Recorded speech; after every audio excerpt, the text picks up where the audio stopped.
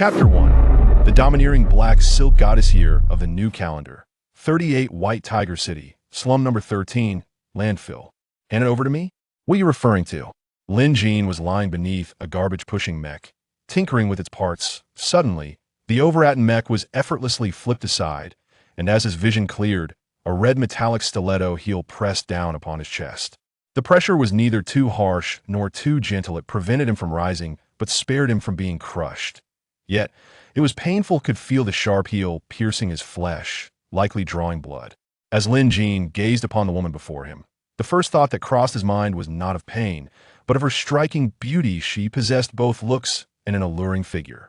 Her long hair was elegantly styled into a vintage bun secured by golden hairpin, with every stray strand meticulously arranged, exuding an air of a domineering queen. It was only then that Lin Jin noticed the sharp pain in his chest. While the monocle over his left eye began to automatically scan. Identification. Juke Corporation Nirvana Unit Uniform Vital Signs. Heart rate 187, blood loss 30. Without the monocle's prompt, Lin Jin recognized that this striking woman was a genetic warrior of the Juke Corporation. Only the female combat suits of a Nirvana unit featured such black silk-like protective material designed for efficient heat dissipation aside from the essential armor. The black silk clinging to her waist had melted to form a wound, and she was still bleeding. Lin Jin suspected that this woman had likely gone mad while he casually responded to her. His right hand stealthily reached for the nearby photon blade wrench. Her legs were truly captivating. It would be a shame to sever them. At that moment, the woman pointed to her right ear and coldly stated, "My earring, did you pick it up?"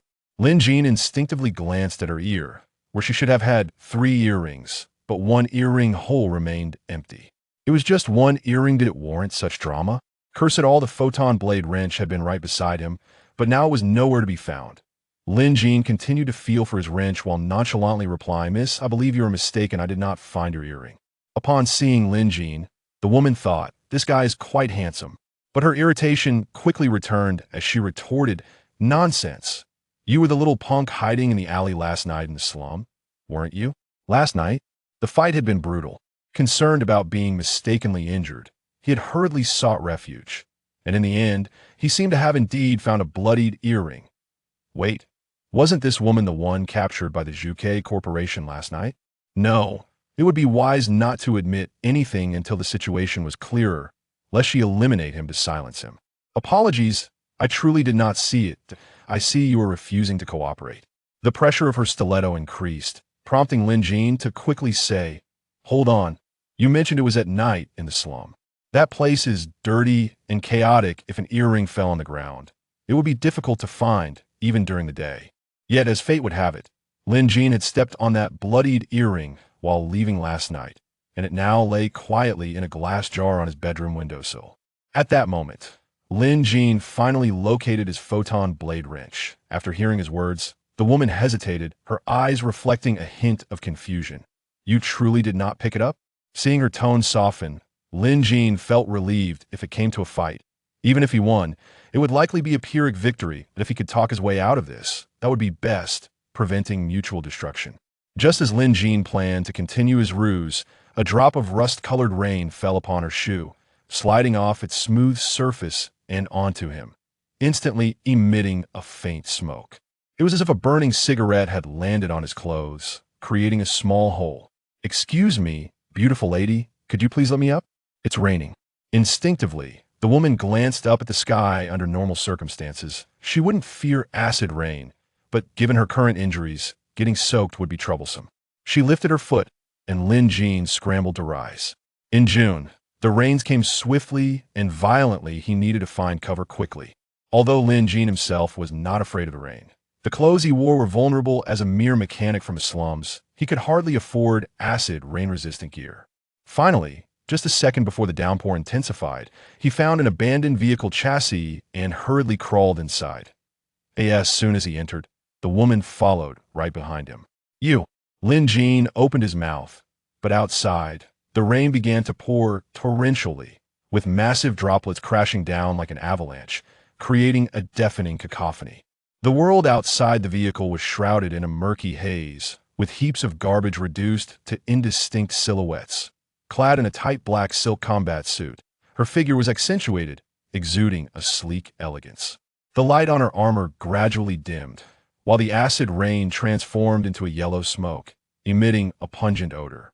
Despite her injuries, her spine remained straight, resembling an unyielding blade. She casually brushed her disheveled hair aside and inquired, "What were you about to say?" Her voice was magnetic, laced with an undeniable authority. "Nothing," Lin Jin replied, settling down. This was a dilapidated armored personnel carrier, and the low ceiling forced him to sit, bending his body like a servant before her. Just as he sat down, he suddenly exclaimed, "Oh no!" Lin Jin instinctively looked at the woman, who shot him a glare.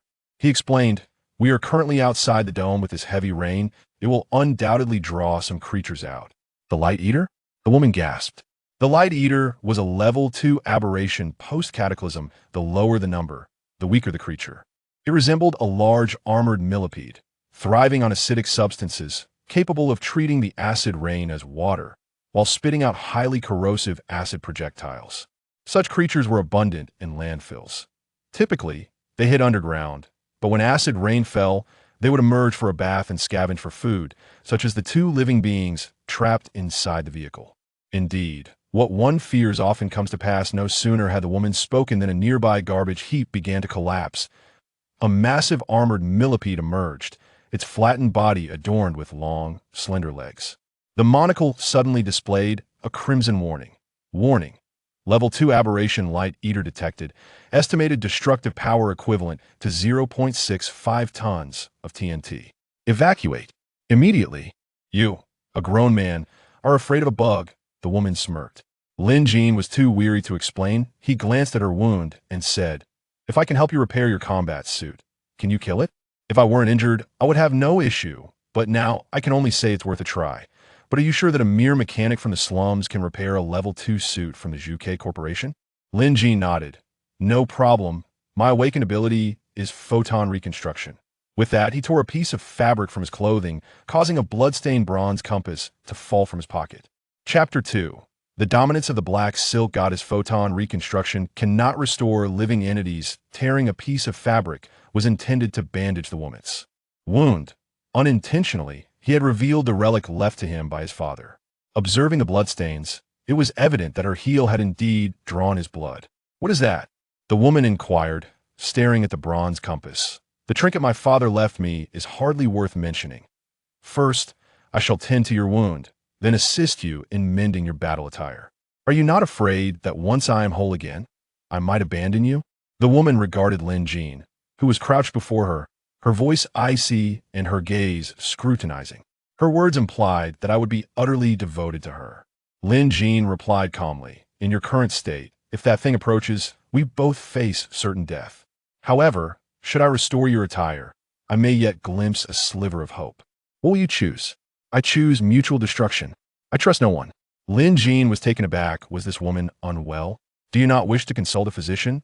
The woman glanced at the wound on her waist and coldly responded, "No need, I won't die." Clearly, they were not on the same wavelength, and Lin Jin, disinterested in wasting time, stated, "I will first dress your wound to prevent it from scabbing and sticking to your attire once it is repaired." The woman nodded. "Proceed." Lin Jin's gaze slowly descended to her waist.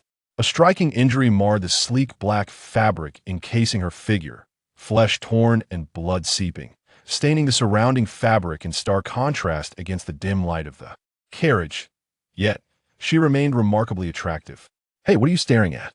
The woman, now irate, snapped. "This is my first time doing such a thing. Can you not grant me a moment for mental preparation?" Lin Jin inhaled deeply, striving to steady himself, and gently approached her, softly reassuring, "Do not worry, it will be over swiftly." She nodded slightly, her eyes betraying a mix of trust and caution. Lin Jin delicately placed the cloth over her wound, attempting to move slowly, yet each contact elicited a slight tremor from her body. Once the dressing was complete, Lin Jin raised his hand, azure light swirling in his palm as he activated his photon reconstruction ability. The black fabric surrounding the tear in her attire disintegrated into countless photons under the gentle caress of the blue light, the severed fibers weaving together anew in an orderly fashion. In mere moments, the skin-tight garment once again clung perfectly to her waist, as if the prior damage had never occurred. Suddenly, a hum resonated from his left eye's ocular device, projecting a string of crimson data onto his retina. Warning: overuse of ability detected. Body crystallization rate increased by 0.5, current crystallization rate at 1.2. In this world, whether one was a genetic warrior, an ancient martial artist, or an ability awakener like Lin Jin, the costs varied. Others could reverse their costs with wealth. Genetic warriors could unlock their potential through expenditure, while ancient martial artists could enhance their abilities through training.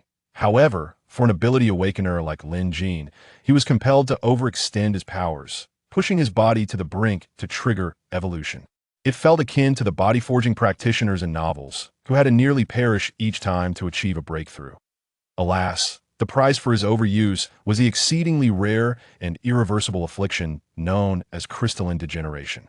All done, Lin Jin exhaled, releasing a breath of relief. "Are you all right?" The woman scrutinized him intently. "I'm fine, just temporary blindness in my left eye will pass shortly." She glanced at his left eye and inquired, "Do you suffer from crystalline degeneration?"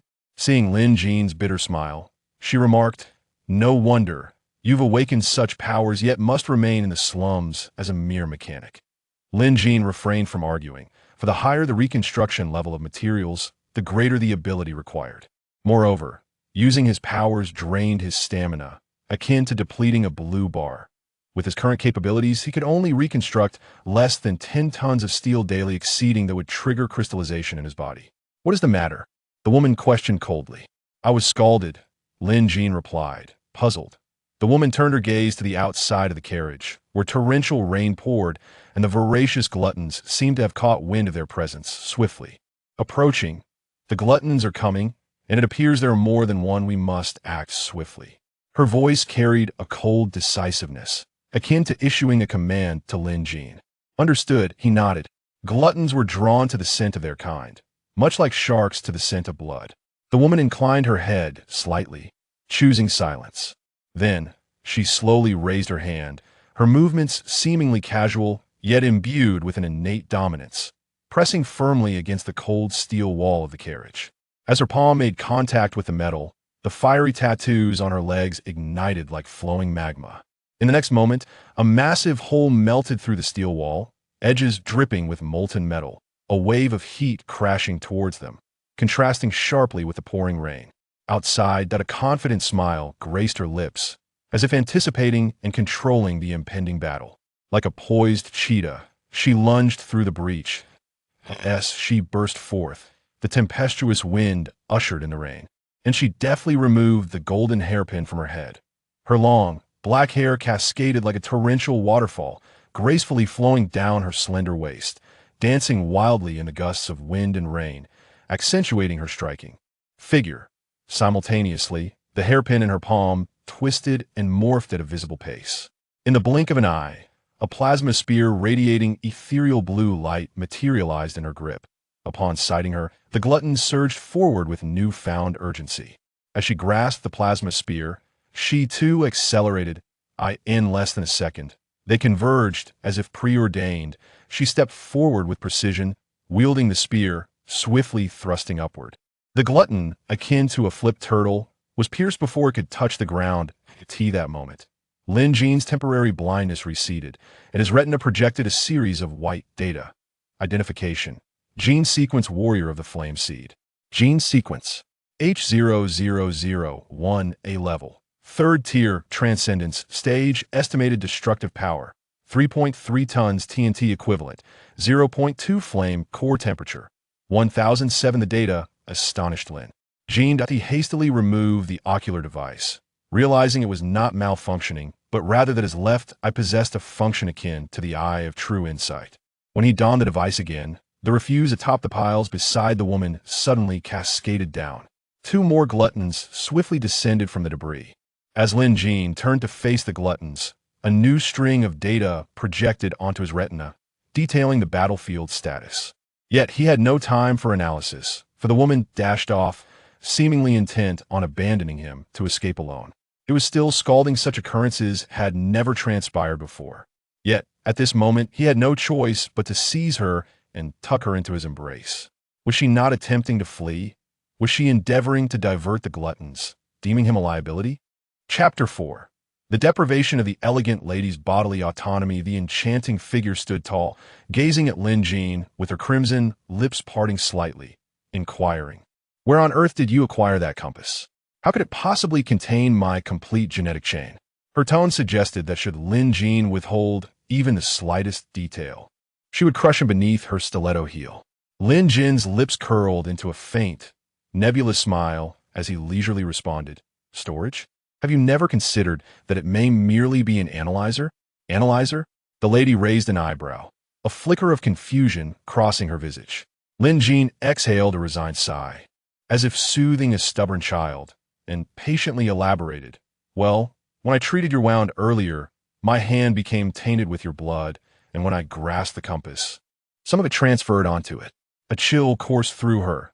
The knowledge of her genetic chain was an absolute secret, one that must never be divulged to outsiders. Her eyes hardened, her voice resolute as she declared, "That object cannot be entrusted to you." No sooner had she spoken than she reached for the compass on the ground, her movement sharp and assertive, radiating an air of unyielding dominance.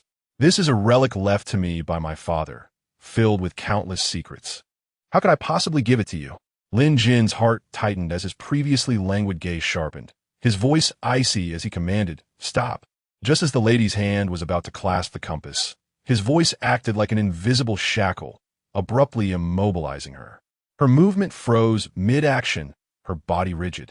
Poised in a half-squat, her right hand suspended in the air, fingers still curled as if grasping. She appeared to be under a spell, every muscle taut, trembling slightly as she struggled against the mysterious force binding her, but all was in vain. A tattoo resembling flowing magma materialized upon her forehead, akin to a binding charm. Cold sweat trickled down her face, cascading onto her alluring breastplate. Her eyes, filled with terror and rage, also reflected a profound sense of helplessness due to her inability to move. At that moment, this queen, who usually reigned supreme and commanded everything, found herself stripped of her autonomy in the face of this unforeseen turn of events. Lin Jin, unfazed, retrieved the bronze compass from the ground. "It's still now a mere memory." He tucked it back into his embrace and spoke nonchalantly, "This is a relic left to me by my father, and it cannot be given to you." With that, the lady regained her bodily autonomy. In the next instant, Lin Jin found himself crashing to the ground, the back of his head colliding violently with the floor, stars erupting before his eyes. Before he could collect himself, that familiar metallic stiletto once again found its way to, well, this time his face. In the dim light, the smooth surface of the shoe glimmered with a cold sheen. The heel was sharp and slender, the metallic chill piercing his cheek with painful intensity. Lin Jin was incensed, and before she could utter a word, he snapped, "Remove your filthy foot." "You!" The lady once more lost her bodily autonomy. Though her movements were stiff, she executed Lin Jin's command without hesitation. Sitting on the ground, Lin Jin glanced at her, wiping his face as he stated, "You are not to lay a hand on me from now on. That is an order." "You? What do you mean? By the way, what is your name?" The lady turned her head away, seemingly unwilling to gaze upon this insufferable scoundrel any longer. Simultaneously, regret coursed through her. Why had she hesitated just then, thereby missing her final opportunity? The mere thought of acting against Lin Jin made her body rebel against her will. "Su Minghuang." Upon speaking, Su Minghuang bit her lip. Those words were not her own, but rather her vocal cords obeying Lin Jin's command. "Su Minghuang? A lovely name. Let us coexist peacefully from now on. Dream on. Su Minghuang ritortit coldly." Suit yourself.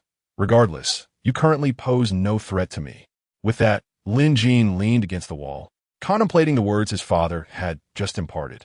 The extraterrestrial civilization's genetic testing grounds, the apocalypse was merely a cleansing process during the experiments, akin to a verification of the results. Moreover, the Lamp-Bearer project indicated that the higher-ups were indeed aware of the truth, while the lower populace remained blissfully ignorant. As Lin Jin's thoughts raced, he ultimately concluded that when his father infused him with the ancient god's genetic chain, he had certainly not conducted skin tests. Otherwise, he would have discovered that such a substance could lead him to contract the fatal crystal corrosion syndrome. Alas, he had initially harbored no expectations for this journey, merely wishing to live a comfortable life, relying on a singular skill. Yet, unexpectedly, his father, who had cared for him for 3 years, had dropped such a monumental bombshell.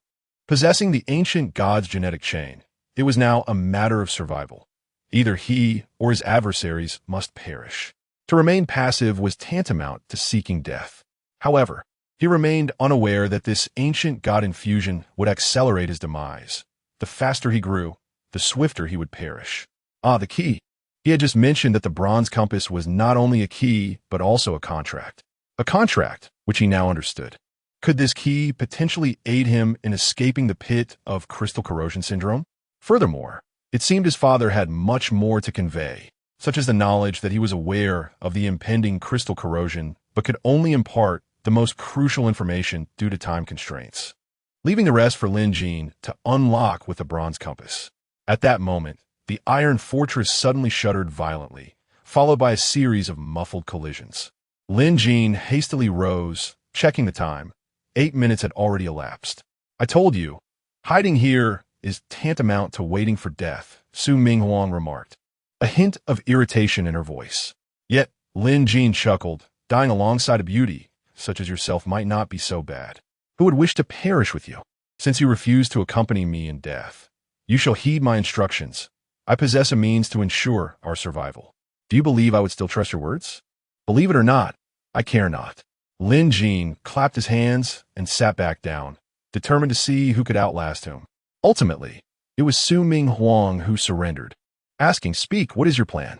Lin Jin countered, "If I could triple your strength instantly for half an hour, do you think we could carve a bloody path to escape?" Su Minghuang's eyes brightened momentarily at Lin Jin's proposition, but she quickly reverted to her icy demeanor, retorting, "On what ground should I trust you? On the grounds that I could easily control you, executing my will, yet I choose instead to sit here and negotiate amicably. You." Su Minghuang fell silent, while Lin Jin stood and retrieved the mechanical eyepiece, polishing it before donning it on his left eye once more. Immediately, a stream of data projected onto his retina. Brainwave link established, updating data. Chapter 5. The Raging Su Minghuang Body Crystallization Rate, 10. 3 right hand, skeletal crystallization, complete perception, -89, expected complete loss of sensation, in right hand upon reaching 11 crystallization. Fortress thickness, 0, 6 meters. Expected collapse of defenses in 60 seconds. Immediate construction of new defenses is advised. The data read by the eyepiece was in line with his conjectures. It was impossible to reconstruct the defenses now, as they were already surrounded by devourers outside. Photon reconstruction could not remold organic matter. Attempting to rebuild the fortress would merely trap the devourers inside. The distance would remain unchanged, and the speed at which the others could tunnel through would soon allow them entry. The only option was to break out. Thus, the photon reconstruction ability in his right hand was instantaneously activated. He intended to create a doorway here, allowing Su Minghuang to verify the power of blood resonance. With her current strength, augmented threefold, the likelihood of successfully breaking out soared to 98. Right-hand ability efficiency increased by 200. Gene unlocked 2, unknown energy amplification of 200, expected maximum destructive power equivalent to 2 tons of TNT. Lin Jin was momentarily stunned. He had unexpectedly attained a second identity as a gene warrior, indicating that the ancient god's genes were beginning to take effect. Su Minghuang crossed her arms and coldly regarded Lin Jin's back, her emotions complex. Upon learning that this young man had become her controller, she had even entertained thoughts of eliminating him, for who among normal individuals would wish to be dominated? Yet, his recent words had demonstrated sufficient respect for her, leading her to ponder whether his role as her controller was merely an accident, not his true intention. Su Minghuang harbored considerable confidence in her physique and beauty. When Lin Jin mentioned that his genetic bond with her could exponentially increase her power, her curiosity was piqued.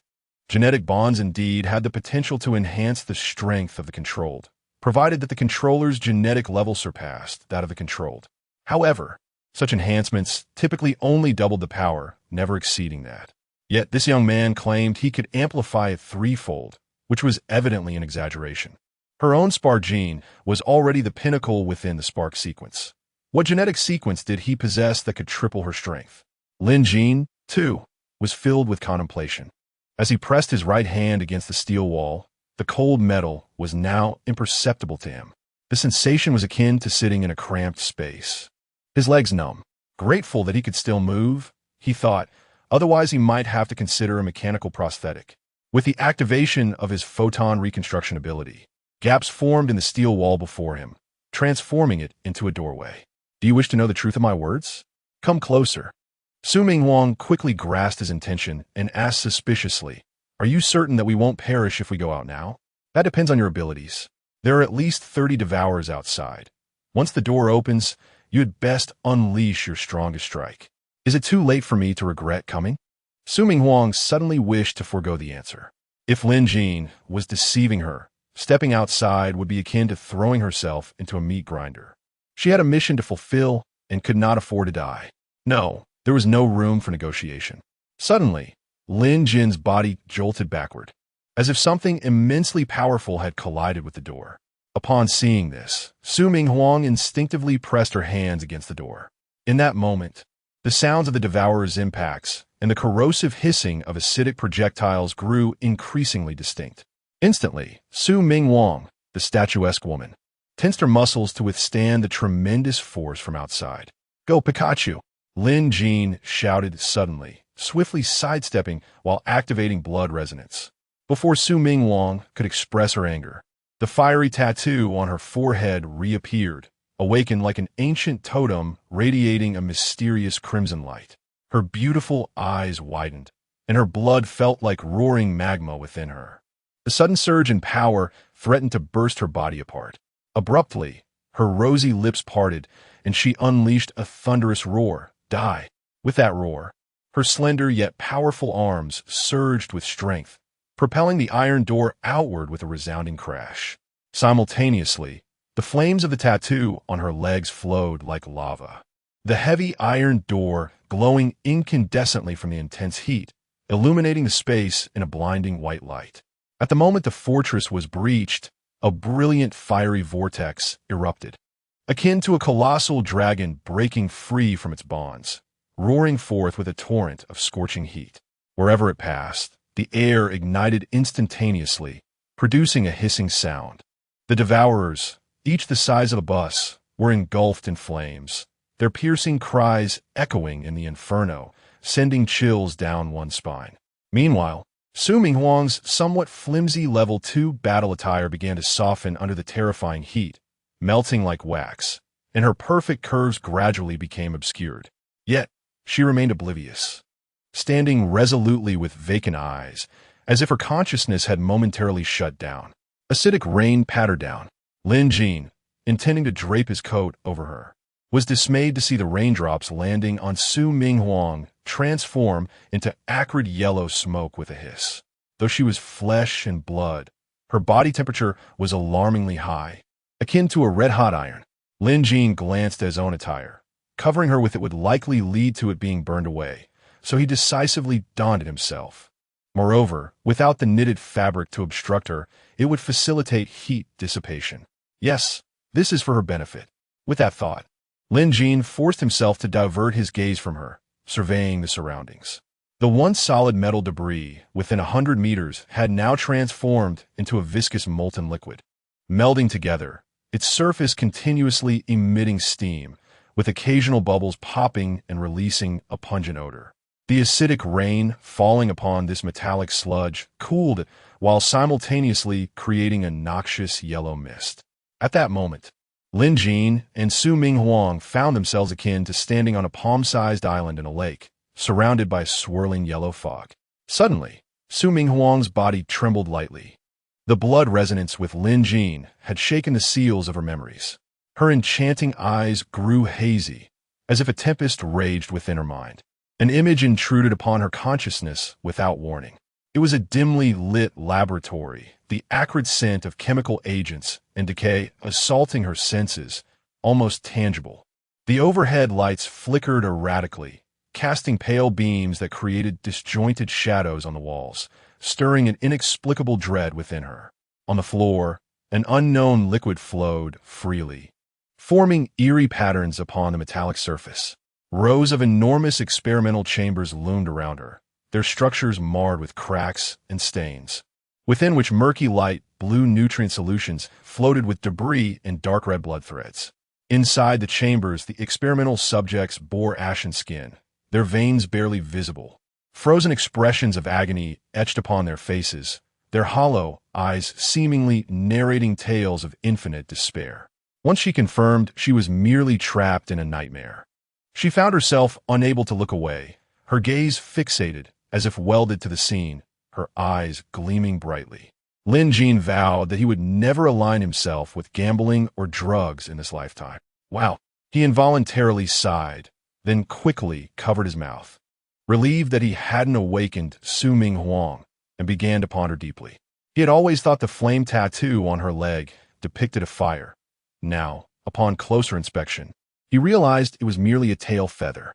The complete tattoo was that of a phoenix soaring amidst flames, the body of which adorned her back. He instinctively wiped the corner of his mouth, secretly reflecting, "This woman is quite extraordinary." Chapter 6. Bravado with a pure heart to others. The phoenix tattoo may merely be an embellishment. However, in this world, for the Zhuge Consortium, which controls the fire seed gene, it serves as their totem.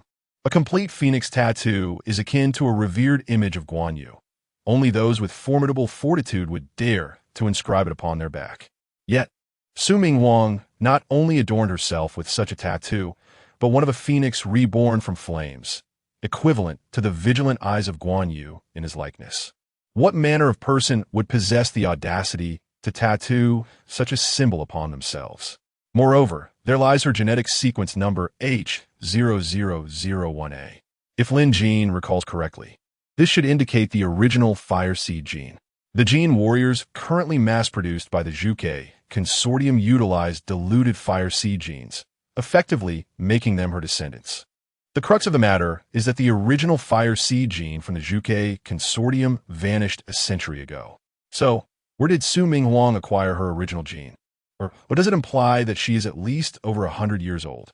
Standing before her, Lin Jin was besieged by a flurry of questions, his right hand unconsciously wiping his nose.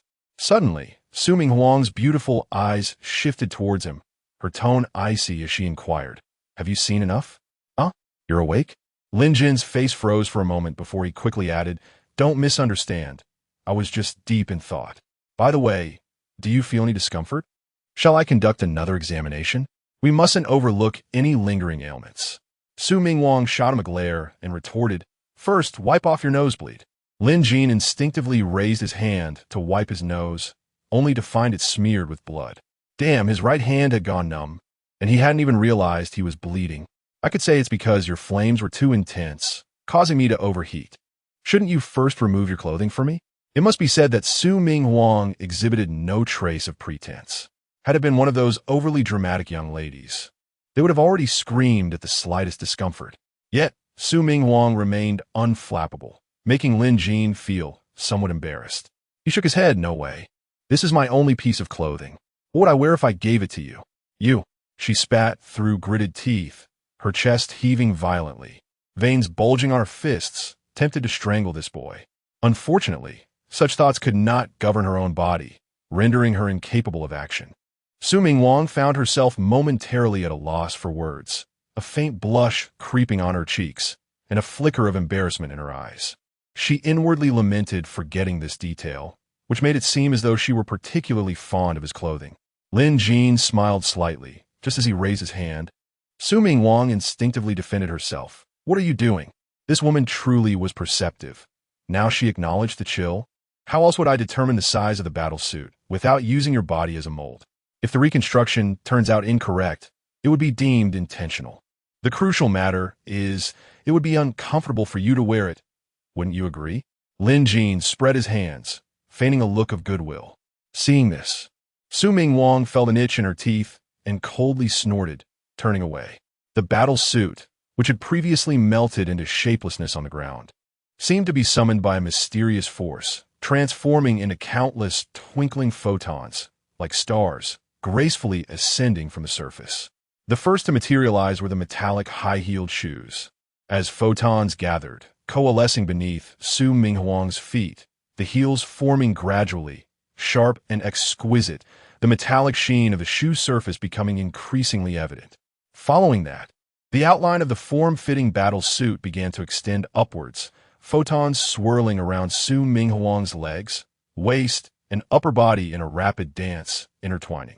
As the battle suit took shape, Su Minghuang's flawless curves gradually revealed themselves. The glossy battle suit clung closely to her form, accentuating every contour and showcasing her tall stature and alluring silhouette. The metallic components of the suit glimmered with a cold brilliance under the soft light, harmonizing perfectly with her commanding aura. Before long, a brand new and complete battle suit enveloped Su Minghuang, as if the prior melting had merely been an illusion. All right. Lin Jin had yet to finish his sentence when Su Minghuang swiftly took a step forward, breaking free from his grasp. She glanced down at her new battle suit, questioning this. Isn't the one I had before? Why would it be the one you had before? Lin Jin circled in front of Su Minghuang, scrutinizing her. Scratching his head, you should have been facing me earlier. Don't you feel that the chest armor seems a bit small now? You, shut up. Su Minghuang furrowed her brow. It wasn't that she resented Lin Jin. Rather, his flippant demeanor and carefree attitude were unsettling to her. She felt an urge to teach him some manners, yet the genetic bond between them rendered her powerless to act against him. Lin Jin smiled as he explained. You are currently in White Tiger City. Your previous Zhuke battlesuit stands out too much here, do you know? So, I modified it to resemble the common model here in White Tiger City. It suits you better, don't you think? Su Minghuang instinctively nodded. Indeed, wearing a Zhuke battlesuit in White Tiger City was somewhat conspicuous. However, witnessing Lin Jin's cheeky expression, she felt that his interpretation of suitable diverged from her understanding of good. Suddenly, a flash of insight struck Su Minghuang as she recalled a little-known secret, promptly retorting, You. Shameless. Lin Jin appeared puzzled. How am I shameless? Should I say you are barren? You are shameless. Hey, do tell. How am I shameless? Get lost. Finally, the rain ceased, and the previously scorched ground had cooled. The metallic debris within a 100-meter radius now lay as smooth and firm as iron plates. As they walked, Lin Jin caught a glimpse of Su Minghuang, who had unconsciously followed closely behind him. Lin Jin chuckled to himself, a mischievous smile spreading across his face, and abruptly halted. Spinning around, Su Minghuang, taken by surprise, nearly collided with him. Lin Jin raised an eyebrow. Oh, so that is how it is. I thought Sister Su was reluctant to part with me. Don't flatter yourself. Su Minghuang shot him a glare, vehemently turning her head away. Lin Jin chuckled, ceasing to tease her, and continued onward.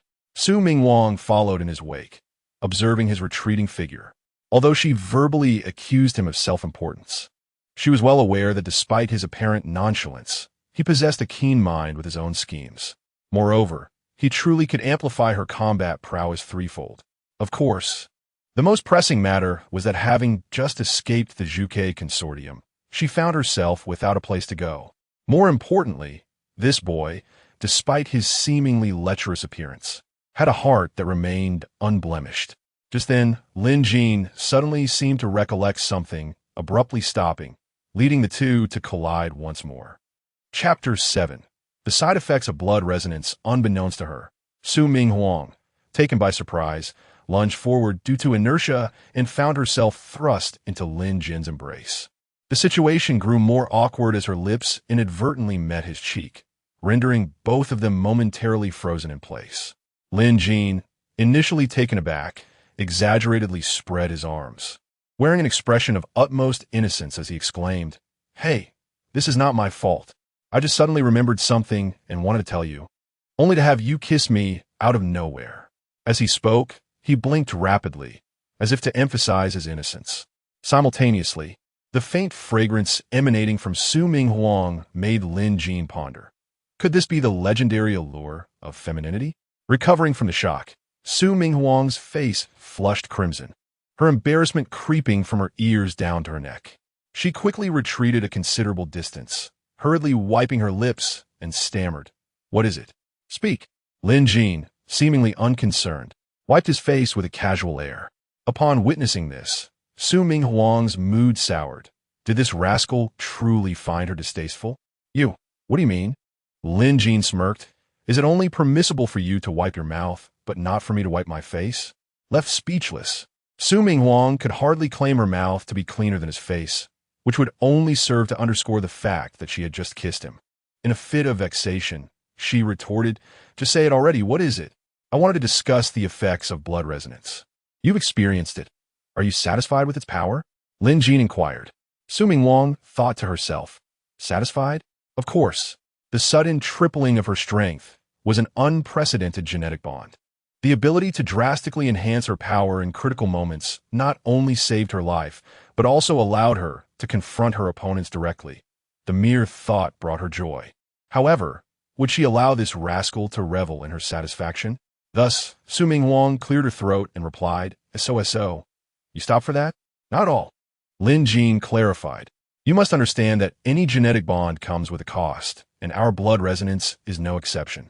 Su Ming Huang boast, bewildered. "What cost?" "Well," Lin Jin hesitated, "let's start with the limitations. The range of our blood resonance cannot exceed 50 meters, meaning you must remain within that distance of me to activate it." "Stop beating around the bush. What's the cost?" A sudden, ominous premonition gripped Su Ming Huang. "Aren't you a hacker?" "What hacker? You mean the blueprints for the White Tiger battlesuit?" "I merely stumbled upon those. I lack the skills to breach the White Tiger Consortium's database." "Then what shall we do?" "Actually, it's not a big deal. We can just ensure we go to secluded places in the future, right?" "Secluded? Are you not human?" "I warn you, without my permission, do not activate blood resonance, or I will end you." Lin Jin smiled faintly. "And me? Can you really do that now?" "By the way, there's another side effect." "What is it?" Su Ming Huang asked, exasperated. "It's that excessive blood resonance will result in a temporary sharing of sensory experiences between us, so it would be best for you to resolve matters quickly. I wouldn't want to be in agony during your menstrual cramps." Su Ming Huang's face flushed with embarrassment, leaving her speechless once more. What a cursed bond. She initially thugged Chapter 8, the Scavengers Guild, and the Green Tea School Beauty White Tiger City, a colossal metropolis erected upon the wasteland, is enveloped within a dome spanning over 50 kilometers in diameter. Much like several other super cities, it is divided into two tiers. The upper tier, a realm for the nobility, floats in the sky, basking in pure air and radiant sunlight, whereas the lower tier, known as the Rust Belt slums, mirrors its name with its dilapidated, rust-stained structures, housing a staggering 90% of the city's populace. Due to the genetic lock explanation, Lin Jin has evolved from merely being an awakened psychic to a second-tier genetic warrior, allowing him to traverse the same distance at more than double the speed. It is noteworthy that he originally rode a motorcycle to this place, yet, during his reckless journey, the motorcycle melted away, even if it had not. With his right hand now devoid of sensation, driving with one hand is far from ideal. As he passes through the pale blue dome of the city, a gentle wave of energy caresses his skin, akin to an invisible gossamer softly brushing against him, causing the hairs on his body to stand on end like aquatic flora. The clamorous symphony of the city envelopes him, the roar of machines, the laughter of people, the engines of flying vehicles, and the shouts of street vendors intertwine in a vibrant cacophony. Despite the sun's rusty hue mirroring the wasteland, an inexplicable sense of security washes over him. The streets are riddled with pockmarked, weathered pavement, and the buildings on either side are crammed together like a haphazard pile of metal boxes. The bustling crowd flows in all directions, each face etched with the weariness of life, yet resolutely persevering. Among them, some individuals flaunt various cheap metallic prosthetics that give the impression of having been scavenged from refuse. Lin Jin's life in White Tiger City encompasses not only the repair of various mech devices, but also the maintenance of prosthetics. Indeed, over 60% of the prosthetics in the Rust Belt slums are salvaged from refuse. While he possesses the skill to craft anew, he refrains from doing so. In this world, any means of earning money, devoid of corresponding strength as a safeguard, ultimately reduces one to a mere tool for others' profit. Where are we heading now? Su Ming Wang inquired. It is still early. Let's first visit the scavenger guild, Lin Jin replied casually. Do you no longer aspire to be a mechanic? Lin Jin abruptly turned, a teasing smirk adorning his face as he asked, do you know when a man feels the need to earn money? The myriad insults born from being judged by appearances and belittled by words incite a profound fury and resentment within him, compelling him to amass wealth, to prove his worth, and retaliate against those who once scorned him. Lin Jin paused, taken aback by the darkness in her words, then extended a finger, waving it before her. No, it is when he has a woman that he must start earning. A woman? Su Ming Huang's eyes narrowed. Did this lad dare to toy with her? Lin Jin elaborated. Indeed, once a man has a woman, children follow, and with children comes a family, and with family, there is... Ugh! Su Ming Wang interjected. Who said anything about having children with you? Do not forget, I am your sister, nor did I say you should bear my children. You think I would welcome such a notion? Ugh! Do not flatter yourself. Cut out. There are plenty of women who would want to bear my children, and you are hardly in the running. Is that so? Who was it that watched me bleed from my nose? Did you think I was watching you bleed? Surely not. Of course not. Do not indulge in such self-deception. If you doubt, you can always try again. Get lost. The two exchanged banter as they made their way to the Scavengers Guild. Lin Jin's desire to become a scavenger stems from two motives. Firstly, upon becoming a scavenger, he could access a wider array of resources within the scavenger marketplace, such as advanced blueprints for white tiger battle suits, as well as procure stabilizers. While the crystal erosion syndrome cannot be reversed, the loss of sensation due to genetic backlash can be remedied. This treatment is exclusively available to scavengers, although the impoverished may acquire it through scalpers for various radiation ailments. The cost is exorbitantly steep. The second reason involves exploiting the loopholes within the scavenger system by registering a scavenger team. He can fabricate the identities of its members at will. This effectively grants Su Ming Huang a legitimate identity on an official level, facilitating her evasion from official pursuit. Inside the bustling guild hall, a cacophony of voices fills the air, with people of all sorts weaving through the crowd, and a long line stretching before the strength testing window. In this post-apocalyptic world, scavengers are akin to mercenaries, although they engage in perilous undertakings. They represent the only hope for countless individuals trapped in the lower strata to alter their fates. Not only can they effectively shield themselves from the omnipresent radiation of the wasteland, but the generous rewards from completing scavenging tasks can ensure a better life for themselves and their families. Lin Jin, what brings you here? As Lin Jin stood observing the hall, a woman's voice broke through the noise beside him.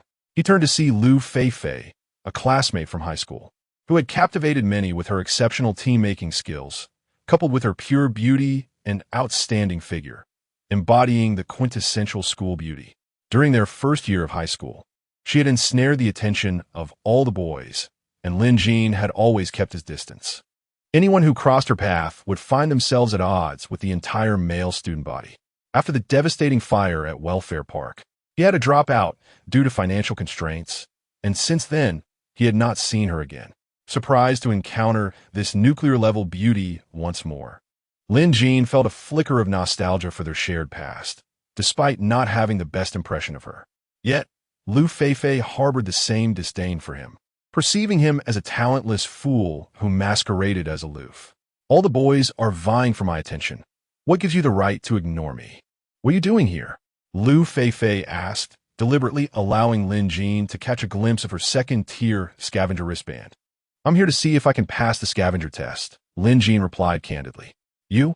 Participate in the scavenger test? Have you lost your mind? Have you awakened your powers or successfully adapted your genes? A pauper like you has probably never even seen what a high-tier genetic vial looks like, let alone dare to join the scavenger assessment. Lu Feifei raised her voice, looking at Lin Jin as if he were a fool, inadvertently drawing the attention of many onlookers. Her demeanor suggested she was on the verge of declaring, "Everyone, come and see.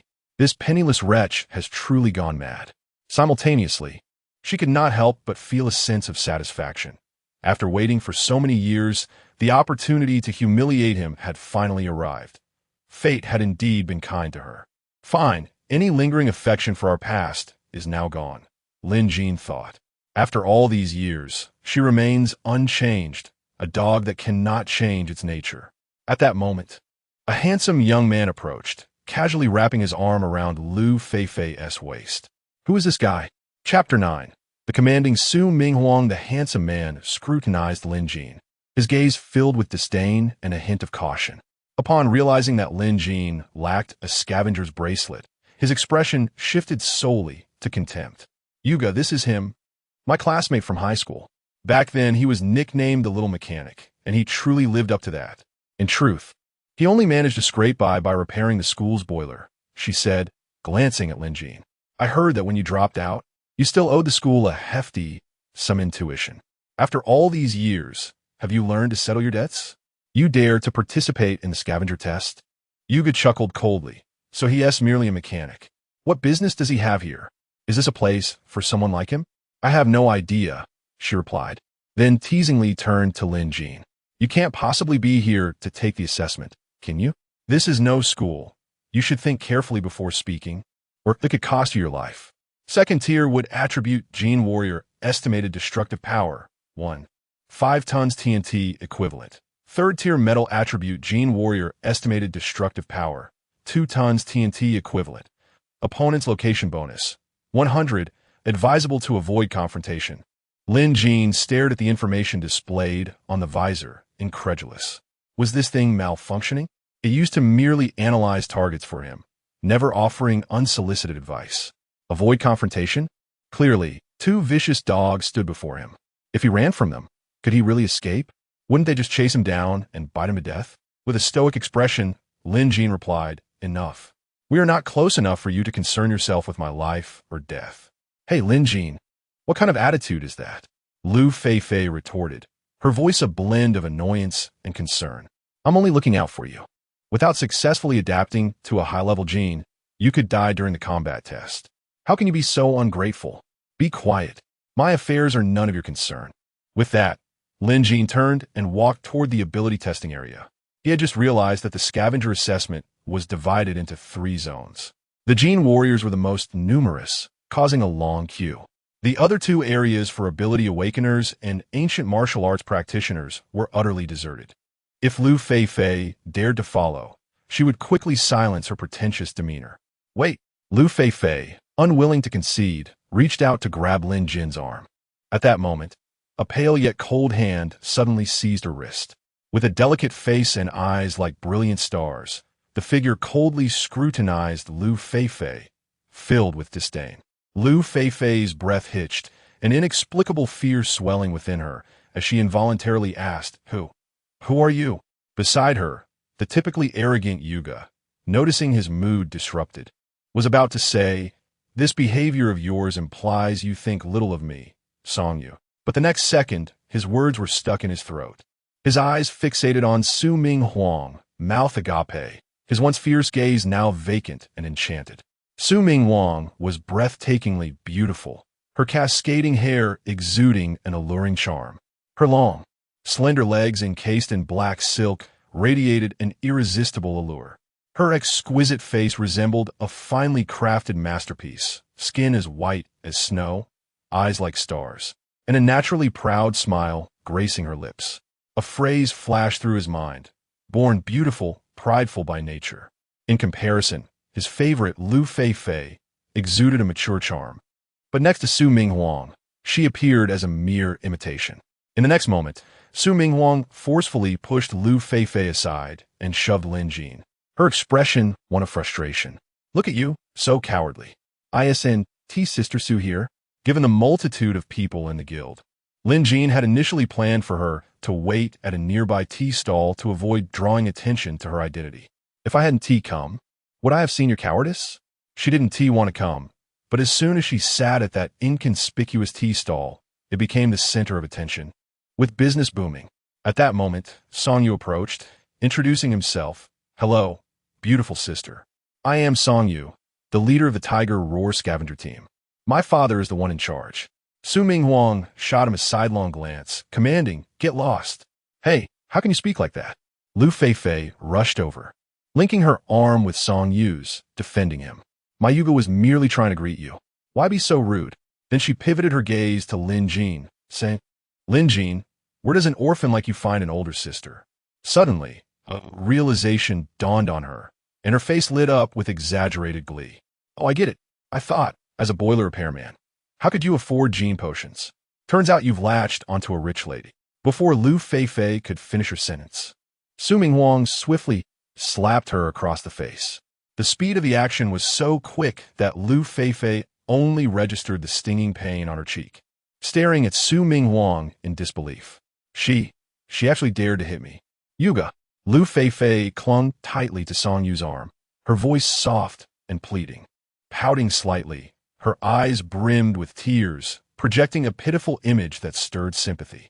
This was a deliberate display of weakness, meant to invoke Song Yu's protective instincts to confront Su Ming Huang.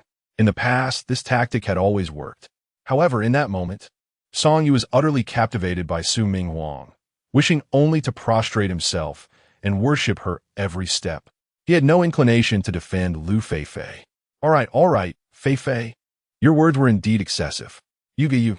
Lu Feifei stared at Song Yu in shock, hardly believing her ears. Song Yu quickly added, "Sister, please wait. If your younger brother wishes to participate in the Gene Warrior test, I have the privilege to let him skip the line." Lin Jin interjected, "No need." Song Yu smiled. "Little Lin, don't act rashly. I admit Feifei's words were indeed a bit harsh, but a man should not bicker with a woman, right?" He began by lowering his stance, then turned to impose moral obligations. "You." Song Yu's breath caught, but for Su Ming Huang's sake, he suppressed his anger. "Little Lin, I am saying this for your own good. Look at the crowd waiting for the gene test. You could be here until tomorrow, even if you have time to spare. Can you bear to let your sister waste time here with you?" Lin Jin scoffed. "Who said I wanted to participate in the gene test? Is there not an empty area for ability testing over there?" "Ability testing?" Song Yu stared at Lin Jin in astonishment, suddenly feeling as if he had been blind. In this world, gene warriors could be mass-produced if one had the money, but awakening abilities was akin to winning the lottery, rare and precious. Once someone awakened their abilities, they became the prime target for all scavenger teams to recruit.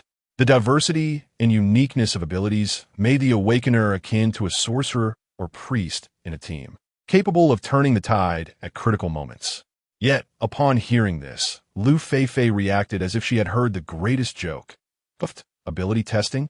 Lin Jin, after all these years, you remain unchanged, pretending when you lack any real skill." Chapter 10. Has this green tea regretted? "Feifei, what do you mean by that? How can you speak of others in such a manner?" Lu Feifei responded disdainfully, "Brother, you do not be deceived by him. The awakening of abilities occurs before the age of 18. You forget that I was his classmate in high school. How could I not know if he possesses any abilities?" Song Yu nodded. "Brother Xiaolin, I am aware that Feifei had many admirers during our school days, and you were surely one of them. It is only natural for you to feel a pang of jealousy upon seeing her with me. As a man, I can comprehend your feelings. However, to refuse my goodwill over this matter seems rather petty." "Enough. If you continue, I might just vomit," he exclaimed, abruptly grasping Su Ming Huang's hand. "Sister, let us leave. These two have clearly lost their senses." "Are you certain?" "If he awakens his abilities, I will."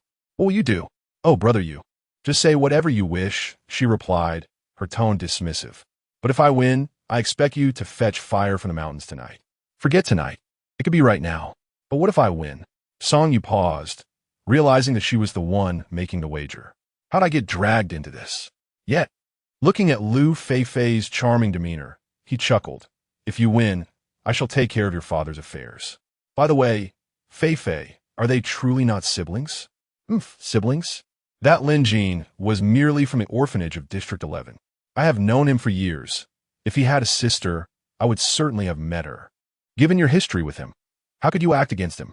What do you mean? I heard that the fire at the orphanage years ago was due to you. Oh, brother, what are you saying? How could it possibly be my father?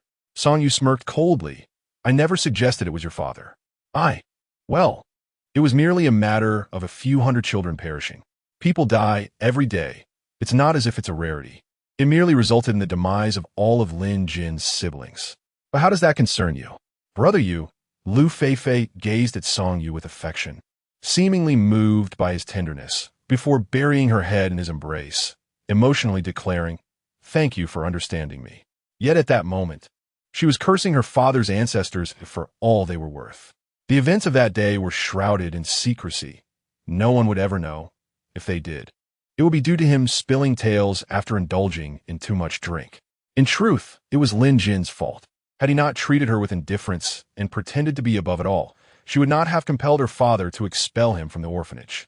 She imagined him on the streets, begging her for help. Yet, that unreliable fool had the audacity to set the orphanage ablaze. Sadly, Lin Jin remained oblivious to all of this. He still believed that the fire was merely an accident. Otherwise, how could Lu Feifei's family still be thriving today? Of course, it was also possible that Lin Jin would no longer exist. But for Lin Jin, death was just death. He had faced it before. In front of the ability testing window, Lin Jin demonstrated his photon reconstruction ability. To avoid drawing too much attention to himself, he reconstructed only a single item of secondary material. Even so, it still left the testing officer astonished. You are actually a second-level ability user, and a rare photon reconstruction type at that. Just luck, really. By the way, could I have my wristband now? Certainly. Please accept this. Having been watching from a distance, Song Yu felt a jolt of surprise upon seeing Lin Jin receive his wristband and hurried over. Brother Yu, where are you going? That guy might indeed be an awakened ability user. How is that possible? As they reached the window, they heard Lin Jin say, "By the way, miss, I would like another wristband. I plan to establish a scavenger team." Sure, but the second one requires a purchase of 10,000 credit points. 10,000? Lin Jin gasped. He had painstakingly earned that amount over the years repairing mechs and prosthetics. Now he was expected to wager it all? Brother Xiaolin, if you lack the funds, I can assist you. There's no need for your concern. I can manage this small amount. He then produced his credit card, handing it over with flair. The sound of the successful transaction made Lin Jin's heart ache. Here's your card and wristband. Handsome. Do you need help inputting your user information? No, I can handle it myself. With that, Lin Jin turned to leave, only to be called back by Song Yu. Let's get to know each other again. Get lost. I didn't insult you. Do you really think I'm that easy to provoke? As Song Yu, flustered and red-faced, was about to unleash his fury, he instinctively glanced at Su Minghuang beside him and, suppressing his anger, said to Lin Jin, "I initially thought you were clever, but it appears I misjudged you. Some opportunities, once missed, cannot be reclaimed. I hope you do not regret it. We are all adults here. Can you not act so childish?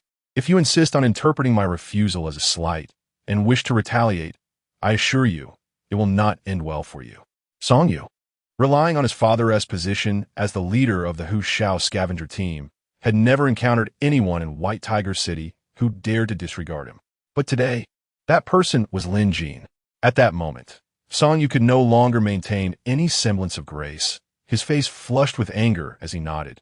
Very well. We shall see. He had not anticipated that Lin Jin would truly be an awakened ability user. Why had he not revealed it before? Song Yu, seething with frustration, seized Lu Feifei's long hair, pulling her towards him. "Let us go. Brother Yu, you're hurting me." Lin Jin merely cast a glance at the two, then turned his attention back to Su Minghuang.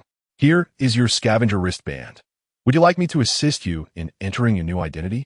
This wristband serves as both the emblem of a scavenger and the communication terminal of the guild, enabling credit point transfers and access to various guild information, bounties, and market prices.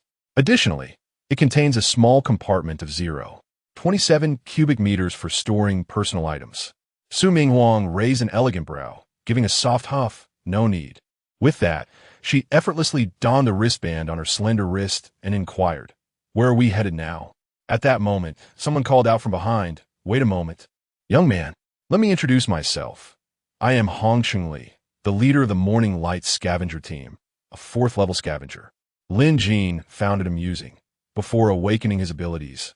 No one knew him, yet now, everyone wished to make his acquaintance. Chapter 11. Su Minghuang. The battle garb you provided is too conspicuous. Hong Chengli, of average stature and slightly portly, wore a genial smile that radiated warmth. The lines around his eyes hinted at his affability, while the passage of time lent his visage a touch of weariness, yet his gaze remained soft and resolute. Beside him stood a young man, his son Hong-won, appearing in his early 20s with a tall and upright figure. His round face was adorned with bright, lively eyes and shallow dimples that emerged when he smiled. Sporting a neat crop of hair, he too donned a white tiger battle suit, yet his demeanor exuded a sense of earnestness. Hong Chun-li introduced him, prompting Lin Jin to remark, "Indeed, a tiger begets no dog, a fine specimen." However, Hong Chun-li, noting Lin Jin's reluctance to disclose his own background, tactfully refrained from probing further and simply stated, "You flatter me, my friend. I observed your photon reconstruction has achieved level 2. Might I impose upon you for a small favor?" Lin Jin hesitated, prompting Hong Chun-li to quickly add, "I merely wish to request your assistance in constructing a level 2 battle suit. Rest assured, regardless of the outcome, you shall receive a modest remuneration for your time." For Hong Chun-li, sourcing materials and seeking a reconstruction was not only more economical than purchasing directly from the White Tiger Consortium, but as a scavenger, there was a chance to unearth rare blueprints in the wild, enabling the crafting of extraordinary gear. Thus, cultivating a rapport with a level 2 photon reconstruction specialist was of paramount importance. Initially, Hong Chun-li had reservations, having observed Lin Jin's earlier encounter with the Tiger Roar scavenger team, leading him to hesitate in risking his favor for someone seemingly unanchored. Yet, Hong-won argued that fostering a relationship with Lin Jin could yield cooperation rather than enmity with the mercenary group. It was as if a light dawned upon Hong Chun-li, prompting him to seek out Lin Jin. At this moment, Lin Jin recalled that photon reconstructions possessed a success rate, or rather an accuracy metric. The more advanced the equipment, the more intricate the reconstruction, demanding greater mental exertion. If the constructed equipment deviated too significantly from the blueprints, it would be deemed a failure. Yet, he realized that he had never faltered in his endeavors. If he could temper his success rate slightly and avoid appearing overly exceptional, constructing equipment for others could indeed be a lucrative avenue, particularly as it would allow him to procure blueprints acquired through perilous means. However, Lin Jin did not immediately acquiesce, stating, "I apologize, but I currently lack the time." His refusal did not incite anger in Hong Chun-li. Rather, it garnered his admiration. "No matter," he replied, "here's my business card. Please feel free to reach out whenever you find the time." As Lin Jin and Su Ming-Huang exited the guild, she suddenly pulled him off balance. "Sister, what troubles you now?" he inquired. "I wish to purchase a garment," Su Ming-Huang responded, her tone firm, lacking any semblance of negotiation. "Purchase a garment?" Lin Jin exclaimed, feigning surprise. "Sister Su, we have just entered the guild and have yet to earn a coin, and you are already contemplating expenditure? Do you not think your battlesuit is too glaring?" Su Ming-Huang instinctively glanced at her own attire, which, despite its seemingly ordinary design, was far from unremarkable. The true source of her conspicuousness lay in her alluring figure, which drew attention that could hinder her from retracing her steps to the battleground to retrieve her lost earrings.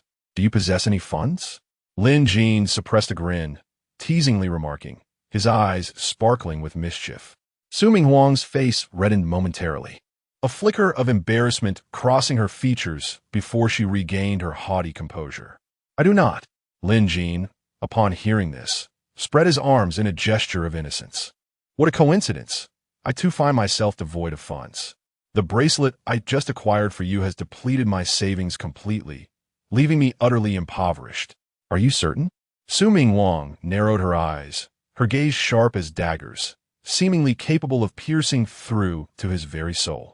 "I truly am. Would you like to verify?" Lin Jin replied nonchalantly, embodying a carefree spirit.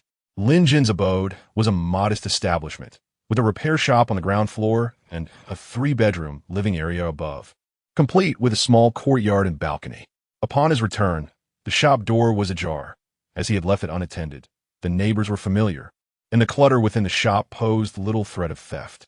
"Do not mention it. Uncle Ma's old mech has worn me thin with repairs.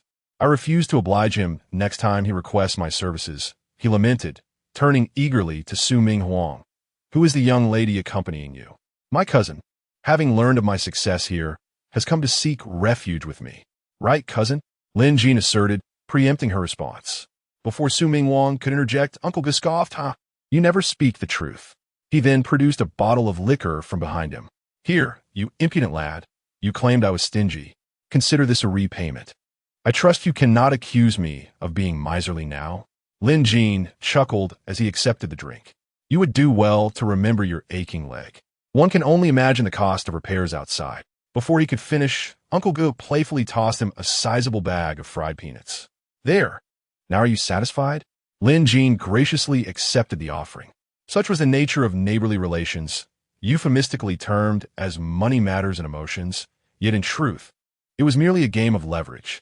In this world, survival often hinged upon solidarity, particularly in impoverished locales where the greatest fear was not being exploited, but rather lacking the means to offer anything of value, thus rendering one a burden and leading to marginalization. Subsequently, Uncle Ge leaned in conspiratorially, lowering his voice. "Is she truly your cousin?" "Of course, my mother and her father share the same grandmother."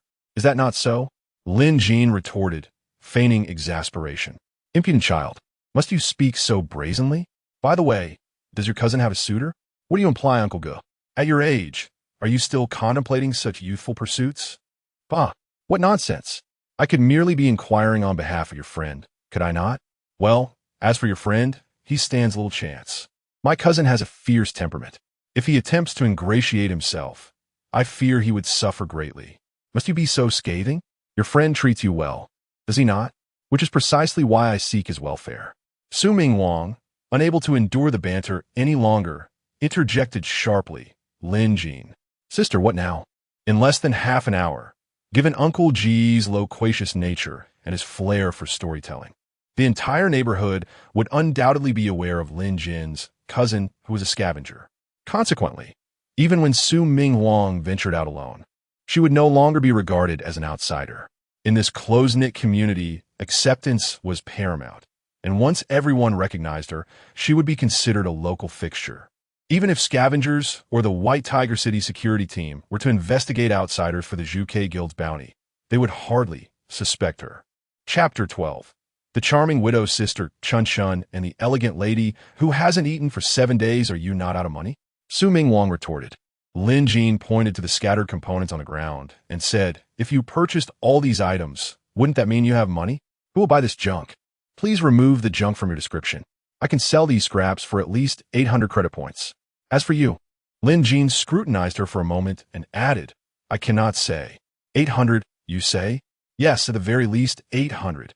1,000 is not out of the question." Su Ming Wang nodded and turned to seek clients. Although he had been unable to discern the situation yesterday, today, as the crystalline spots in his left eye illuminated, a series of data projected onto his retina. Encrypted storage device requires dual verification of pupil iris and password for unlocking. Storage device? Lin Jin held the earring under the sunlight, pondering what secrets that woman had extracted from the Zhuke consortium to warrant the dispatch of the Nirvana squad to capture her. At that moment, he chose to set aside his confusion. He casually tossed the earring into the hidden compartment of his bracelet and then examined the bronze compass left by his father. This object contained his genetic coding and could assist him in binding those with superior genes, forming a genetic bond. Of course, it also held his father's journal. But Lin Jin had a vague feeling that its purpose extended far beyond mere record-keeping. Otherwise, his father would not have gone to such lengths to bequeath it to him.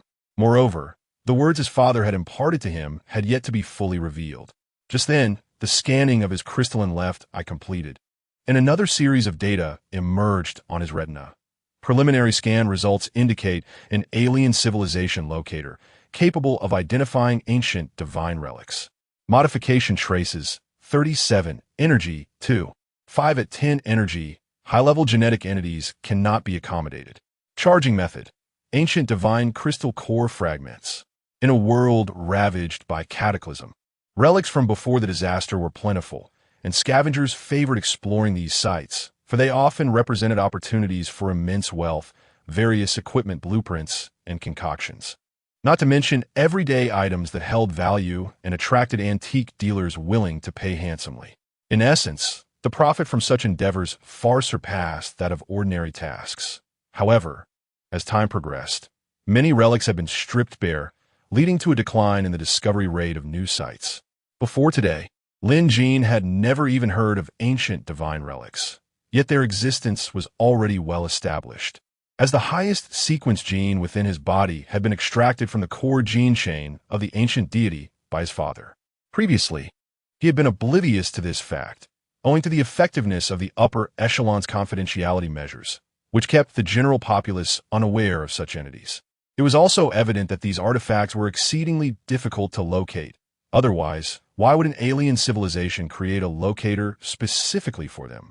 Speaking of this locator, his crystalline degradation had undoubtedly contributed to its existence. Sighing, Lin Jin decided it was best to find the ancient divine relics first. Perhaps his father's messages would provide further clues. His current task was to conceal himself, earn money swiftly, and purchase stabilizers to restore sensation to his right hand, which had been growing increasingly numb. With time passing, the numbness had intensified, yet this could be a good sign, despite his crystallization rate remaining unchanged. The increasing numbness suggested that the issue might not be related to crystallization syndrome. With this thought, Lin Jin attempted to place the bronze compass into his bracelet, but it would not fit. This object was indeed a product of alien civilization. Not only was it exceptionally hard, but even photon reconstruction had no effect on it, and it could not be stored in another dimension. Never mind, I shall continue to use it as a heart shield. It is quite sturdy, he mused, but after a moment's consideration, he withdrew it again, intending to fashion it into an arm shield. While the heart shield was beneficial, it was too small and sometimes shifted within his clothing, compromising its defensive capabilities. Otherwise, Sister Sue's shoe heel would not have pierced his skin. As Lin Jin descended the stairs, he discovered that the pile of so-called junk he had mentioned earlier had vanished. Had he found a buyer so quickly? Glancing outside the shop, he saw no sign of Sister Sue and hurried to his workbench. Fortunately, the old wooden box beneath the table remained. He dragged it out and opened it, revealing an assortment of various scrap materials he had salvaged from abandoned mechs over the years. Extracting 10 pounds of level 3 materials, he searched for blueprints through his left eye's ocular lens, employing his photon reconstruction ability. Soon, a uniquely shaped arm shield materialized on the table. It featured a groove perfectly designed to accommodate the bronze compass, which could be covered with a lid, making it difficult for an average person to detect its presence due to the concealment runes inscribed on the arm shield. This method was certainly safer than merely stowing it in his clothing. Regrettably, the presence of the bronze compass prevented the arm shield from utilizing nanotechnology to shrink. Thus, he would have to fold it and attach it to his leg, resembling a piece of leg armor without causing any inconvenience. Just as Lin Jin was about to ascend the stairs, a visitor entered the shop. It was Sister Chun-Chun, whose real name was Chun-Ling, a stunning 28-year-old widow of captivating charm. In her early years, while working at a farm outside the city, she had encountered a monstrous attack that nearly claimed her life. Unable to afford the exorbitant medical expenses, she made the drastic decision to sell everything she could, using the meager funds to replace her body with a steel frame, leaving only her original head intact, as she couldn't bear to part with her beautiful face. "What's the matter, Sister Chun-Chun?" Lin Jin greeted her with a smile. Chun-Ling quickly lowered her head, unfastened a data cable resembling an umbilical cord from her waist, and handed it to Lin. Lin Jin took a moment before stating, "Xiao-Chun, your neural connections seem fine.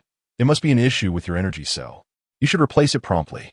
However, just as he began to elaborate, a sudden realization struck him. His sister Sue had sold all the spare parts at home as scrap. He could only apologize. "I'm sorry, Xiao-Chun, but my cousin sold everything at home." "Your cousin? Besides me, where would you have a cousin?" Chun-Ling furrowed her brows, casting a look of reproach at Lin Jin. He rolled his eyes in response. "Come on, Xiao-Chun, don't pretend. Aren't you here to check on my cousin for everyone?" Chun-Ling chuckled, having had her thoughts exposed. "It seems nothing escapes your keen perception. You truly are a clever one." Once Lin Jin had reassembled her exterior, he turned and inquired with concern. "Are you really planning to become a scavenger with your cousin?" "Of course. My cousin is a formidable genetic warrior. Her prowess is her own concern, but you, aside from your skills and repairs, have no other abilities. Going out as a scavenger is somewhat worrisome. My cousin cares for me very much. You needn't worry, Xiao-chan. Alas, I know I can't dissuade you. Young boys dream of becoming scavengers, but never mind. Just remember to take care of yourself on missions, all right? Understood. Thank you, Xiao-chan. Chun-Ling gave him a playful glare. By the way, if I manage to acquire an energy cell, will you have time to replace it for me? Rest assured I will. Even though I've become a scavenger, I haven't tea left with my cousin. I'll still be here, always ready to welcome you, Xiao-chan. All right, you go on with your business. I shall take my leave. When acid rain fell, he worried about Lin Jin's safety alone at the landfill, so he drove his old rusty car to check on him. Upon witnessing the large iron plate in the pit, he nearly had a heart attack.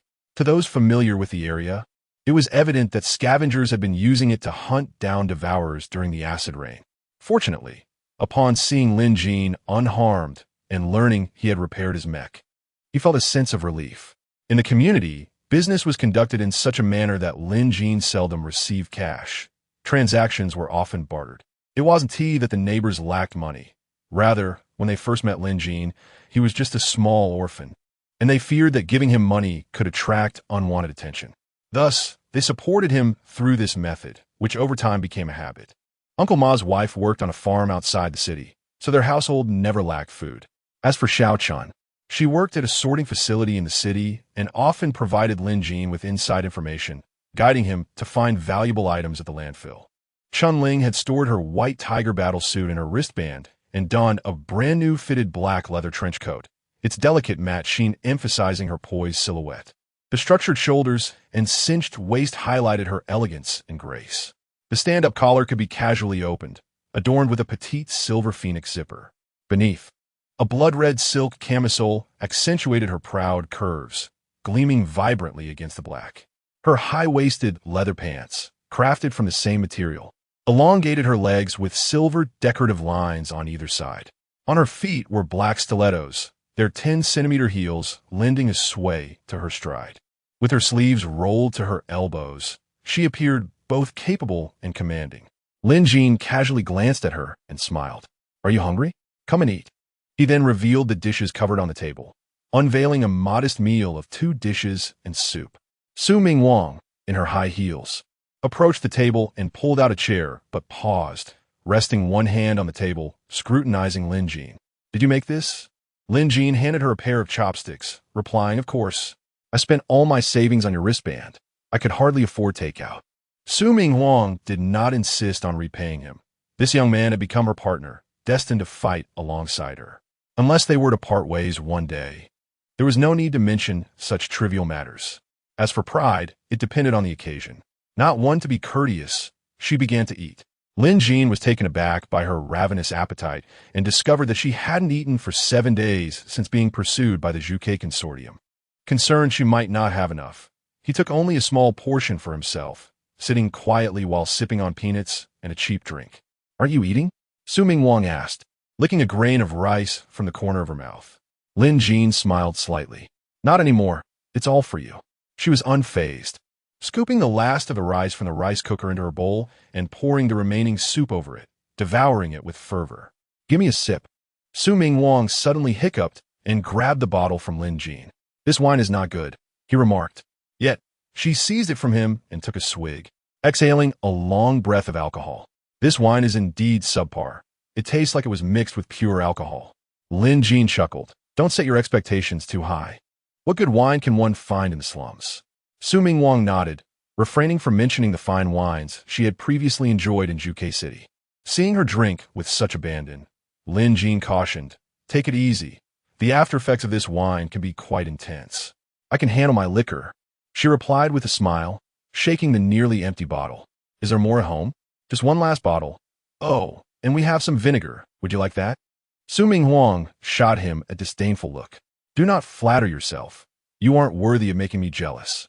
Fine, she replied, then raised the bottle toward him. Care to share a drink with me? Never mind. I fear it may not be satisfying enough for you. Declining, Lin Jin settled onto the sofa and opened his scavenger wristband, searching for information about the Morning Light scavenger group. The pressing matter was to secure funds, not only to heal his right hand, but also to afford tomorrow's meals. He had previously learned that a second-tier genetic stabilizer cost 70,000 credit points, relying solely on scavenger commissions. After covering daily expenses, it would take him about 2 to 3 years to save enough. However, reconstructing equipment for others could yield quicker returns, potentially within a month or two. As he delved deeper into the details of the Morning Light scavenger group, he aimed to avoid unnecessary complications while contemplating how best to approach them. Additionally, he needed to understand the success rates of other builders, the specific costs of constructing equipment, and potential collaboration methods.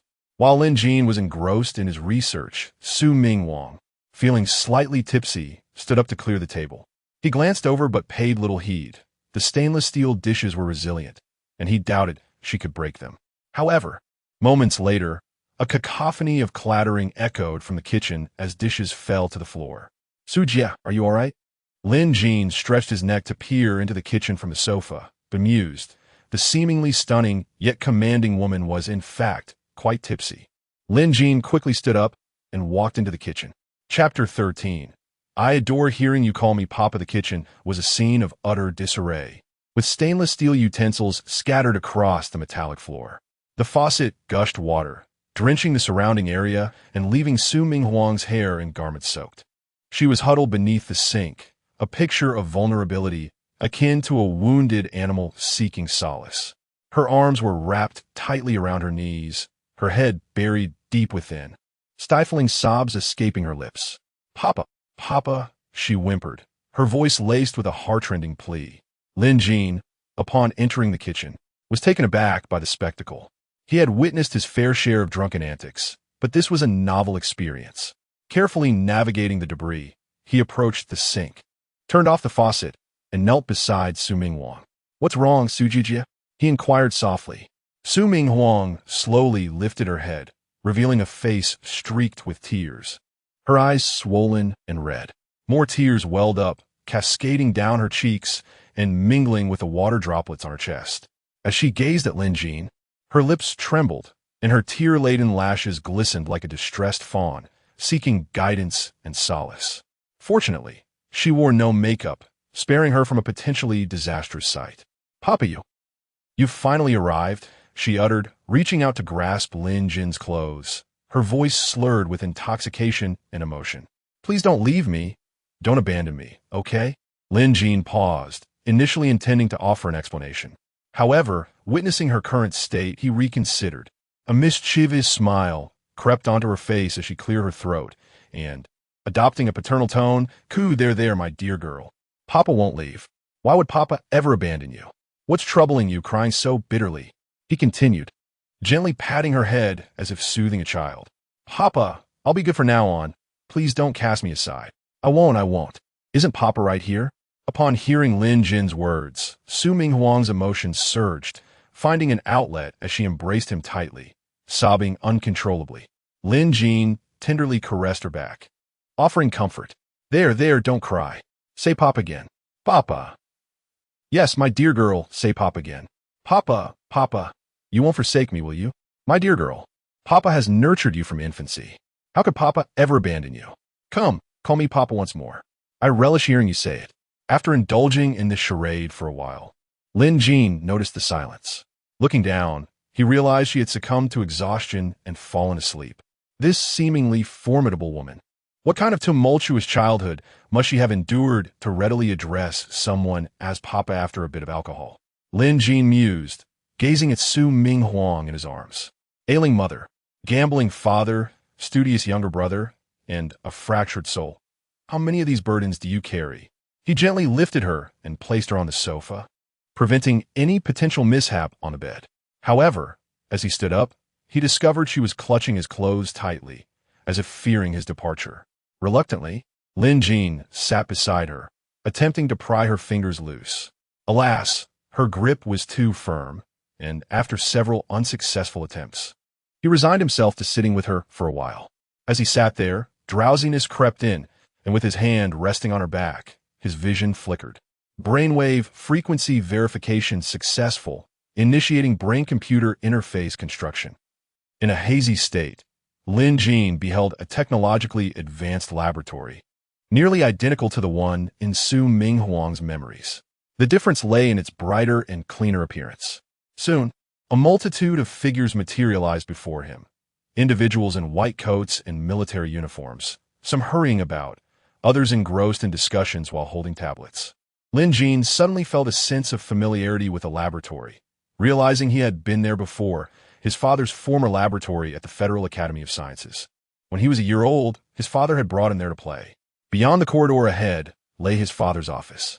Lin Jin hastened down the hallway, arriving at the familiar mechanical door, which slid open automatically, revealing the pristine office. Seated at the white desk, facing the computer, was none other than his father. "Papa!" Lin Jin called out instinctively, but the figure remained unresponsive. Approaching closer, he saw his father recording experimental logs on the computer. Once again, the adaptation of the ancient god gene to the experimental subject has failed. His father's voice was filled with perplexity.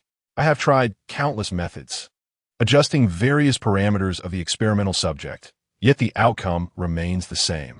Is it that the ancient god gene is too powerful, possessing unknown characteristics?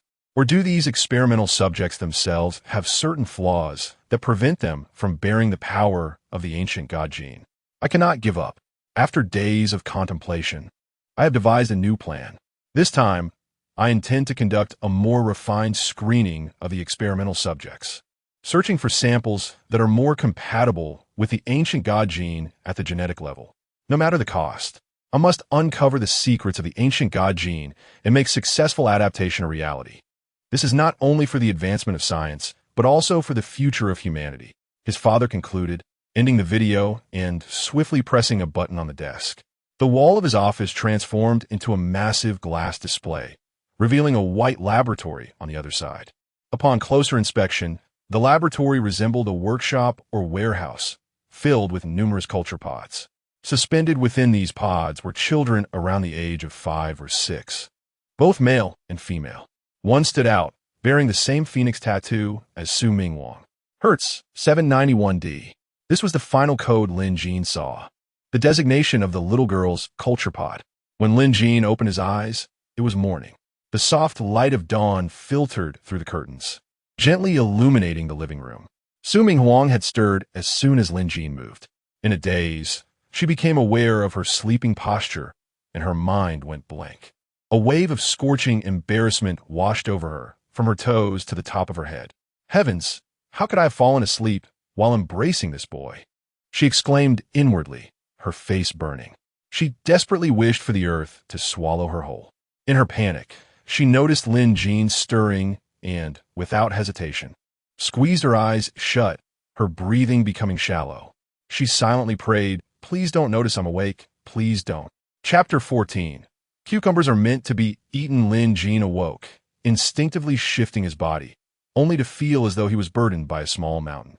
Glancing down, he found Su Minghuang sprawled atop him, her hand firmly gripping his collar, deeply asleep, with a hint of drool at the corner of her mouth. Lin Jin was momentarily taken aback, perplexed by the situation. He quickly recalled the events of the previous night. The young lady had indulged excessively in drink, calling him dad and weeping with a heart-wrenching intensity. He had mistakenly thought her to be a seasoned drinker, only to discover she was rather lightweight.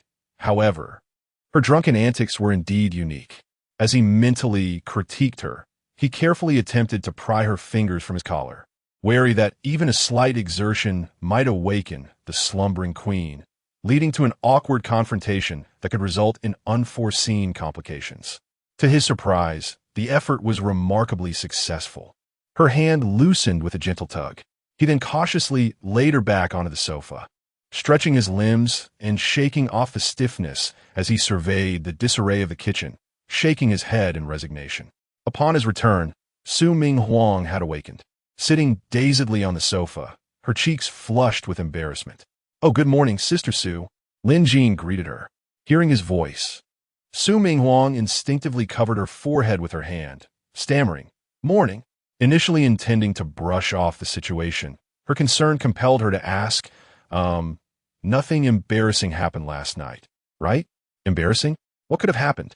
Lin Jin replied, feigning confusion while secretly reveling in her discomfort. Su Ming Wong waved her hand dismissively. It's nothing. By the way, what did you go so early in the morning? Lin Jin held up a cucumber. There was nothing left to eat at home, so I went to pick some cucumbers. Do you need any? Need? What do you mean by need? Su Ming Wong furrowed her brow, perplexed by the absurdity of his question.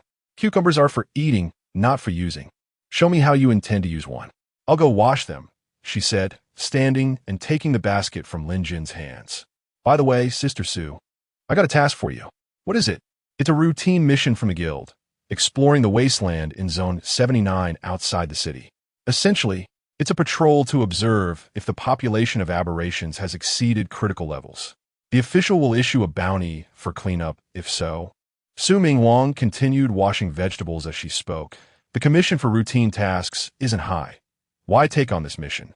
Though the commission is modest, it does offer points. Lin Jin explained.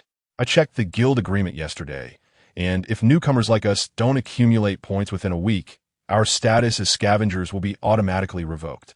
Su Ming Wong nodded instinctively, then added, but there's no need to accept such a simple task. Is there? Lin Jin smiled. Mainly because I have other matters to attend to and cannot accompany you, Sister Su. What matters? Are you familiar with the Morning Light Scavenger team?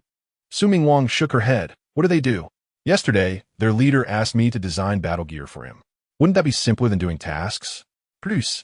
The earnings are better, so I plan to visit the guild today to assess his character. Be careful, she advised. The two shared a simple breakfast. It did not part ways upon leaving. At the intersection, Su Ming Wong noticed Lin Jin following her, a flicker of confusion crossing her face. What are you doing following me? Aren't you heading to the guild? Her voice was clear and melodious in the crisp morning air. It's still early for the guild. I thought I'd walk you part of the way. Walk me? Su Ming Wong paused, momentarily taken aback. She pondered privately, wondering if his usual flattery stemmed from their drunken encounter the previous night, leading him to misinterpret the situation. The thought caused her cheeks to redden slightly, though she quickly regained her usual composure. She hesitated, a hint of discomfort flickering in her eyes, yet her tone remained resolute. Regardless of what happened last night, it was due to my intoxication, so please don't overthink it. She stood tall, her chin slightly raised, attempting to mask her internal turmoil with an air of superiority. You. Su Ming Wong found herself momentarily speechless, a mix of anger and annoyance bubbling within her. She never anticipated that Lin Jin would harbor such thoughts. What's the matter? Are you disappointed to find I'm not overthinking? Why would I be disappointed? Su Ming Wong shot him a fierce glare, turning on her heel and quickening her pace, eager to escape the awkward and vexing exchange. The two soon arrived at the landfill. Suddenly, Lin Jin recalled something and tilted his head, raising an eyebrow at Su Ming Wong. Intrigued, by the way, can you operate a light-wing flying machine? Upon hearing this, Su Ming Wong's gaze sharpened, a half-smile playing on her lips as she scrutinized him. You can build a light-wing flying machine? With your skills? And you dare claim you Haven T-hacked into the White Tiger Consortium-S database? Where did you get those blueprints? Lin Jin rolled his eyes, a smirk of sarcasm gracing his lips as he retorted. Come on, Sister Su, is it really that difficult to construct a light-wing flying machine? As long as the materials are complete, I believe anyone with sense could put one together. The core component of a light-wing flying machine is the light wing itself, a newly synthesized silicon-based material, clear and glistening like glass, capable of harnessing the ubiquitous radiation in this world to create an anti-gravity field for the children in the slums. Scavenging for light-wing fragments in the trash after school was the most exhilarating of activities. If they managed to gather 15 or 16 pieces and bound them to a wooden board, they would have themselves an anti-gravity hoverboard. Unfortunately, these fragments were often too small and fragmented for the children. They needed pieces the size of a fist to be useful. However, for Lin Jin, it was of no concern. He could reconstruct them using photons. Before long, the light-wing particles and surrounding scrap metal were transformed under Lin Jin's photon reconstruction into a brand-new three-winged flying machine. The front two wings primarily provided lift, while the tail wing was used for propulsion and steering. Once completed, it automatically hovered about 30 centimeters above the ground to increase its altitude and speed. An energy cell would need to be attached after reconstruction. Su Ming Wang stood silently, her gaze fixed on the sleek, elegantly designed, light-wing flying machine before her. A glimmer of envy danced in her eyes, envious of Lin Jin's photon reconstruction ability, which made him a veritable magician, capable of conjuring anything he desired. Chapter 15. Mocking on the outside, yet fond on the inside. As Su Ming Huang pondered silently, Lin Jin's teasing voice rang out at the perfect moment. By the way, Sister Su, what color do you like? Su Ming Huang paused slightly, her finely arched brows lifting as she replied in a tone that was both indifferent and casual. Any color will do. A sly smile crept onto Lin Jin's lips as he suggested, red. I believe that color suits you perfectly. With that, he reconstructed a vibrant crimson coating on the light-winged aircraft. Instantly, Su Ming Huang's eyes sparkled. That brilliant shade of red was indeed her favorite. However, she merely lifted her chin slightly and scoffed, "It's just SOSO." No sooner had she spoken than she confidently mounted the light-winged aircraft, her figure both agile and graceful. With a faint hum of the light wings vibrating, the aircraft shot forth like a bolt of red lightning, vanishing from Lin Jin's sight in an instant. The powerful gusts whipped up the dust from the ground, enveloping Lin Jin in a swirling haze. Coughing out the grains of sand from his mouth, Lin Jin brushed off the dust from his clothes, his face etched with disdain. Truly, this young lady was heartless. As soon as she got hold of the aircraft, she sped off without so much as a thank you. In the boundless wilderness, Su Ming Wang leaned forward slightly, firmly seated on the light-winged aircraft. The howling wind raced past her ears, and her sleek black windbreaker rustled dramatically in the gale, her long hair dancing wildly in the breeze. Her gaze was fixed intensely ahead, her expression resolute and fervent, and a confident, audacious smile graced her lips, all fueled by her yearning for speed. The aircraft soared forward, the desolate landscape flashing rapidly behind her.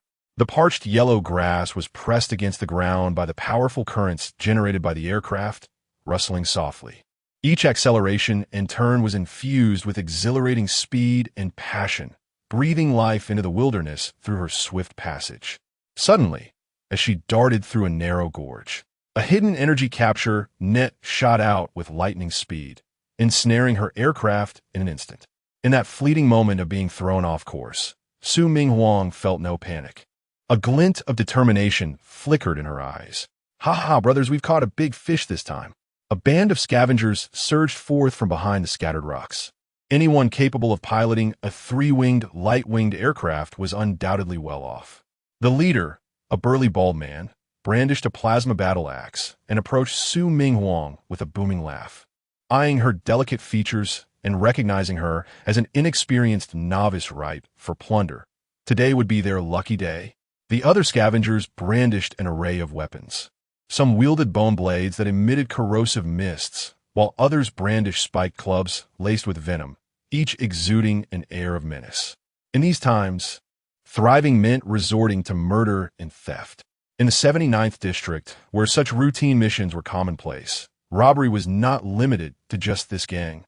Their business was often fraught with difficulty. Now that they finally spotted a plumb target, they cared little for the consequences and rushed to seize the moment. Meanwhile, high above, Su Ming Huang swiftly tapped her wristband, and in an instant, the nanomaterials of the white tiger battle suit surged forth. They intertwined along her arms, coalescing into a form-fitting suit that embraced every curve of her body. It appeared exceptionally sleek, with a soft yet remarkably resilient texture, akin to a serpent wrapping tightly around her skin. Not only did it perfectly accentuate her figure, but it also provided unparalleled flexibility. Gleaming metallic armor enveloped every vital area of her body. The protruding chest armor was particularly striking, resembling two ferocious tigers. With each breath, the patterns of the white tiger on the armor seemed to undulate, as if the beasts were stirring, ready to awaken and pounce. She executed a graceful landing, sliding back a few steps before springing upright, her posture erect and her icy gaze sweeping over the band of scavengers. "Do you wretched creatures understand what you've just done?" Su Ming Huang's voice was chilling, as though she were addressing a group of corpses. That contraption Lin Jin had just crafted for her had been so carelessly damaged by these fools. The bald man was momentarily taken aback, then burst into louder laughter. What? Little girl, you think you can threaten us? Hand over all your credit points and scores, and maybe I'll spare your life. The other scavengers joined in the mockery, their eyes greedily roving over her, filled with avarice and derision. A woman as beautiful as she was, to merely take her points and credits would be a waste. Ignoring their taunts, Su Minghuang's gaze fell upon the light-winged aircraft, now marred with scratches from the energy capture net. The thought of Lin Jin's handiwork, just completed today, being reduced to this state ignited a fierce anger within her. As she slowly turned, her eyes were already alight with murderous intent. The sound of her high heels clicking against the gravel echoed crisply. Though she was a fire element genetic warrior, she radiated an icy aura at that moment. Confronted with her formidable presence, the bald man's bravado faltered. After all, those coming here for routine missions were typically novices. Yet this woman, even faced with their numbers, showed no signs of intimidation. That shouldn't be the case, he thought, but nonetheless, he forced himself to raise his battle axe. Don't come any closer, or we'll attack. Su Minghuang's gaze turned frigid, and in a flash, she was before him. The bald man swung the axe in terror, but his frantic movements were clumsy. She effortlessly sidestepped, her right foot lifting sharply to deliver a powerful kick. The metallic heel pierced through his knee like a steel needle. The bald man let out a scream akin to a slaughtered pig, agony distorting his features as beads of sweat dripped from his forehead. He instinctively hopped backward on one leg. Seizing his battle axe, Su Minghuang sent him crashing to the ground, then placed her foot firmly on his neck. As he gasped for air, blood erupted from his mouth, while she deftly angled her shoe to prevent any spatter on her pristine footwear. Looking down upon him, her eyes were filled. Today, Lin Jin wandered around the scavenger guild, engaging in conversations with various individuals. Based on the information he gathered from the official website, it appears that the Morning Light Scavenger Group is a venerable organization, once boasting over 500 members at its zenith. However, it has since fallen into decline. A decade ago, a fateful expedition to a ruin nearly decimated their elite ranks, resulting in the death of Hong Qingli's father, the previous leader of the group. Ever since, the Morning Light Scavenger Group has struggled to regain its former glory, descending from a first-rate to a third-rate organization. Hong Qingli, having assumed leadership during this tumultuous period, has dedicated himself to restoring the group's past prestige. Although he has made some progress over the past 10 years, the road to revival remains long. As for his character, both acquaintances and strangers alike frequently commend him for his loyalty and sense of justice. In collaborative endeavors, he demonstrates a knack for prioritizing the greater good, which has resulted in him having few adversaries. His son, Hong Wen, is often referred to as the product of a tiger father and dog son. Introverted and lacking in talent, he underwent numerous genetic adaptations before achieving success. With a Hong family affluent, it is likely he would have been abandoned long ago. This encapsulates Lin Jin's insights from a day spent mingling at the guild. In summary, Hong Qingli is an ambitious individual who possesses a keen sense of timing and circumstance. Collaborating with him poses little risk in the short term. However, in the grand scheme of things, human intentions can be inscrutable. Yet, one cannot allow the fear of unforeseen events to stifle action. As the sun dipped below the horizon, its golden rays bathed the streets of the impoverished district, accentuating the rust that adorned its surfaces. Lin Jin hummed a tuneless melody, meandering leisurely towards home. In the distance, he spotted the door of his shop ajar, where Sister Chun was engaged in conversation with Sister Su. Yet, observing Sister Su's distracted demeanor and her slightly downturned mouth, it seemed less a vibrant exchange and more a reluctant engagement. Her voluminous, wavy hair cascaded casually over her shoulders, while her metallic prosthetics below the neck were crafted with exquisite detail. Each movement emitted subtle mechanical whirs, yet they did not detract from her alluring grace. Sister Chun, have you found the energy cell? Lin Jin inquired, allowing a mischievous smile to play upon his lips. His gaze swept over Chun Ling's metallic limbs, imbued with familiarity and warmth, having dismantled them countless times in the past. Yes, indeed. Uncle Ma will deliver it shortly, Chun Ling replied, her eyes sparkling with delight. Are you not concerned that Aunt Ma will scold you for this? Lin Jin teased. You insufferable brat, always teasing me. Chun Ling feigned exasperation, lightly tapping Lin Jin's forehead with her finger. It's just that I haven't seen you all day, so I had to trouble Uncle Ma to make the trip. At that moment, Su Ming Huang cleared her throat, her tone laced with cool detachment. Well, you two continue your chat. I'll take my leave. Rising from her seat, she donned a sleek black trench coat paired with leather pants and high-heeled boots, which accentuated her statuesque figure, her expression perpetually aloof. Is it too early? I'm quite content. Su Ming Huang shot a glare at Lin Jin, her eyes seemingly admonishing him to mind his own business. What I meant was, perhaps you should buy some vegetables first for dinner, Lin Jin suggested. Upon hearing this, her gaze sharpened, giving him a fierce glare as if warning him not to overstep. Yet, she ultimately turned to procure the ingredients. As Su Ming Huang's figure receded into the distance, Chun Ling shook her head in disbelief. Lin, is she truly your cousin? What's your plan? Are you attempting to play matchmaker? Lin Jin raised an eyebrow, a teasing grin on his face. I wouldn't dare. While your cousin possesses striking beauty, she perpetually wears a disdainful expression. I'd rather not risk her tarnishing my reputation. Come now, you're not old Lady Li. What reputation could she possibly ruin? Lin Jin chuckled. Go away. Your cousin should teach you a lesson for that mouth of yours. Chun Ling playfully threatened, reaching out as if to strike him. Does it smell? Perhaps you should take a closer whiff. Lin Jin jested, leaning in with a cheeky grin. How dare you? Chun Ling's eyes lit up with mischief as her lips curled into a charming smile, swiftly moving closer. Dream on. I want to make it easy for you. Lin Jin deftly spun away, evading her grasp. Such a coward, bold in thought, yet timid in action, Chun Ling remarked, watching him with a fond smile. When Uncle Ma greeted her, she merely nodded in acknowledgement. Then, Lin Jin felt a kick on his leg from Uncle Ma.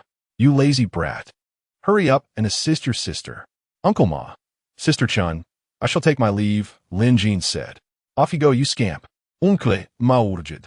As Lin Jin reached Su Ming Huang, he opened his mouth to offer assistance, but she promptly placed a bag of rice on his shoulder and hung vegetables around his neck. Oomph.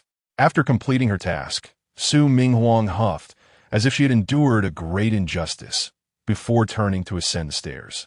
Hey, Sister Su, what else with the huff? Did someone bully you at the market? Lin Jin called after her. Did you mention my name?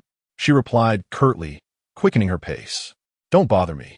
Just G. Chapter 16.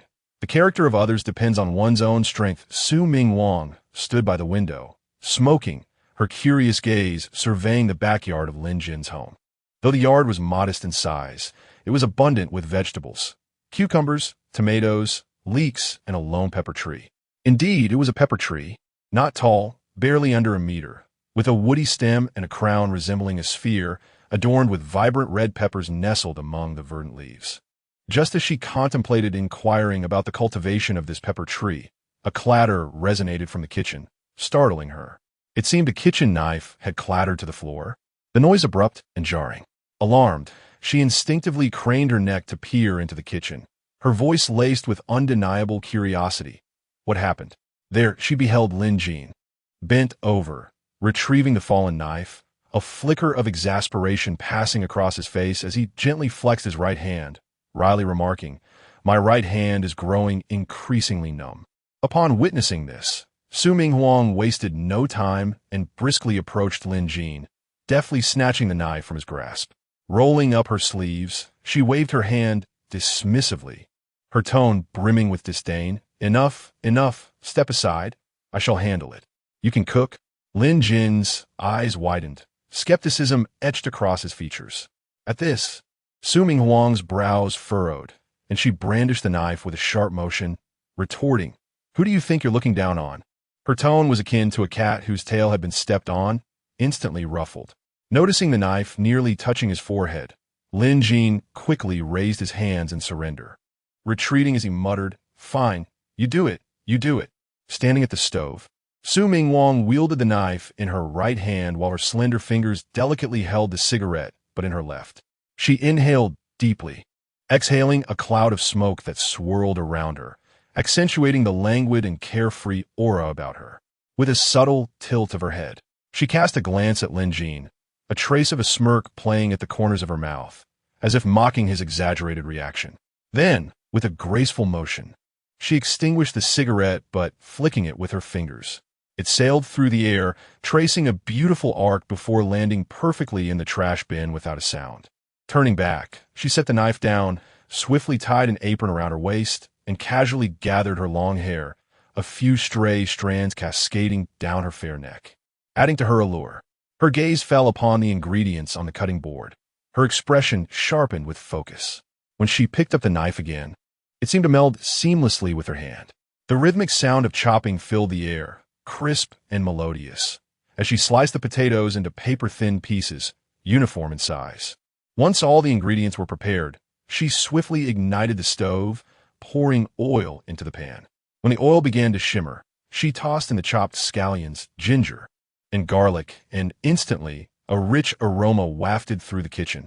Stirring the ingredients with practiced ease, her spatula danced deftly, the food in the pan leaping joyfully. She alternated between flipping and stirring, each motion fluid and natural, devoid of hesitation.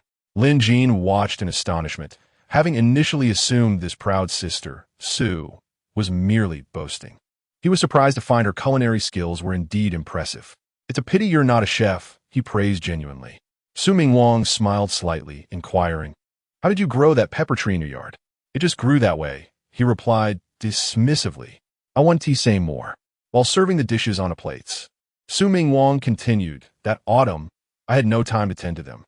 By spring, the other peppers had perished, leaving only that one. Seeing its tenacity, I decided to keep it, and it blossomed into a pepper tree." Su Mingwang listened intently, her focus unwavering as she stirred the dish. After a moment, she turned off the heat and announced, "All done, time to eat." 3 dishes and a soup. As Lin Jin approached to assist in serving, Su Mingwang swiftly slapped his hand away, frowning, "Stop causing trouble. Just go wait for your meal." Lin Jin chuckled, choosing not to argue. Although his right hand was movable, it lacked sensation, and he didn't want to risk spilling food. Su Mingwang brought the 3 dishes and soup to the table, serving Lin Jin a bowl of rice. "How did your inquiries at the guild go today?" she asked. "Not bad. I plan to contact them shortly," he replied. "First, get your right hand treated. The character of others is not determined by their nature, but rather by your strength. If you are strong, everyone will treat you kindly. If you are weak, everyone will appear malevolent."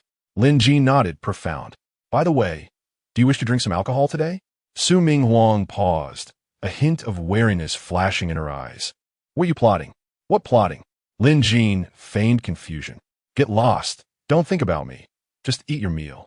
The next day, before meeting Hong Chunli at the guild, Lin Jin assigned Su Mingwang an exploration task, advising her to venture outside the city. Once Lin Jin left, Su Mingwang ensured he wasn't following her before uncovering the tarp over her aircraft.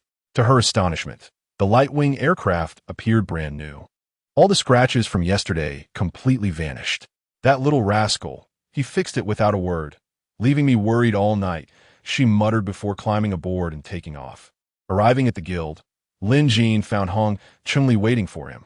"Finally, you've arrived," Hong Chunli greeted with a warm smile. His son Hongwen by his side. Compared to Hong Chunli's seasoned demeanor, Hongwen seemed rather inexperienced, standing beside his father like a primary school student. When Lin Jin's gaze fell upon him, Hongwen quickly averted his eyes, but as Lin Jin shifted his focus, Hongwen stole glances at him, his youthful face contrasting sharply with the keen intelligence in his eyes. This very gaze led Lin Jin to scrutinize him further while conversing with Hong Chunli. After some pleasantries, Hong Chunli inquired, "What do you think the success rate is for constructing second-tier equipment?" Previously, Lin Jin had mentioned that regardless of the outcome, he would not deduct any labor fees. Now, as Hong Chunli sought collaboration, he inquired about the success rate. Understanding that business involves concern for costs, Lin Jin smiled. "Brother Hong, let us pay by the piece. After all, the success rate can be compensated through repeated attempts." Hong Chunli's eyes lit up at this original suggestion. In this world, awakened abilities were rare, and photon reconstruction was even more so. even in a super city like Baihu City, with a population exceeding 10 million. Those who possessed such abilities were scarcely more than a handful. Due to their rarity, such individuals often held themselves in high esteem. Yet, they also needed to construct equipment to enhance their powers. As a result, clients would typically opt for hourly billing to protect their interests. Thus, it was common practice to charge by the hour. As long as the price was agreed upon, the payment remained unchanged, regardless of success. Conversely, Lin Jin's proposal to charge per item allowed for a higher price, especially for rare blueprints or equipment not available through official channels, potentially yielding even greater profits. Simultaneously, it concealed his unique 100 success rate from outsiders. Chapter 17. Is Sister Su jealous? In response to Lin Jin's proposal, Hong Chunli readily agreed. He promptly produced a blueprint for a second-tier Zhuke battle suit and inquired Lin, "My younger brother, how long will it take you to construct this?" Upon examining the blueprint, Lin Jin was pleasantly surprised to discover it was the exclusive design of the Zhuke consortium. However, the white tiger battle suit did not enhance her flame temperature, resulting in a decrease in combat effectiveness. Constructing such a suit would typically take no more than 5 or 6 minutes. Yet in business, one seldom reveals their trump cards.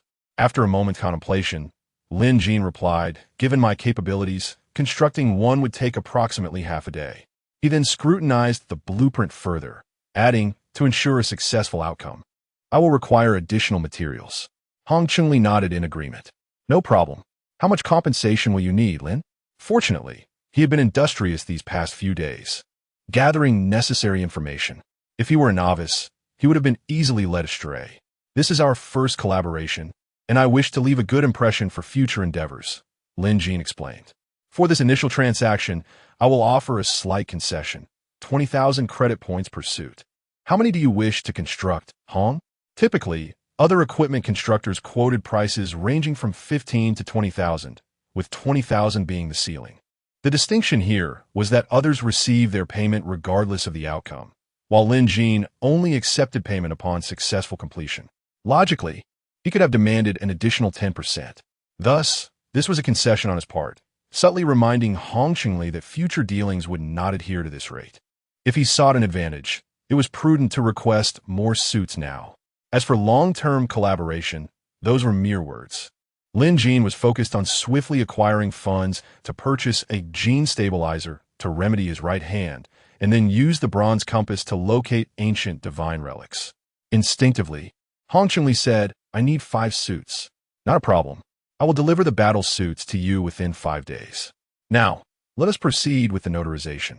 Of course, I understand you need not worry about me absconding with the materials, but I must assure you of my reliability." The two established a contract at the guild's notarization office, where Hong Chunli also provided a deposit of 100,000 credit points. Upon completion of the suits, Lin Jin would deliver them to the guild to receive payment, which would then be transferred to Hong Chunli. As for Lin Jin's collateral, it merely served to demonstrate his prowess as a second-tier equipment constructor in front of Hong Chunli. This was how the guild nurtured rare talents. After all, amidst the millions in White Tiger City, the number of awakened individuals like Lin Jin could be counted on one hand. The guild would undoubtedly have ample opportunities to utilize someone of his caliber. Thus, it was only fitting to extend them some consideration. As Lin Jin departed with the materials, Hong Chunli felt an inexplicable unease, unable to pinpoint the source of his discomfort.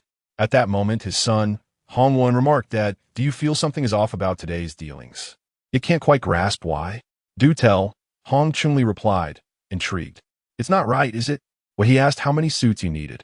He bypassed the negotiation process entirely and set the price without discussion.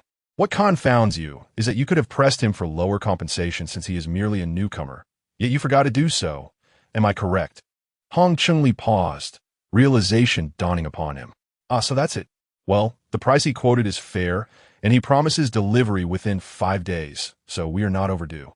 Naturally, a quicker turnaround would be preferable, yet he decisively established the timeline, leaving no room for negotiation. As the day unfolded, he found himself engaged in light banter with Chunling at the shop on the first floor. After their conversation, She turned and gracefully ascended the stairs, her black high heels echoing against the floor, each step resonating like a proclamation of her presence. Lin Jin observed Su Ming Huang's retreating figure thoughtfully before redirecting his attention to Chunling with a smile. "Little Chun, what brings you here today?" Upon hearing his words, Chunling shot him a playful glare, feigning indignation. "What's wrong? Am I not allowed to visit?" "Of course you're not." "Excuse me?" Chunling paused, wondering if he was in a bad mood today, causing her heart to flutter with unease. Lin Jin chuckled, clarifying, "Think about it. Every time you come to see me, it's either due to a mishap or problem. I don't want you to be troubled by these little inconveniences. It pains me to see you distressed." Chunling blinked, then couldn't help but burst into laughter. "You little charmer, still sweet-talking. It's not flattery. I truly appreciate your kindness, little Chun. I remember every bit of it.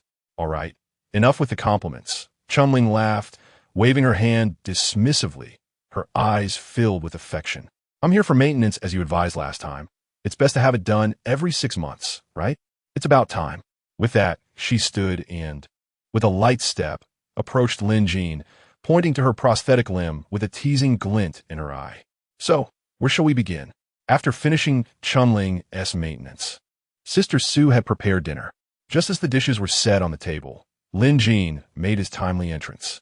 Su Ming Huang glanced at him and remarked coolly, "You've returned rather quickly. Didn't you want to linger downstairs a bit longer?" "Sister Su, did you add vinegar to the stir-fry today?" "Not all. Eat if you wish. It's up to you." Without a care, Su Ming Huang pulled out a chair and sat down, indifferent to its sturdiness. "Then why do I detect a sour scent?" Su Ming Huang paused momentarily, then quickly grasped the situation, retorting, "Don't flatter yourself. If you enjoy lingering around, that's your affair." With that, she elevated her rear and plopped the freshly served rice onto the table with a resounding thud, seating herself and picking up her chopsticks, crossing her legs and starting her meal. In truth, Lin Jin preferred women who exuded authenticity, which was why Chunling did not align with his tastes. He pulled out a chair and seated himself across from her. Su Ming Huang raised an eyebrow, intrigued. "Authenticity? What do you mean by that?" Chapter 18. A sharp tongue and a tender heart. What does realism even mean? You could just reverse those two characters. By the way, do you know what Hong Chun-Li asked me to create? Lin Jin, noticing that Su Ming Huang had shifted the topic, shot him a glance filled with annoyance and replied, "What he wants from you is none of my concern. This time, it truly is relevant." Su Ming Huang paused her movements, instinctively looking towards Lin Jin. "The Zhuke battlesuit from your Zhuke consortium. Where did he acquire the blueprints?" Lin Jin shook his head. "I wouldn't dare to ask. Is that battlesuit a closely guarded secret within your Zhuke consortium?" "It's not exactly a secret.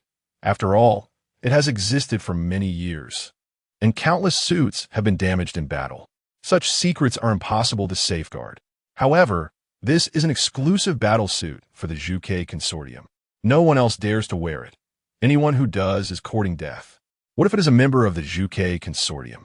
Are you suggesting they haven't left yet?" Lin Jin shook his head. "I don't know, but thankfully I have already swapped your suit. They should not recognize you, right?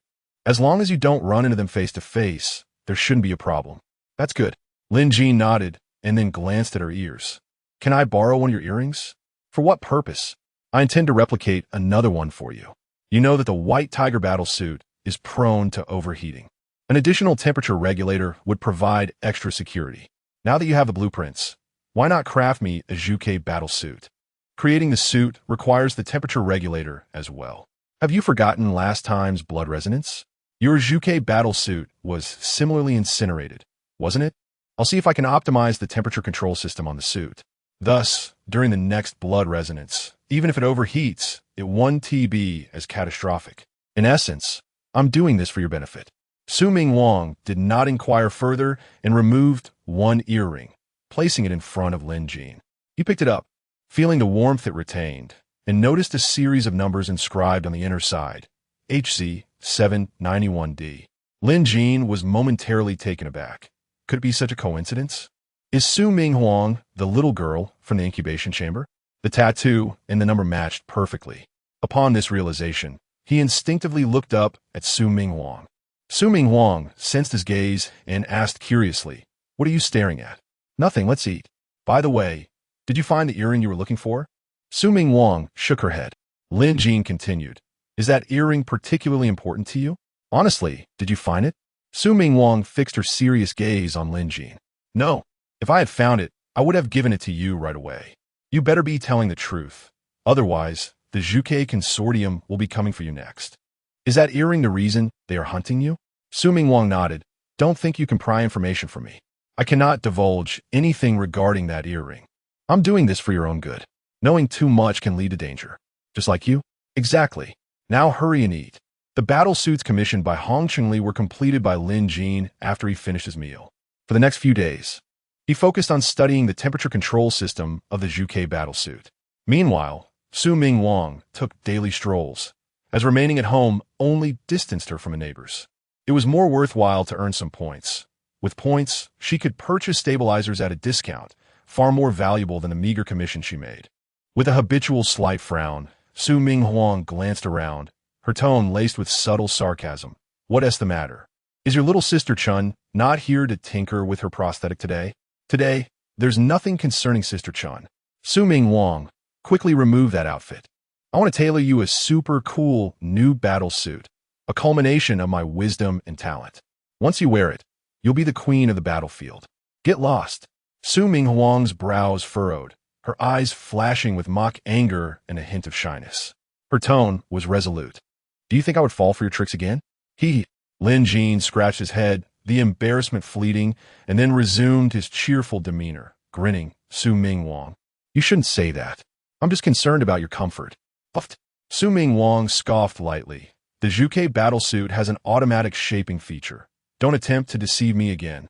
Lin Jin was taken aback, realizing that while he could fool her with the unfamiliar white tiger suit, she was well acquainted with the Zhuke suit. Why the sudden silence? Su-Ming Wang's gaze held a teasing glint. I just forgot. Lin Jin chuckled, then said, by the way, here's the new temperature regulator I made for you. Try it on. Su-Ming Wang shot him a skeptical glance, but accepted the regulator.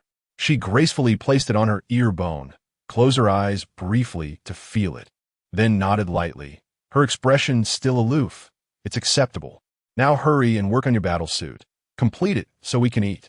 After tossing her coat onto the sofa, she picked up a bag of vegetables, nudging Lin Jin aside with her elbow. Though her actions seemed dismissive, there was an underlying affection. She went to the kitchen and efficiently placed the vegetables on the chopping board, pulling on an apron with swift, practiced motions. Her waist, already slender, appeared even more so as she tied the apron tightly. Just as she finished, she suddenly recalled something, her fingers brushing against the apron. She bent down to rummage through the bag, and soon retrieved a pack of ham sausages. Hey, you little rascal. I bought ham sausages today. Are you hungry? Want to have a bite to tide you over? Upon hearing this, Lin Jin, recognizing her sharp tongue and soft heart, rushed from the living room, teasingly saying, Su-Ming Wang, you understand me too well. I was just about to starve. The moment those sausages appeared, I felt like I could live another 500 years. As he reached for them, Su-Ming Wang raised the sausages high, evading his grasp, and shot him an eye roll. Wash your hands first. Isn't there skin on it? Lin Jin pointed at the packaging. Who knows what you've touched all day? Hurry up, don't dawdle. Reluctantly, Lin Jin complied, washing his hands and then playfully flicking water droplets towards her face. She merely wiped it away with her hand and then handed the sausages to him. Get out of here. Don't be a nuisance. However, as his gaze inadvertently fell upon her coat, a flash of light caught his left eye.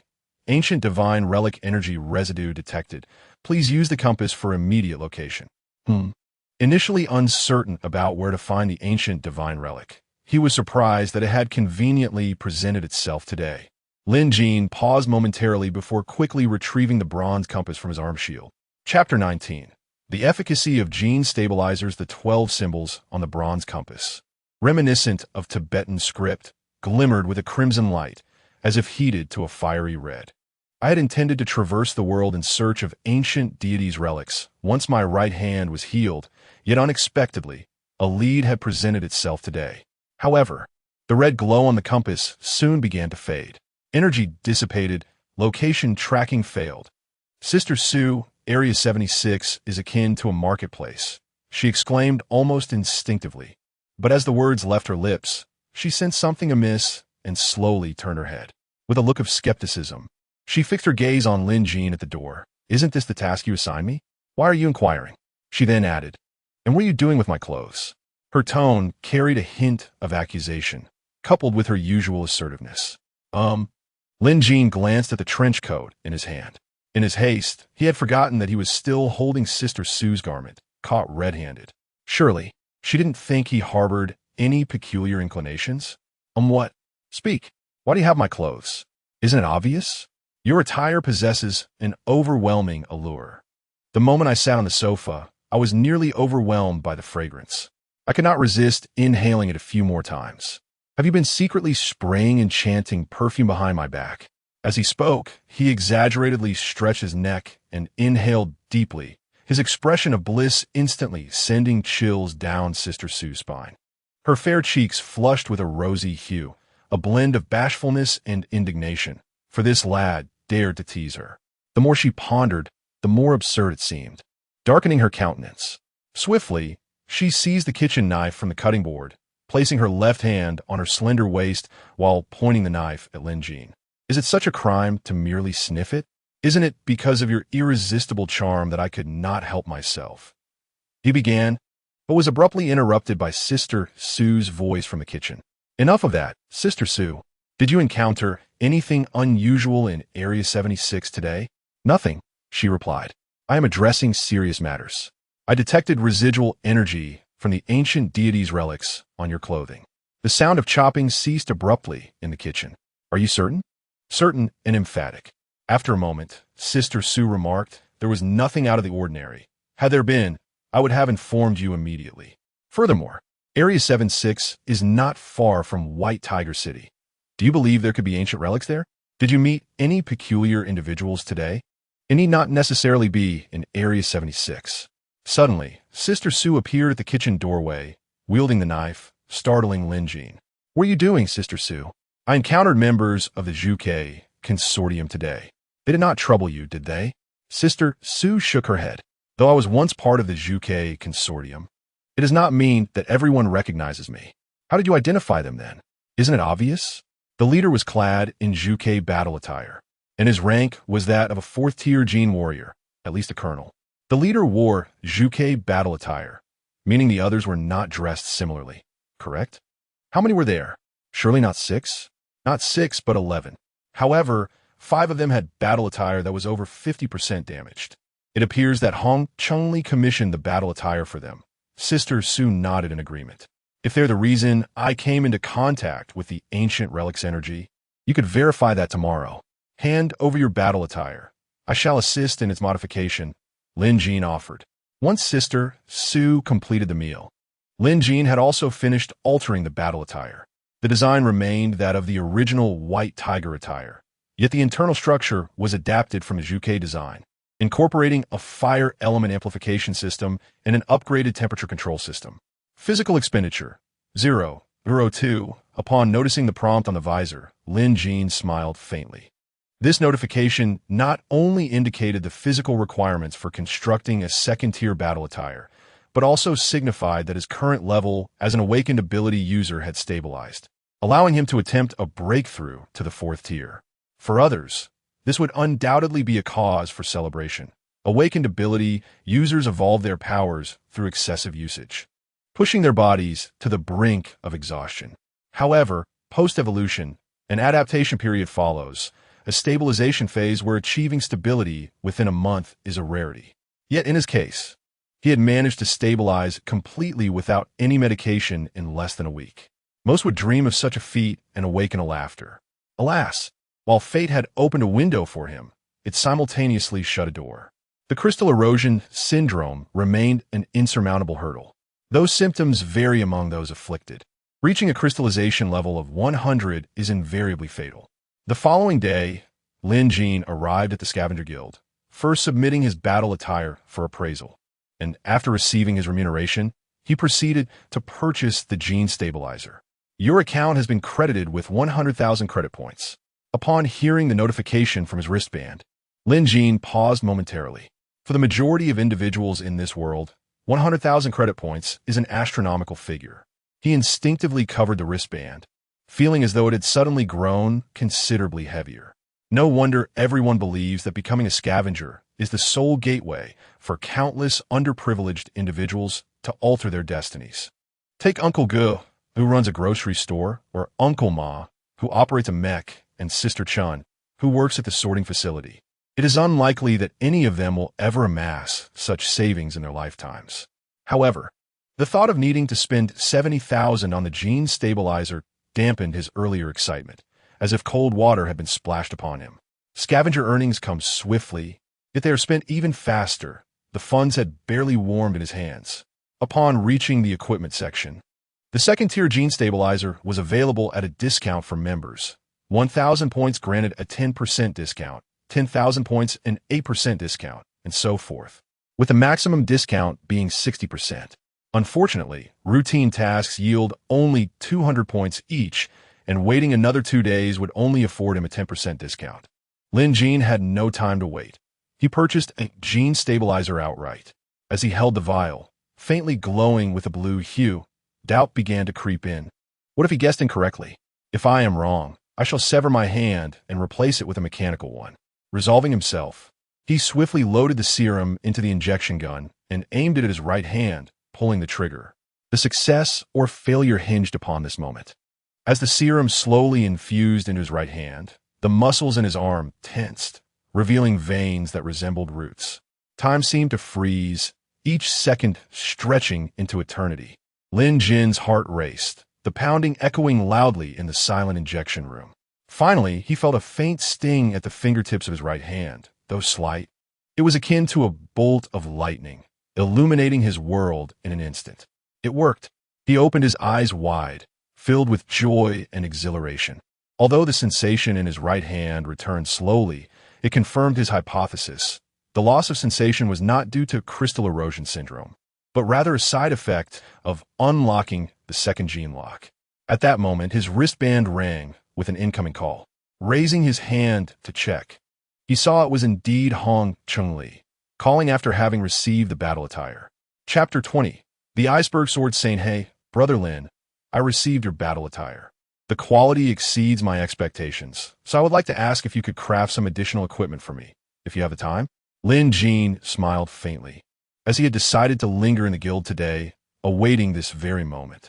The Zhuke battle attire could only be worn by members of the Zhuke consortium, and it was evident whom it was intended for when he crafted it for himself. If Sister Su had encountered the energy of ancient deities, it must have been through her dealings with the Zhuke consortium. Consequently, it was highly likely that Hong Chun-Li, who interacted with them, also bore remnants of this ancient energy. "Ah, Brother Hong, you are too polite. It brings me immense joy to receive your acknowledgement. However, as you know, constructing equipment demands considerable effort and stamina from me, and I have other commitments at hand. Time is quite tight. Nevertheless, since you, Brother Hong, have made the request, I cannot refuse. Just let me know your budget, and I will ensure you receive exactly what you need, beautifully crafted and of impeccable quality." "All right, let us discuss this in the guild shortly," Hong Chun-Li replied. "No need. I am already in the guild. Where are you? I shall come find you," Lin Jin responded. After agreeing on a meeting location, they hung up the phone. Hong Chun-Li turned to his son and chuckled. "That lad is quite the money grubber. Do you believe I can negotiate a lower price this time?" Hongwen smiled slightly. "What makes you think so? A newly awakened youth? What significant wealth could he have encountered? Did you hear what he just said? He mentioned having other orders and being pressed for time. He clearly indicated that my request would be hard to refuse, subtly hinting at his flourishing business while trying to leverage it to raise the price. Yet, if he truly had an overflowing number of orders, he wouldn't be waiting around in the guild for my call," Hongwen pointed out. "True, but perhaps he is not simply waiting for your call. He might be negotiating with others," Hong Chun-Li retorted. This, Hong Chun-Li momentarily fell silent, only to stubbornly assert, "Impossible. That lad is merely a newcomer. What business could he possibly secure?" Within 5 minutes, Lin Jin found the father and son in a CAF-like lounge within the guild. "Brother Hong, I did not expect that just a few days apart would make you appear even more imposing," he remarked, glancing at Hong when beside him. "Since I'm calling your father brother, should I not refer to you as nephew?" "Indeed, The younger generation was remarkably talented. Hongwen frowned slightly. Lin Jin's words, while seemingly harmless, carried a tone of resignation and deep regret. It was as if he felt that he lacked any outstanding traits, merely resorting to the phrase, remarkably talented, as a polite facade. In truth, Lin Jin felt a twinge of regret for not being able to call him nephew. Hong Chunli chuckled. Brother Lin, let us discuss matters at hand. This time, I would like to request the crafting of several second-tier battle blades. That is certainly doable, but regarding the price, we did agree on something last time. Lin Jin began, but was interrupted by Hong Chunli. I assure you, I will not shortchange you, Brother Lin. How does 10,000 per blade sound? After all, battle blades are not as intricate as battle attire. Lin Jin smiled faintly. While battle blades may be less complex than battle attire, the market price was still 15,000 per blade, and it was based on time rather than per piece. To offer him 11,000 per blade was quite unreasonable. Brother Hong, I just remembered I have other commitments. Let us discuss the blades another time, Lin Jin said. Hong Chunli was taken aback. This is not what I anticipated. Is he playing hard to get? As Hong Chunli pondered this, Lin Jin had already made his exit. His primary purpose for visiting was to ascertain whether the two bore any traces of ancient energy. If the price offered by Hong Chunli was reasonable, he would not mind earning a little extra.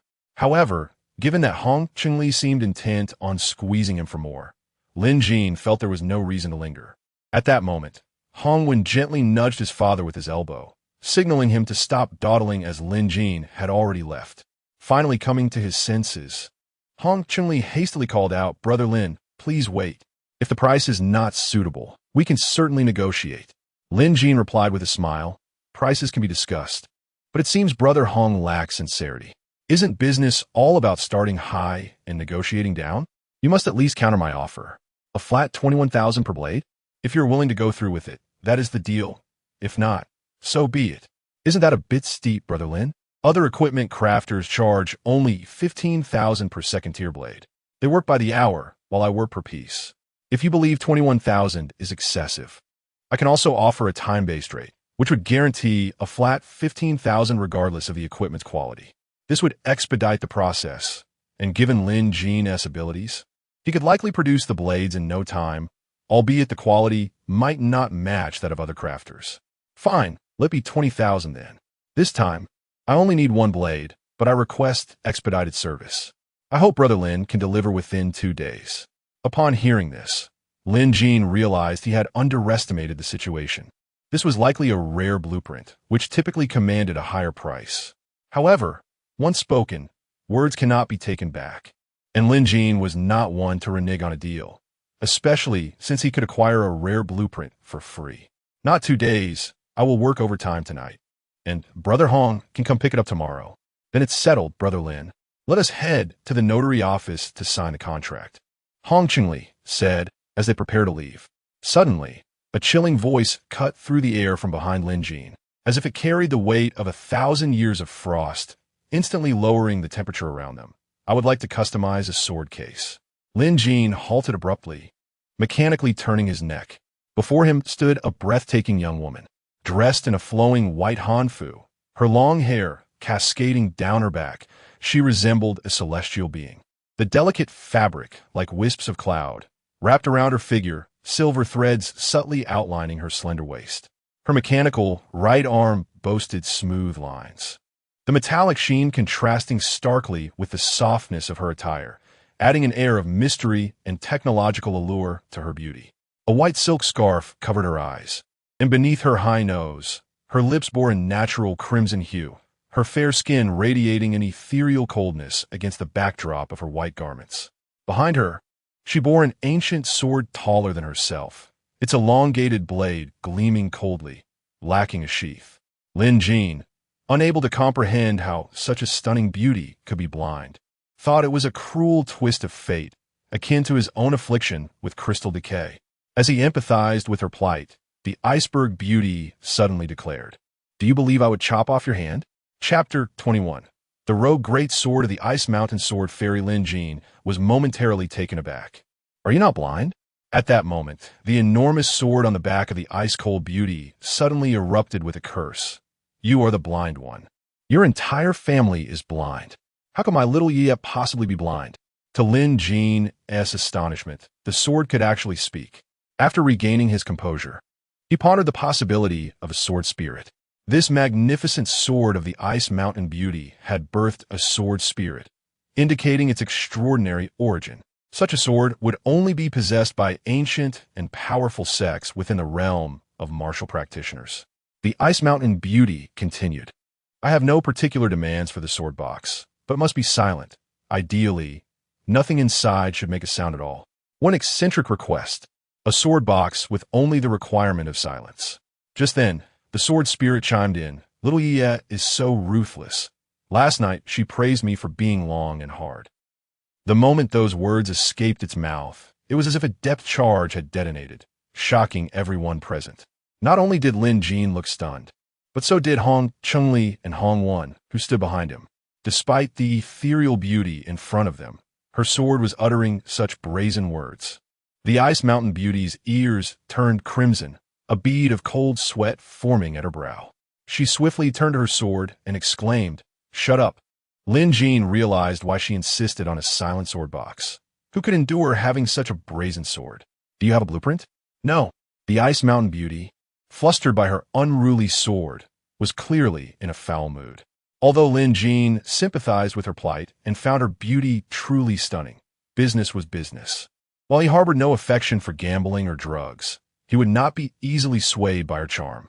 The peculiar requirement for a silent sword box was not something officially available. If he did not seize the opportunity now, when would he? All right, 50,000 credits, and I will deliver it to you within half a month. The Ice Mountain Beauty was taken aback. 50,000? Why don't you just rob a bank? Lin Jin smiled and replied, considering my current capabilities, do you think robbing would yield me more than this? Could you lower the price a bit? I don't have that many credits. Lin Jin contemplated for a moment. You may not have them now, but that does not mean you won't in the future, right? How about this? I can allow you to pay in installments. Installments? The Ice Mountain Beauty, with her unusual eyes, was filled with confusion. You can't come up with 50,000 credits at once, can you? For your beauty, I can break it into 10 payments. You would only owe me 5,000 each month. With your skills, surely you can earn that much in a month? Surely not. After a moment's thought, the Ice Mountain Beauty nodded. All right, but you must deliver the sword box within 2 days. No problem, but you must sign a contract with me. A contract? Isn't that necessary? Lin Jin insisted. What if you default? Who would I turn to then? Thus, the four of them proceeded to the Guild's notarization office, where Lin Jin and Hong Chunli signed a contract, followed by one with the Ice Mountain Beauty. Hong Chunli glanced at the contract in his hand, then at Lin Jin. Realizing this fellow was charging 50,000 for a sword box without any rank. How audacious. Hong Wen sighed inwardly, concluding that this beauty must have escaped from a powerful sect, unaware of the treachery of the world, or she would not have fallen for Lin Jin's ruse. After dismissing the Hong father and son, Lin Jin looked at the contract in his hand and smiled. So your name is Qin Wuyue? A lovely name. How shall I contact you? I can't keep coming here to ask, can I? Qin Wuyue inquired. This is my communication ID. Lin Jin projected a string of numbers from his wristband. Call this number to see if I have deceived you. Qin Wuyue instinctively dialed the number, causing Lin Jin's wristband to light up. He glanced at it and said, all right, once the sword box is ready, I will call you. The sunlight poured unreservedly over the desolate landscape, casting a gentle glow upon her. A soft breeze tousled her hair, with strands dancing chaotically beside her cheek. She slightly shook her head and delicately tucked the wayward strands behind her ear, her movements casual yet graceful, though her gaze betrayed a hint of melancholy. Her slender fingers held a cigarette, tendrils of smoke rising gracefully, accentuating the snug fit of her high-waisted skirt and adding a touch of solitude to her demeanor. She stood there quietly, gazing into the distance as if searching for something in this barren world, perhaps already forgotten by it. The wind carried her essence, brushing against Lin Jin, a subtle, fresh fragrance that burst forth like a bloom in the dark, instantly invigorating him. Today, she wore sheer black stockings, her long legs perfectly straight, leaving no gaps between them. A cool yet slightly concerned voice echoed from the balcony. She turned slowly, her eyes dark as night, quietly observing Lin Jin, her expression filled with curiosity and anticipation, yet tinged with an almost imperceptible warmth. Both father and son bore remnants of the ancient divine relics powers. However, Su Ming Huang interrupted him. I was asking about your hand. How is it feeling after using the gene stabilizer? Lin Jin instinctively raised his right hand to examine it. It's fine recovering, though the speed is a bit sluggish. To fully recover, it might take a day or two. That's good to hear. Also, I suspect there won't be any treasures in this ancient divine relic. How do you know? If I'm not mistaken, this ancient divine relic should be the so-called awakening site of the Zhuke Consortium. It is said that passing through the trials of the awakening site grants one the ability to awaken the passive skill nirvana, which allows for a chance of rebirth after death, doubling one's strength. This is also the origin of the nirvana troops of the Zhuke Consortium, but those who can awaken are few and far between. Do you know where the awakening site is? Su Ming Huang shook her head. No, but the person I encountered yesterday should know. If I am correct, he is likely the leader of those participating in the trial. Would you like to go? Lin Jin softly inquired. A flicker of yearning crossed Su Ming Huang's eyes, quickly replaced by a stubborn resolve as she replied, I want to, but this is my affair. You wish to awaken the nirvana skill, and I seek to survive. Isn't that fortuitously aligned? Lin Jin furrowed his brow, speaking with determination. From now on, this is also my concern. With that, Lin Jin gently reached out, tucking a stray lock of hair behind Su Ming Huang's ear, his touch tender and natural, his eyes filled with concern and care. As Su Ming Huang gazed at Lin Jin's handsome face, a tremor coursed through her, her eyelashes fluttering as warmth surged within her, making her eyes sting with unshed tears. For a long time, she had grown accustomed to facing everything alone, rarely experiencing such delicate concern. Lin Jin's seemingly simple gesture enveloped her in an unprecedented warmth and sense of significance. She slowly turned her head to collect herself and softly said, but there may be no treasure there. You might end up wasting your trip. You are my most important treasure, Lin Jin replied with a teasing smile. Don't forget, I am your wielder. The stronger you become, the more I will rise alongside you. In that instant, Su Ming Huang's smile froze on her face. The wave of emotion she had just felt shattered into countless pieces. So, he meant to accompany her merely to refine his weapon? No. This boy was surely doing it on purpose. His true aim was to see her make a fool of herself. Humph. You wait, you little rascal. API call failed with status code 429. Error. Code. For 29 message. Resource has been exhausted. EG check quota. Status. Resource exhausted. Chapter 22. Su. My dear cousin, what secrets are you hiding? Su was, as usual, intrigued by Lin Jin's teasing. Lin Jin smiled enigmatically, countering with a question. To find the ancient god ruins, shouldn't we first locate the person you encountered yesterday? Then, follow the clues to the ruins? Precisely. But your meeting was coincidental, wasn't it? White Tiger City has millions of inhabitants, not to mention those outside the city. Finding him would be like searching for a needle in a haystack. Su was taken aback, but retorted, didn't you say Hong Chunli had contact with him? I can find Hong Chunli first, and then finding him won't be an issue. Lin Jin chuckled. Indeed, that could work, but do you know where Hong Chunli is? Are you going to wait indefinitely at the guild? By the time you find him, he might have already emerged from the ruins. What will be the point then? Su was momentarily speechless. Seeing Su cornered, Lin Jin revealed his cunning side. He approached Su and said, Don't fret, Su.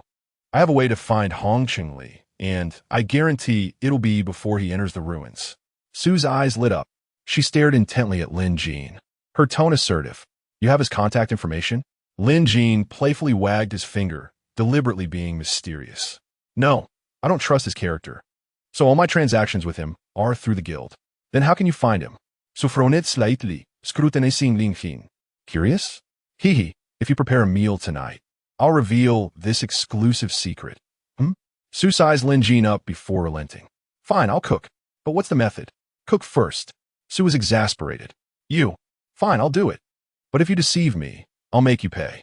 Su, I'm your cousin, your own flesh and blood. Why do you always want to kill me? Get lost. Who wants to be siblings with you? Stop claiming kinship. Su glared at him, looking disgusted. Not siblings? Does Sue want to be my wife then? You. Ugh. You're annoying. If you keep talking nonsense, you can cook the meal yourself. With that, Sue put on her heels and stormed out. Hey Sue, where are you going? The kitchen is this way. Go away. I'm going to buy groceries. What do you want for dinner?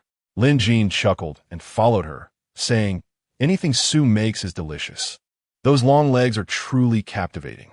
Thus, Sue went to the market, first buying green peppers and pork belly, then some beef and white radish, planning to make a radish and beef stir-fry. Without looking up, Lin Jin was busy with photon reconstruction, casually replying, making a sword case for a beauty. Oh, how beautiful! Sue's gauze sharpened instantly. Hearing the edge in Sue's voice, Lin Jin remained unfazed, replying without looking up, hey, beauty is just a general term. Compared to you, she's like a firefly compared to the moon. There's simply no comparison. Afraid Sue wasn't satisfied, he quickly added, you're the moon. If you appeared before her, she'd be ashamed of herself. Sue's lips curled slightly upward, and she went to the kitchen with the grocery bags, completely oblivious to her jealousy. After dinner, Sue tidied up the house efficiently. Once finished, she remembered that Lin Jin hadn't told her his plan yet. She went straight to the living room and saw Lin Jin still fiddling with the sword case. She strode forward, sat down directly in front of Lin Jin, crossed her legs, and folded her arms, instantly exuding the charm of a mature woman. You've had your meal. Now, tell me your plan. Lin Jin, who was engrossed in his work, instinctively looked up. His eyes immediately fell upon a pair of long legs encased in black silk stockings. Although slightly wrinkled from her crossed legs, the lines were still slender and tight. If I don't tell you, are you going to stomp me to death? Sue blushed slightly, recalling when she first met Lin Jin. But back then, she wasn't familiar with him. Why did this brat still remember the grudge? After thinking, she cleared her throat and said, whether I stomp you to death depends on whether your next words satisfy me. Lin Jin took out the battle blade from his bracelet compartment and placed it on the table. This is a new order from Hong Cheng-li. Sue's eyes lit up, and she instinctively moved closer to Lin Jin. Are you saying we should tail him after the delivery tomorrow? Lin Jin wanted to say that he had installed a locator inside, but seeing her suddenly clear eyes, he smiled and said, do you think this method is feasible, Sue? Sue suddenly felt like this kid was teasing her, but she couldn't find any evidence. That slender waist looks just right. The next morning, Lin Jin only saw the breakfast Sue had prepared on the table, but she was nowhere to be found. Looking at the still warm breakfast, Lin Jin chuckled. Women are so petty. Sue isn't stupid. She must know I'm teasing her, but she has to suffer in silence. Compared to me in tracking, you're still too green. After breakfast, he called Qin Wuyue, informing her to pick up the goods at the guild later, then carried the sword case straight to the guild. Looking back, wasn't that Qin Wuyue, with her eyes covered in white silk, dressed in an ethereal white hanfu, with long white ribbons tied in her hair, plus her mechanical right hand? She was like a cyberpunk version of Little Dragon Girl, carrying her yang with Shientai sword. Is the sword case ready?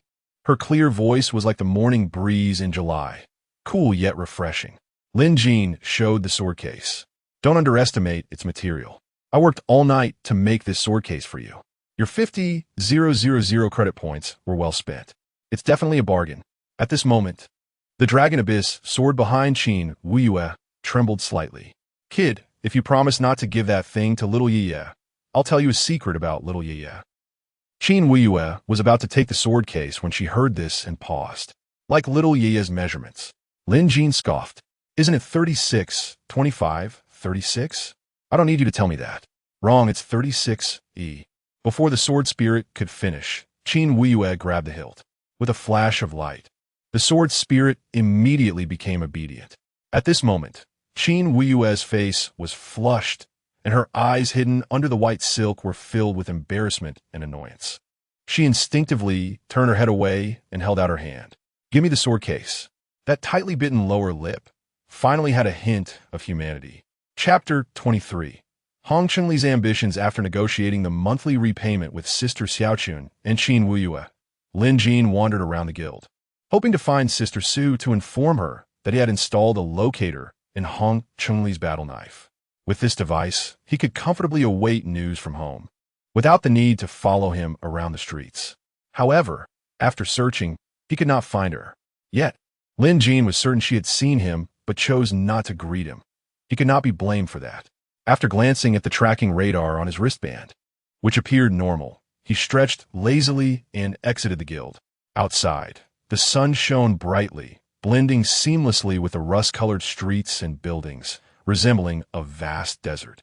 A dilapidated alley leading to the 3rd district was marred by flowing sewage, its dark brown effluent emitting a nauseating stench.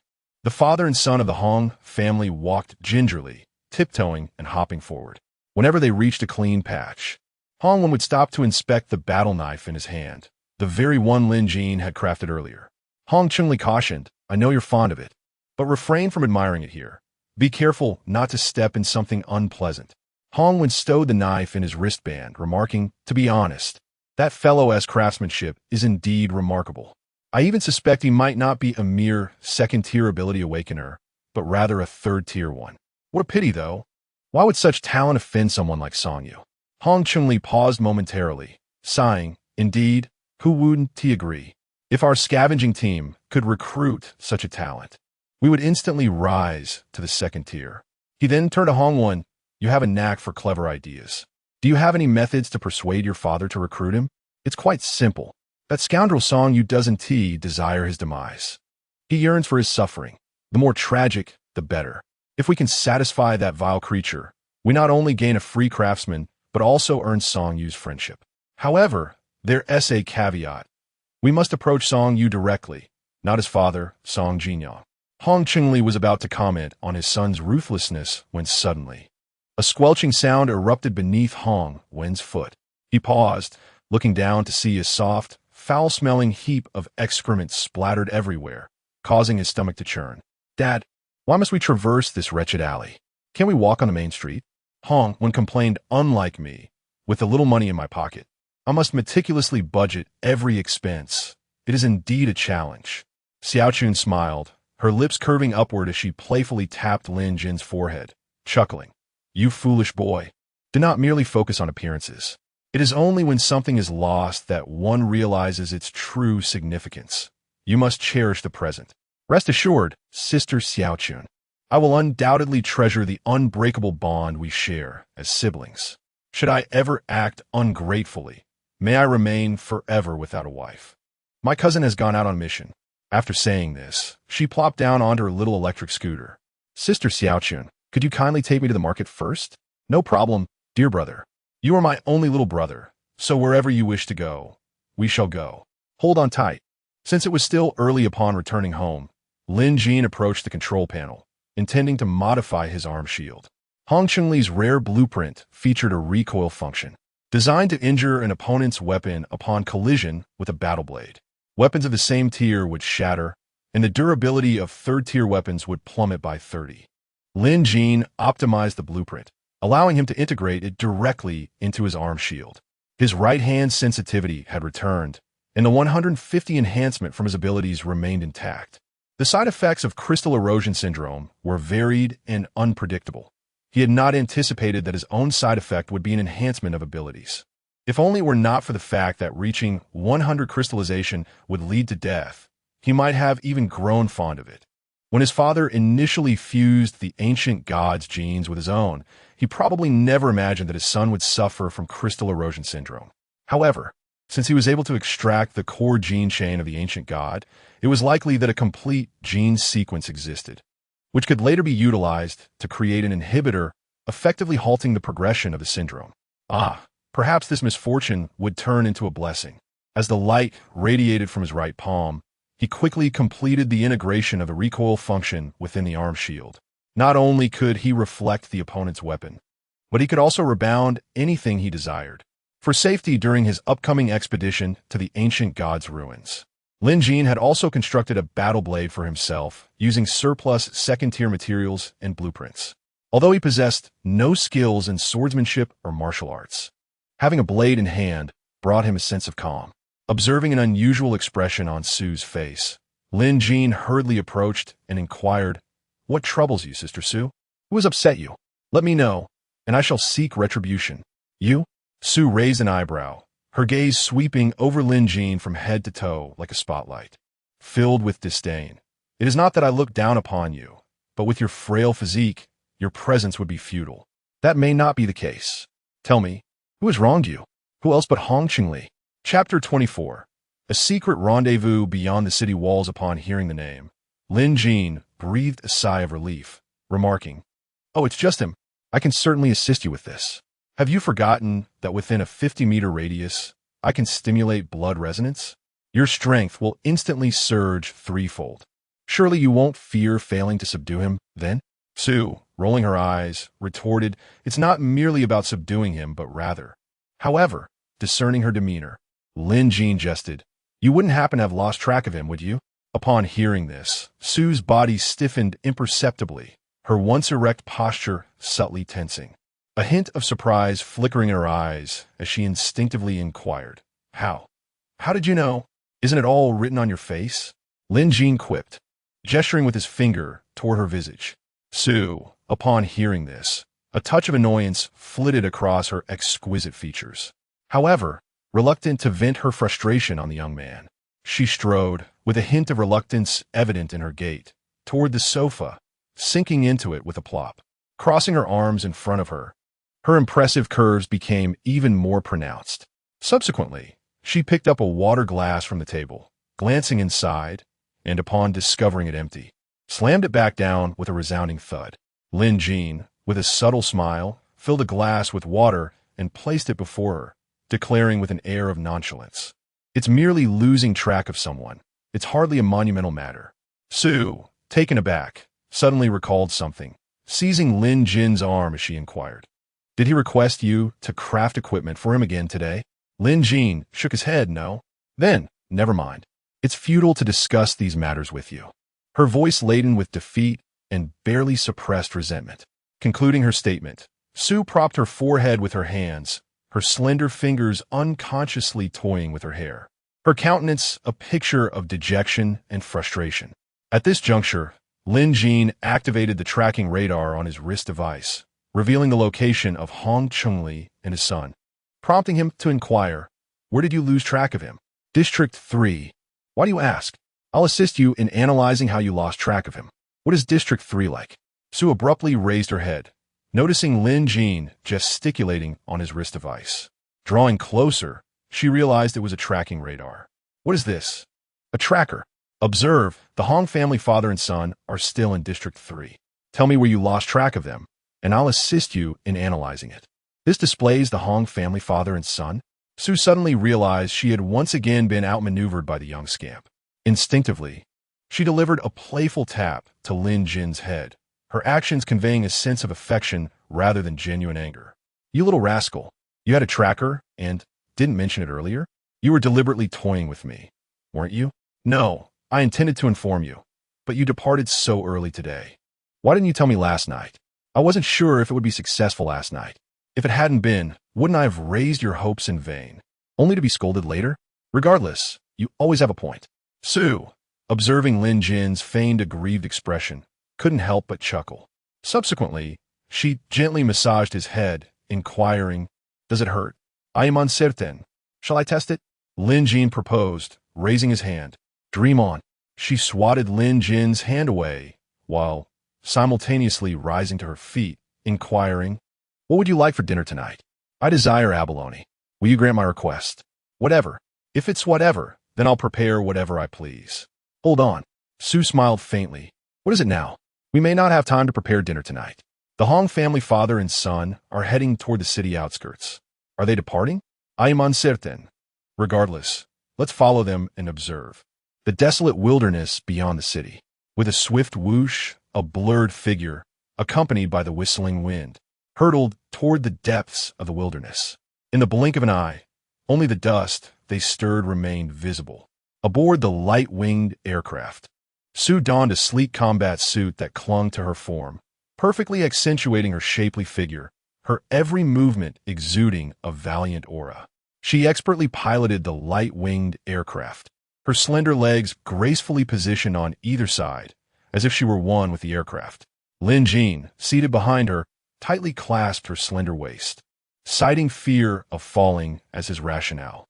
The warmth of her skin permeated his fingertips through the fabric, the delicate fragrance unique to her enveloping his senses, rendering him enraptured. Sue, aware of his subtle gestures, paid them no mind. The pressing matter was pursuing their target. She would settle accounts with the young man later. Are you certain we're not pursuing the wrong direction? So suddenly inquires. Lin Jin reluctantly glanced at his wrist device. No, they're ahead, approximately 10 kilometers away. They're beginning to decelerate. In under a minute, the aircraft came to a steady halt. The wilderness before them stretched boundlessly, the withered grass growing luxuriantly, swaying wildly in the gale, emitting rustling sounds. In the distance, several grotesque rocks towered, casting elongated shadows under the dim twilight. Within the shadows, Hong Chunli and his entourage were situated, their numbers totaling 37, as indicated on Lin Jin's visor. Hong Chunli, Tier 4 grade Aegean warrior, estimated destructive force, 10 tons of TNT equivalent. Note, Tier 3 combat suit, projected skill enhancement, 0. 3. Hong 1, Tier 3 Gene warrior, estimated destructive force, 2 tons of TNT equivalent. Note, Tier 3 combat suit, projected skill enhancement, 0. 3. Upon observing this, Lin Jin suddenly realized he had fallen prey to habitual thinking. During their initial encounter with the father and son, it was Hong Chunli, not Hong 1, who participated in the Tier 4 assessment. Had he not discerned his true strength with his left eye, he would have continued to perceive him as a novice. The remaining members of the Dawnlight Scavenger clan, apart from 5 Tier 3 Gene warriors, consisted solely of Tier 1 and Tier 2 scavengers, destined to serve as cannon fodder. Why are the Vermilion Bird conglomerate's personnel absent? Sue, nestled beside Lin Jin in the undergrowth, inquired with a puzzled expression. Let's wait a moment. This may merely be a rendezvous point. Before Lin Jin could complete his statement, the Vermilion Bird conglomerate's personnel arrived. As Lin Jin and his party had anticipated, their numbers totaled 11. 1 leader, Tier 5 Fireseed Gene warrior, 10 experiment participants, Tier 3 Fireseed Gene warrior, estimated destructive force, 2 tons of TNT equivalent. Note, Tier 3 combat suit, projected skill enhancement, 0. 3. Beneath the grotesque rocks, Hongwen gestured toward Hong Chunli. Father, they've arrived. Old Zhou, what took you so long? Old Hong, why don't you admit you arrived early? Zhou Xiao, with a statuesque physique, donned a vermilion bird combat suit adorned with red patterns, accentuating his muscular contours. Appearing to be in his 30s or 40s, his eyes were small, yet his gaze was piercing, while his greeting to Hong Chunli was effusive, resembling that of old friends. His eyes remained unmoving. A mask? A forced smile can achieve this effect. At that moment, Zhou Xiao detected Hong Wen's gaze, his eyes sweeping across Hong Wen's face, startling him. Hong Chunli kicked Hong Wen's posterior. Hurry and greet Uncle Zhou. Unsligo, greetings. Zhou Xiao glanced at the docile Hong Wen, smiling faintly. Years have passed since our last encounter. I didn't expect you to have grown so much. Hong Chunli interjected, it's been precisely 18 years since your last meeting. Has it been that long? I recall our last encounter being just the year before last. All right, old Zhou, let's discuss business. Chapter 25. An overnight stay with Sister Sue. The wind howled across the desolate wilderness, causing the withered grass to sway rhythmically. Lin Jin and Sister Sue lay concealed like lurking cats amidst the grass, their eyes fixed intently on Hong Chunli and Zhou Xiao, who were 1,000 meters away. Their lips moved continuously, yet the only sounds that reached the duo were the howling wind and the rustling grass. Sister Sue furrowed her brow, instinctively crawling a few paces forward, but still, she could not discern their words. Regretting her action, she thought, how could he hear anything from such a distance? Was she not making things difficult for him? Unexpectedly, Lin Jin spoke. They are reminiscing. The person you mentioned is Zhou Xiao, who is not a 4th-tier warrior, but rather a 5th tier. By the way, his military rank is colonel, and he has been a longtime friend of Hong Chunli, just as you previously guessed. Zhou Xiao indeed brought those people to awaken their nirvana abilities.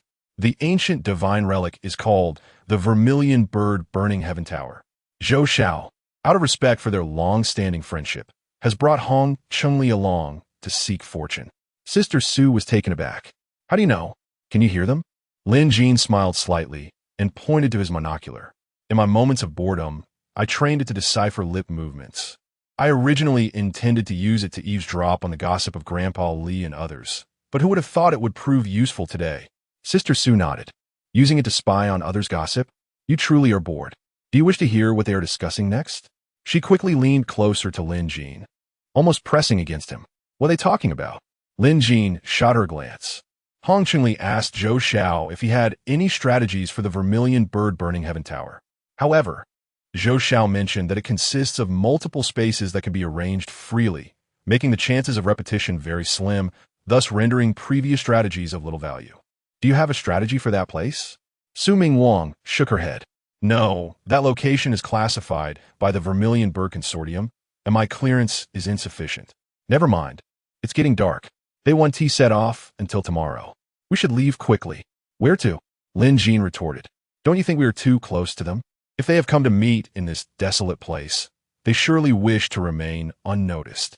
If I were here for the night, I would definitely search the area thoroughly. Such proximity would surely lead to exposure. Will they stay here for the night? Yes. Then what should we? Lin Jin interrupted her, rest assured. The radius of 20 kilometers is within my tracking range. Let us retreat 10 kilometers. No matter how cautious they are, they won't search that far. The two mounted the light-winged flying device and retreated 10 kilometers, finding a campsite beneath a large boulder.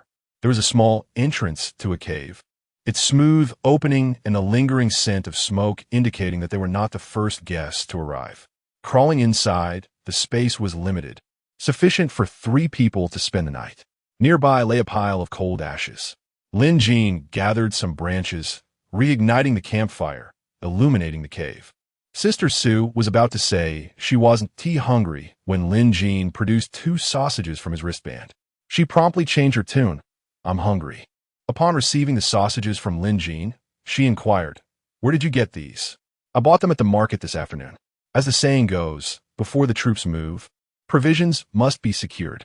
This expedition to the ancient divine relic may last several days, so I prepared some rations. It seemed that cooking for Lin Jin had become a habit for Sister Sue. As she accepted the sausages, she instinctively skewered 2 on a twig, sitting by the fire to roast them. After a moment, Sister Sue felt something was amiss. Why was Lin Jin, usually so talkative, so quiet today? What are you thinking about? Calculating our survival rate in the event of an encounter with them. How much? Currently only 20. Lin Jin added, however, they should not be able to find us here. You mean in the wilderness? Where else? I have no data from the relic. How could I calculate? Actually, you don't have to accompany me into danger. Sister Sue resumed, concentrating on roasting the sausages, but secretly perked up her ears. Lin Jin smiled slightly. Are the sausages ready? I'm hungry. Here, eat. Lin Jin took the sausage and remarked, In truth, I intend to venture into the ancient divine relic as well. Why? Do you remember my bronze compass? My father left a message within, but only part of it was conveyed due to the lack of energy. It requires the ancient divine crystal core for recharging. I believe it might cure my crystal corrosion. Are you certain? Seeing Lin Jin nod, Sister Sue suddenly grasped his arm. I will help you. I know what that thing looks like. I remember having seen it. Huh? Lin Jin looked at Sister Sue, chuckling. I thought you would be disappointed to hear me say that. Sister Sue was momentarily stunned, before reacting, shoving Lin Jin away and blushing. You're just being overly sentimental. Whether you go or not is of no concern to me. Is that so? Then why are you blushing? Sister Sue instinctively touched her cheek, realizing it was indeed warm, and then retorted, It's just because I'm roasting sausages for you. All right, eat your sausages. Fortunately, she didn't say radiant, or he would have asked why she was blushing. Sister Sue patted her chest, mimicking a bandit. It's cold, apply some grease. After taking a big bite of her sausage, she moved to one side. By the way, Sister Sue, didn't you say there were no treasures inside? Then why is Zhou Xiao taking Hong Chunli and the others to seek wealth? Is that even a question? They're surely being used as cannon fodder. His goal is to reach the altar. The fewer casualties among those he brought, the higher the population base for those participating in awakening, thus naturally increasing their chances. But they're longtime friends, aren't they? Is there truly no treasure inside? Have you forgotten? Impossible, Sister Sue declared firmly. Yet I sense you may have forgotten many things. Huh? Sister Sue looked at Lin Jin with confusion. How do you know? Isn't it obvious? When I previously asked if you knew what the relic was like, you said you didn't. and mentioned it was a secret of the Vermilion Bird Consortium, that you lacked the clearance to investigate. But what did you just say? You mentioned the altar, indicating you know there's one inside, and that it is a place of awakening. You also recalled seeing the ancient divine crystal core, suggesting part of your memory is indeed hazy. Am I right? Little brat, how can you deduce so much? Sister Sue shook her head. I really don't know. I'm not brushing you off. I genuinely have no idea. I even feel as if all my memories are fabricated. Then do you recall the earring? You risked everything to escape from the Vermilion Bird Consortium for it. It must be significant to you, right? Chapter 26. What can I do to you in your battle armor? Sister Sue slightly nodded, her gaze sharp as she fixed it on Lin Jin, her tone cool. Why do you ask this? Is that earring with you? Lin Jin thought to himself that they were already quite familiar with nothing left to hide, and thus nodded in acknowledgement. I indeed found it that night, but I hesitated to tell you before, fearing you might silence me. Not afraid now? Sister Sue raised an eyebrow, a glimmer of mockery flashing in her eyes. Not afraid. I know that you wouldn't want to kill me now, Lin Jin teased, a slight smile curling at the corners of his mouth. Bah, sister Suscoft. Feigning disdain. Don't flatter yourself. The only reason I'm not killing you is that I lack the time for it. Try canceling the restrictions on me and see what happens. On second thought, let us not. My life is precious, Lin Jin retorted, instinctively shrinking his neck, displaying his awareness. Sister Sue shot him a glare, the corner of her mouth curving slightly before she suppressed it once more. With a swift motion, she extended her arm, palm open, commanding, hand over the earring. What secret lies within it? Lin Jin inquired, curiosity etched on his face. Why do you want to know? Sister Sue frowned slightly. Just curious. I don't know, she replied casually, but her expression turned complex, her voice unconsciously lowering. Perhaps, as you suggested, it holds my memories. You encrypted it yourself. How could you not know? Lin Jin questioned, bewilderment written all over his face. I encrypted it myself? How do you know?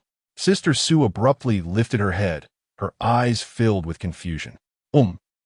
I secretly scanned it and found it to be an encrypted storage device that requires both iris and password verification to unlock, Lin Jin admitted, a hint of guilt washing over him as he avoided her gaze. Quick, hand it over. Let me try, Sister Sue urged, her hand outstretched eagerly. There's no point in giving it to you now. Do you have a reader? Lin Jin shrugged helplessly. Of course. Sister Sue raised her wrist, shaking the scavenger's ring, confidence and disdain shining in her eyes. This is a ready-made terminal. Hurry. Having forgotten about that detail, Lin Jin had no choice but to retrieve the earring from the hidden compartment of his ring and hand it to Sister Sue. Upon attempting to unlock it, the iris verification succeeded, yet she failed repeatedly with the password. Stop trying.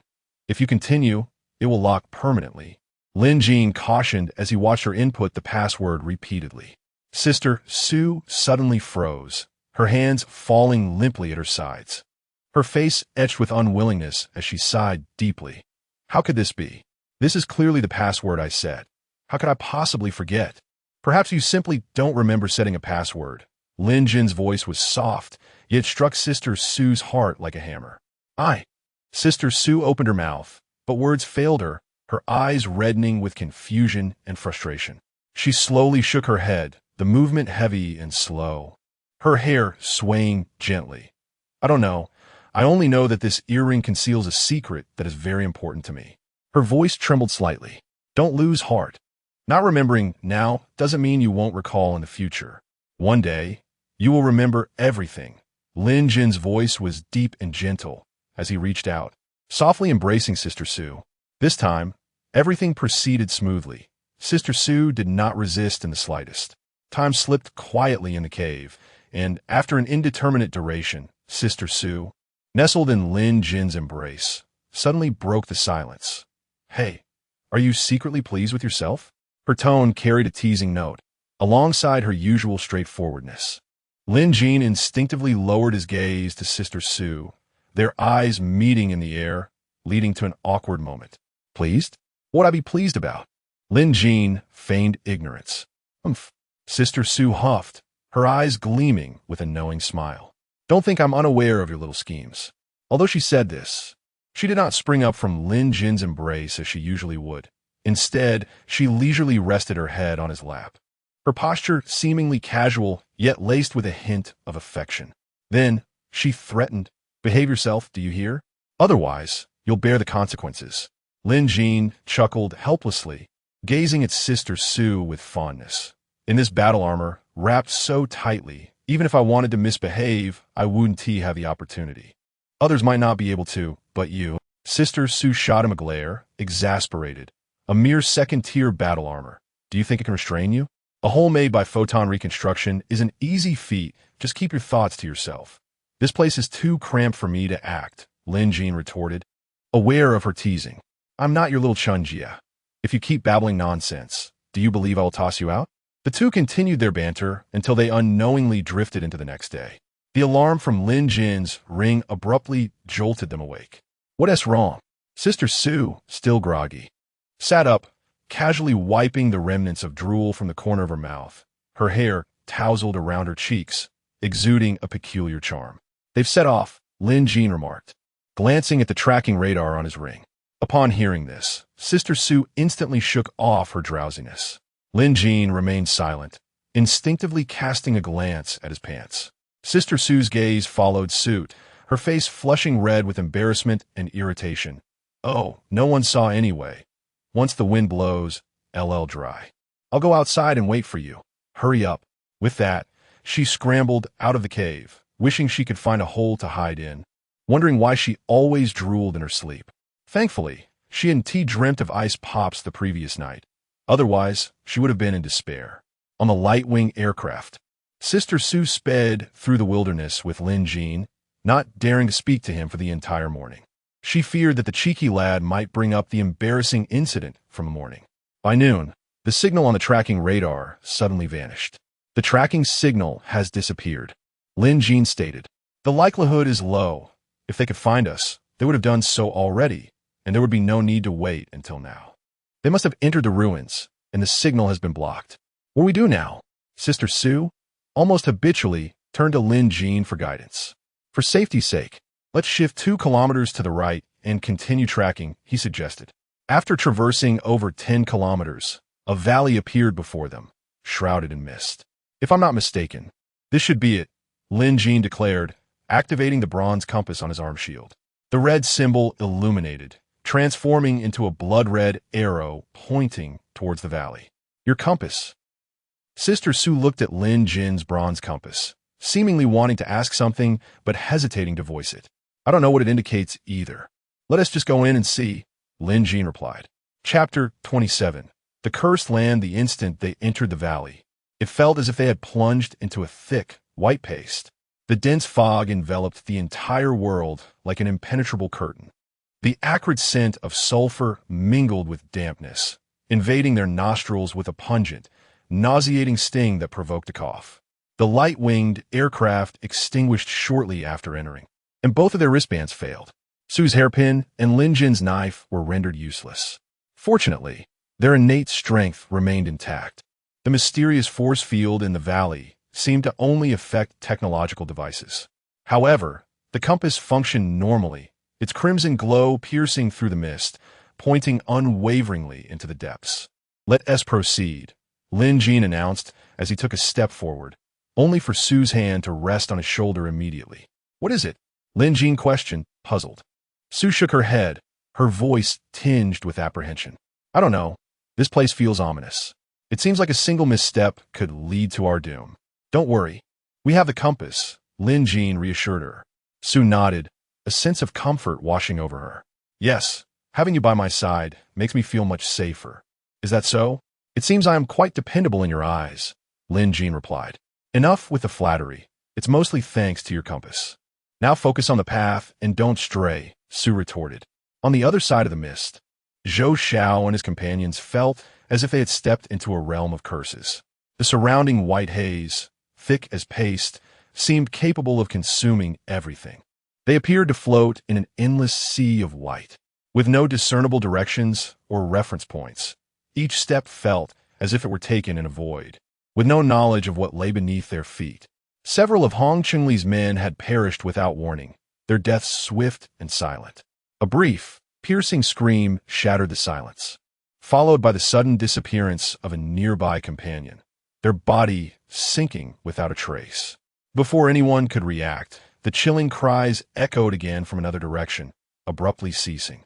If not for the blood splattered on those nearby, one could easily mistake it for an illusion.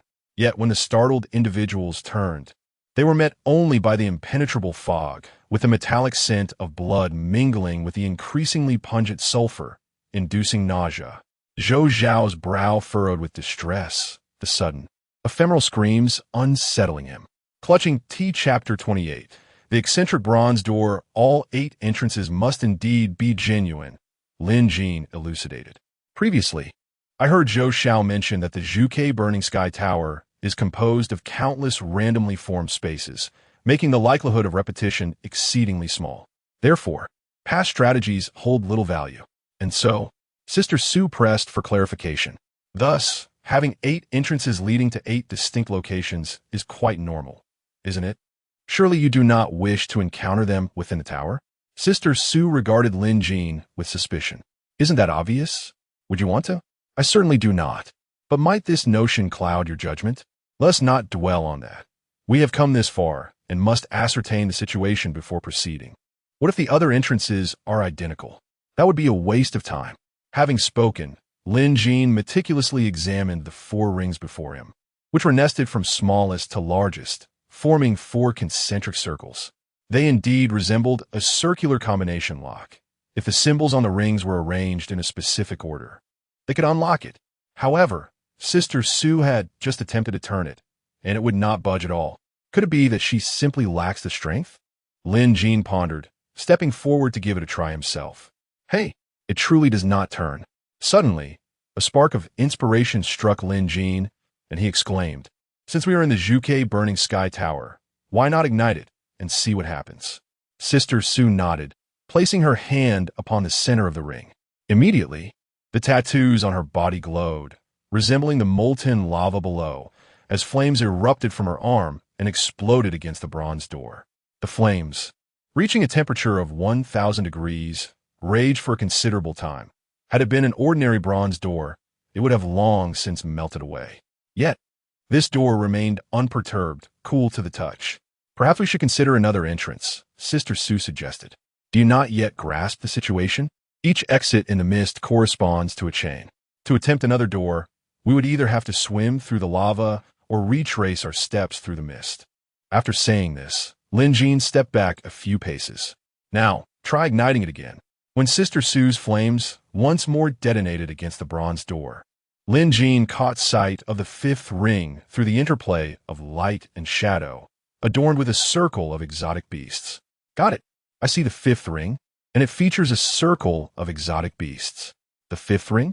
Sister Su stepped back in confusion, joining Lin Jin in gazing at the bronze door, yet perceiving only a dense array of patterns. It can only be seen in the light and shadow, Lin Jin replied, clapping his hand ring. Aha, it is functional again. He then emitted a beam of light, directing it towards the center of the ring. Through the combination of light and shadow, he indeed discerned the 5th ring, showcasing the azure dragon, white tiger, black tortoise, and vermilion bird among others. This contraption certainly cannot turn. Sister Su remarked as she approached and pressed one of the exotic beasts, which illuminated in response. Indeed, seeing the ring invites one to turn it. Yet it seems pressing is the correct action. There must be a sequence. Only in pressing the correct order will the door open. Sister Su nodded. But what is the sequence?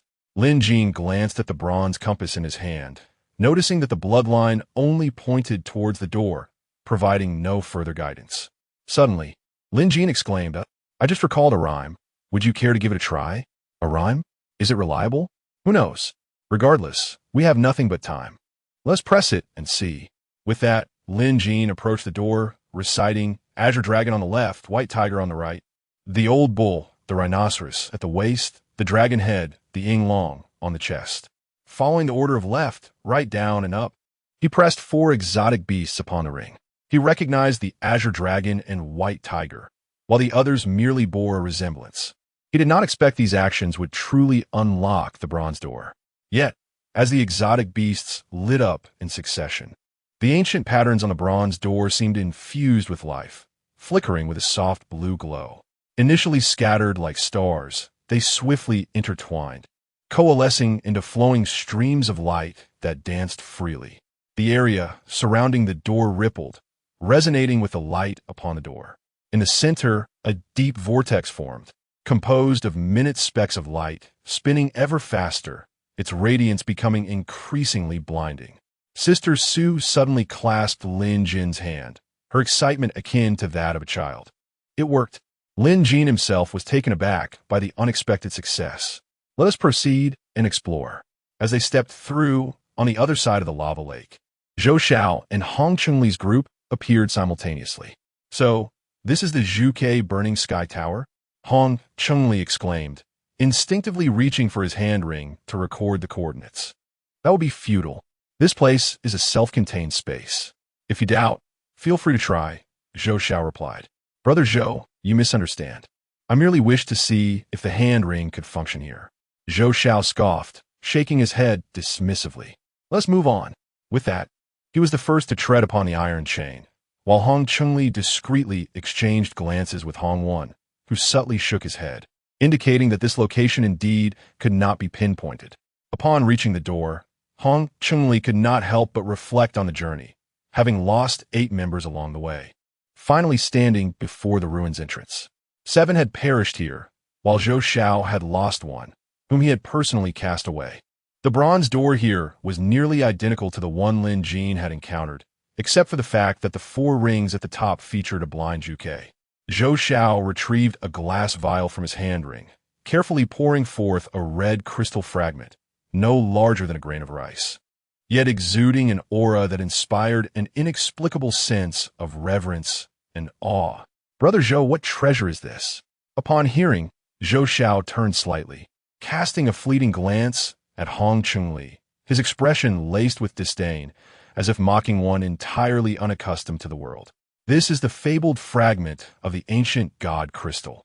He drawled, a hint of self-satisfaction gracing his countenance. I exerted tremendous effort to acquire this singular piece.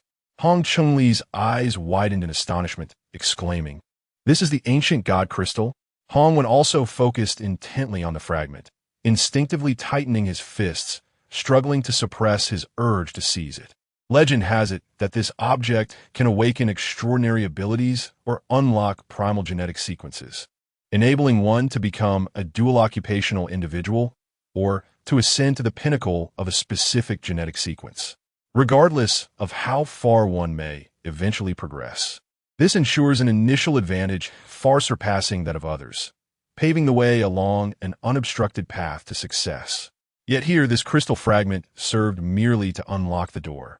Zhou Xiao continued, gradually turning to face Hong Chungli, a subtle hint of pride and boastfulness gracing his features.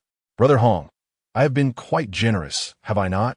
Had Zhou Xiao known that Lin Jin could effortlessly unlock the door while he was expending a priceless fragment, he would hardly have retained his mirth. Hong Chungli adeptly ingratiated himself, promptly bestowing compliments. Brother Zhou, you are truly gallant. I, Hong Chungli, feel immensely fortunate to know you. Should you require anything in the future, do not hesitate to ask. I will gladly brave any challenge. Zhou Xiao smiled appreciatively, then delicately placed the fragment of the ancient god crystal upon his fingertip, carefully pressing it into the eye socket of the Zhuke statue.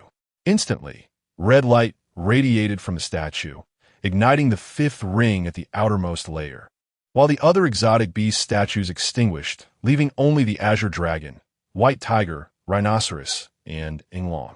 Upon seeing these 4 exotic beasts, Zhou Xiao uttered a perplexed sound. What is it, Brother Zhou? You may not be aware, but according to our consortium's internal records, the more exotic beasts illuminated here, the greater the danger within. However, it will not exceed 7, nor fall below 4. Hong Chungli's eyes sparkled with realization.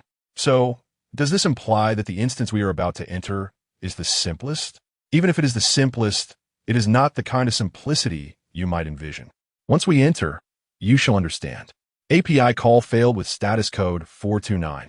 Error. Code 429. Message. Resource has been exhausted. e.g. check quota.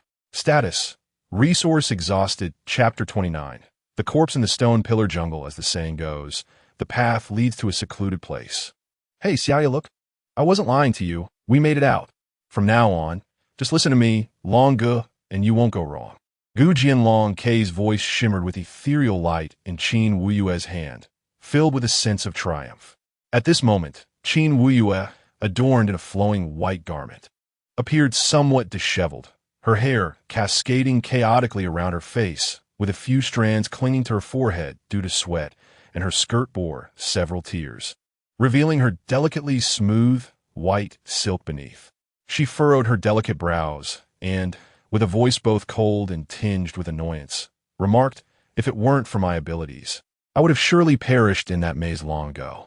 If you dare to be this noisy again and continue to be unreliable, you need not follow me any longer. Xiaoya, how can you abandon me like this? We agreed that I would lead you to the Xiantian sword tomb, and in return, you would help me escape from the Judgment Cliff. Now that we have found the tomb, you raise your skirt and deny our agreement?" Qin Wuyue was once again infuriated by the sword spirit's words, her temper flaring. She raised her hand, truly wishing to cast this wretched being into the magma below.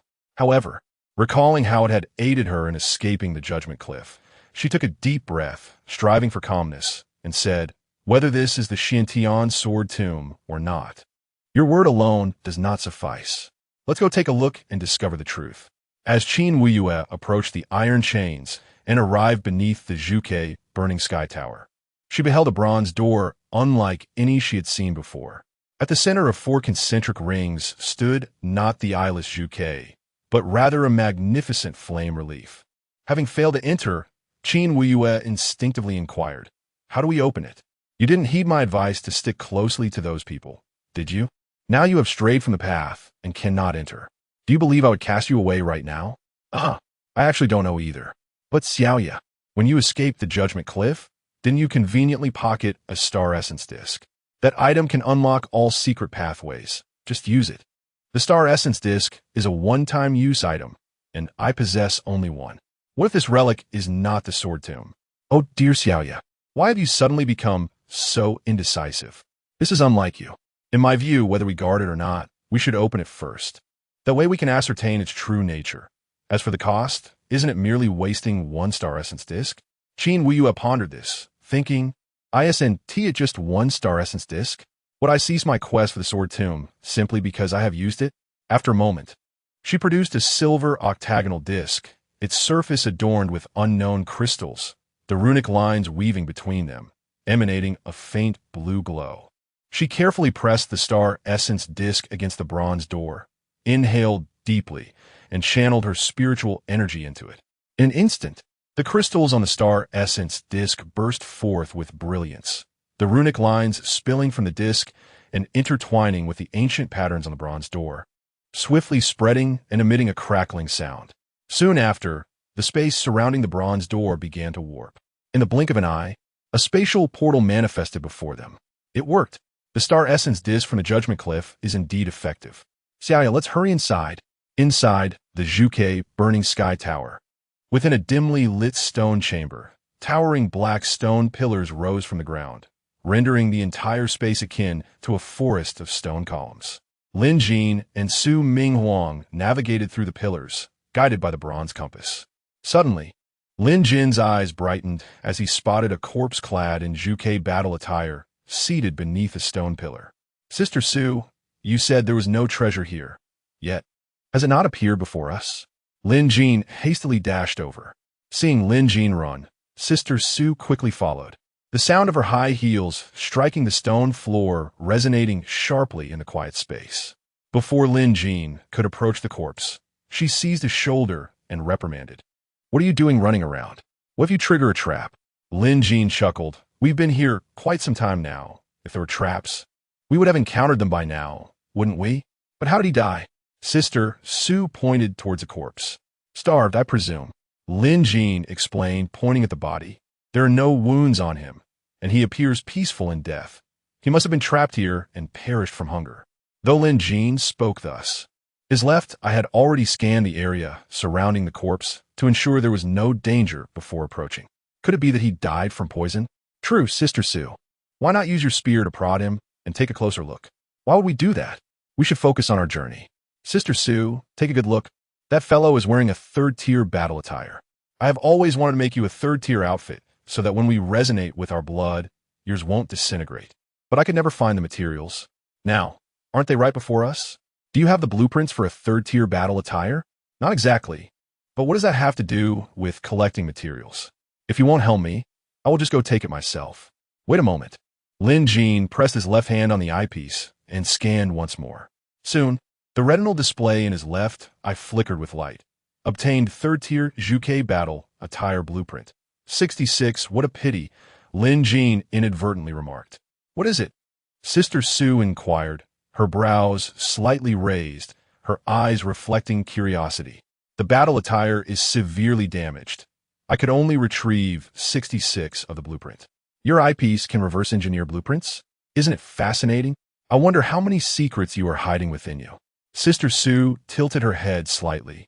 Her gaze towards Lin Jin filled with both curiosity and playful intrigue. Want to know? Perhaps we could find an opportunity to discuss and explore each other's depths. Why does that sound so strange? Sister Sue furrowed her brows, feigning anger as she shot Lin Jin a glare. Are you teasing me again? Though her gaze held a warning, it also bore a hint of flirtation. She had long ceased to dislike Lin Jin's playful banter. Who, me? Am I that kind of person? Lin Jin replied earnestly. All right, let me upgrade your battle attire first. Though I cannot achieve true third tier, it will certainly be stronger than your current one. No need. You should upgrade your own first. You lack abilities, or something thicker for safety. Sister Sue, could you refrain from being so blunt? Sister Sue chuckled. You cheeky boy, did I say something wrong? Fine, I may not possess your skills, but you are my human weapon. The stronger you are, the safer I feel. You cannot disagree with that. What do you mean I? Just stand still. Wait. Sister Sue instinctively covered her armor, saying, I need to change into another outfit. There's no time. Your abilities have already been triggered. The three-stage battle armor on the dried corpse instantly disintegrated into countless fine photons, like a group of freed sprites, ethereally ascending. Guided by Lin Jin, they intertwined and coalesced, gradually forming a dreamlike ribbon that floated gently in the air, finally alighting softly on Sue's boot tip, like a tender kiss. Instantly, Sue felt a peculiar tingling sensation from her toes. The photons began to reconstruct methodically on her legs, like a warm current, ascending from her toes along her calves. As the photons accumulated, the contours of the battle armor gradually emerged, but this wondrous sensation from her skin caused Sue's cheeks to flush. The unusual feeling intensified, every inch reconstructed by the photons feeling like a feather's caress, making her uneasy. She instinctively bit her lower lip, her eyes filled with entanglement and shyness.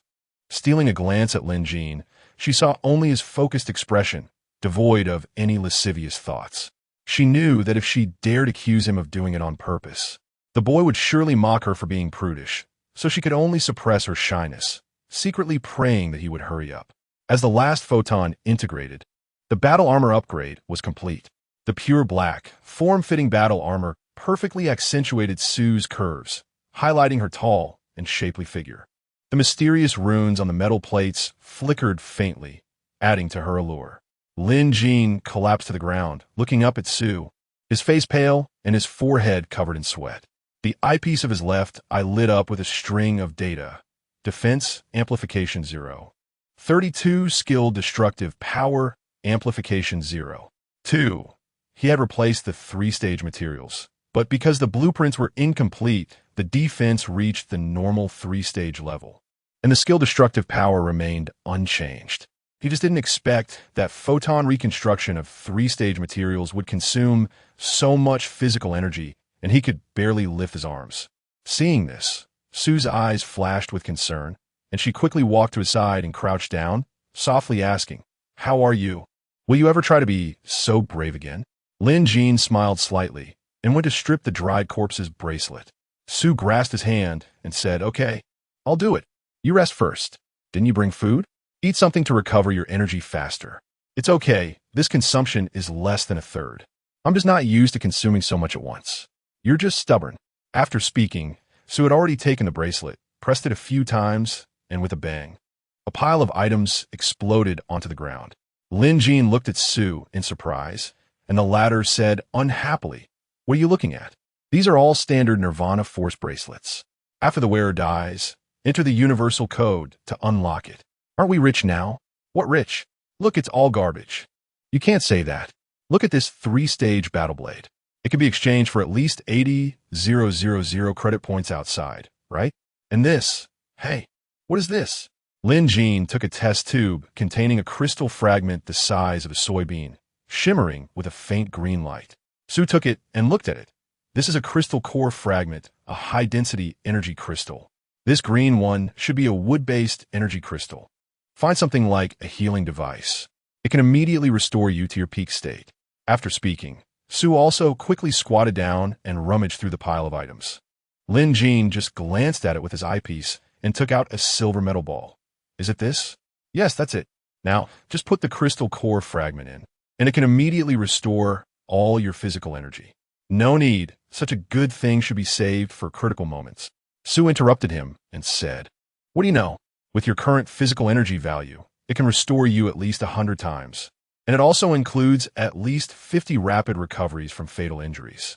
After speaking, she snatched the healing device, put the crystal core fragment in, and stuffed it into Lin Jin's hand, holding his finger and pressing the button on it. Then, green lines lit up on the metal ball, instantly rushing into his body along Lin Jin's palm. In less than a second, the consumed physical energy was instantly replenished. "How is it? Are you feeling better?" Lin Jin nodded. "Much better. I didn't expect the Vermilion Bird Consortium to have this kind of black technology." Sue rolled her eyes at him. "What black technology? You're just ignorant. If you don't believe me, search the guild mall. They definitely sell it." Lin Jin chuckled and didn't refute. Who told him that he used to be a repairman in the slums? It's normal not to have seen these things. Then he looked at the dead Nirvana warrior and said, "Sue, you believe that he starved to death, right? He must have known that he couldn't get out. If he had suffered a fatal injury, this thing could have healed him completely." Sue sighed softly. I don't know how desperate he was at the time. Just then, she suddenly made a silent gesture. Sue quickly lowered her voice and said, "What's wrong?" Lin Jin pulled Sue quietly behind a stone pillar. "Listen, it sounds like someone is coming over there." In the distance, Zhou Xiao and his party, in a single file, were traveling through the stone pillar jungle, with Zhou Xiao, who was holding the guide, at the head. In fact, he didn't expect that this time he would enter the stone pillar jungle. The Vermilion Bird Consortium's database happened to have a guide to this place. Behind him, Hong Chunli looked around, a trace of impatience flashing in his eyes. "Brother Zhou, we seem to have been walking for almost an hour, right? Why haven't we seen the statue you mentioned?" "That's because this place is much bigger than you think." After speaking, Zhou Xiao looked up at the team behind him. "I know it's a bit boring to walk like this, but you have to keep up. There are traps everywhere here. Once you make a mistake, you will not only kill yourself, but also implicate others." Zhou Xiao's words seemed to be addressed to everyone. But Hong Chunli knew it well and smiled. "Brother Zhou, don't worry. I will definitely follow your steps closely." Zhou Xiao smiled coldly. "That's the best. You're my best brother. I don't want to lose you here." Me too." After speaking, Zhou Xiao's ears twitched, and he suddenly looked aside and shouted sharply, "Who's there? Come out." Su Ming Huang behind the stone pillar was shocked and looked at Lin Jin as if to say, "Have we been discovered?" Lin Jin shook his head, signaling her to be calm. On the other side, Hong Chunli asked suspiciously, "Are there other people here?" Zhou Xiao said coldly, "There weren't any originally, but now there are." After speaking, a ball of flame rose in his palm, and he said to the stone pillar in the distance, "If you don't come out, I'm going to attack." The next moment, Jianling's voice rang out from behind the stone pillar. "Damn you, who are you scaring? There are traps everywhere here. Try moving one if you have the ability." Lin Jin was puzzled when he heard this. Why did this voice sound so familiar? He couldn't help but lean on the stone pillar and glance in that direction. He saw a white skirt fluttering gently behind the stone pillar, like willow catkins in spring. Faintly visible, looming. It's really her? Zhou Zhao's mentality was about to collapse. The Vermilion Bird Sky Tower was a forbidden area of the Vermilion Bird Consortium. It was not easy for him to enter once, but why had it become a vegetable market today? He even felt that these guys were taking advantage of him. that he had wasted a grain of ancient god crystal fragment to open the ruins door. The others were all here to freeload on his dungeon. Chapter 31, Encountering Qin Wuyue behind the stone pillar. Lin Jin turned to his companion, Sister Su. Do you recall how that desiccated corpse perished? It was trapped here, ultimately succumbing to starvation. This suggests that the exit on this level likely has a specific activation time. Once the time has passed, escape becomes impossible. Therefore, we should not squander our time here. With that, Lin Jin grasped Sister Su's hand and dashed forward. Is it him? Behind the stone pillar? Qin Wuyue was startled to see Lin Jin. How did he end up here? That rascal certainly has his merits. With his sudden appearance, the opposing group will surely be thrown into disarray, leaving them little time to concern themselves with us. We must disregard any mechanisms and hasten our escape. If we delay, it may be too late. The sword spirit promptly interjected, charge in at a 45-degree angle. Closely follow that lad. Seizing the fleeting opportunity, Qin Wuyue disregarded the sword spirit's incessant chatter and rushed forth in the indicated direction. Qin Wuyue was astonished by the boy's presence. What was his name again? Never mind, that's inconsequential. What matters is that I owe him a favor. Had it not been for his remarkable intervention, I would have been unable to contend with the team from the Zhuke Corporation, which included a 5th-tier genetic warrior and a 4th-tier genetic fighter. Waiting for the next batch of individuals to arrive and reopen the exit in the stone pillar forest could take an eternity. Since the Zhuke Corporation gained control of this area, participants have come annually for trials, yet the stone pillar forest has only manifested twice, including this instance. The next opportunity to encounter the stone pillar forest may be far off, and Zhou Xiao wouldn't dare gamble his life on it. Pursue. Upon hearing this, Hong Chunli paused, perplexed as he glanced at Zhou Xiao. Aren't there traps here? Aren't you afraid of triggering them? Zhou Xiao replied brusquely, if he escapes, we'll be trapped here. With that, he surged forward. Following his lead, the others rushed out in a frenzy. Unbeknownst to them, someone inadvertently triggered a trap, awakening the entire stone pillar forest. Countless fiery serpents erupted from the ground, darting across the terrain with alarming speed. A genetic warrior from the Morning Light scavenger team was caught off guard and was instantly incinerated by the oncoming fire. Simultaneously, numerous red beams of light descended from the darkened sky, roaming about like infrared targeting systems, locking onto anyone they touched. Subsequently, several fiery spears shot down from the shadows, delivering precise strikes. Lin Jin, noticing the red dots on his body, sensed impending danger. Before he could react, 2 fiery spears launched towards him and Sister Su. In a split second, Sister Su withdrew her hand from Lin Jin's grasp and pressed down on the back of his head. Be careful. With her other hand, she wielded an ion spear, deflecting the fiery spear aimed at Lin Jin. As Lin Jin bent forward, he caught sight of a fiery spear approaching Sister Su from behind. Yet, in that moment, she was solely focused on her own salvation, oblivious to her own peril. In a frantic rush, Lin Jin darted from beneath her arm, his right arm suddenly adorned with a myriad of glowing patterns, resembling lively white fiber optics, which swiftly enveloped his entire arm. As he met the fiery spear, Chapter 32. The controller mode Lin Jin's left eye flickered with light and shadow as he beheld the plate held by the statue. It was the exit. Yet, that plate loomed at least 40 to 50 meters above the ground. Ascending the folds of the statue's garment was no easy feat for someone without martial skills.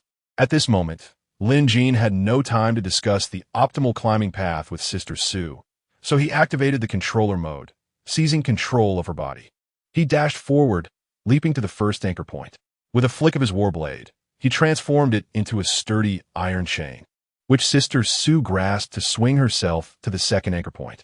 For Lin Jin, who was experiencing the controller mode for the first time, this sensation transcended merely operating a drone.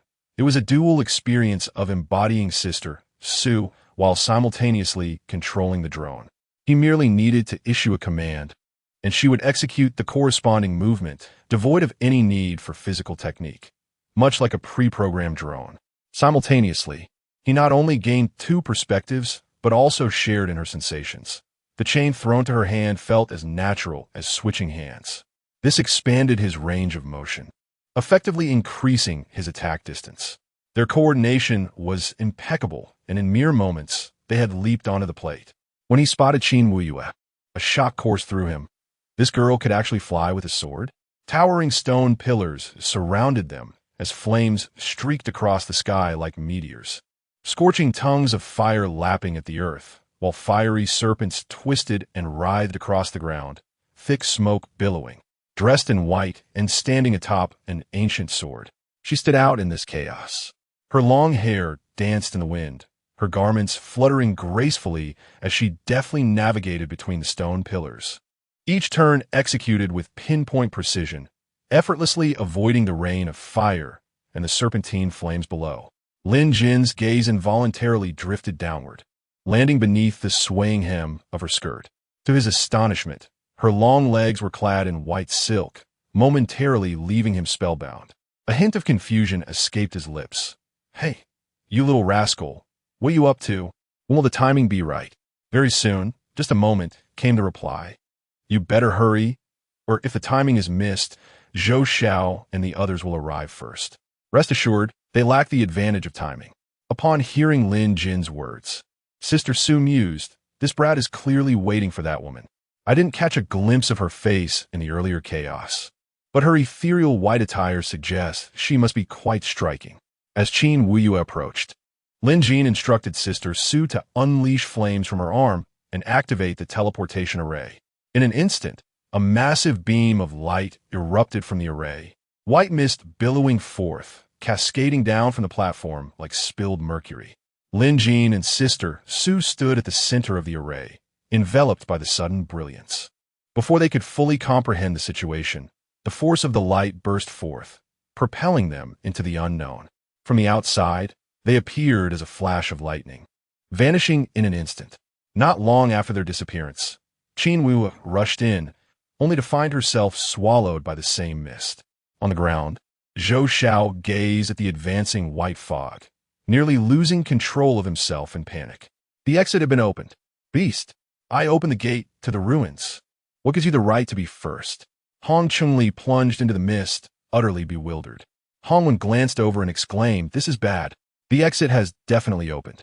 We must hurry, or we'll never get out." As soon as Lin Jin landed, a wave of heat assailed him, the oppressive temperature nearly suffocating. He looked up and was awestruck by the sight before him.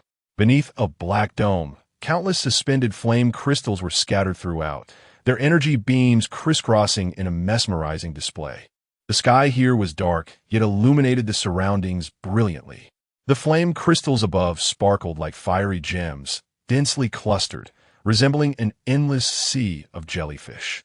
Sister Su's voice suddenly rang out, "Hey, you little rascal, will you let go of me already?"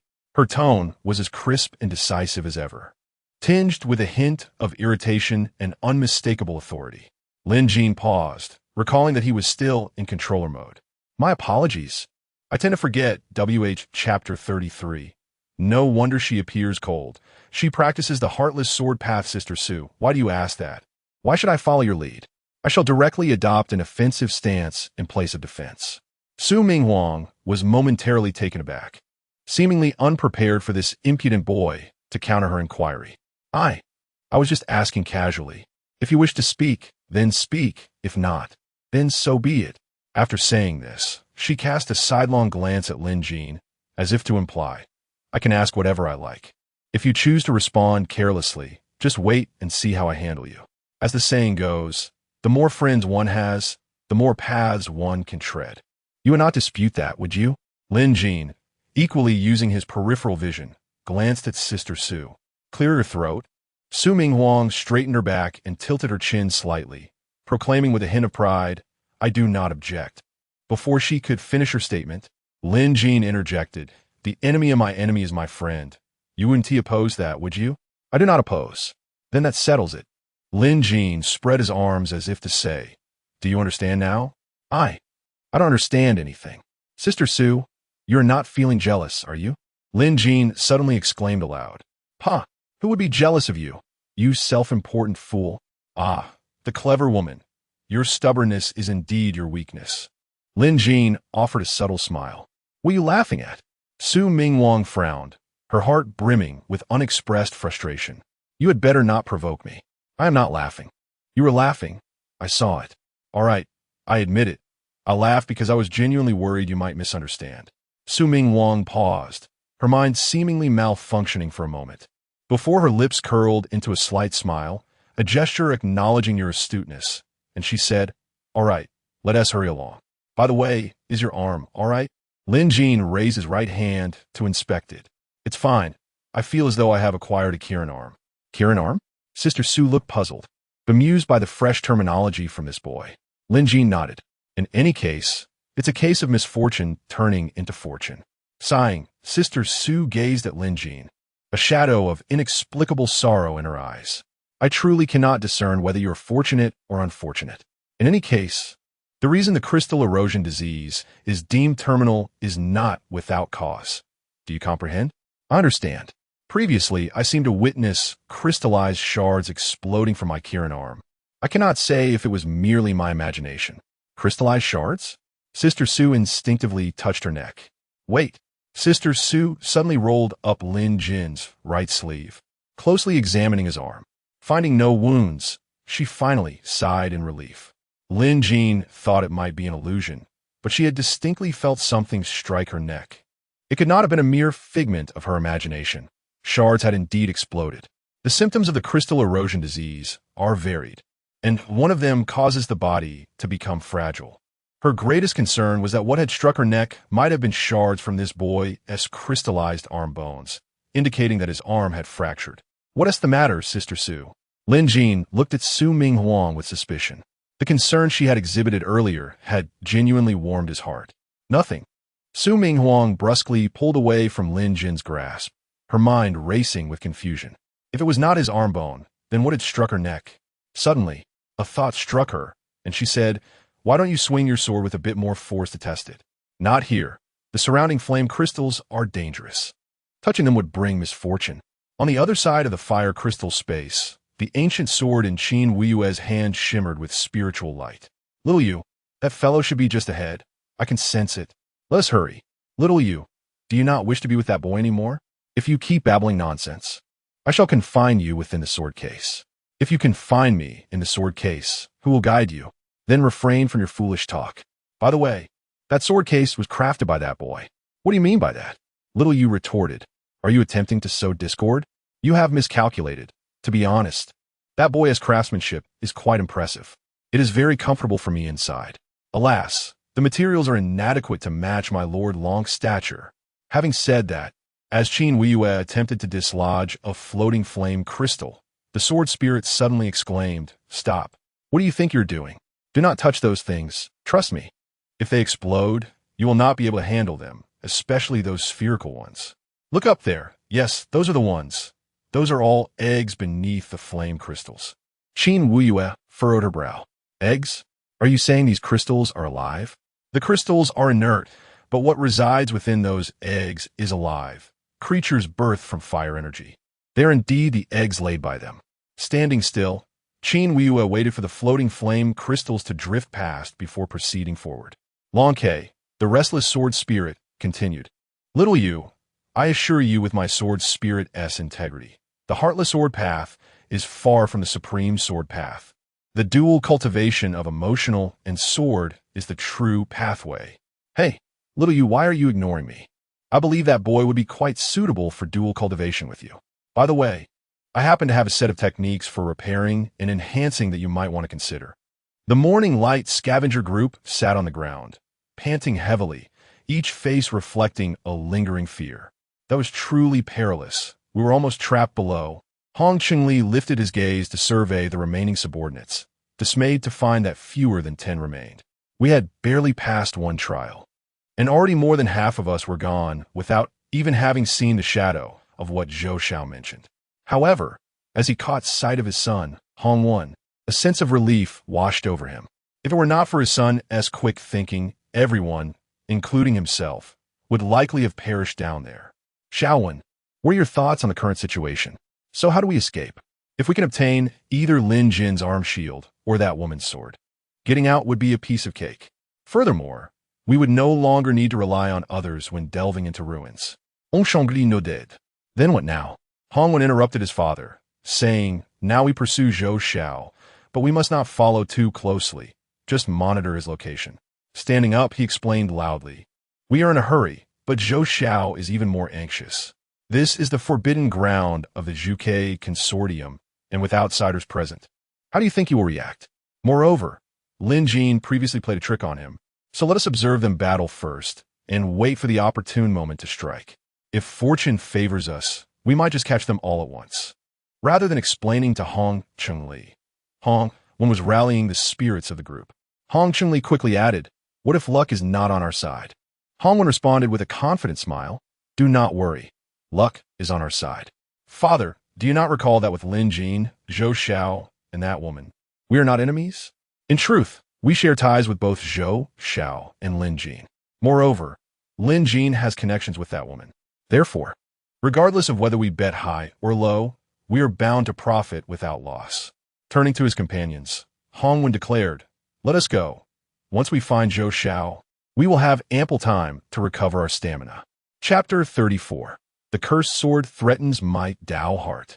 As streams of green light flickered across the bodies of Zhou Xiao and his companions, they all instantly regained their peak condition. Each of them was a core member of the Nirvana Corps, elite genetic warriors nurtured by the Zhuke Consortium. With the vast resources of the Zhuke Consortium at their disposal, they were not lacking in various tools, including healing devices that could restore a person to full health in an instant.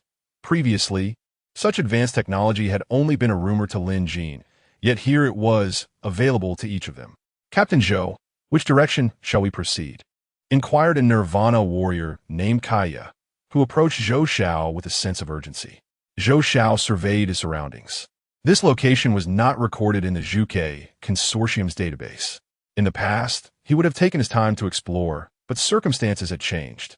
Others had entered the Zhuke Burning Sky Tower, and who knew what chaos they might unleash. Others? A sudden spark of inspiration struck Zhou Xiao. "Activate your trackers and search for the enemy's traces. Report immediately upon discovery, but remember, do not alarm them, and do not touch anything here. Understood?" "Yes, Commander."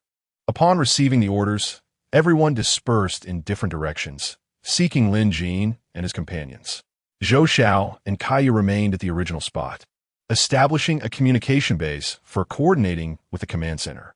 Kaya produced a communication station, which, due to the lack of external network connectivity, had to be set up as a temporary local area network, essentially a router. While ensuring stable communication, it also served to relay Zhou Xiao's commands. Zhou Xiao's mood was grim.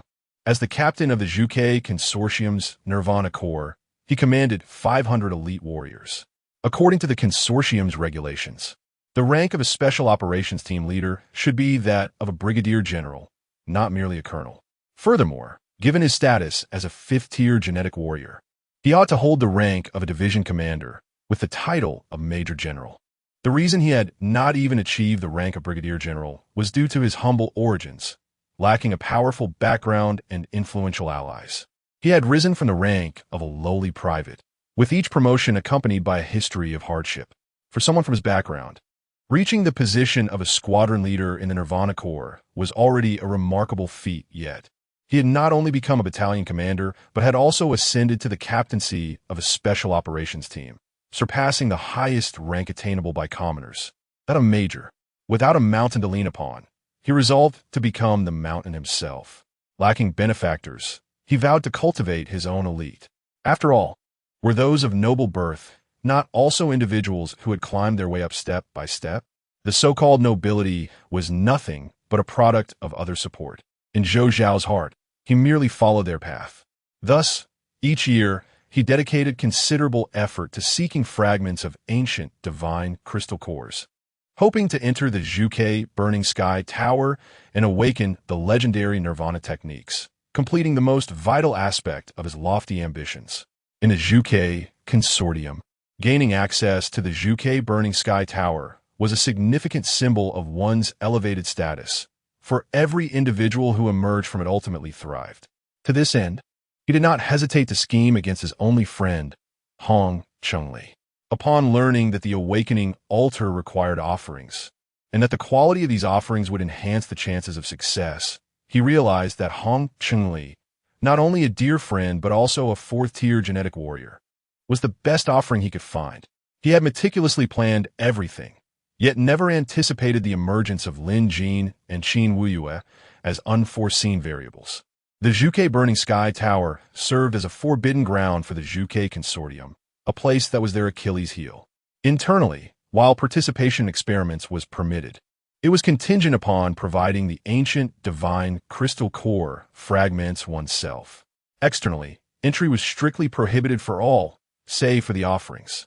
What Zhou Xiao now needed to do was turn Lin Jin and Qin Wuyue into sacrifices. Otherwise, should anyone discover that someone had touched his Achilles heel at the moment he opened the Zhuke Burning Sky Tower, the catastrophe would be beyond his endurance. Moreover, many within the consortium harbored disdain for him, and he feared that he might not even understand how he met his end. Captain Zhou, I have received news from Xiao Yangsheng. He has spotted the woman's trail. Meanwhile, Ma Hong has also reported finding traces of the scavenger group. The scavenger group? That rascal Hong Cheng-li is still alive? Excellent. Order everyone to regroup with Xiao Yangsheng, and have Ma Hong bring along the members of the scavenger group. However, Captain Zhou, Ma Hong did not locate Captain Hong and the others. It seems they have become separated. Should we search for them? Did you not find Hong Cheng-li? Zhou Xiao responded with a cold smile. No need. Bring along the members of the scavenger group. Hong Cheng-li will come to us on his own. Qin Wuyue traversed the mysterious space, her movements appearing leisurely, yet she covered several meters with each step. The incessant chatter of the Dragon K in her hand was becoming increasingly irksome, had it not been for its guidance. She would have long since relegated it to her sword box. Little Yiya, why do you seem so indifferent to all I've said? Are you truly unmoved? Qin Wuyue furrowed her brow. I fail to comprehend why you harbor such concern for that individual when you typically disdain everyone else. Frankly, are you male or female? Ah, little Yiya, what do you mean by that? I ask you, what do you hold in your hand? The sword hilt. What of it? Incorrect. That is my sword handle, and I am indeed a sword with a handle. How can you claim me to be female? You. Qin Wuyue instinctively glanced at the sword hilt in her hand, almost dropping it in surprise. The Dragon K cleared its throat and adopted a serious demeanor. Truth be told, I cannot explain it either. From the moment I first laid eyes on that lad, he felt strangely familiar, akin to the first time I saw you on Songjin Peak. That feeling was even stronger than what I feel for you. But rest assured, little Yiya, I, the Dragon K, am a sword of loyalty. Since I chose you first, I would never forsake you. And please trust in my judgment, being with that lad will never lead you to regret. Noticing Qin Wuyue's silence, the Dragon K continued. By the way, little Yiya, don't blame me for not warning you. It seems we are being followed. I am aware, Qin Wuyue replied without a hint of emotion. Then why are you heading toward that lad? You cannot truly mean to use him to validate your heartless sword path, can you? Have you already developed feelings for him? Is it too soon? Could you possibly grant me some peace? Do you wish for me to be quiet? Or do you prefer I refrain from mentioning him before you? Silence. Thus, it implies you do enjoy hearing me mention him. You. Qin Wuyue abruptly halted, her Dao heart momentarily unsettled. It was no wonder they called her a demonic sword. She almost allowed it to disrupt her heart. Little Yiya, why do you say that about me? Have you considered that perhaps the heartless sword path of your judgment cliff is fundamentally flawed? If it were truly perfect, how could it be so easily disturbed by my mere words? You. Enough, enough. The crystals ahead are beginning to descend. Let us take this opportunity to shake off our pursuers. Lin Jin suddenly came to a halt. Why have we stopped? Sister Su looked at Lin Jin in confusion. We have arrived. Lin Jin gazed at the blood-red pointer on the bronze compass, then abruptly turned around. He observed the compass rotate in place, with its pointers all indicating his current location. But where is the exit? Sister Su scanned their surroundings, her confusion deepening. Chapter 35. How else can photon reconstruction be used? Lin Jin removed the eyepiece from his left eye, wiped it, and then put it back on. After surveying the surroundings, he heard Sister Su ask, so what did you find? The exit should not be on the ground. He then reached upward, and Su Minghuang was taken aback. Above us? You guessed it this time. Look at the compass, Lin Jin replied. The blood-red pointer on the bronze compass initially pointed towards Lin Jin himself, but as he raised his hand, it followed his finger's direction. Lin Jin experienced a moment of clarity. The compass could only rotate on a flat plane, and to indicate direction in three-dimensional space, it needed to be upright. However, looking in the direction the pointer indicated, above them were only densely packed flame crystals and an energy net woven from fire abilities. The mechanical eyepiece alone could not detect anomalies. So Lin Jin activated the crystalline light spots in his left eye. A stream of data projected onto his retina and was transmitted to the eyepiece for analysis via brainwave connectivity. This process was too slow. Direct mental analysis was faster, but drained his mental energy. Under normal circumstances, this would not matter. But he needed to reserve enough energy to guard against Zhou, Xiao, and Hong Chengli. After they got out, he resolved to upgrade the eyepiece, delegating all analytical tasks to it, which would undoubtedly provide significant assistance in battle. After a moment, Lin Jin suddenly said, "I've found a way out, but it's somewhat challenging. Is it because of the height?" Sister Su inquired. Lin Jin merely smiled slightly. "What are you smiling about?" Sister Su frowned. "At a time like this, can you be serious? Is it because of the height?" "It's not about the height.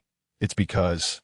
Just as Sister Su leaned in to listen, Lin Jin seized the opportunity to grasp her hand and, with his other hand, employed photon reconstruction, using the ground material to construct a rapidly ascending platform beneath their feet, lifting them swiftly upwards. As they ascended into the crystalline area, a white figure sprang up from below along the stone platform. In a flash, it brushed past Lin Jin and Sister Su, none other than Qin Wuyue, flying on her sword. At that moment, Sister Su was furious. That woman had undoubtedly been tailing them, and now that Lin Jin had found the exit, she came out to reap the rewards. Lin Jin had previously helped her out of a tight spot, deliberately waiting for her when opening the exit. Was this how she repaid him? Lin Jin was taken aback. "Who are you cursing?" "You." Sister Su retorted, exasperated. "Even now, you're still defending her. You're such an ingrate." Lin Jin, uninterested in explaining, "Hold her down, jump." Sister Su stumbled in response, and before she could react, two cutting winds sliced through the air.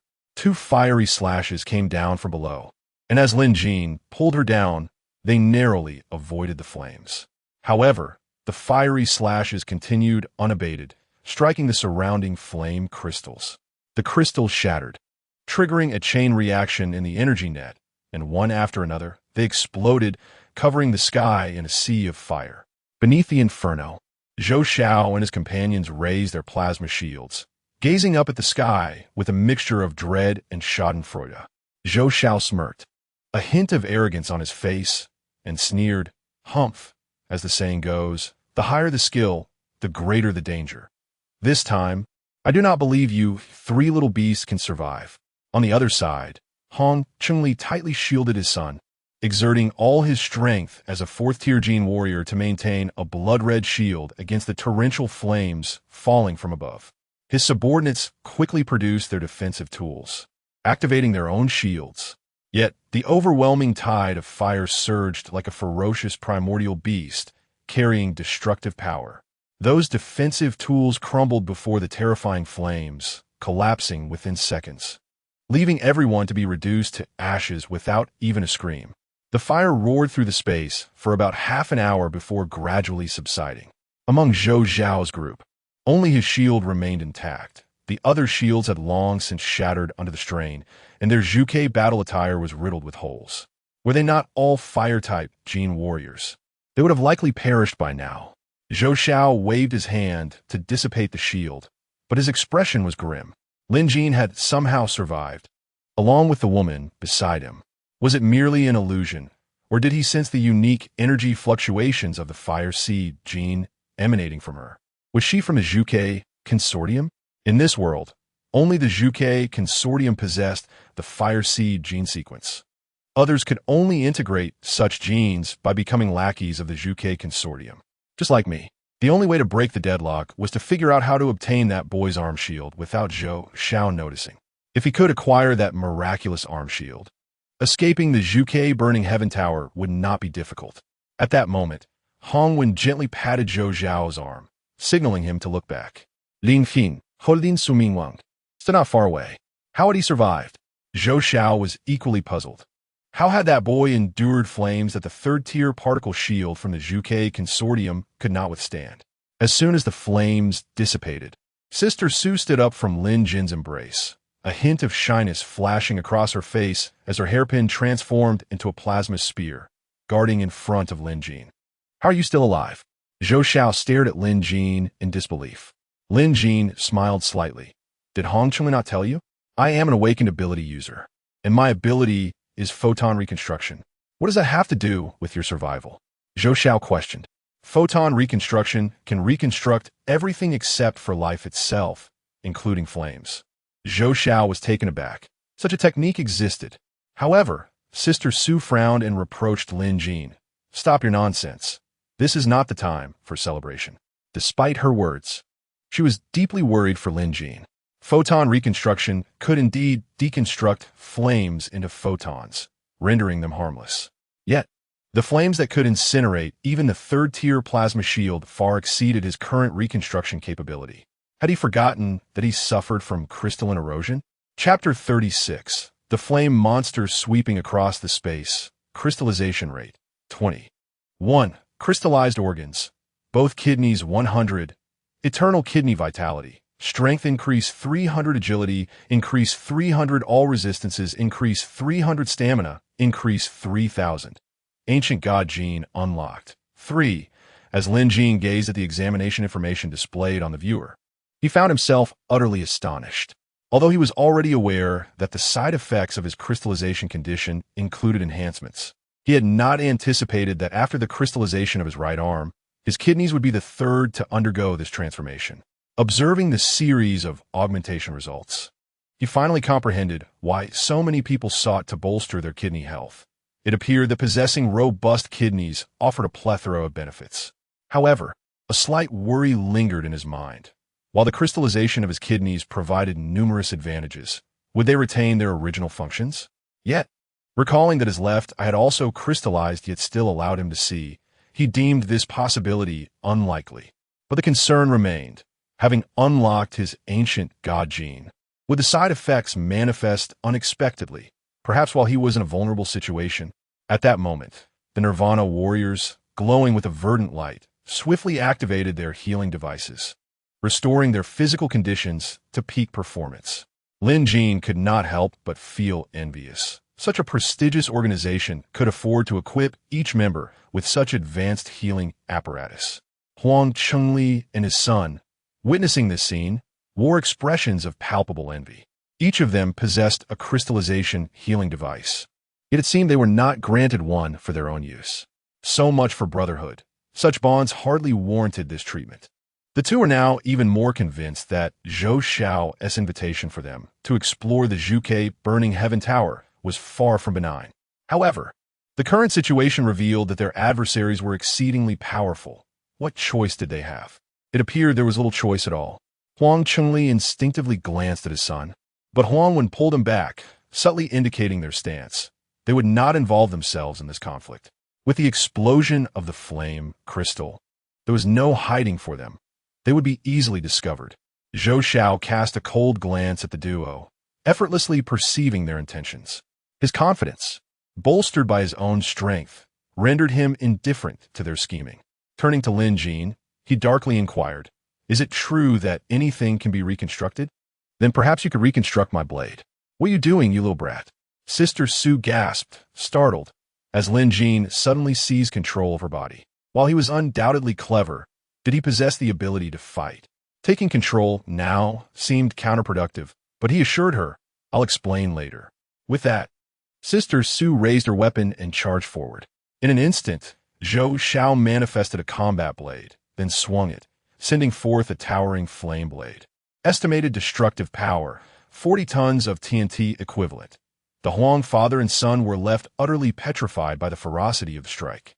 Yet, Lin Jin remained calm and composed, as everything unfolded precisely as predicted by his left eye. The moment Zhou Xiao's weapon took form, Lin Jin unleashed a torrent of flames.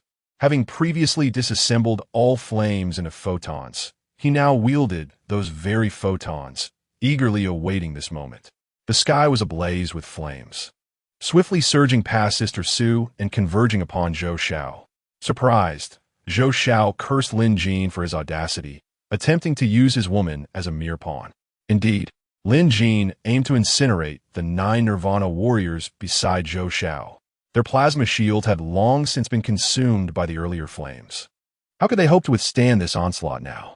As for Sister Su, she was merely a distraction. As the flames obscured her figure, she made her escape. Lin Jin, too, fled, for he could not control the flames. Thus, he treated them as grenades, casting them away. Their coordination required more than mere understanding. Sister Su's speed and strength demanded precise control. Should she falter or miscalculate, the consequences could be dire. For Lin Jin, even sacrificing Sister Su for 9 foes was unthinkable. For safety's sake, he had to commandeer her body, ensuring flawless execution. Zhou Xiao, left with no choice, activated his shield to protect his 10 loyal subordinates, the very foundation of his aspirations for ascendance in a high society. A minute later, as the flames subsided, Zhou Xiao found himself alone. Lin Jin and Sister Su, now both third-tier genetic warriors, had easily covered 8 kilometers in that time. Those with poor vision would struggle to discern their figures from such a distance.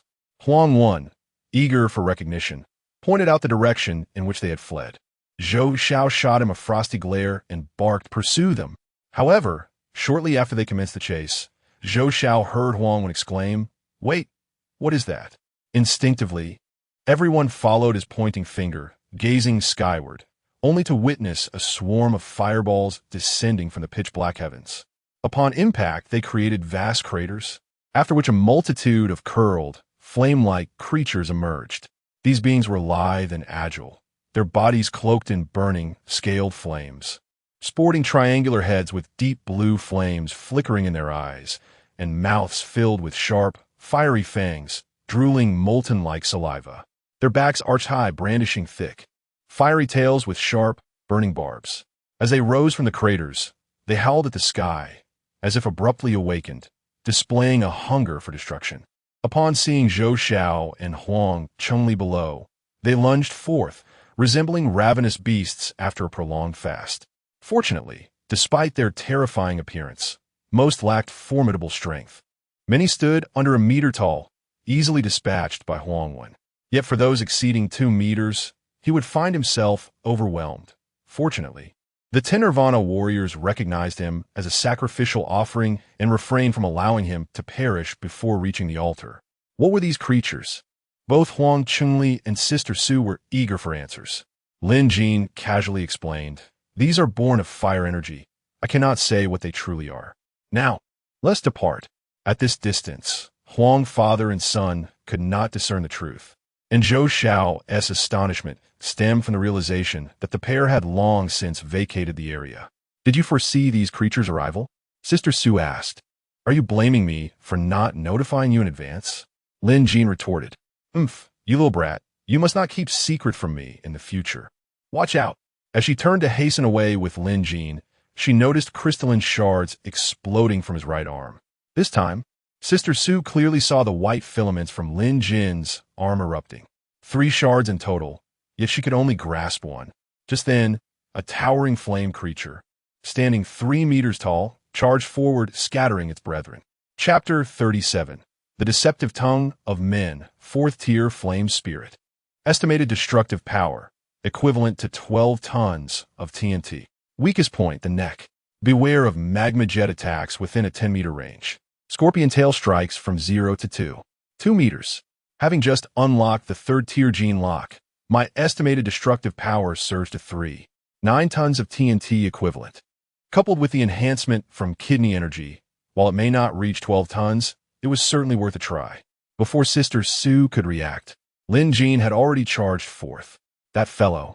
Such astonishing speed. But the very next moment, Sister Su's frustration ignited. Once again, her body was commandeered by that boy. Yet, it was merely for an instant. After taking a few steps to the left and firing, Lin Jin relinquished control. Looking up to locate Lin Jin, she found him already flanking the 3-meter-tall flame beast from behind, just as it turned its back to her. having executed a scorpion tail maneuver. At that moment, without needing Lin Jin's prompt, Sister Su understood his intent. She immediately raised her weapon and charged forward. Lin Jin positioned his blade to block the flame beast's tail spike, only to be flung away, despite the high-frequency oscillation enhancement on his battle knife. It shattered into countless pieces. Fortunately, Lin Jin was agile. He wasn't aiming to engage in a direct confrontation, merely seeking to leverage the situation to escape. Before the flame beast could unleash another magma jet, Sister Su's ion lance pierced through its heart, drawing out the third-tier battle knife. She severed the beast's head in one decisive stroke. What manner of weapon is this?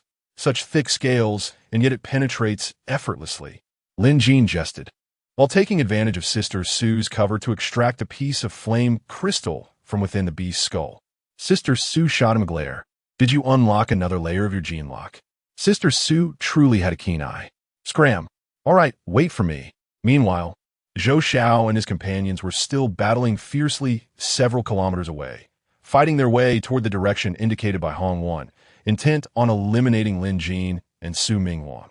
At this juncture, Lin Jin, under Sister Su's protection, utilized photon reconstruction, propelling the two of them skyward with a golden staff. However, the flame beast seemed inexhaustible, akin to zombies, converging upon the high platform, climbing in relentless waves, creating a densely packed mass. Despite Sister Su's nimbleness, the weapon in her hands danced with precision, each swing igniting flames that obliterated the approaching flame beasts in a molten rock. Yet, as time passed, the tide of flame beasts surged, gradually overwhelming her, and her movements began to slow. Even with all her might, she could not stem the tide. For every batch she dispatched, another would take its place.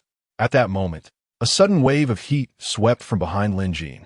Turning, she saw several flame beasts climbing up the edge of the high platform, claws bared, lunging toward him. Rascal! Quickly activate blood resonance.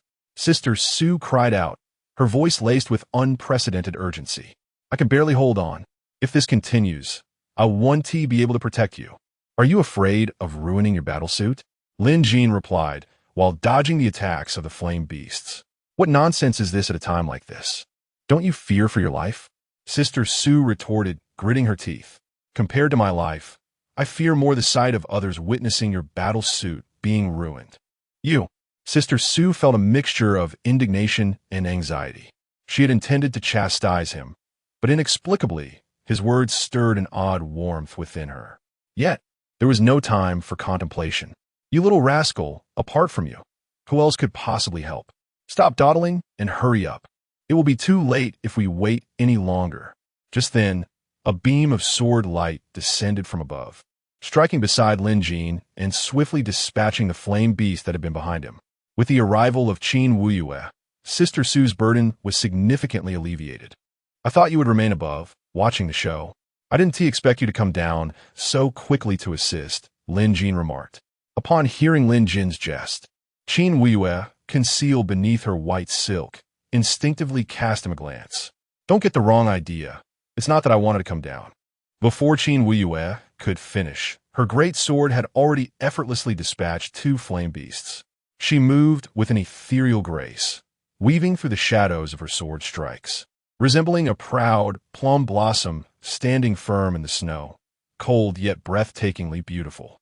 With every gesture, she exuded the aura of a sword immortal, instilling both fear and admiration.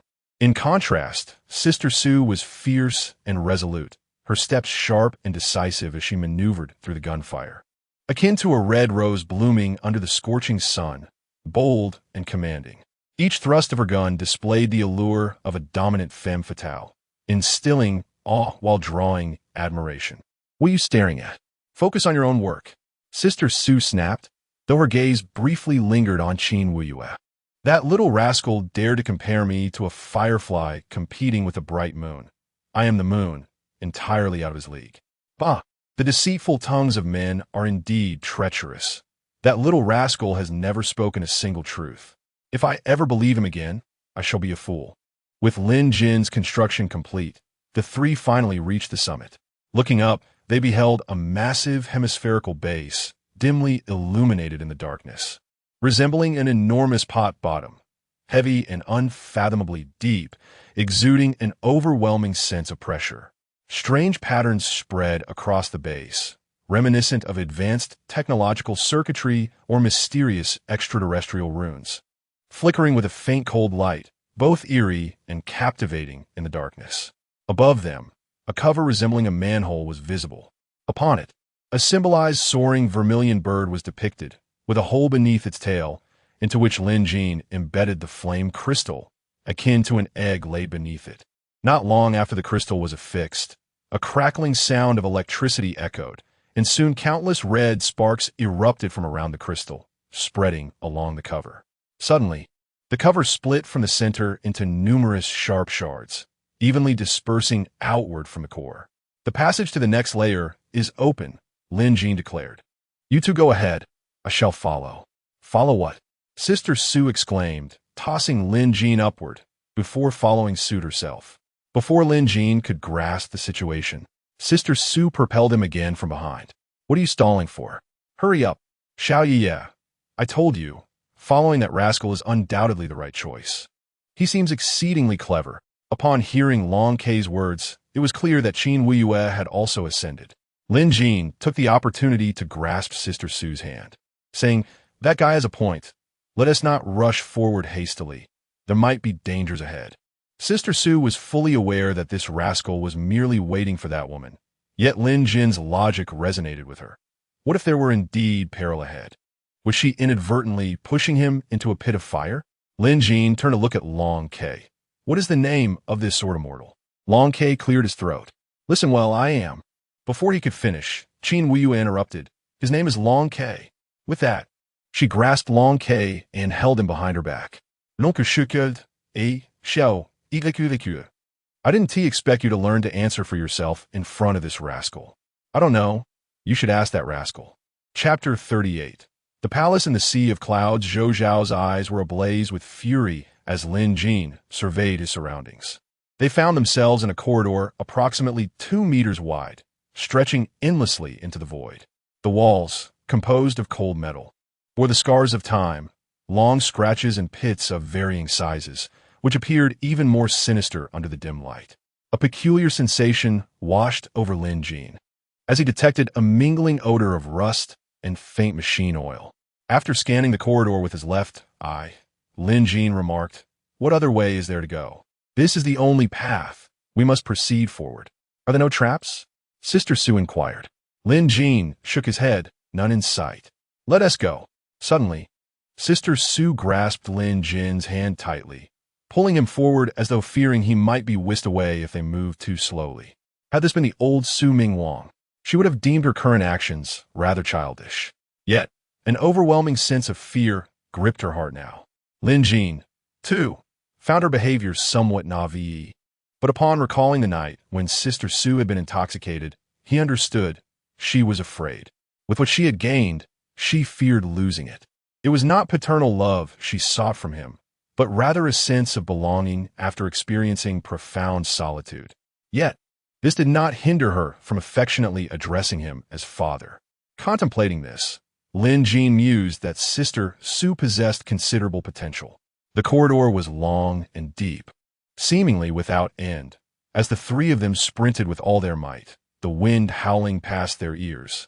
With each step, the light ahead grew brighter, transforming from a mere glimmer into a dazzling curtain of light that beckoned them closer. At last, they reached the end of the corridor. Cautiously, they peered outside, and the sight before them startled them profoundly. They were astonishingly in the heavens. The exit of the corridor resembled a cleft in the sky, beyond which an endless sea of clouds churned beneath them.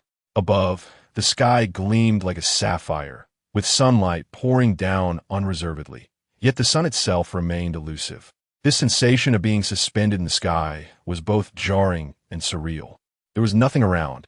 Lin Jin opened his bronze compass, and the blood-red arrow pointed resolutely ahead. Yet there was no path to traverse. He turned to Qin Weiyue, who stood beside a grand sword. "How many can your flying sword carry?" "It can barely accommodate 2. Who will ascend first?" "Wait," Sister Sue interjected, gripping Lin Jin's hand. "There must be a way. Otherwise, how did the Juke Corporation.S people pass through? Do they all possess the ability to fly on swords? That's a valid point. As a designated relic of the Juke Corporation, it certainly wouldn't involve a test of sword flight. I can only sense danger. Don't ask me to find the mechanisms. Lin Jin removed his goggles, wiped them, and donned them again, surveying the area. Suddenly, he stepped forward. Sister Sue gasped, reaching out to catch him, only to discover that his foot landed securely upon the clouds. The surrounding mist parted, leaving a patch of clouds about 30 centimeters beneath his feet. As Lin Jin placed his other foot on the clouds, they sank slightly. He pointed ahead, exclaiming, "Quickly, look over there." Sister Sue and Qin Wuyue followed his gaze, but apart from the vast expanse of clouds, nothing was visible. Sister Sue retorted, "Are you playing tricks on me again? There's nothing here." "No, I distinctly saw a palace," Lin Jin replied, removing his goggles once more to clean them. Upon re-examining, he affirmed, "Indeed, a white palace. Can you truly see nothing?" Seeing Lin Jin's sincerity, Sister Sue gently nudged him, "Step forward a bit. I'll stand here and take a look." As she positioned herself, a miracle occurred. She, too, beheld the white palace nestled within the depths of the cloud sea. There truly is a palace. We could traverse there ourselves. Besides, flying might not lead us to it. She then advised Lin Jin, "You should consult your compass and follow its direction. I have a feeling this path may not be easy." Meanwhile, Zhou Xiao and his companions had been battling in the fiery expanse for what felt like an eternity, and with each step forward, something felt increasingly amiss. They had traveled at least 20 to 30 miles, yet that boy remained elusive. "How foolish we were," Zhou Xiao fumed, akin to a child caught in a scandal. It became evident that they had fallen prey to Lin Jin's diversionary tactics. Hong Wan, equally bewildered, finally grasped the absurdity of their situation.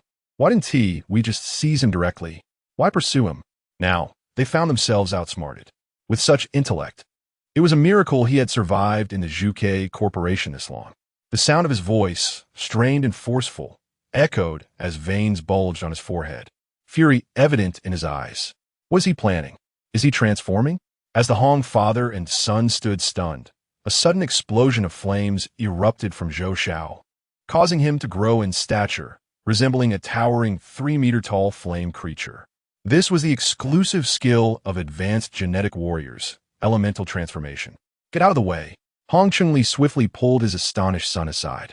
Zhou Xiao charged forward, rampaging like a wild bull, obliterating everything in his path. The 3-meter-tall flame creature was smashed to pieces, and smaller foes were crushed beneath his feet.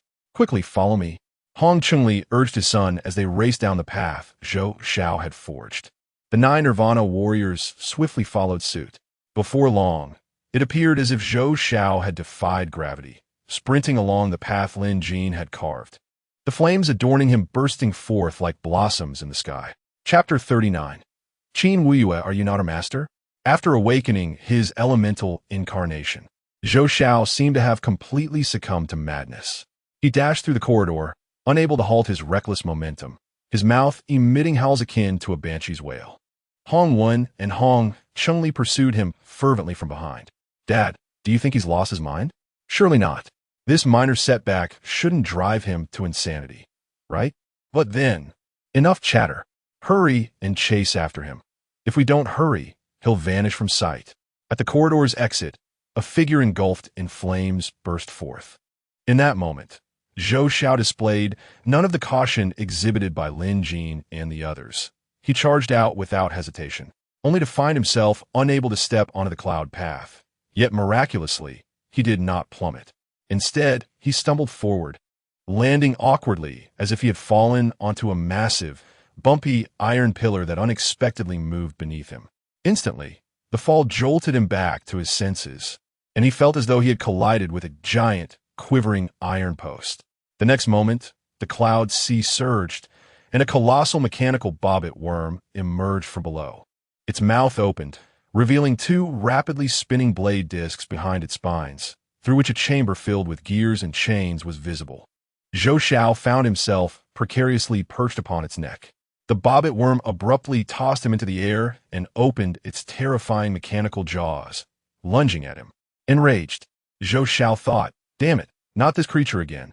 As the mechanical maw, resembling a blossoming flower, drew closer, he realized there was no one nearby to shield him. Thus, he unleashed a surge of flames and struck downward with all his might. The mechanical bobbit worm clamped down on him, but in the next instant, flames erupted within its mouth, forcing it to open wide despite its reluctance. A torrent of fiery debris and mechanical fragments spewed forth. Seizing the opportunity, Zhou Xiao sprinted out from within and leaped back into the corridor. At that moment, he was covered in blood, punctured by the steel needles and various mechanical shards from the bobbit worm's jaws. He was no stranger to pain. Even as countless wounds pierced him, he remained silent. The mechanical bobbit worm, now deflated like a punctured balloon, collapsed downwards, revealing the cave's exit. As sunlight streamed in, Zhou Xiao realized he had unexpectedly arrived at the Heavenly Palace. T. Chapter 40. Su Minghuang's tenacity, solely to be with you, observing a mischievous smile playing on Lin Jin's lips. Yet met with his silence, Qin Weiyue's delicate brows furrowed slightly. Her tone carried a hint of inquiry and doubt. Is it because I'm too assertive that I've inadvertently suppressed you? Turning the tables? Upon hearing this, Lin Jin's smile deepened, a glint of cunning flickering in his eyes. He deliberately crept closer to Qin Weiyue, lowering his voice conspiratorially. Truth be told, it's because she's my wife. I naturally have to defer to her.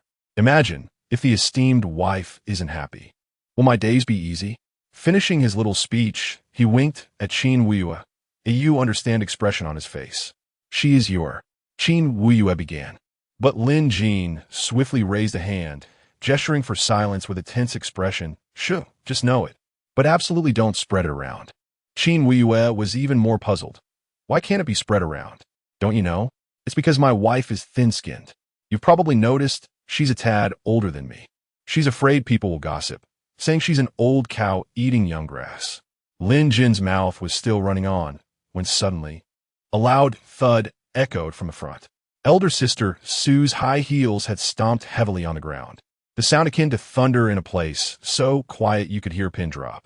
Behind them, Long K chuckled. Little yeah, I think you and that kid are really well suited. The two of you can spin yarns without batting an eye. I sincerely suggest you two start cultivating together. Qin Weiyue frowned slightly. When did I deceive him? Sword Cemetery. I lived in the Sword Cemetery for so many years. How come I don't know there are any murals there? Lin Jin caught up with Elder Sister Su, feigning ignorance as he asked, Elder Sister Su, what was wrong just now? Why did you stomp your foot so hard? Don't you know it's scary to suddenly make such a commotion in such a quiet place? Then, he harumphed softly, stubbornly retorting, I had an itch, can't I? The corners of Lin Jin's mouth lifted slightly, revealing a hint of mockery. He knew this stubborn woman wouldn't tell the truth. Alas, he mused, I wonder how long she'll suffer in silence. An itch? That's easy to solve. Take off your shoes, and I'll scratch it for you. Scratch your head. Elder sister Su's almond eyes widened, and she feigned a kick at Lin Jin's leg, the movement swift and clean. But Lin Jin was quick-witted, and he dodged the blow with an agile sidestep. You're kicking me again? Lin Jin exclaimed exaggeratedly, acting as if he had been kicked, even though he clearly hadn't. Upon hearing this, Elder sister Su felt inexplicably guilty, her eyes involuntarily darting away. Why did Lin Jin say again? Because the first time they met, she had stepped on this kid's foot with her high heels. What a vengeful fellow. Was he going to hold a grudge forever? Oomph. Elder sister Su stomped her foot in anger, huffed softly, and turned to leave, the sound of her high heels clacking on the ground. Lin Jin wasn't about to let her off so easily. He quickly caught up with her, still wearing that cynical smile on his face. Elder sister Su, after looking at the murals for so long, did you see anything useful? Elder sister Su suddenly stopped in her tracks, abandoning her playful banter with Lin Jin. She looked at Lin Jin earnestly and said, do you think the content of these murals is real? How so? Lin Jin asked. If I understand correctly, the murals imply that long ago, extraterrestrial civilizations came here and genetically modified a portion of the population, sowing genes like a farmer planting fields. Then, after a batch of genes matured, they would conduct genetic screening to obtain some more powerful gene. The so-called awakening is actually their genetic screening process. Then do you still want to continue awakening? Lin Jin's brows furrowed tightly, his gaze fixed on elder sister Sue, his eyes filled with worry. Since it was a screening, those who didn't pass would naturally be eliminated, which meant death. Why? Lin Jin looked at her in confusion. This was undoubtedly a choice to gamble with one's life, and he couldn't understand why elder sister Sue was so persistent. Elder sister Sue suddenly turned away, no longer meeting Lin Jin's gaze. She tilted her head slightly, her eyes revealing a stubbornness as she walked forward, each step firm, as if declaring her determination to fate. Because that way, I can truly be myself. Her voice was not loud, but it was full of strength, as if making a vow to herself. What do you mean? Lin Jin pressed. You don't need to know what it means. You just need to know that this matter is very important to me. Behind them, not far away, Long K quietly transmitted his voice to Qin Wuyue. Did you see? That MILF's soul is incomplete. Such people are mostly substitutes, and they won't live past 27. The passage was long, but it always came to an end. Emerging from the passage, a vast, circular hall appeared before them. The dome of the hall was extremely high, with many skylights that allowed countless beams of sunlight to stream in, casting countless spots of light on the ground. In the very center of the hall stood a massive altar. The altar was octagonal, made of a translucent crystal, with faint wisps of smoke slowly flowing inside. The smoke was mixed with faint starlight. Centered on the altar, countless complex runes spread across the ground, the lines of the runes deep and regular like winding gullies. Quietly lying on the ground, under the sunlight, the runes glowed with a dark red light, the color like dried blood, deep and solemn. It was not hard to imagine that they had been soaked in blood countless times, each ray of light witnessing those cruel and mysterious rituals. Along the edges of these runes were placed some strange instruments, including sharp-boned spurs, bizarrely shaped metal containers, and some black strips of cloth that emitted a putrid odor. These instruments were also engraved with runes, seemingly verifying Lin Jin's conjecture about the place of blood sacrifice to some extent. Elder sister Sue slowly turned around, looking at Lin Jin with a complex expression. Then she took a deep breath, trying to make her voice sound calmer, and then resolutely said, "Wait for me here." Wait a moment. As she turned resolutely, Lin Jin suddenly grabbed her hand. Chapter 41. The intent of Su Ming Wang at this moment. She was acutely aware that if she merely turned her head to glimpse Lin Jin's visage, her heart would soften, and she would no longer possess the resolve to depart. No, it was not merely a matter of leaving. She yearned to be her true self alongside this insufferable boy. Together, they would cultivate a seemingly dilapidated yet warm little home, rather than exist as a mere replica, savoring the fleeting moments by his side. Should this endeavor fail, even in failure, she would at least ensure that he would not suffer because of her. "Release me, you brat. Why are you clinging to me?" Though Lin Jin was perplexed by Sue's stubbornness, seeing her determination, he chose silence. Quietly removing his mechanical ocular lens from his left eye and meticulously cleaning it several times. He then reaffixed the lens, and the crystalline glimmer in his eye illuminated as it began to scan the entire hall. After a brief moment, a glimmer of joy crossed his features as he spoke. "Activating that altar requires a crystal core, and it seems you do not possess one." Su Ming Wang's form stiffened momentarily, her entire being frozen in place. Then, as if struck by a sudden realization, she whirled around and asked, "Do you believe in fate?" "Fate?" Lin Jin's face contorted in confusion as he instinctively furrowed his brow, inwardly scoffing.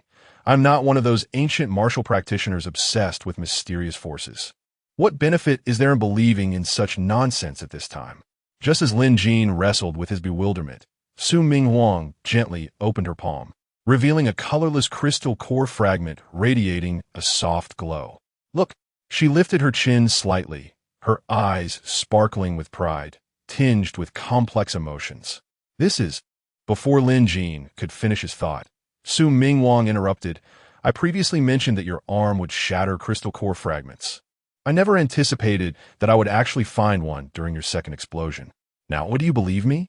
Her tone was playful, yet veiled with a deeper sadness. "Can this thing even be used?" Lin Jin regarded the fragment with skepticism.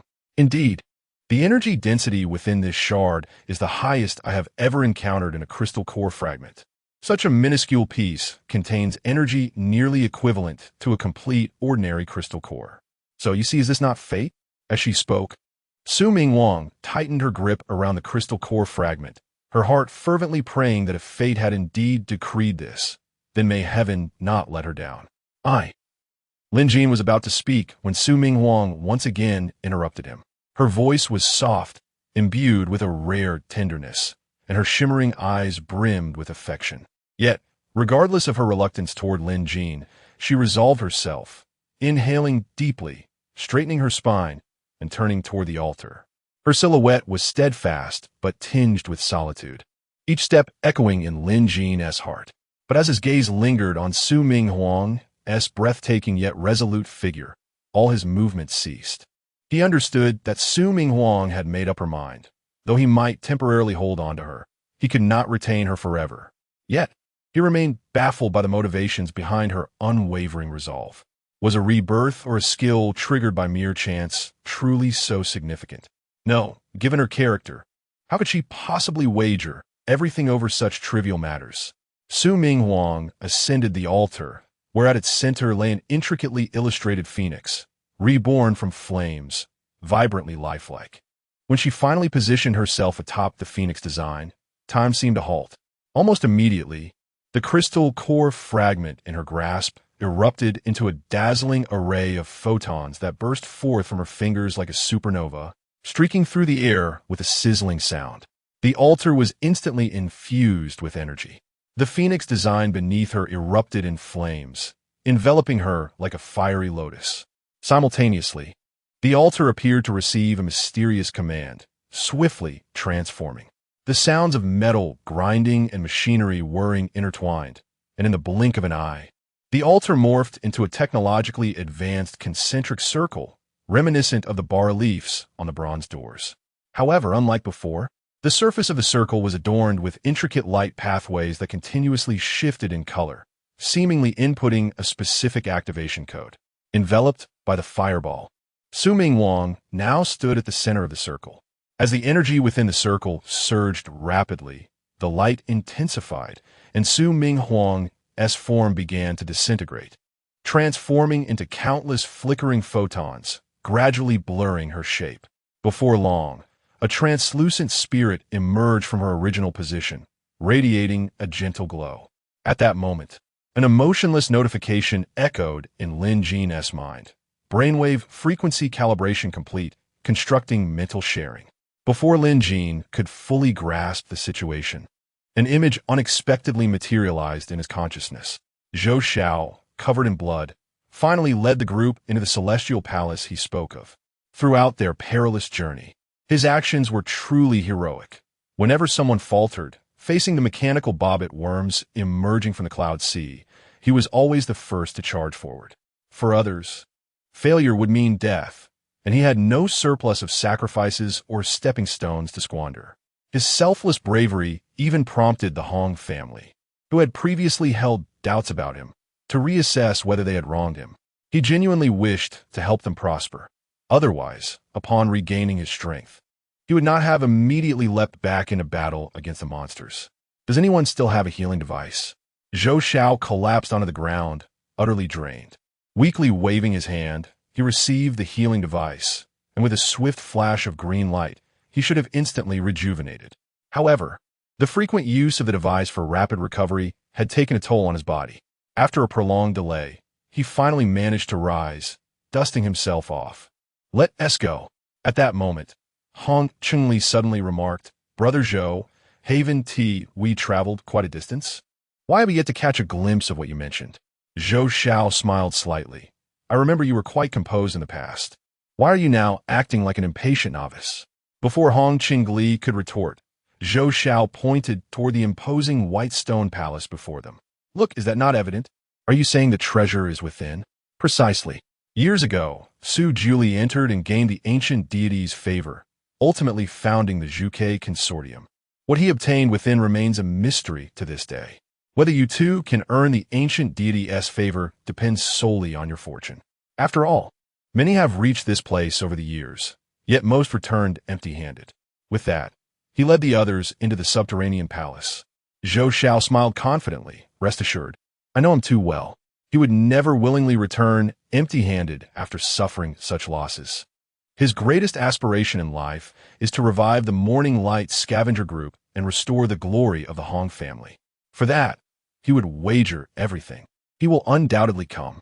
Sure enough, not long after, faint footsteps echoed from behind. Zhou Xiao's lips curled into a subtle smile as he exchanged a knowing glance with Kaya, who reciprocated with a slight smile. However, their attention was soon captivated by the weathered murals adorning the surrounding walls. Chapter 42. Su Ming Wang in the cultivation pod. Zhou Xiao's gaze was firmly fixed on the murals, and as each image unfolded before him, his curiosity morphed into astonishment, ultimately culminating in profound disbelief. When a realization dawned upon him that these murals conveyed the notion that this world was merely a genetic incubator of an extraterrestrial civilization, and that the so-called awakening was nothing more than a genetic selection process, his mind buzzed with an overwhelming shock, shattering his worldview. Everything he had once believed in, the aspirations he pursued, the rights he sought, and the glory he yearned for, seemed to dissipate into absurdity in the face of such a harsh truth. Around him, others had also completed their viewing of the murals, and the atmosphere shifted from a heavy silence to a cacophony of voices.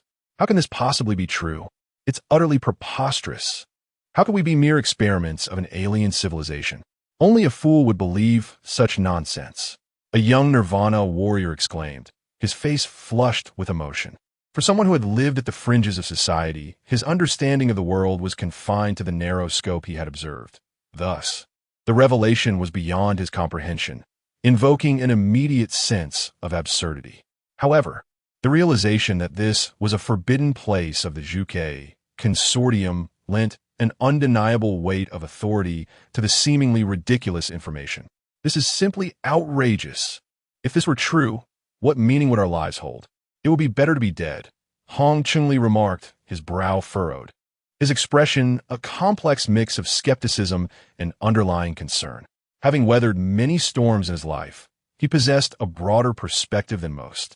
Although he too felt the shock, he understood that many things that appeared absurd often concealed truths unknown to the public. Then came the troubling thought. If he were merely someone else's crop, would that not mean the faster he grew, the quicker he would perish?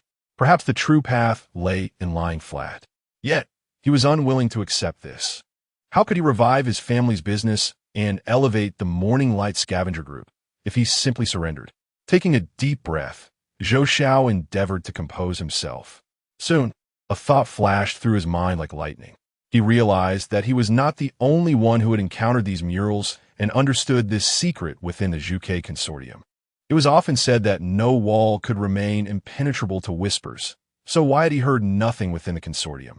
Those who had successfully emerged from this place were invariably accepted by the higher echelons of the consortium, becoming the new aristocracy of this world.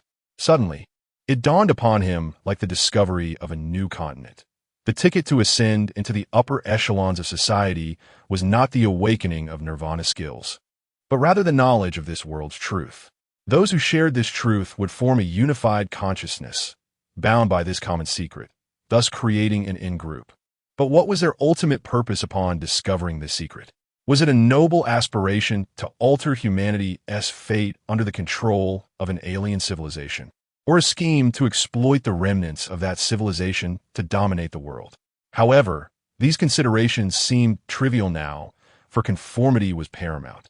Regardless of their intentions, aligning oneself with them would suffice. After years of struggling at the bottom of society, yearning to infiltrate their circle, yet consistently facing exclusion, he had once believed their arrogance was the barrier. Now he understood the secret lay within this very place.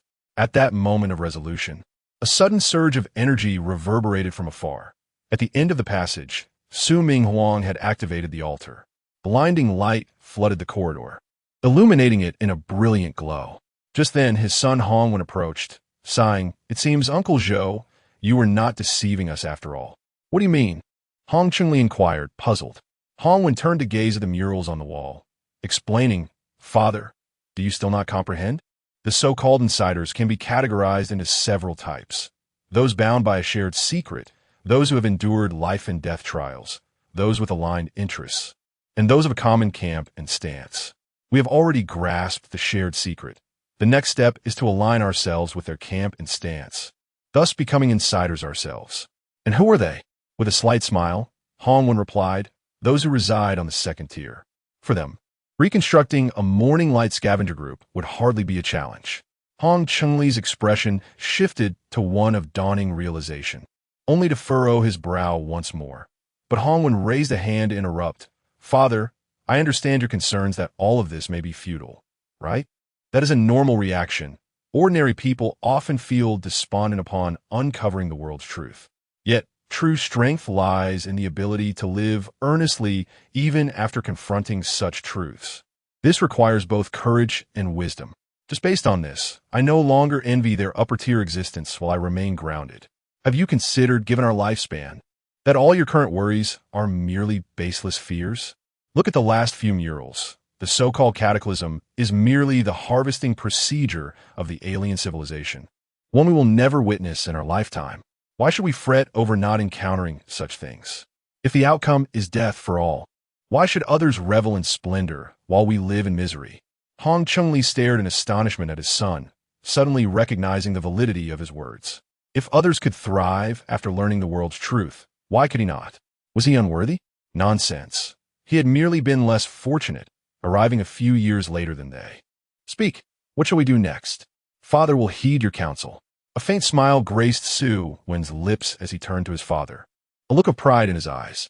He patted Hong Chungli's shoulder, leaning in closely, and said playfully, now, we must first ensure we survive this encounter with Uncle Zhou. The calibration of brainwave frequencies was completed, with the successful mental connection to Sister Su. Lin Jin abruptly entered Su Minghuang's mental world.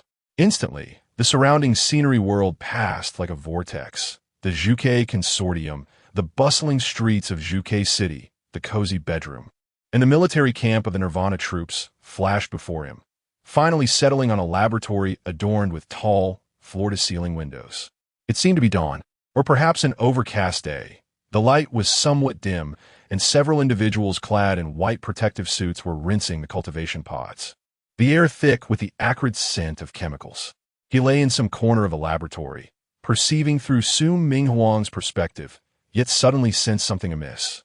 At that moment, a figure slowly emerged from the shadows. Was that Sister Su? No. Lin Jin quickly realized that he was viewing through Su Minghuang's eyes. How could she see him? The woman, resembling Su Minghuang, approached with an air of superiority, her long, snow-white hair cascading to her waist. Her right eye gleamed a striking gold, while the left shone an icy blue. Draped in a black-gold phoenix-patterned Chong Sam slit to her thigh, bioluminescent tendrils wrapped around her legs, emitting a faint glow. The gene suppression collar around her neck and the flame tattoo on her foot were particularly conspicuous. She advanced towards the unconscious Su Minghuang, each step exuding a palpable aura of dominance. She then leaned slightly, delicately lifting Su Minghuang's chin with the tip of her stiletto, before caressing her face as if inspecting a product. Ultimately, a cold, alluring smile graced her lips, and a fleeting emotion, perhaps sorrow, perhaps disgust, flashed in her eyes. Miss Su, if you are satisfied, we can awaken her now. Let us release her and observe. Should her performance meet my expectations, I shall replicate her form henceforth. No problem. However, during this cloning process, while eliminating certain defects, it was conducted with a nearly perfect replication of you. Thus she may possess some of your memories. The silver-haired woman produced a memory card with her fingers, stating, erase her original memories and replace them with this. It has been specifically prepared for her. A tempest of emotions surged within Lin Jin as she realized that Sister Su was, in fact, her clone. Warning: Su Minghuang's will to survive is below 20. The current awakening success rate is insufficient at less than 10. Should we erase memories detrimental to her? This will increase her survival probability by 80. Chapter 43, Blood Battle at Zhou Xiao, Erasure. Regardless of whether she is someone else's clone, she is still the Su Minghuang I know. and I must ensure her survival. Let us forget the unhappy past and live joyfully. Erasure successful. Survival rate increased to 27. Why is it only this little? The final survival rate depends on her own will to survive. You may try to communicate with her to awaken her stronger will to live. Is it akin to awakening a person in a coma? Just as Lin Jin was preparing to attempt this, he suddenly sensed something amiss in the outside world, forcing himself out of Su's consciousness. He heard Long K's complaints. Xiao Yu, why aren't you waking that lad? You alone cannot contend with them. At some point, Zhou Xiao had brought his men here. At this moment, Qin Wu was facing 9 adversaries alone. Zhou Xiao stood by, watching the spectacle, seemingly in no hurry to eliminate her. There are 28 minutes left until Su Minghuang's awakening concludes. Please act swiftly. Blood saturating the ground can alleviate the awakener's suffering and, to some extent, increase the success rate. Lin Jin hesitated no longer, extending his arm shield and charging forward to assist, simultaneously aiding himself, for Zhou Xiao would not spare any of the 3 of them. Before Lin Jin could approach, one of the Nirvana squad members had already lunged at him, delivering a vicious downward strike. Lin Jin raised his left hand, using his arm to block the enemy's blade while activating the high-frequency vibrations in his arm, instantly shattering the opponent's 3rd-tier longsword. Seizing the moment of the enemy's shock, he thrust his right hand, wielding the 3rd-tier sword, into the opponent's abdomen. Without the enhancement from crystal corrosion syndrome, Lin Jin's strength and reaction speed were already 3 times that of his adversary. Before the opponent could comprehend the situation, his intestines were eviscerated by Lin Jin's blade. As the enemy instinctively clutched his belly, Lin Jin's arm shield struck his head, instantly shattering it. Lin Jin then plunged his sword in again to facilitate the bloodletting. Long before their confrontation, Lin Jin had already calculated the entire battle process with pinpoint accuracy through the crystalline reflection in his left eye. Coupled with his advantages in strength and speed, he completely compensated for his lack of martial skills. As Qin Wuyue toppled a Nirvana warrior with her sword. Lin Jin are Chapter 44. You brat, you'll die after me. Suddenly, the altar burst forth with a dazzling radiance, bathing the entire space in an incandescent glow. Just as Zhou Xiao, with renewed fury, lunged toward Lin Jin, poised to deliver the final, fatal blow, a fiery streak descended from the altar like a shooting star. In the nick of time, it interposed itself between them, shielding Lin Jin beneath its incandescent form. Almost instantaneously, Zhou Xiao's fist landed with brutal force upon Su Minghuang's back. Thu! A torrent of crimson blood erupted from Su Minghuang's mouth, showering Lin Jin's face like a macabre rain. Lin Jin felt a searing heat upon his face as the warm blood splattered into his eyes, blurring his vision. His eyes widened in disbelief as he beheld Su Minghuang before him, his lips trembling, desperate to utter words that were choked back by the sudden, devastating turn of events. Su Minghuang gazed at Lin Jin, a poignant smile gracing her lips. Her eyes, filled with tenderness and longing, conveyed that in this moment, nothing else mattered. Her world was contained within the sight of Lin Jin. Strands of hair danced in the breeze, her face stained with blood, yet her beauty remained undiminished. She slowly raised her hand, as if to caress Lin Jin's face, but it dissolved into flames mid-air. You brat, you'll die after me, she whispered, expending her last ounce of strength. Her voice, as gentle as a zephyr, struck Lin Jin's heart with the force of a thunderbolt. Then, her body gradually transformed into a myriad of fiery particles, dissipating into the wind, leaving Lin Jin to stare blankly in the direction of her disappearance. Tears streaming uncontrollably from his eyes. Lin Jin had meticulously calculated the entire battle thrice over, yet he had fatally overlooked Su Minghuang. Just as Zhou Xiao prepared to strike again, the sound of rushing wind reached his ears. It was the dragon-slaying saber, hurtling through the air. Zhou Xiao instinctively seized the dragon-slaying saber, only to be sent hurtling backward by its force. At that moment, Hong Chunli's voice echoed from the passage. Brother Lin Jin, we come to assist you. As if to prove his sincerity, he swiftly dispatched Zhou Xiao's remaining henchmen with a few deft strokes. Zhou Xiao nearly choked with rage at the sight. Have you gone mad? A soft sigh escaped her lips, expressing her helplessness. She glanced at the dragon-slaying saber in her hand, deciding it was best if the weapon remained silent. With that thought, she charged toward Zhou Xiao once more. Just then, Hong Chunli declared with unwavering resolve, "I'm not mad. I have never been more lucid." "You're not mad? Then why are you killing my men?" Zhou Xiao sputtered, infuriated by the apparent idiocy before him. Hong Chunli shook his head with disarming honesty. "I don't know. Ask my son." Zhou Xiao instinctively turned to look at Hong Wan, who stated, "Uncle Zhou, there's no need for pretense at this point. Although you and my father have been friends for years, you haven't been in contact for 18 years since you joined the Vermilion Bird conglomerate. When someone who hasn't been in touch for so long suddenly reaches out, it's either to borrow money or to peddle something, and your intentions are as clear as day. Initially, I couldn't quite grasp your motive until I saw this sacrificial ground. You likely intended to use my father and me as sacrifices to enhance your chances of a successful awakening, correct?"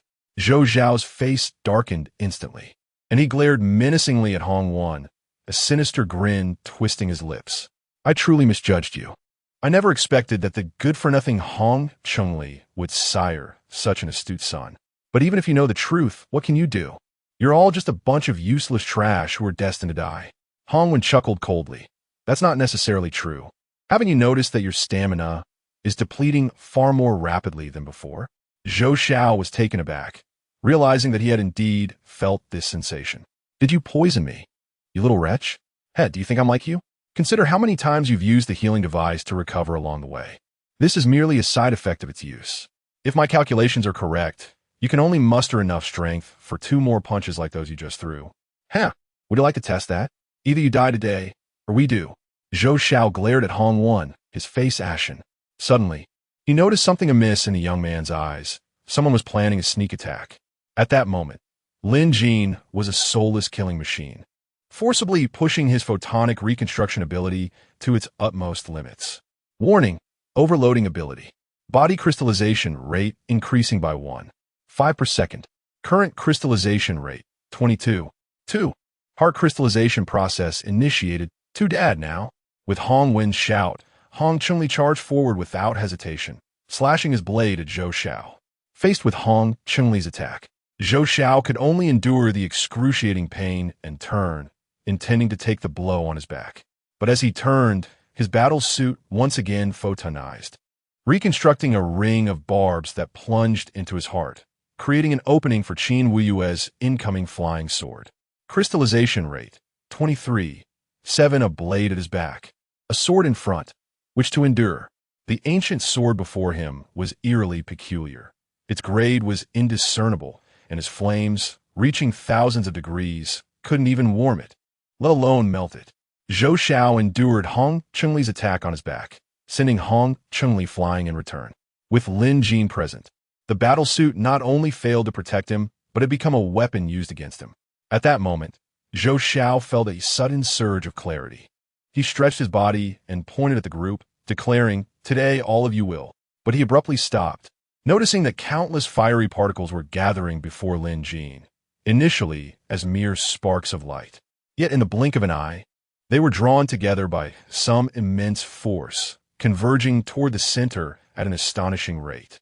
They collided and fused, emitting sizzling sounds, rapidly coalescing into a colossal vortex of flames. Within the heart of this vortex, Su Minghuang's figure gradually materialized, her hands elegantly clasped before her chest. She appeared as a goddess born from the very flames, radiating a mesmerizing divine light. Her once cascading black hair had transformed into blazing tendrils, dancing wildly in the flames, each strand like a nimble fire sprite, vibrant and full of life. The phoenix tattoo on her body seemed to come alive, stretching from her back to her chest, enveloping her entirely. Then, its wings unfurled, the phoenix vividly lifelike. Golden patterns shimmered brilliantly in the firelight, each feather distinctly visible, as if it could take flight with the slightest tremor. As the phoenix spread its wings, countless shimmering particles rained down from it. Simultaneously, the original battle suit rapidly reconstructed, conforming perfectly to Su Minghuang's form. Instantly, a form-fitting battle suit, reflecting the fiery glow, clung tightly to her body, accentuating her lithe figure. Then her eyes slowly opened, gazing at Lin Jin, who was close at hand. The flames burning within her beautiful eyes gradually subsided, replaced by pools of longing and tenderness. Lin Jin stared blankly at the reborn Su Ming Wang, his eyes initially flashing with disbelief, then filled with boundless joy and awe. His trembling lips struggled to utter a word, but his throat seemed constricted, unable to produce a single sound. That Sister Su seemed to herald the end of the rebirth ritual.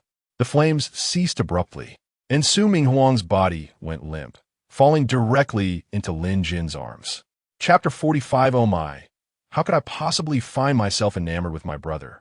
In the distance, Zhou Xiao stood in stunned disbelief. Rebirth through nirvana. She has successfully awakened? At that moment, Zhou Xiao felt as if his lungs were about to explode. In his eyes, Su Ming Huang's one-time successful awakening was entirely attributable to his own fortune. It was the blood of his subordinates that had played a pivotal role. Those individuals were originally meant to serve as his stepping stones for his own awakening. Yet, before he could utilize them, Lin Jin had sacrificed them, leading Su Ming Huang to successfully awaken her nirvana ability. The offerings turned traitorous, and the stepping stones were consumed in blood sacrifice. Zhou Xiao, overwhelmed with fury, spat out a mouthful of old blood. Despite his meticulous calculations, he had merely clothed others in finery. He realized he was finished. This was his first and last exploration of the Vermilion Bird Tower, for the ancient divine crystal shards required to open it were nearly impossible to find. Securing even a single shard was a miracle.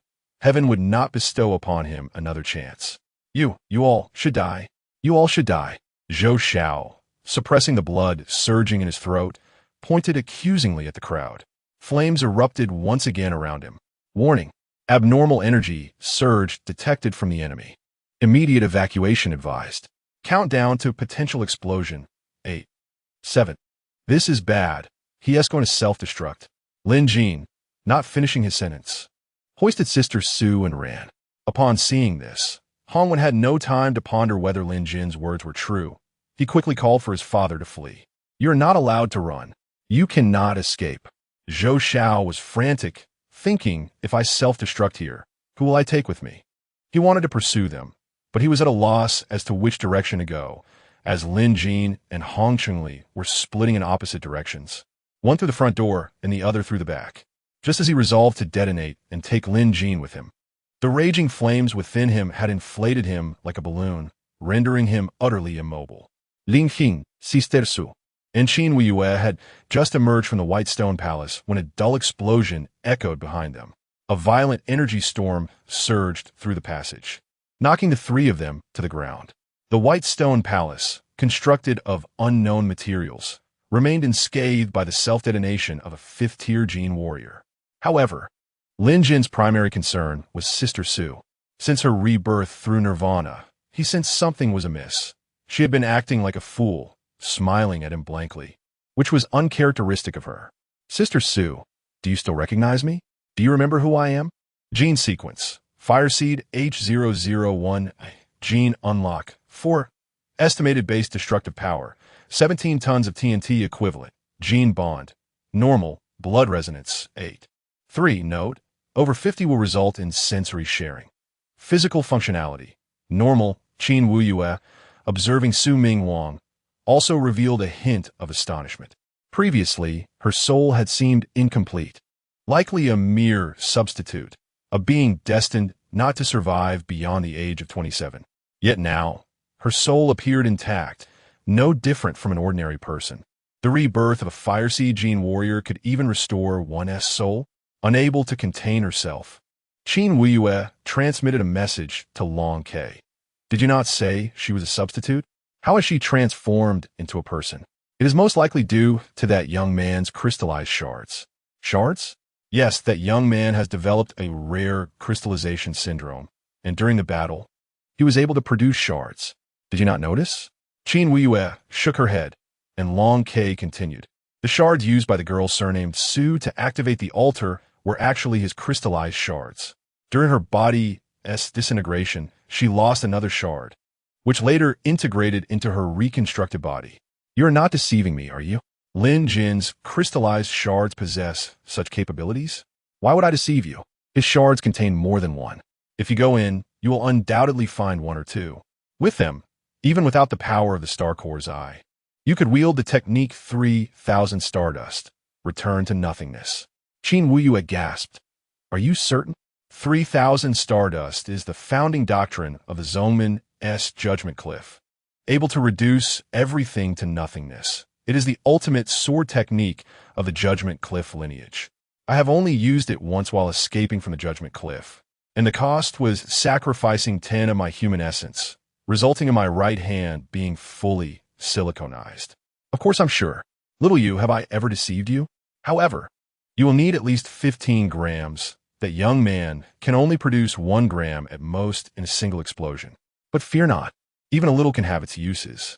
Hurry and search for it. Such treasures should not be allowed to be seized by others.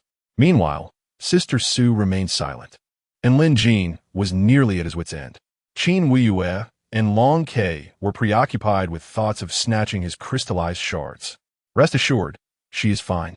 After discussing, Qin Wuyue approached Lin Jin and knelt beside him, saying, it could be that this is her first rebirth through nirvana, and her body is still adapting. She will be fine shortly. You all wait here for me. I shall go inside and take a look. By the way, she seems to have unlocked a gene lock. The side effect of the 4th gene lock is often amnesia, so she may act quite forgetfully from now on. Forgetful? Yes, after we get out. Administer a gene stabilizer to her. After saying this, Qin Wuyue, appearing calm, stepped into the white stone palace. Yet as soon as she was out of Lin Jin's sight, she accelerated, her urgency akin to someone rushing to the restroom. Lin Jin gazed at Sister Su in his arms, her body warm and soft. She seemed to be awake, yet not fully so, his eyes tracing her features, from her high-bridged nose to her slightly pale but still alluring lips. Lin Jin swallowed hard. He thought, you aren't playing the Sleeping Beauty game with me, are you? After a moment of apprehension, he glanced around, ensuring no one was watching, and said to Sister Su, if you don't wake up soon, I might just assume you are. He inched closer, his breath becoming rapid, the air from his exhalation brushing against Sister Su's face, causing her long eyelashes to flutter against the breeze. Suddenly, Sister Su's delicate fingers grasped his lips. You little rascal, what do you think you're doing? Lin Jin jerked back, escaping her grip, and indignantly replied, what could I possibly do? I just wanted to check if you're still breathing. Is that so?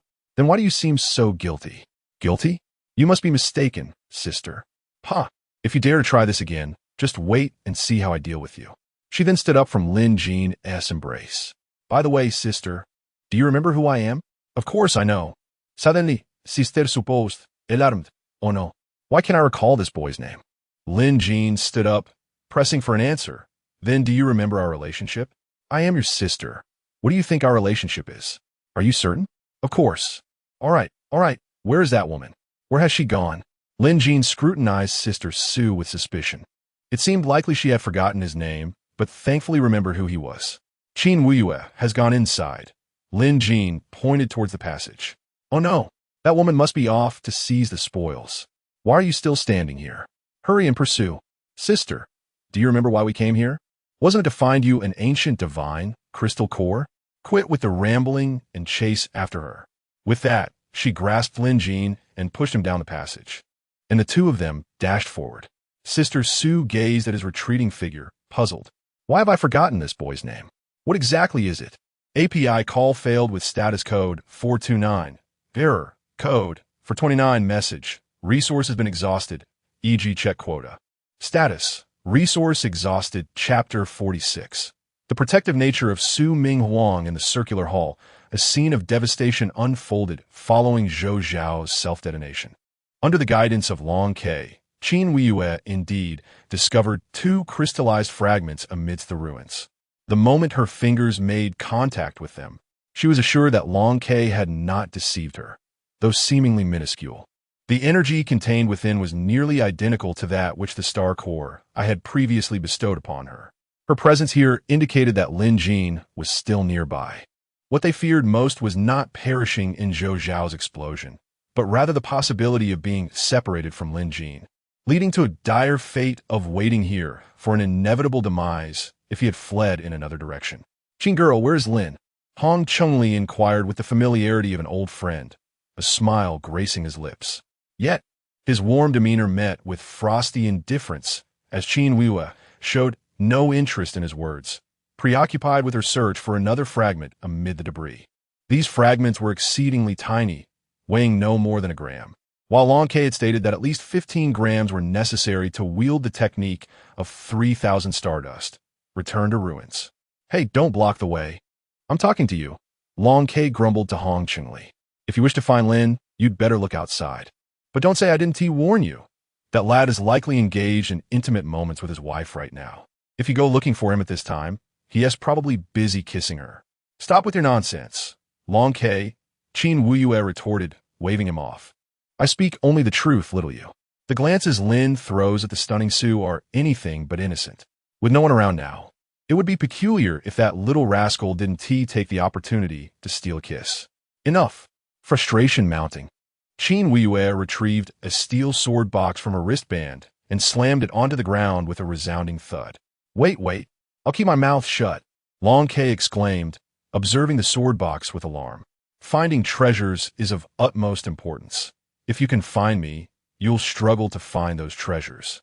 Qin Wuyue merely intended to scare him. Without his guidance, locating those fragments, smaller than mung beans, would be a daunting task. Hong Chunli, wishing to avoid further irritating Qin Wuyue, turned to search for his son. "Son, are you also hunting for treasures here?" he queried. If there were any treasures to be found, he surveyed the area. "Dad, don't bother searching for those corpses. Zhou Xiao's explosion obliterated them," Hong Wenda replied. "Then what are you looking for?" Hong Wenda struck the ground with his knife, producing an unusual sound. "Dad, listen, is there a secret chamber beneath us?" Kicking aside the surrounding rubble, Hong Chunli uncovered cracks in the floor and promptly stomped down on them. In an instant, the stone shattered, revealing an opening. Indeed, there is a secret chamber. Hong Wenda activated the light on his wristband and crouched at the opening, peering down. The Zhuke Consortium has controlled this area for so many years. They likely never even realized there was a hidden chamber below. "What are you planning, boy? Don't act recklessly. Do you even know what lies beneath?" Hong Chunli hesitated before declaring, "I'll descend first." The two of them jumped into the pit, only to discover a vast space below. It was less of a secret chamber and more akin to a second tier of palace. Unlike before, the flooring here was metallic, enveloped in darkness. Utilizing the light from their wristbands, they pierced through the shadows, revealing distant walls that glimmered with a cold metallic sheen, adorned with intricate patterns. One wall featured a massive transparent chamber filled with a pale blue liquid, within which various bizarre creatures floated, some coiled, others stretched, their forms resembling the anomalous beings found in the wilderness. "Has someone conducted research on these creatures here?" Hong Wenda pondered, finding the thought perplexing. Hadn't Zhou Xiao claimed that the Zhuke Tower was a relic of a prehistoric era? Could such creatures have existed back then? Or was it possible that what were deemed anomalies were not a result of radiation mutations, but rather artificially created? As Hong Wenda contemplated asking his father about the world prior to the Great Catastrophe, he noticed his father suddenly startled, having caught sight of something. Qin Wuyue, observing the Hong father and son descend into the pit, continued her search for Lin Jin's crystallized fragments. After all, as Long K had asserted, with the altar destroyed, Lin Jin was likely the only one who knew how to escape. Before long, the footsteps of Lin Jin and Su Ming Huang reached her ears. Lin Jin bounded over to Qin Wuyue, teasingly asking, "Hey, little you, after searching for so long, what treasures have you found?" Qin Wuyue paused her actions, slightly turning her head to cast a cold glance at Lin Jin.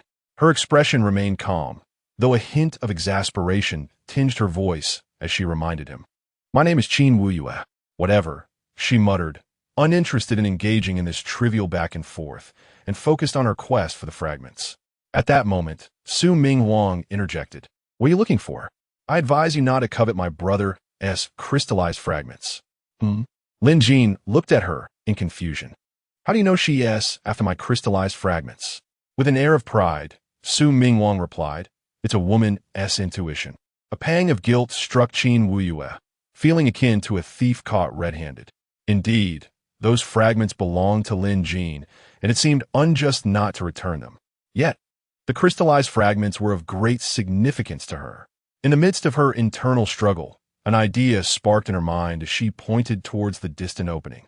The Hong father and son discovered a secret chamber over there. They've already descended. A secret chamber? Lin Jin glanced over, then pulled out a compass from his pocket. The blood-red arrow initially pointed at himself before shifting to indicate the ground below. A sudden realization gripped him. Let us go down and take a look. Seeing Lin Jin's expression grow serious, Su Mingwang dismissed her concerns about the thieving Qin Wuyue and followed him as they jumped into the opening together. Qin Wuyue hesitated, contemplating whether to follow, when Long Ke urged, Little you, what are you waiting for? Hurry up and go. As long as you stick with Lin, you need not worry about finding fragments. In the second tier of the underground palace, Hong Chengli was startled by a figure seated at the control panel. As the father and son approached, they realized the person had long since perished, the body now desiccated. A hint of embarrassment crossed Hong Chengli's face. After decades in the underworld, he had not anticipated being startled by a corpse today. Hong Winda scrutinized the mummified body, uncertain of how extraterrestrial beings appeared, as the wall paintings were highly abstract. Yet, the dried figure before him bore a striking resemblance to a human. However, the attire was reminiscent of contemporary battle gear. Strangely, the metallic plaque on the chest bore symbols he could not decipher, resembling more of a cryptic script than actual writing. Just as he prepared to pry off the figure's helmet for a better view, Lin Jin and the others leapt down. Chapter 48. It turns out even fairies can be flustered. Hong Chengli understood that this was not the right moment to confront Lin Jin. Once they were outside, he, a boy from the slums, would have plenty of ways to deal with him. With that thought, he followed Hong, went to explore other opportunities. The place was vast, comparable in size to the white stone palace above. Although they had not obtained the ancient divine crystal core, it was conceivable that remnants of alien civilization might still hold treasures elsewhere. After discovering that this was not the Xiantian sword tomb, Qin Wuyue lost interest in the place and was indifferent to any remaining treasures. When the ancient divine crystal core made its appearance, everyone's eyes lit up. But her expression remained unchanged, calm as a still pond. If there's anything, just call me. I'll wait for you outside, she stated in a cold tone, turning away without hesitation, as if she had no desire to linger in this place. Suddenly, Lin Jin called out to her, Xiao Yu, do you know what it means for wool to come from the sheep? Qin Yue instinctively halted, turning to face Lin Jin, her voice still icy yet tinged with curiosity. What do you mean? A sly smile crept onto Lin Jin's lips as he explained, What I mean is, if you want wool, you must catch the sheep. How much can you gather just by picking it off the ground? Qin Wuyue felt a flush rise to her cheeks, fortunately hidden by the dim light. She comprehended that if crystallized fragments were the wool, then Lin Jin was the sheep. To acquire the fragments, she would need to seize them from him. Merely scavenging would yield little. No, that scoundrel must have known all along that she was trying to collect his crystallized fragments. How infuriating that she had been so desperate to conceal her intentions, appearing like a fool in the process. I was merely stepping out for some fresh air, she stammered, flustered by her thoughts, turning on her heel and hastily leaving, her back betraying a rare glimpse of vulnerability and embarrassment. As Lin Jin admired her graceful retreat, a warm breath suddenly brushed against his ear, infused with a faint scent of orchids and moisture, like a feather gently caressing him, sending shivers down his spine. Following this, Sister Sue's teasing voice rang in his ears. Humph, look at you, boy. A mere girl has you so smitten that you can't find your way. Lin Jin straightened immediately, adopting a serious demeanor. What nonsense are you spouting?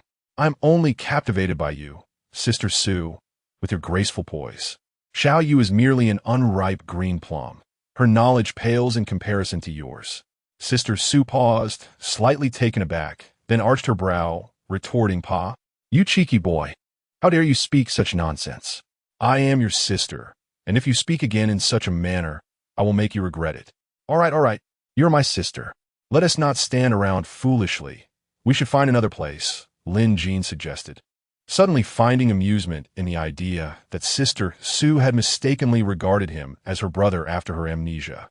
Meanwhile, Su Mingwang watched Lin Jin's retreating figure, her heart racing uncontrollably. Reflecting on the moment he had joked with her, waves of warmth surged within her, and she found herself unexpectedly enjoying the flirtation. Heavens!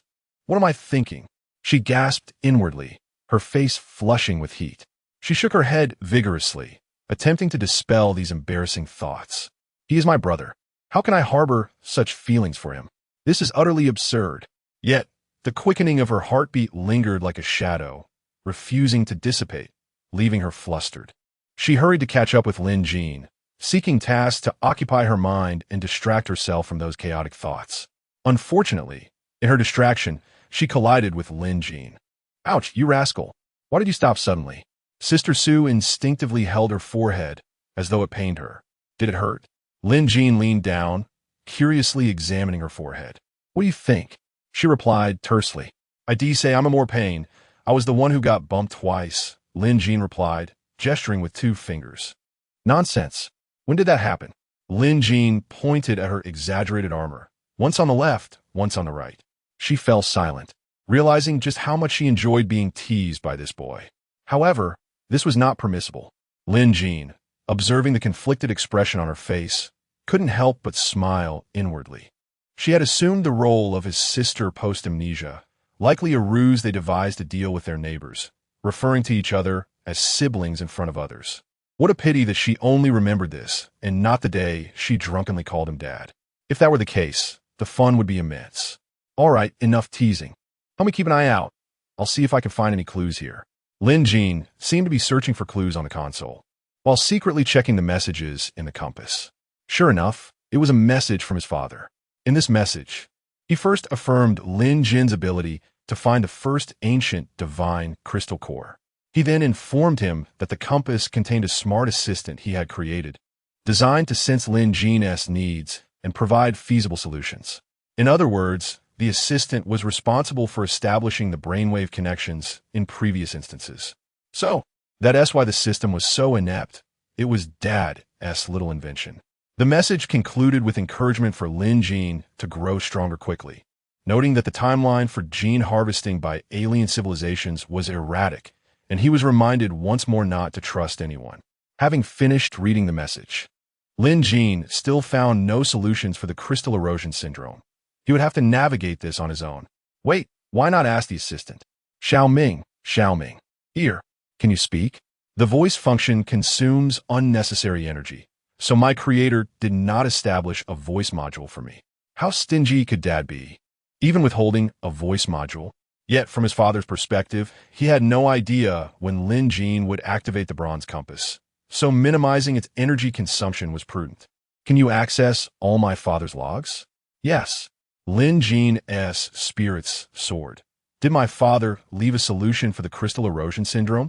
No. My creator was unaware that you would suffer from crystal erosion syndrome. Did he leave my genetic sequence? Yes, but under security protocols at your current level. The sequences I can access are likely false, primarily to prevent others from prying. What use are you to me then? My purpose is to assist you in your growth. During this process, I will do my utmost to help you fill in the gaps. Additionally, if you have emotional issues, you can consult me. An observer. The so-called ancient divine beings were actually genetic observers of alien civilization. This confirmed it. The ancient divine beings described by his father were entirely different entities. Hey, you rascal. Aren't you supposed to be looking for clues? Why have you been dazed from the start? Is something wrong? However, due to the initial command given to her when they first met, her sudden movement was interpreted as an ambush, leaving her momentarily immobilized. Chapter 47. The Ancient God? How is it different from what my father said? Lin, my brother, why did you take so long? You startled me, Hong Chun-Li said with a warm smile. Lin Jin replied with a cold smile, Brother Hong, you've been here for quite a while. Have you made any discoveries? Oh, it's just a dead body, Hong Chun-Li said, illuminating the dried corpse with a light from his wrist device, as if it would help Lin Jin see better. As Lin Jin walked, he surveyed his surroundings. Why does this place resemble a laboratory? Do you feel the same way, Lin? You don't think there could really be extraterrestrial civilizations in this world, do you? His gaze shifted to Hong Wan, who had been staring at him since their first encounter. Initially, Lin Jin thought Hong Wan was simply infatuated, but upon closer inspection, he realized the young man was fixated on the bronze compass in Lin Jin's hand. As Lin Jin approached the corpse, the blood-red glow on the compass intensified, casting an eerie light in the dark environment, alternating between crimson and shadow. Hong Chengli inquired again, "What exactly is that treasure you possess, Lin? Why does it react so strongly here?" Lin Jin chuckled. "You called it a treasure. Do you think I would share its secrets with you?" "Oh, hith. You misunderstood, Lin. I was merely asking casually." Hong Chengli laughed awkwardly, though a glint of malice flashed in his eyes. Lin Jin felt no animosity towards the two, knowing that Sister Su had already unlocked the 4th level of her genetic lock. With her supreme fire seed gene, defeating this old man would be childish play. His only concern was Hong Wan, who had proven to be an enigma. Lin Jin approached the two men, examining the dried corpse on the metallic chair. It appeared almost human, adorned with a helmet and wearing battle attire typical of this era. However, the needle of the bronze compass pointed unwaveringly at it, indicating that from the moment he entered this ruin, it had been fixed on this entity. This creature could not be human. It was what people referred to as an ancient god. Yet his father had mentioned extracting genes from the ancient god that even extraterrestrial civilizations feared. Coupled with Qin Weiyue's insights on spiritual root genes, it seemed that his father's ancient god was not an alien, but rather a native deity of this world. Having contemplated this, Lin Jin reached out to remove the helmet from the creature's head, causing Hong Chengli and his son to tense up. "Brother Lin." The father and son positioned their hands in front of him. Lin Jin smiled slightly. "Relax, there are no traps here. If you doubt my words, feel free to stand back." Hong Wan's eyes narrowed. "Who are you to question whether there are traps? I discovered this first. I haven't even touched it yet. So why should it be your turn?" Hong Chengli subtly shook his head at his son, as if to say, "Hold on. We'll be at a disadvantage if we engage with him now." Reluctantly, Hong Wan stepped aside, allowing Lin Jin to pull off the helmet, revealing the true visage of the ancient god. All present noted the creature's elongated skull, reminiscent of a carrot. Astonishingly, there was a hole in its forehead, as if it had been shot in the head. Lin Jin instinctively glanced at the helmet in his hand, confirming it bore no hole, assuring him that the creature had not met its end by unnatural means. Yet, how had it died? He dismissed such inquiries. He was not here for archaeology, but to retrieve its core. At that moment, Hong Wan remarked, "Isn't the so-called ancient god core supposed to be located right here?" Lin Jin's heart skipped a beat. Could he have inadvertently spoken the truth? If it was indeed in this location, then the core must have been extracted, rendering his efforts futile. Grasping the ancient god's face, Lin Jin twisted it to peer into the hole, where he discerned a faint red glow emanating from within. He instinctively inserted a finger, but could not reach inside. Drawing his 3rd-tier battle knife, he struck the creature's head. The blade embedded itself halfway before becoming stuck. He thought to himself, despite being dead for so many years, its bones remained remarkably resilient. Though merely a 3rd-tier weapon, that strike would have cleaved Hong Chengli in two as easily as slicing a watermelon. What on earth is this? Harder than the meager mechs I've crafted. Lin Jin entrusted the bronze compass to Sister Su and wielded his knife with Chapter 49. Hong Wan's counterattack plan, his gaze fell upon her face, teasingly remarking, "Did you actually intend to ambush me?" Su Ming Wang, caught off guard for a fleeting moment, swiftly regained her composure, nonchalantly letting her hand drop as she retorted, "Pa, who's trying to ambush you? I merely wished to rouse you from your stupor. By the way, what were you pondering?" Lin Jin chuckled. "I was contemplating whether Sister Su has developed feelings for me." Su Ming Huang's demeanor stiffened abruptly, the calmness in her expression giving way to a hint of fluster. "You? What nonsense are you spouting? I am your elder sister. If you keep babbling such absurdities, do you believe I want to truly strike you?" She raised her tightly clenched fist, yet the panic in her eyes betrayed her inner turmoil. Lin Jin stifled a laugh inwardly, adopting an innocent facade as he spread his hands in explanation. "Sister Su, where does your mind wander? I was referring to a purely sibling bond. Look at you. The moment I mention liking, you become so flustered and accuse me of nonsense. It seems you're the one lost in daydreams, misinterpreting my words. You? Ugh, you are infuriating. Have you found any clues yet? Am I not searching right now?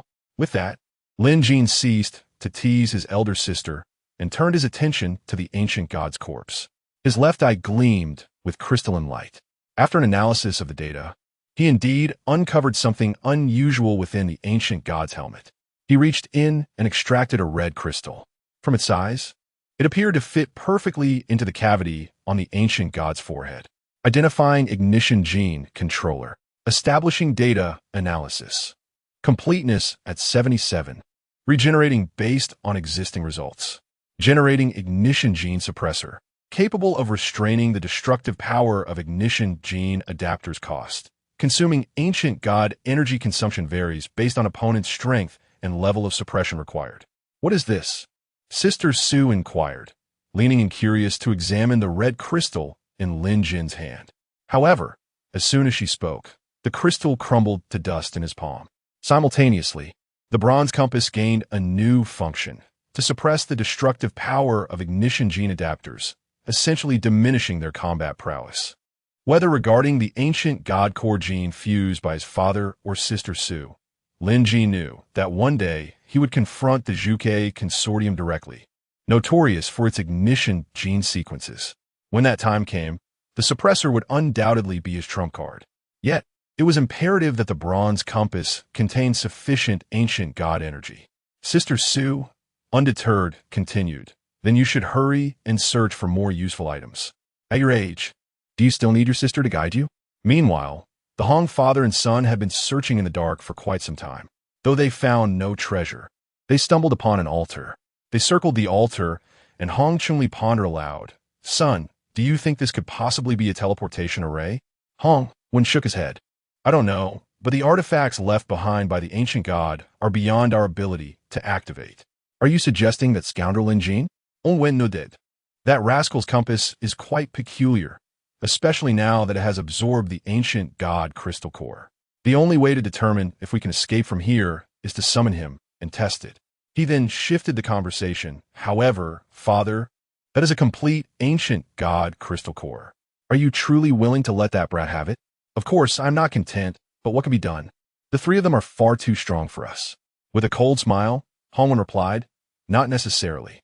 Among those three, the strongest is undoubtedly that woman who has been reborn through fire, followed by Qin Wuyue, and Lin Jin is the weakest. If we can eliminate Qin Wuyue first, Lin Jin will be a burden to her.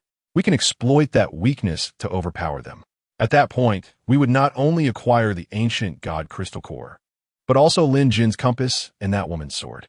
With these three items, we could not only restore the Morning Light scavenger group, but even establish a Morning Light Legion in no time."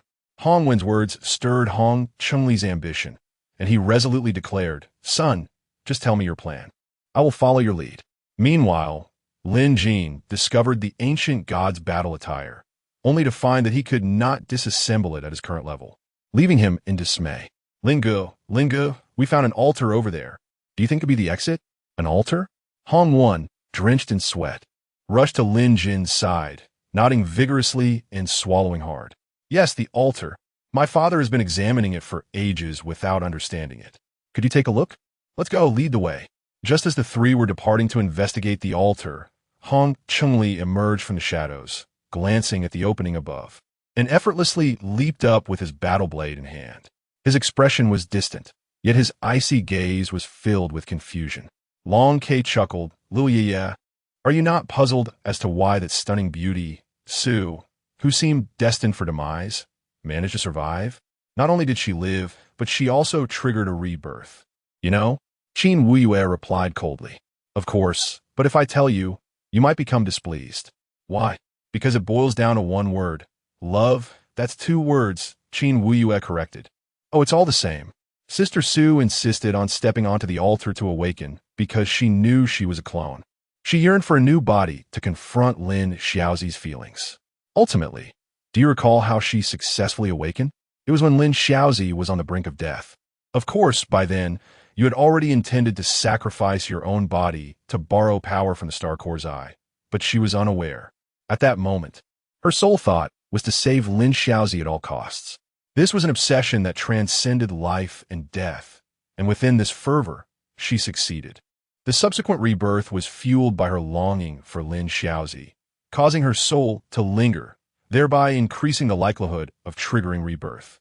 Of course, the entire process is far more complex, but it is certain that the ignition gene's rebirth trigger rate is proportional to the duration a person's soul remains intact. Qin Weiyue nodded, as if in agreement with Long Kei's assertion. At that moment, Long Kei grinned. Little Ye, do you also believe that I speak the truth? Hence, I state, the heartless sword path of the Judgment Cliff is indeed a perverse doctrine. Now do you believe me? Qin Weiyue paused, suddenly irked for a moment. I almost fell into the trap of your wicked sword. Hey, what do you mean by almost falling into my trap? Am I not making sense? Your wicked sword specializes in bewitching hearts. I shall not debate with you. Little Ye, be cautious. You again. Before Qin Weiyue could finish her sentence, a sudden gust of wind surged from behind, causing the hairs on her neck to stand on end. Chapter 50. Into the embrace of Qin Weiyue, Hong Chengli seized the moment for his ambush with impeccable precision. At the instant when Qin Weiyue's mind was in turmoil, he struck. Before she could react, the blade in her hand had already been cleaved against her back. Clang! It was none other than the dragon-slaying sword that had leapt from her grasp to shield her from the attack. Despite its formidable force, Qin Weiyue was still sent reeling. Hong Chengli spat in frustration, cursing his ill fortune. He had not anticipated that the sword would act to protect its master. Truly, it was a remarkable sword, and he was determined to possess it today. Qin Weiyue tasted blood in her throat and coughed violently. Having lost the initiative, and with Hong Chengli being a fourth-tier genetic warrior, she was unable to find an opportunity to counterattack. Little Ye, you are injured. Do not confront him head-on. Flee quickly. The clash of blades sent her flying once more. However, this time, it seemed as if she had calculated her fall perfectly, landing directly into a large pit that led to the underground palace. She pressed her hand against her chest, spitting out more blood, and instinctively glanced toward the ancient deity's direction. But Lin Jin and Su Ming Huang were nowhere to be seen. At that moment, the sound of Hong Chengli's footsteps echoed from outside the cave, forcing her to endure the excruciating pain within her body and flee desperately. By the time Hong Chengli descended into the underground palace, Qin Weiyue had already vanished into the darkness. Damn it, he cursed under his breath, immediately pursuing her by following the sound of her footsteps. If it had not been for that sword's automatic defense, he would have succeeded in his ambush and then joined forces with his son to eliminate Lin Jin and his woman. At that point, he and his son would have emerged as the greatest victors of the day. However, if Qin Weiyue found Lin Jin first, their plans would come to ruin. Hong Chengli quickened his pace, determined not to let Qin Weiyue encounter that boy. In the darkness, Qin Weiyue was oblivious to Lin Jin's whereabouts and could only run blindly. As Hong Chengli's footsteps grew closer, she wished to accelerate, but her internal injuries prevented her from doing so. Lin Jin, where on earth are you? She thought, never having imagined that she would one day yearn so desperately to see a man. If the dragon-slaying sword could express emotions, it would undoubtedly wear a sly grin as if it had orchestrated a cunning scheme. Did she truly need to seek out Lin Jin? Not at all. With her abilities, coupled with her own efforts, a mere Hong Chengli should not have been able to corner her like this. Even if, hypothetically, Hong Chengli had somehow managed to push her to the brink, her former self would have sacrificed her own flesh to slay him in retaliation. Since cultivating the heartless sword path, however, she had grown to despise men, particularly an old man who ambushed her. It would be out of character for her not to kill him in a fit of rage. Yet, when she was about to make a decisive choice, an unexpected shout urging her to flee had inadvertently dampened her spirit. Had she fallen for that ruse? Although it was never explicitly suggested that she seek out Lin Jin. In this context, if she were to run, who else could she possibly find? In truth, this was for her own good. The heartless sword path would only accelerate the consumption of her soul by the Star Core's eye, and in turn, she would be doomed alongside her. Perhaps it was best not to remind her. Let her search for how else would she learn the value of men? Without that understanding, how could she ever realize that the heartless sword path was a treacherous pit? Meanwhile, Lin Jin was examining the altar before him. Through his left eye, he confirmed that this was indeed a teleportation array, much like the one in the circular hall. However, this was the original version of the altar. The one in the hall was merely a counterfeit. If Sister Sue had utilized this altar for awakening, her chances of success would have been significantly higher. The method to activate it involved crystal core fragments, rather than requiring ancient deity energy as Hong Wen had assumed. This altar was originally designed to filter the seed genes. If it required his primal power every time, it would be a tremendous loss. Apart from its awakening function, this altar also contained a coordinate, indicating that it served as a teleportation array. The crucial factor was whether the individual activating it stood above or below the altar. This was indeed a teleportation array, and, if activated, it might genuinely allow them to escape, but it necessitated crystal core fragments. Upon hearing this, Hong Wen exclaimed, "Crystal core fragments? Not ancient deity cores?" Lin Jin scoffed, "This altar is just like the one above. If it required ancient deity cores for activation, would Zhou Xiao and the others have been able to escape? All right," he continued, "let us search the bodies of those guys above. They must have crystal core fragments on them." "Wait," Hong Wen interjected, concerned about Lin Jin's plan to ascend. His father was still above, possibly battling Qin Wuyue, and he had no idea if he had succeeded. If he had not, Lin Jin's ascent would surely expose him. "What's wrong?" Lin Jin asked, eyeing Hong Wen suspiciously. Sensing something amiss, Hong Wen's eyes darted, and he quickly suggested, "Perhaps you should take another look. What if it doesn't require crystal core fragments for activation? Wouldn't that be a waste of time? You want me to search for crystal core fragments above?" Lin Jin narrowed his eyes. "It seems you don't want me to go up at all. Where's your father? Even if he's wandering around, he should have shown up by now. I'm going to find my dad. No need to search." Lin Jin interrupted, having heard footsteps, both Qin Wuyue's and Hong Chungli's. Although he was unaware of the situation, it was prudent to subdue Hong Wen first. As he reached for him, the boy nimbly rolled away, evading Lin Jin's grasp. "Sister Sue, quickly check on Qin Wuyue," Lin Jin urged, as he lunged toward Hong Wen again. Meanwhile, fleeing through the darkness, Qin Wuyue heard Lin Jin's voice and felt a surge of joy, suddenly finding unexpected strength to accelerate toward him. Upon spotting Lin Jin, she leapt forward. "Be careful, the Hong family duo." At that moment, Su Mingwang brushed past her. Hearing her warning, with a flick of her hairpin, it transformed into a plasma lance, which she hurled at Hong Chungli, who was pursuing her. Flames immediately illuminated the entire space. The sudden surge of heat propelled Qin Wuyue directly into Lin Jin's arms. Lin Jin caught her, but Hong Wen seized the opportunity to escape. Just as he intended to pursue, Qin Wuyue coughed blood all over him. "Take this." Lin Jin swiftly produced a healing device and handed it to Qin Wuyue before dashing off after Hong Wen. At that moment, Su Mingwang had already pinned Hong Chungli against the wall with her lance, yet he clung desperately to it, unwilling to accept his fate. Glory and riches had once been within reach, but all his schemes had resulted in naught. When Su Mingwang noticed Hong when attempting to flee, she swiftly blocked his path. In a panic, Hong Wen drew his knife, but was met with Su Mingwang's hand, which sent him crashing to the ground. With one high heel firmly planted on his face, she looked down at him disdainfully. "API call failed with status code 429. Error. Code 429. Message. Resource has been exhausted. e.g. check quota. Status. Resource exhausted. Chapter 51. Qin Wuyue's heart in turmoil. The emergence of Yandere, Queen Lin Jin hastily retrieved the increasingly hot bronze compass, thrusting it into Sue's hands. As her fire seed genes rendered her impervious to the heat, a string of prompts materialized on the bronze compass. Superior gene sequence L0001A detected, meeting storage criteria. Commencing forced acquisition. Acquisition successful.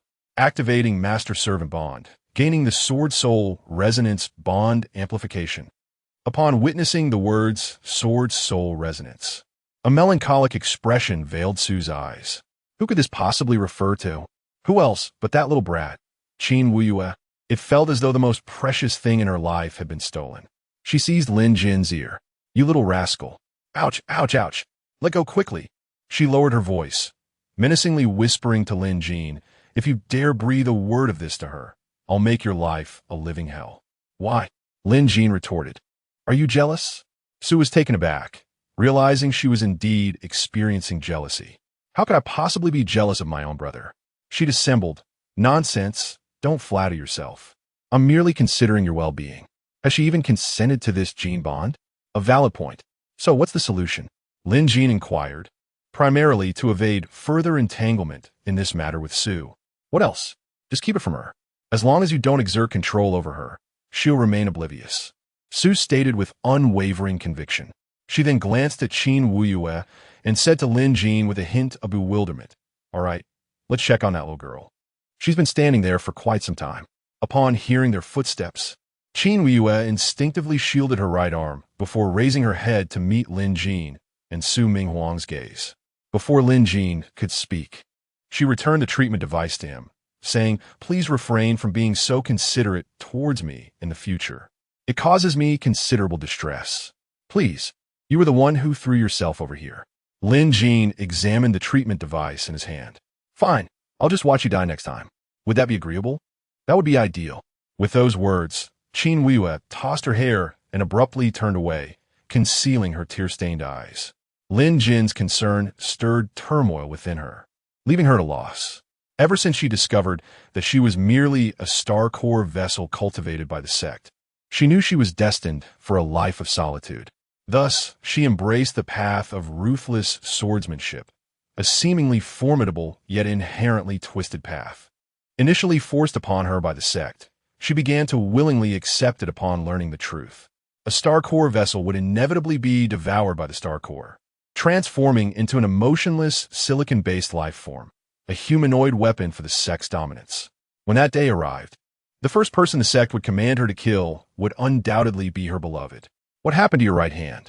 "None of your concern." Su, witnessing Lin Jin's discomfiture, reveled in the scene. "Serves you right, trying to woo someone who doesn't appreciate it." After mocking Lin Jin, she grumbled on his behalf, "That woman is truly ungrateful. My brother saved you, and he was wrong to do so. Next time, we'll just watch you die," as that boy said. "If he dares to save you, I'll break his legs." Lin Jin and Su ascended to the upper levels in search of crystallized cores, only to find nothing. The vermilion bird conglomerate's personnel had been obliterated by Zhou Zhao's self-destruction. Fortunately, Qin Wuyue possessed 2 of Lin Jin's crystallized shards, enabling them to activate the teleportation array. The teleportation transported the trio to a mountain peak. At that moment, the sun was setting, painting the sky with vibrant hues of orange. The afterglow bathed their weary faces, tinged with the relief of surviving a near-death experience. Qin Wuyue panted softly, gazing at the expansive vista before her. She subconsciously caressed her blindfold, her taut nerves finally easing. Su, facing the sunset, stretched her lithe figure. The flame tattoo beneath her collarbone flickered with her movements. She then scoffed, "Humph, if it weren't for my resourcefulness, who knows how long we would have been trapped in that forsaken place." She was referring to the fact that she remembered Qin Wuyue possessing Lin Jin's crystallized shards and had asked Qin Wuyue to retrieve them. As she spoke, Qin Wuyue soared into the sky on her flying sword, hurtling towards the setting sun like an emotionless glacier. The blindfold streamed behind her, taut in the wind. Her tattered, white dress billowed, revealing glimpses of golden circuitry on her mechanical right arm. "Little Yeye, why are we leaving so soon? I believe that boy's blood could potentially alleviate your star core backlash." Lin Jin couldn't shake the feeling that her arm had become even more transparent. However, he didn't dwell on it, assuming that if the prosthetic limb broke, she could simply replace it. "Still staring after she's already gone?" Su playfully poked Lin Jin's head. A blissful smile graced Su's lips. "Yes." She then seemed to recall something. "Where's our home, do you know?" Lin Jin pointed ahead. "Eastward, keep heading east, and we'll eventually reach it." Su nodded. "That's true, but how far is it, do you know?" "Well, as they say, keep heading east.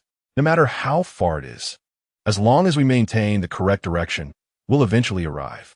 Simultaneously, within an extravagantly opulent villa in Vermilion Bird City. A dazzling crystal chandelier illuminated every detail of the interior. The polished marble floor mirrored Su Mingli's tall, aloof figure. She was clad in a black and gold phoenix-patterned cheongsam. Her waist-length snow-white hair cascading like a waterfall, shimmering with an icy sheen in the light. Her crimson and ice-blue eyes radiated chilling coldness. Her figure graceful, yet exuding an imposing aura, akin to a queen who controlled everything. She stood silently before the French windows, her posture erect. Outside, Vermilion Bird City bustled with activity, but in her eyes, it was merely an amusement park for ants. She tilted her head slightly, her gaze filled with disdain and arrogance. In a voice as cold as ice, she addressed the metal mast made behind her. "Have you had any luck tracking the clone?" The maid shuddered, her inner trepidation causing the metallic limbs to emit a faint clicking sound. In an instant, she knelt on one knee, her head bowed. Avoiding direct eye contact with Su Mingli's back, she replied respectfully, yet with a hint of apprehension, "Master, we have not yet located the target. The signal was lost and has not been reacquired." The maid's voice was sweet, suggesting she was no more than 20 years old, but it trembled with fear, lest her incompetence provoke her capricious mistress. Su Mingli's brow furrowed instantly, her already stern gaze turning baleful. In her view, there was only one explanation for the inability to track the clone. The clone had perished. This was a clone she had painstakingly nurtured, her most satisfactory clone to date. A crucial component of her immortality project, now potentially destroyed. At this thought, an uncontrollable surge of anger welled up within Su Mingli. She clenched her fists tightly, the veins on the back of her hand bulging. The phoenix tattoo on her back seemed to sense her wrath, flowing like molten lava. Where was the clone's last known location? Chapter 52. I actually hope you can forget me, the slums of White Tiger City? Quite intriguing. She slightly tilted her body, a wicked yet infinitely menacing smile gracing her lips as she prepared the flying apparatus. I am eager to see which fool, emboldened by audacity, dares to touch my possessions. The maid promptly responded, "Yes, my lady. I shall prepare it at once." After saying this, she swiftly rose but suddenly recalled something, trembling as she added, "But my lady, the master said you're not to leave Zhuke City. It seems you're longing for another transformation." Upon hearing this, the maid's body trembled violently, and she quickly replied, "I will prepare it immediately." In the early morning wilderness, a thin veil of mist enveloped the desolate land, adding an ethereal sense of mystery. Beneath a large boulder, Lin Jin had gathered some wild grass the previous day to create a makeshift nest for the two, serving as their temporary camp. A gentle breeze rustled through the grass. Su Minghuang lay quietly beside Lin Jin, her eyes fixed on his sleeping face, utterly captivated. How could this boy be so handsome? Instinctively, she carefully placed her right leg atop Lin Jin's, the flame tattoo lying dormant beneath the black silk, occasionally flickering with a faint red glow in rhythm with her gentle breaths. Stray strands of hair fell by her cheek, yet they did nothing to obscure the tenderness in her gaze. She watched Lin Jin intently, her eyes brimming with affection and yearning. Every subtle expression of his seemed to possess an immense allure, drawing her in profoundly. Unbeknownst to her, love had taken root within her heart, flourishing unchecked. Suddenly, she was jolted by a realization. This boy was her own brother.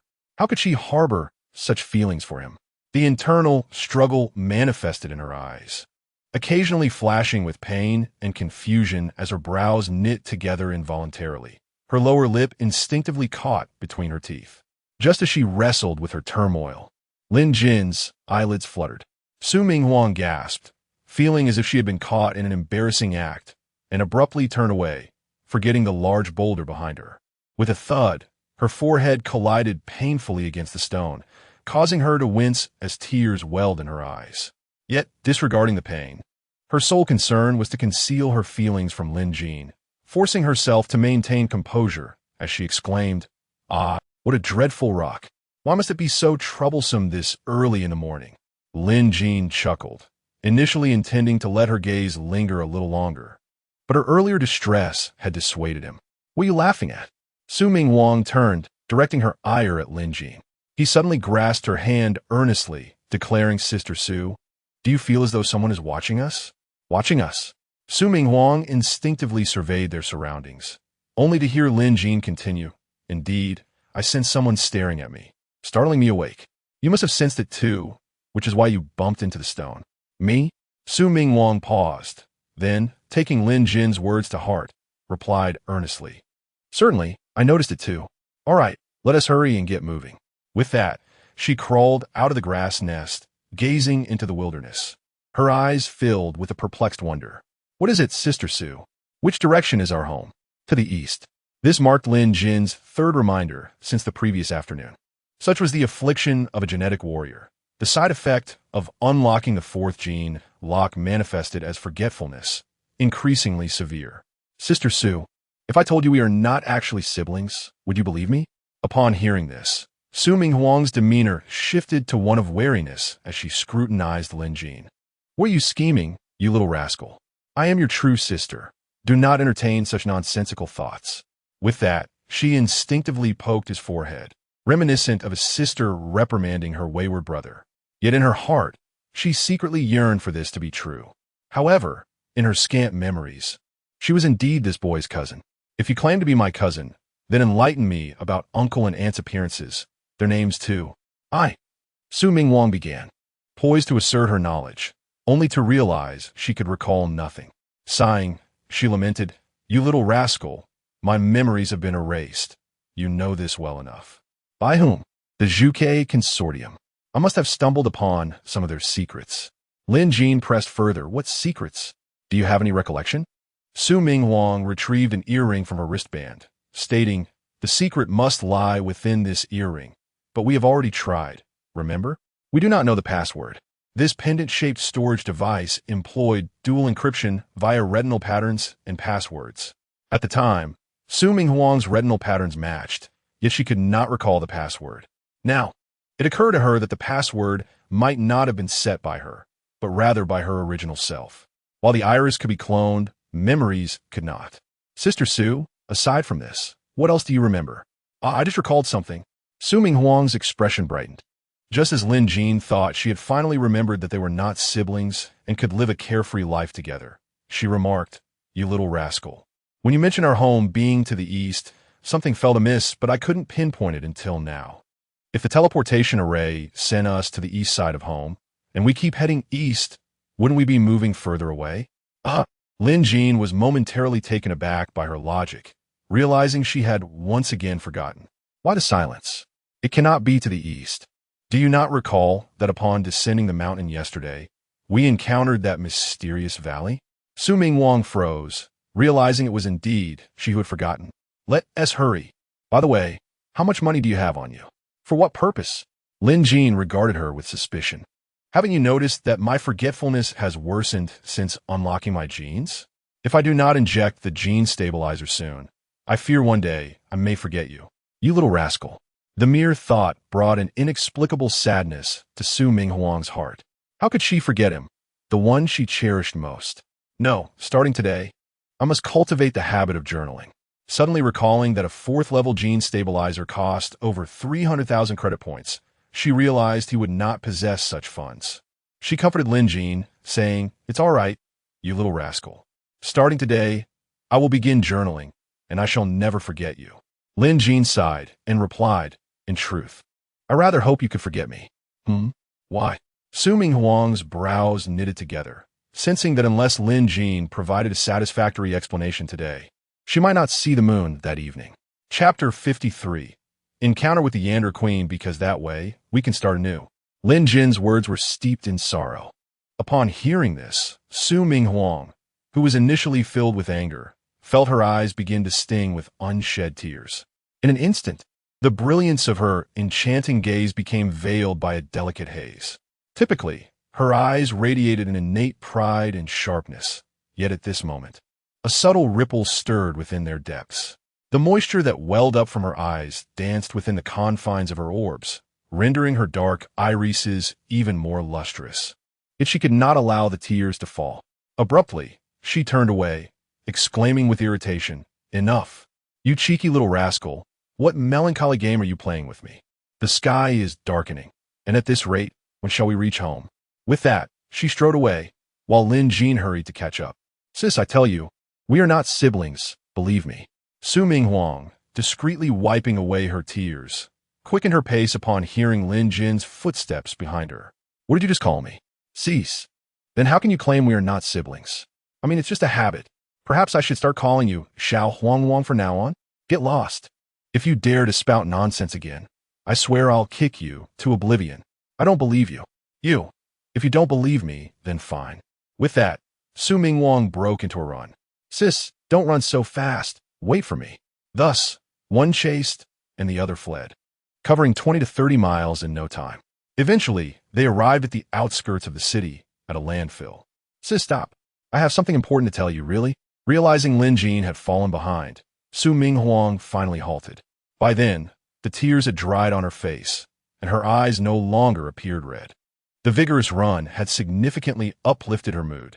Upon seeing Lin Jin, who was bent over, hands on his knees, gasping for breath, a smirk crept onto her lips, tinged with mockery.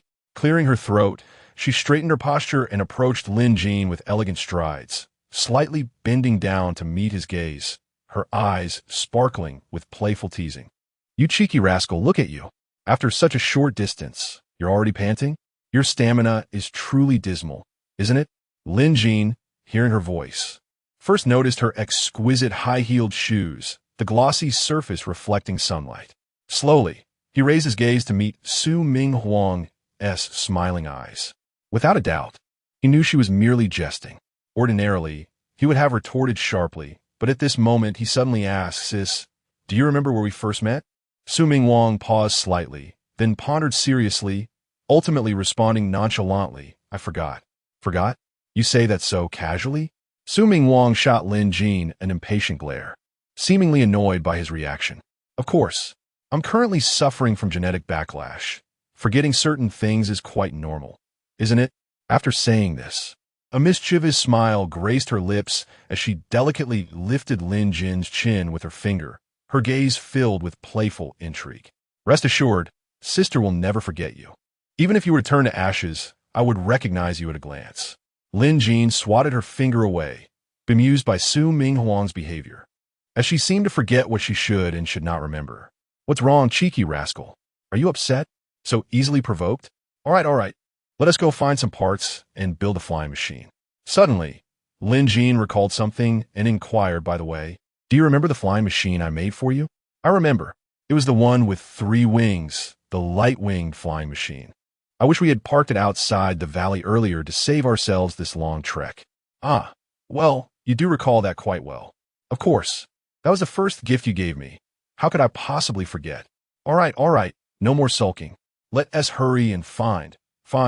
Su Ming Huang struggled, unable to recall whom they were supposed to look for. Lin Jin had to remind her, look for Uncle Ma who works here. Yes, Uncle Ma. Upon finding Uncle Ma, he was busy unloading garbage onto a conveyor belt with his old mech. Spotting Lin Jin and Su Ming Huang, he hurried over. Little Lin, little Su, where have you two been these past few days? Everyone was worried sick. Uncle Ma's concern warmed Lin Jin's heart as he smiled and replied, I was accompanying my sister on a mission. By the way, Uncle Ma, our flying machine is broken, and we need some materials to make another one. Do you know where we can find some? Well, recently, a shipment of light-wing fragments came to the sorting factory. It's over there in that pit. But you two should probably wait before going. Why? Oh, this morning, a fierce-looking woman arrived with a group of people, digging for something. She wouldn't let us help, and if anyone dared to take a look, she would beat them to a pulp. She is quite intimidating, so it's best to wait. Really? What is going on? You seem to know better than anyone else if there are treasures hidden in this garbage dump. Who knows? It's probably some affluent lady's private belongings that were discarded as trash, and now she's rummaging through it. As Uncle Ma spoke, his eyes suddenly lit up. By the way, that fierce-looking woman, aside from her hair and eyes being different from Xiao Su's, she looks almost identical to her. Isn't that strange? Well, she probably had some cosmetic surgery done. Just look at my sister's features. She has the face of standard beauty. If she didn't model her appearance after her, wouldn't that be a waste of money? Uncle Ma chuckled. You cheeky rascal, always flattering your sister. But you do have a point. These days, the ugly have their own unique traits, while beauties all seem to be cast from the same mold. After chatting with Uncle Ma for a while, Lin Jin found an excuse to leave, intending to sneak a glance at the fierce woman. He thought back to Uncle Ma's description. Aside from her hair and eyes, she resembled Su Minghuang perfectly. Lin Jin's curiosity was piqued. He wondered what Su Minghuang's true form was like in reality. Moreover, since she was his clone, he pondered whether he could control her as well. Thus, the two climbed up the other side of the garbage heap, initially intending only to catch a distant glimpse. However, as they ascended, they spotted a group of people digging. Before Lin Jin could discern where Su Mingli was, Su Minghuang, as if encountering a formidable foe, swiftly covered Lin Jin's mouth, glanced around, and pulled him into an iron cabinet. The cabinet resembled a coffin, with the refuse above it resembling a grave mound. As Su Minghuang urged him inside, Lin Jin found himself on top, with Su Minghuang below. To this day, he still couldn't comprehend how they had managed to squeeze in, but it seemed getting out now would be quite a challenge. At that moment, he heard Su Minghuang's low voice command, "Don't move or make Chapter 54. Could genetic bond be shared?" "Which woman?" Lin Jin inquired with curiosity. "I don't know, I couldn't see clearly just now." Sister Su replied, her voice tinged with lingering unease. "You couldn't see clearly, and yet you were so frightened?" Lin Jin pressed. "I." Su Minghuang was also perplexed by her sudden surge of fear, akin to encountering a formidable adversary. Although she had not seen clearly, she instinctively understood that the source of her dread was a woman. Lin Jin speculated that the woman who instilled fear in Sister Su must be closely related to her true self. Perhaps during the cloning process, this fear had been inscribed deep within Sister Su's soul. Seeing that woman was like facing a mortal enemy. While he could erase Sister Su's memories of her, he was unable to eliminate this primal instinct. Conversely, Sister Su could reconstruct her physical form, but could not reforge her soul. To do so would mean she was no longer Su Minghuang. Lin Jin attempted to crawl over to steal a glance, for if he could see the target, he might test the efficacy of their genetic bond. However, after several attempts, he discovered that they were trapped tightly in the metal cabinet, unable to escape, leaving him to wonder how Sister Su had managed to roll in with him. "What are you doing?" Sister Su, blushing, suddenly asked, her breath making Lin Jin's face feel warm. "Warning, host's heart rate is abnormal. Body temperature is steadily rising. I want to see outside." "See what?" "There's nothing to see. Just behave and stay still." Lin Jin made several more attempts to crawl out, but to no avail. With a defeated expression, he said, "Sister Su, could you perhaps change your battle attire? What trick are you trying to pull?" Sister Su's beautiful eyes were filled with suspicion as she gazed at Lin Jin, who was so close. In such a cramped space, what trick could I possibly pull? "Your armor is pressing uncomfortably against me." "I." Sister Su was momentarily taken aback. "I haven't even complained about how you're poking me, and yet you turn the tables on me. What's wrong?" "Nothing. If you can't change your attire, then just endure it." After saying this, Sister Su abruptly turned her head away, her face flushed to the roots of her ears. Suddenly, an idea struck Lin Jin. Although their current position prevented them from seeing the situation outside, he could fashion a periscope. "A periscope?" "Yes. Did you forget that I can manipulate photons? Creating a periscope from the rubbish here is but a trifling task for me. Could you please be more straightforward?" "Sister Su, could you help me shift a bit? I can't reach that mirror. I can't move. You'll have to figure out yourself." Sister Su, blushing fiercely, spoke with a hint of playful reproach, turning her head defiantly to the side, her movements sharp yet imbued with a touch of stubbornness. Lin Jin glanced at her, noticing the taut muscles in her elegant neck from the sudden turn. He inwardly grumbled about the absurdity of the situation. How had it come to feel as though he were the one bullying her? All he had done was ask if she could shift a little, yet she reacted so dramatically. With Sister Su unwilling to assist, Lin Jin resorted to using the materials at hand to reconstruct a makeshift rake. Stretching his arm to grasp what he desired, utilizing his photon manipulation abilities, he soon fashioned a periscope capable of peering over the heap of rubbish. Eagerly, he leaned in to take a look, only to find the angle askew. After readjusting the lens, he finally beheld the scene beneath the refuse.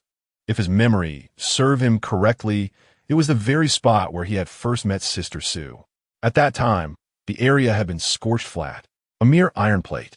Now, over a month later, it was buried beneath tons of refuse, appearing indistinguishable from its surroundings. A group of individuals was digging through the debris, all made of steel. Even the most industrious scavenger would require half a day or more to unearth anything substantial. Lin Jin then shifted his perspective and finally spotted the woman at the edge of the garbage pit. Her long, silken white hair cascaded down to her waist, flowing gently in the breeze, devoid of any disarray, adding a frigid aura to her presence. Her features mirrored those of Sister Sue, yet one eye shimmered icy blue while the other glowed a fiery gold, radiating an air of haughty superiority. She donned a black and gold phoenix-patterned qipao, the slit alarmingly high, as if eager for the world to behold what lay beneath. Was it merely black silk? It wasn't as if he had never seen it before. Frankly, if Sister Sue had a penchant for black silk, could it be that she was influenced by her? Moreover, her legs were adorned with bioluminescent bands pulsating with blue light. A metallic collar encircled her neck, identified as a genetic suppression device. Her affliction was not of the mind, but rather a genetic backlash. Her compatibility with the original Fire Seed genes was inferior to that of Sister Sue. Thus, her motive for cloning Sister Sue became evident. She sought to usurp her, with the target in sight. It was time to test whether the genetic bond would have any effect. In a flash, Lin Jin gained a new perspective, one belonging to Sue Mingli. Success. At that moment, he was nearly elated enough to leap. However, Sister Sue suddenly emitted a soft sound. What is it, Sister Sue? It's nothing. Warning, host body temperature has reached a critical point. Hydrogen peroxide is rapidly depleting.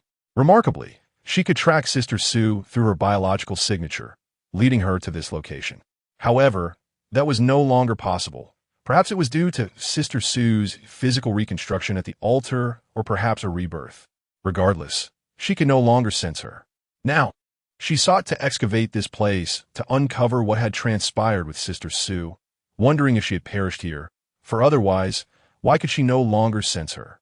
After observing for a while, Lin Jin concluded that she was indeed unwell. If she were not ill, why would her legs be clamped so tightly? Gazing at the sweat-drenched laborers, he pondered what thoughts occupied her mind. Enough of this. He found it distasteful.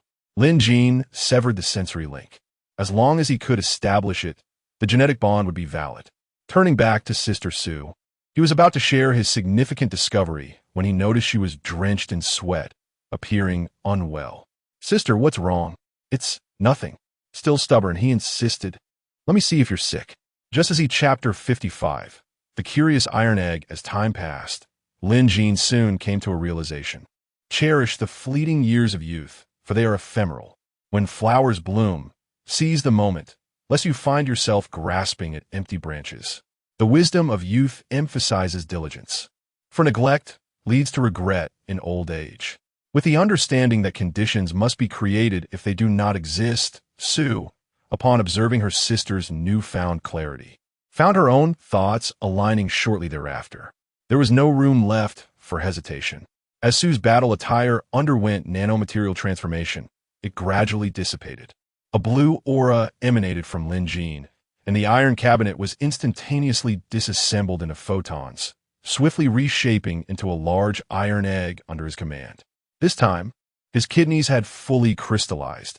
Although his ability level remained unchanged, the speed of reconstruction experienced a significant qualitative leap. In the refuse heap, Sue Mingli, initially curious about Su Minghuang's fate, felt an increasingly intense heat within her, abruptly accompanied by sharp, tearing pain in her abdomen. Gritting her teeth, she clenched her fists, her breathing quickening to the point where she could scarcely suppress a sound. After enduring for a moment longer, Su Mingli could no longer bear it. With a determined bite of her teeth and a swift stomp, she turned and hurried away. The discomfort coursing through her body left her inexplicably irritable, causing her steps to falter. Behind her, a maid and a bodyguard hastily followed. The maid, startled, trembled, and fell to her knees, pressing her forehead to the ground. Her voice trembling as she pleaded, "Please, master, do not be angry. I will ensure your safety. If anything goes awry, punish me as you see fit." After taking only a few steps, Su Mingli halted again, clutching her abdomen, pondering, "What's happening to me today?" Sensory sharing. Quickly, she shook her head. Who in this world had the right to share their senses with her? Glancing back at the bodyguard, she noted his broad shoulders and narrow waist, his handsome visage marked by sharp brows and bright eyes, his neatly cropped hair exuding competence and resilience, radiating the allure of a mature man. Undoubtedly, he was the object of many young girls' affections, the kind that would elicit squeals of delight. Yet, to Su Mingli, the essence of his soul carried a foul odor, rendering his outward charm utterly unattractive, and her gaze even hinted at disdain. Finally, she turned to the maid, beckoning her over with a cold command, "Come here." "Yes, master." The maid replied eagerly, scrambling to her feet, neglecting to brush off the dust from her dress, and hurriedly approached Su Mingli, carefully taking her hand. Her actions gentle yet tinged with trepidation. The three of them boarded a luxurious flying vessel, which swiftly ascended into the clouds, vanishing from sight. Below, she summoned the scavengers who had come to sift through the refuse. Upon seeing their employer depart, they promptly abandoned their tasks, losing all motivation to continue working. It was evident they were hourly laborers, charging by the hour. The longer the job, the greater the pay. With their departure, the landfill workers approached out of curiosity, whispering amongst themselves at the edge of the pit. "They've been digging for quite a while. I wonder what treasure they're after," one remarked. "Olma, why don't you go take a look?" Another suggested. "They've been at it long enough. It could be something rare." "What are you staring at? Everyone's gone. If there were truly treasure, it would have been taken by now." "Not necessarily. I just saw them leave empty-handed. The treasure must still be down there." "You little brat. What do you know? Those are scavengers. Their treasures are likely hidden in their wristbands." At that moment, a foreman interjected, "Since no one is going down, let's get back to work. Stop speculating." As the group reluctantly dispersed, something on the opposite garbage mound caught their attention, wobbling slightly at the summit. "Old Ding, look at that. I can't be seeing things," exclaimed Uncle Ma, rubbing his eyes and pointing at the hilltop. "Something up there just moved." "You're seeing things." "There's nothing." Old Ding's words were interrupted as the trash atop the hill shifted again, this time more violently, causing a cascade of refuse to tumble down. "What on earth?" The crowd watched in confusion as the object continued to stir with increasing vigor. Old Ding shielded his eyes and gazed intensely at the summit for a while. "It looks like an egg." "An egg? Eggs don't wobble like that. It must be hatching." "Wait, haven't you realized the main point? Is there an egg that large?" Curiosity mingled with fear as they climbed atop another mound of refuse, which offered a better vantage point to observe the spectacle below. If it truly was treasure, they would each rely on their speed to claim it. If not, a swift retreat down the conveyor belt would lead them to safety against the lurking dangers. No one knew the terrain better than they. Yet, the sight before them left them all dumbfounded. It was indeed an egg, a colossal iron egg, weighing no less than 10 tons. Whatever lay within swayed, as if a wheel had become ensnared in a muddy pit. "Stop gawking and run." What kind of creature could lay such a massive egg? If that little beast hatches, the larger one will surely follow, and we'll all be doomed. Wait a moment. I've heard that when a small creature hatches, it will see the first living thing as its mother. What if? Stop right there. With an egg this size, the creature that emerges will hardly be small. You think it will take you as its mother?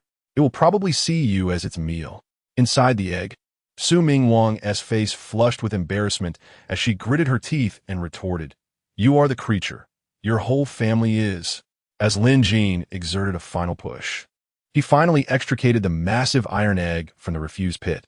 The workers outside, upon witnessing this, were instantly filled with terror. "Run. The creature is about to emerge." In a panic, they scattered in all directions. The great iron egg rolled down the slope, wobbling precariously until it lodged itself in a hollow halfway down the hill. Another day at work, another encounter with danger outside the city. Just like at the landfill, where the light-eating creatures would emerge when it rained. Thanks to Lin Jin, Uncle Ma had ended his shift early today due to the commotion on site. As dusk fell, the landfill was bathed in the warm orange hues of the setting sun. The towering heaps of steel refuse shimmered with a golden edge, losing some of their usual desolation and gaining a hint of tenderness. Subject under control. Hydrogen dioxide loss rate at 5.1, indicating severe dehydration. Misjudged the subject's abilities. 100 of high-energy polymer compounds lost, with a 10 energy expenditure. Currently reconstructing high-energy polymer compounds. Estimated time required is 10 minutes. On Lin Jin's back, Sue, her eyes half closed, bore an unmistakable fatigue. With strands of hair clinging to her sweaty cheeks and her lips cracked and parched, her throat raspy. Yet, a faint smile lingered at the corners of her mouth. Her weary arms tightly wrapped around Lin Jin's neck, her head gently resting against his shoulder as if she had found her safest haven. A gentle breeze caressed them, bringing a touch of coolness. Lin Jin had offered her a healing device, but this stubborn sister not only refused but proceeded to impart her wisdom. Excessive medication leads to resistance. The same applies to the healing device. The more it is used, the less effective it becomes. Therefore, while the device is beneficial, it should only be employed in critical situations. Conversely, allowing the body to recuperate autonomously may indeed enhance its intrinsic resilience. In essence, the profound truth lies in the desire to bolster one's resistance through self-recovery. As for her trivial intentions, Lin Jin could not be bothered to expose them, whatever she claims. So be it. This sister possesses many admirable qualities, yet her relentless ambition and incessant need for comparison render her somewhat overbearing. Chapter 56. I'm determined to marry my sister. You can forget about it, wife. Lin Jin began, only to be interrupted by Sue's coquettish voice. Don't call me wife, call me sister. It's embarrassing for others to hear. She playfully tightened her grip around Lin Jin's neck, a mix of shyness and warning in her gesture. All right, sister. If you keep squeezing, you'll be a widow. Oomph. Sue playfully slapped Lin Jin's shoulder before nestling her head against it. Sister, from today onwards, you're not a girl anymore, but a young woman, you know? Huh. Sue paused, then playfully bit Lin Jin's shoulder. Ouch, are you a dog? Su Minghuang instinctively released her bite. Her eyes filled with remorse as she caressed the crescent-shaped mark on Lin Jin's shoulder. Who told you to talk nonsense? See if you dare to again. Lin Jin smiled faintly, wife. Call me sister. Lin Jin sighed, wondering if Sue's memories would return after the gene stabilizer injection. Otherwise, having to call her sister all the time will be unbearable. Seeing Lin Jin's words trail off, Su Minghuang asked curiously, what were you going to say? I wanted to say, don't you think this is an achievement we've unlocked together? Achievement? Bah, nothing but nonsense. She then rested comfortably on Lin Jin's back, her arms tightening around his neck, as if to meld him into her very being. Yes, all because of this little rascal. I've become a young woman. A wave of sweetness washed over her. Lin Jin, should we leave White Tiger City? Go somewhere where no one knows us. Why? Isn't White Tiger City good? White Tiger City is good, but in White Tiger City, you can only call me sister. I don't want to be your sister. I want to be your wife. Su Minghuang, we're really not siblings. Your surname is Su. Mine is Lin. Isn't that obvious? Cousins. Alas, well, cousin, we're so distantly related that we can get married. Lin Jin now regretted suggesting such an idea, which had now become a fixed reality. Outside Grandpa G's general store, as on every leisurely evening, neighbors gathered to chat. Some fanned themselves to ward off mosquitoes, while others held stainless steel bowls, eating and boasting, gossiping about everything from the widow next door to the direction of the Federation's development. Laughter filling the air. Lin, what's wrong with your sister?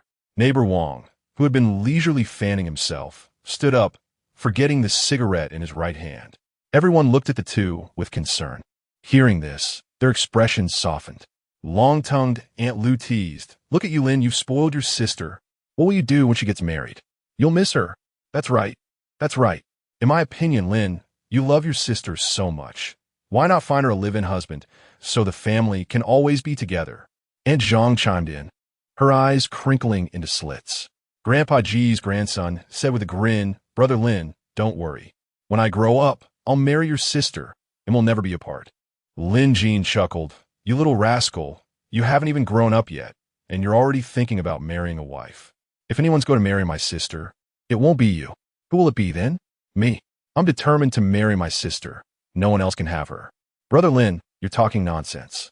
She's your sister. Only you would believe that. Ask your grandpa. See if he believes it. As Lin Jin was chatting, Su Ming Wang pinched his arm. I'm so embarrassed. And you're still chatting with people, saying more and more outrageous things. Uncle Lu laughed. It must be good news that can't be hidden. Grandpa Gu cleared his throat. Whether she's his sister or not, she's from our T19 district. No one objects, right? Uncle Lu suddenly remembered. Oh, right. I was going to ask Lin to fix my eyes. I forgot. That's true. Grandpa Gu chuckled. I say, Lu, if you have money, get new ones. You're always asking Lin to fix them. Aren't you embarrassed? Don't talk about me. You're always asking Lin to fix your old leg. That's because I don't trust anyone else's skills. I only trust Lin's. Why are you so late coming home? What's wrong? Want Lin to examine your body again? Don't mention it. I got hit at the factory yesterday, and the circuit seems to be malfunctioning. My left hand won't obey. Hearing this, Sue playfully tried to bite him. But missing, she said, I'm going to take a shower. I'm covered in stink. Hurry up and help me wash. Stink? Lin Jin stared at her lips. Sue understood instantly and said, if you dare to give me those random instructions again, I'll bite you to death. As Lin Jin was about to retort, he heard Sister Chun's voice downstairs. Lin, are you home? I need you for something. Hearing this, Sue pushed Lin Jin away. That vixen is here for you again. Go quickly. Please, with Sister Chun's steel body, what could I do with her? How would I know what you could do with her? She's here at this time. It can't be anything good. Go quickly. Although Sue was jealous, she couldn't stop him if there was really something important. If she did, he might get annoyed with her. In a scavenger bar, devoid of dazzling neon lights, a retro bar counter, and a few round tables constituted the main furnishings. A holographic screen displayed scavenger missions. Scavengers gathered in groups, drinking and boasting. Song Yu, the young leader of the Tiger Howl scavenger gang, sat at a table. Staring at his wristband, his fingers flying across the screen, seemingly chatting with someone. Beside him, his woman, Lu Fei Fei, held a cocktail, her crimson nails accentuating the crystal glass. Do you remember that old classmate of yours? Song Yu suddenly asked. Lu Fei Fei paused. Are you talking about Lin Jin? Why are you thinking about him again? Why? Are you unhappy that I'm thinking about him? I told you, there's nothing between us. If anything, we're enemies. Is that so? Then I'll tell you some good news. His death is coming soon. Are you happy? Chapter 57. Is she the person you seek? In her youth, Lu Fei Fei possessed the singular ability to ensnare the affections of every male student in school, save for the aloof Lin Jin, a self-proclaimed perfectionist. She could not abide such an imperfection marring her high school experience. Thus, in a moment of unconscionable madness, she set fire to the orphanage, intending to incinerate Lin Jin along with it. This act became a persistent torment, as she was often roused from sleep by the spectral cries of children engulfed in flames. In her mind, this torment persisted because one survivor remained. Only his demise, she believed, would quell her nightmares and redeem her conscience. At that moment, Lu Fei Fei gently placed her hand upon Song Yu's, gazing at him with tender eyes, and implored, My dearest Yu, please don't be like this. You feel so distant. Inwardly, she cursed, having hoped this wretch could help her eliminate her lingering torment. Alas, he proved to be a spineless coward. His father had cautioned him to maintain a low profile, and he had obediently complied. She wondered if there might yet be a change in fortune. Song Yu chuckled coldly, his tone laced with mockery. Regretting your choices, are we? Lu Fei Fei shook her head, feigning vulnerability. My dearest Yu, I am entirely yours. Why do you still doubt me? Indeed, he retorted. If Lin Jin were to discover that you orchestrated the orphanage fire through your father's influence, he would be devastated. Though not blood-related, his siblings were raised alongside him, only to be consumed by your flames. I hear his favorite little sister, barely 2 years old, perished with her head trapped in a window. Lu Fei Fei inwardly cursed the man, deeming him utterly detestable for constantly resorting to such threats. My dearest Yu, she pleaded, you yourself have acknowledged the blood feud between us. Sooner or later, one of us will meet our end. Therefore, what cause have you for unease? She then nestled against Song Yu's shoulder, feigning tears, and whispered, You are my only solace now. Please don't abandon me. Song Yu, lifting her chin, sneered. Since you are so compliant, I shall escort you to a remarkable place this evening. Where? She inquired. You shall see in due time, he replied, seizing her wrist and leading her out of the bar. The central district of White Tiger City was the most opulent enclave of the underworld. Towering steel structures pierced the sky, illuminated by a dazzling array of lights. 18-tiered aerial roadways buzzed with the ceaseless drone of vehicles and the clamor of voices. Before a skyscraper reminiscent of the Empire State Building, Song Yu's extravagant vehicle descended gracefully from the sky. A security detail, clad in formal attire and pristine white gloves, hastened to open the doors for the pair. Lu Feifei emerged from the vehicle, her elongated legs encased in sheer black stockings and elevated by stiletto heels. As she alighted, her eyes gleamed with undisguised delight at the sight of the resplendent clubhouse entrance. She then tugged at Song Yu's sleeve with affected timidity, cooing, "My dearest Yu, have you forgotten your uncle's admonition to remain discreet? Why have you brought me to such a place?" Song Yu patted her hand reassuringly, replying, "Fear not. Should my father learn whom I am meeting this evening, he shall not rebuke me."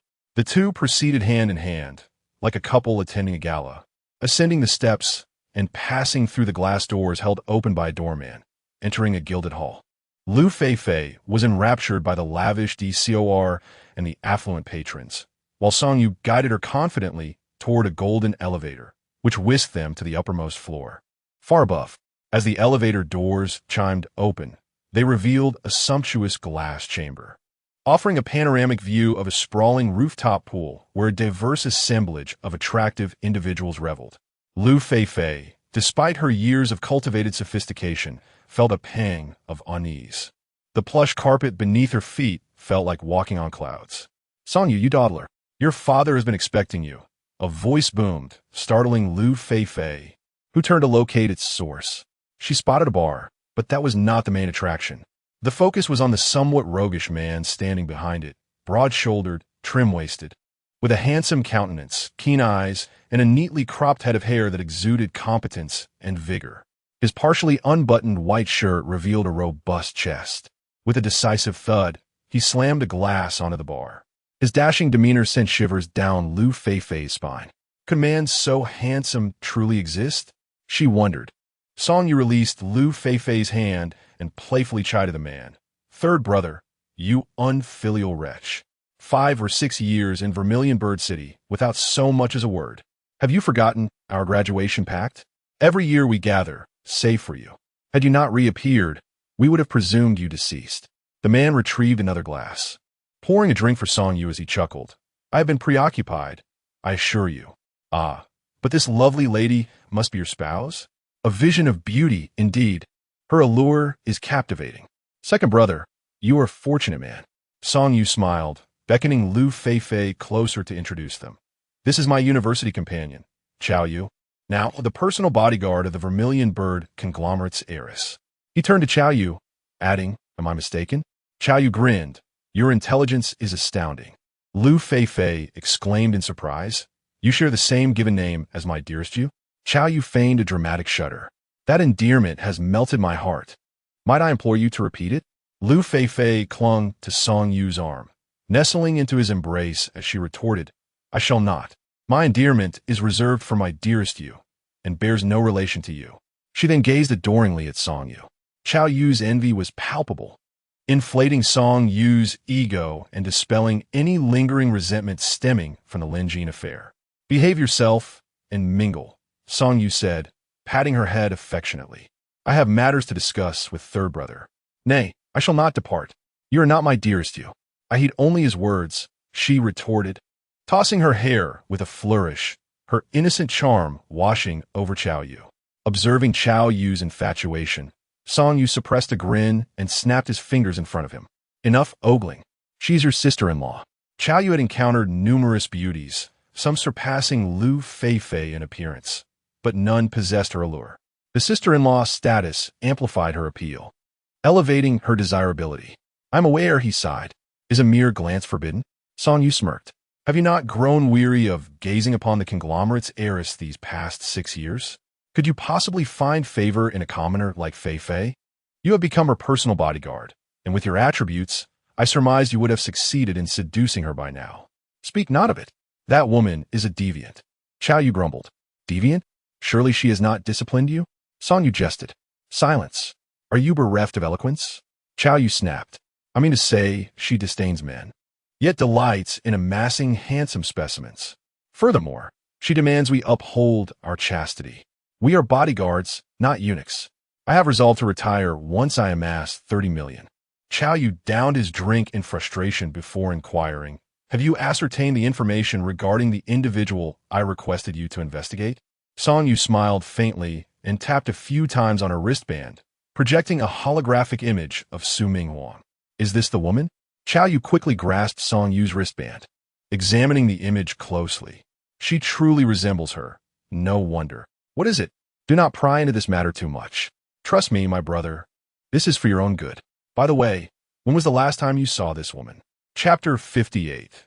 The melancholy of Little Chun in the upper echelons of White Tiger City. The inky night sky, bejeweled with stars, lent an ethereal charm to the metropolis.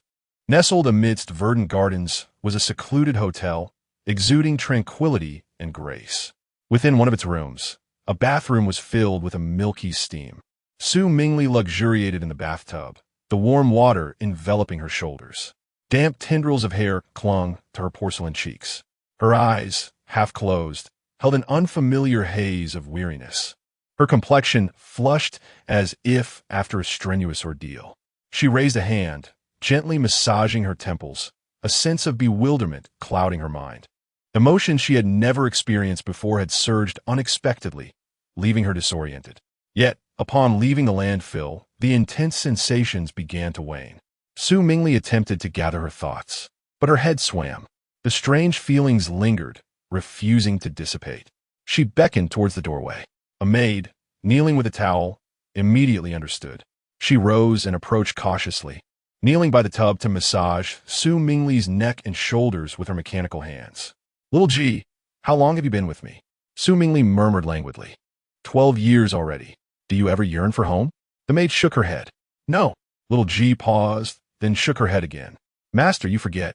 My parents perished at the hands of when you found me. Had I not met you, I would have met my end as well. If you don't miss it, then so be it. I won't require your services for a few days. I wish for solitude. Also, inform Uncle Tai to keep a close watch on those wastrels. I want them found dead or alive. With a wave of her hand, Little G placed a warm towel on her face. After a while, seeing that she had drifted off to sleep, she lifted her from the tub and laid her on the bed. Alone, she approached the towering window, gazing at the myriad lights of the lower city. As for home, where was it? She vaguely recalled it being in Sector T19. In Lin Jin's first-floor repair shop, Chun Ling sat on the workbench, her back to Lin Jin, removing her white undershirt. Lin Jin, noticing the indentation on her back, exclaimed, Little Chun, what happened to your back? Just bad luck, she sighed. A malfunction on the factory assembly line. A piece of iron flew out and hit me squarely on the back. Lucky it was me. Anyone else would be pushing up daisies. You should be grateful it didn't hit your head. Otherwise, we'd be attending your funeral, Lin Jin retorted. He used an electric screwdriver to remove her back panel, revealing several severed nerve conduction fibers. You little rascal, are you disappointed I didn't kick the bucket? Using photon reconstruction, he meticulously repaired the fibers and reshaped the deformed panel. Not disappointed, just saddened. There, see if anything else feels off. Chun Ling flexed her mechanical fingers. Hey, your skills are getting better and better. My hand doesn't feel numb anymore. No longer numb? Chun Ling smiled faintly. I've saved up some money and installed a tactile system. Great, got money, you go find others. No money, you come to me. And you call yourself my sister? Is this how you treat your little brother's business? Weren't you away from home lately? Now that you're a scavenger with your cousin, who knows if you still look down on our humble abode? There's no place like home. No matter how successful I become, this will always be my home. Chun Ling spun around, pointing at Lin Jin. Remember, you said it yourself. Lin Jin smiled and held out his hand. 50. 50 what? Repair fee. Chun Ling swatted his hand away. No money, but I do have myself. Want me to pay you with my body? I don't need food or water. I can do housework, and I can be your assistant. A guaranteed profit. If you have work outside the city, you can install motorcycle attachments on me. You can ride me however you want, and we can experience speed and passion together. If I get tired, I can switch to autopilot. How about it? Little Chun, you're making it hard to refuse. There. Lin Jin quickly pressed her finger down. Stop with the there. Just say you don't want to pay. You always come up with ridiculous excuses. You're corrupting me. I'm corrupting you? Should we ask Grandpa Gu to judge? Granny Lee is here. Grandpa Gu is busy today. You always make fun of people. I'm not talking to you anymore. Chun Ling jumped off the workbench and started to leave. Lin Jin grabbed her clothes. Hey, little Chun, your clothes. He tossed them to her, and she caught them. With my mechanical body, it doesn't matter if I wear them or not. If I wear them, I have to wash them, right? You look good in them. Chun Ling smiled. I'm saving up for a digestive system. You better be home when I get it. A digestive system is a waste of food. You might as well install a reproductive system. Chun Ling gazed forlornly at Lin Jin. A reproductive system would be useless. It would be a waste of money. You could use it yourself. Get lost, you little brat. Always making fun of your sister. Chun Ling left, and Lin Jin hurried upstairs. Su Ming Huang had finished her bath and seemed to have regained her strength. She was standing on a balcony in the backyard, doing stretching exercises.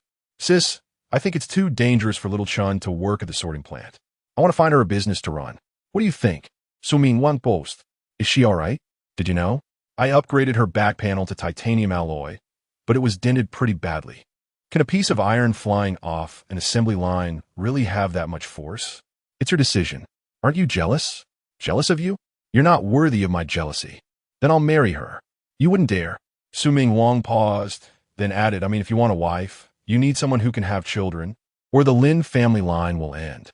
What about you, sis? You little rascal. I'm not having your babies. Say another word, and I'll kick you to death. She playfully kicked at him, but Lin Jin caught her foot. Let go. No.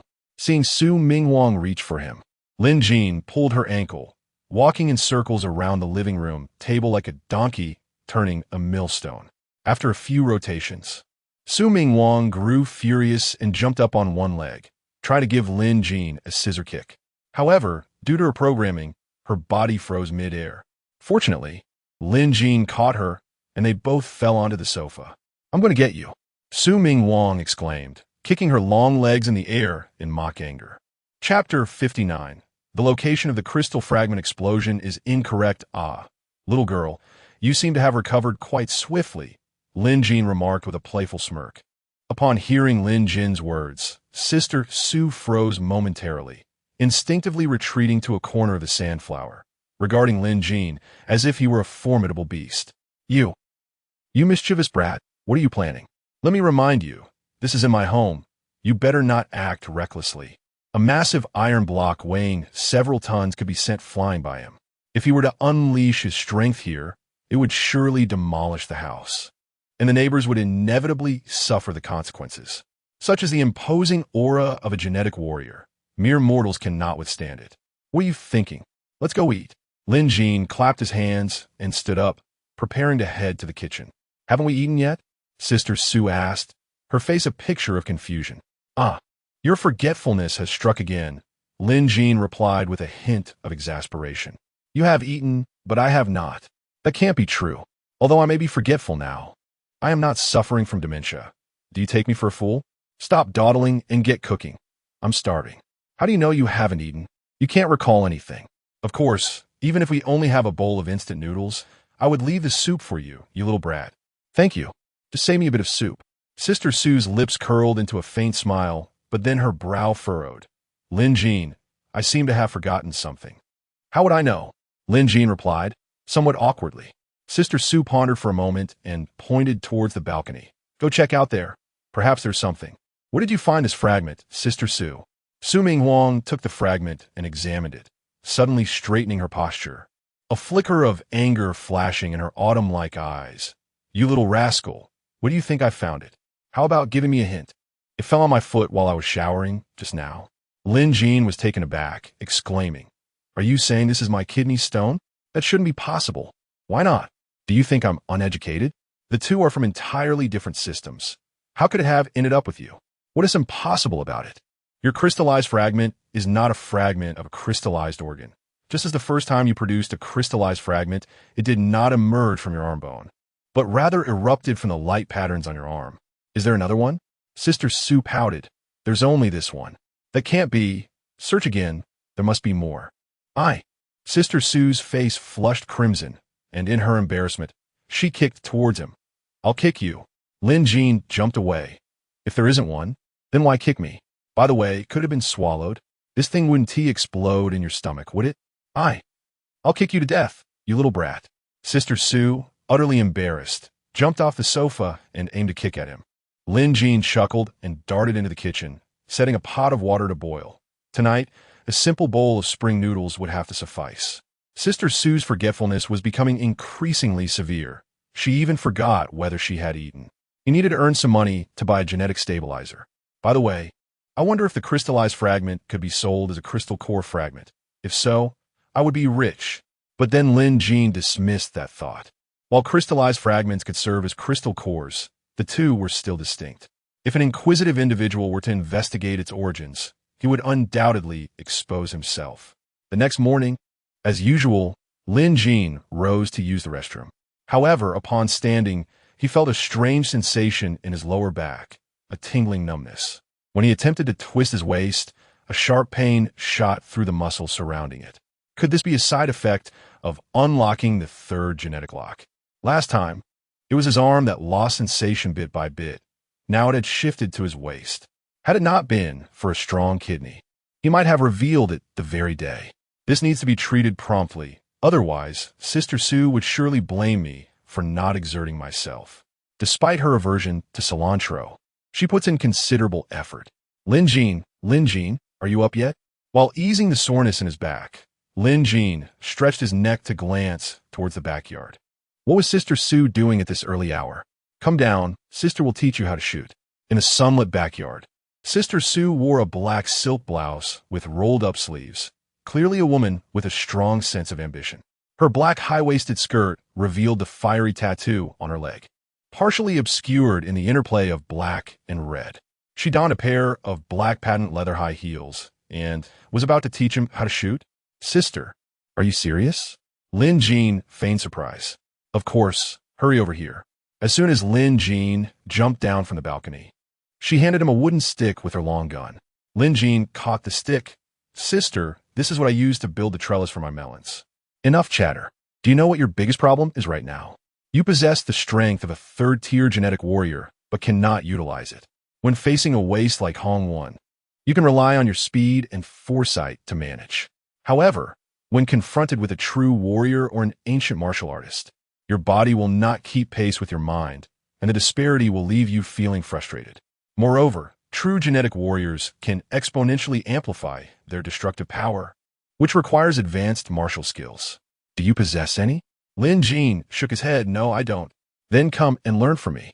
With that, Sister Sue assumed a shooting stance and suddenly executed a thrusting motion.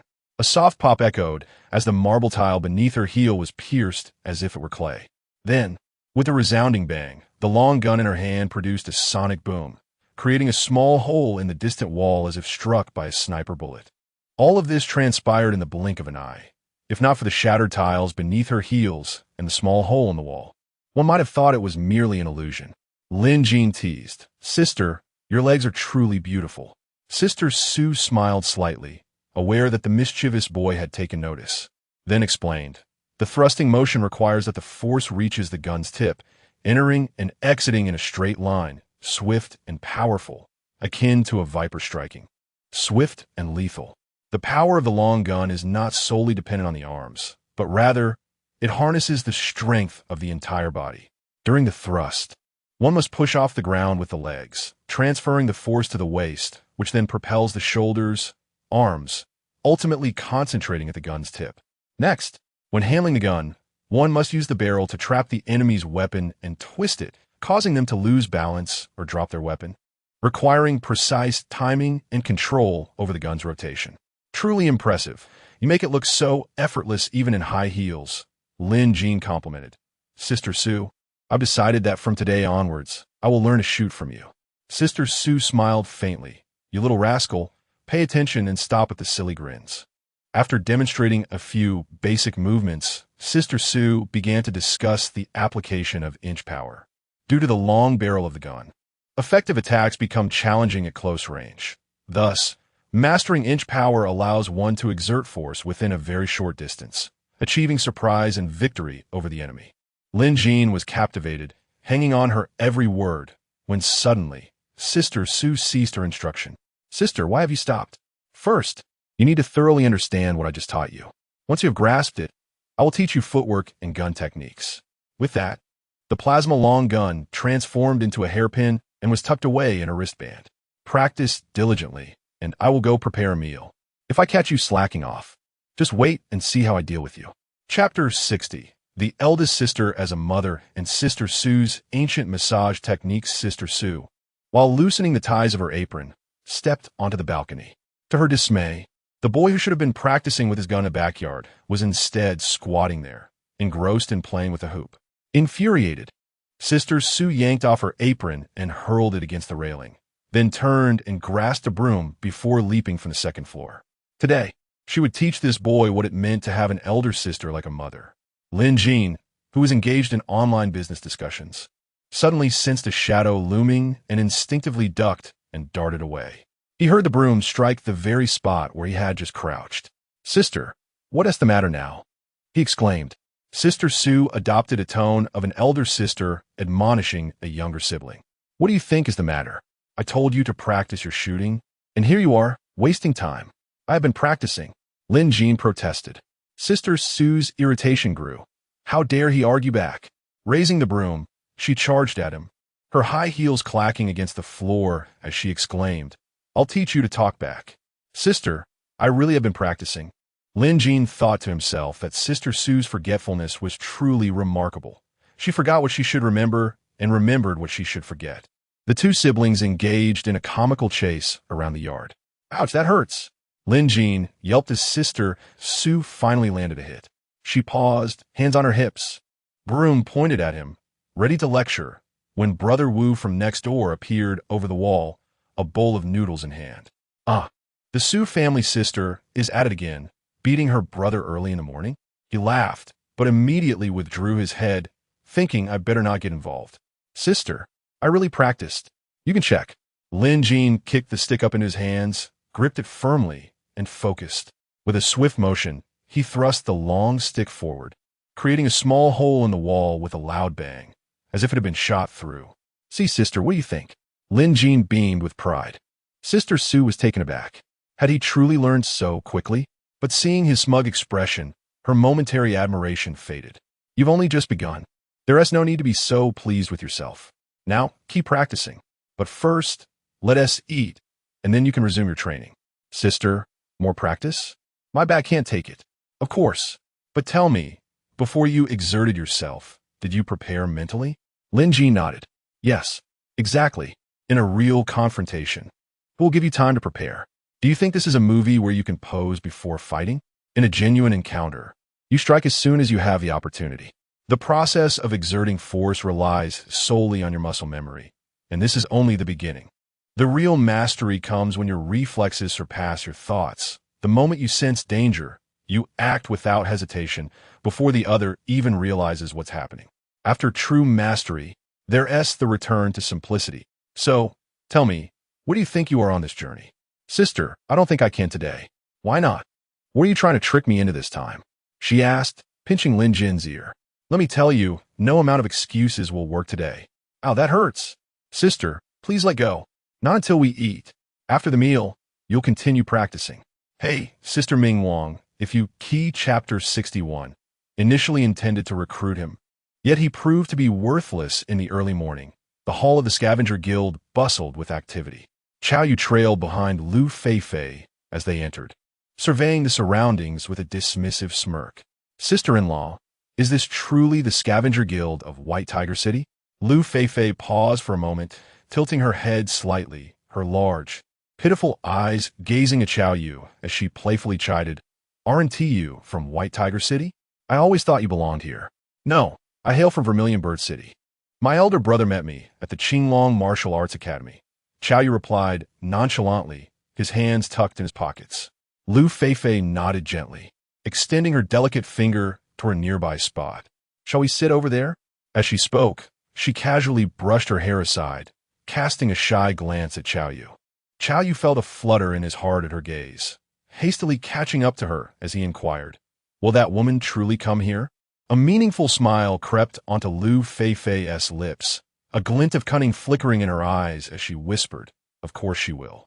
Even if she doesn't, her little boyfriend will certainly show up. I've seen him here frequently lately, helping others craft equipment. Her boyfriend possesses extraordinary abilities?"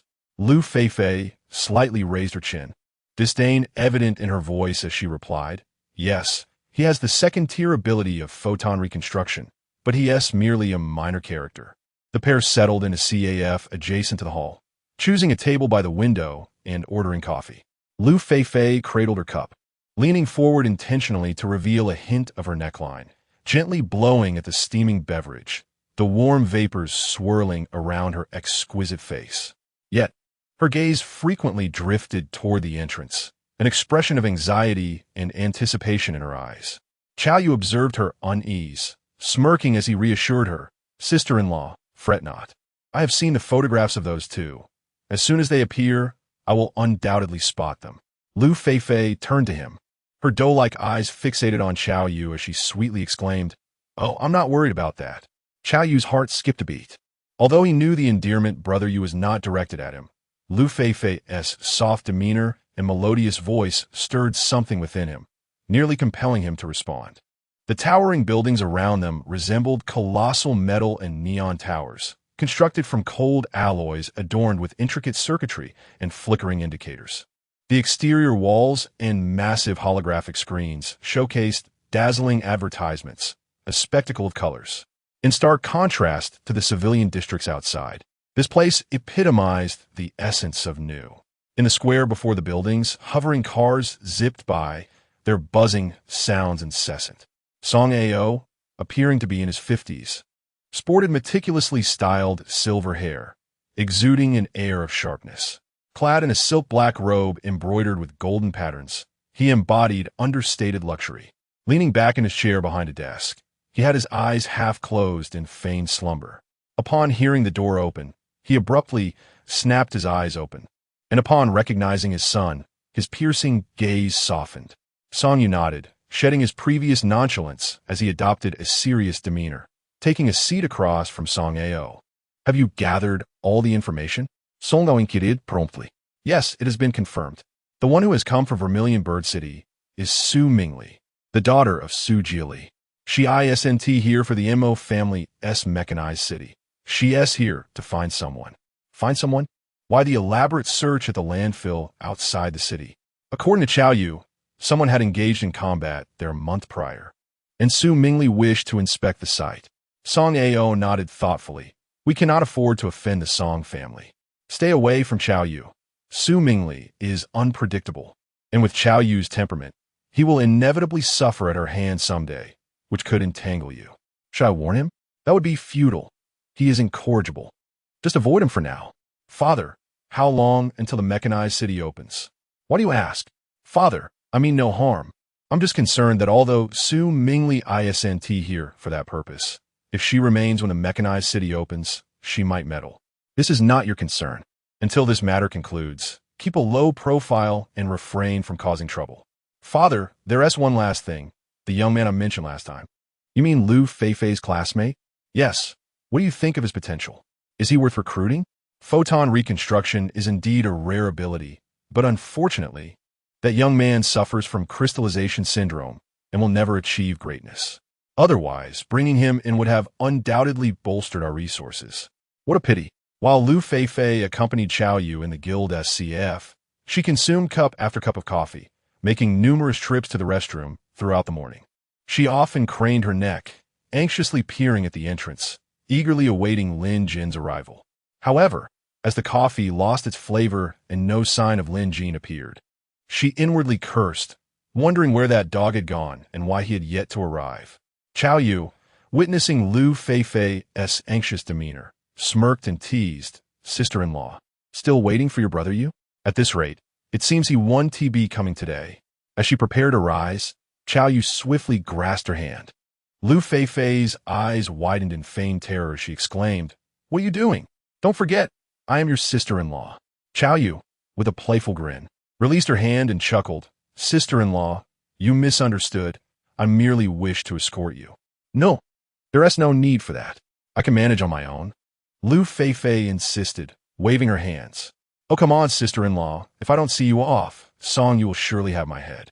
You wouldn't want to see our brotherly bond severed, would you?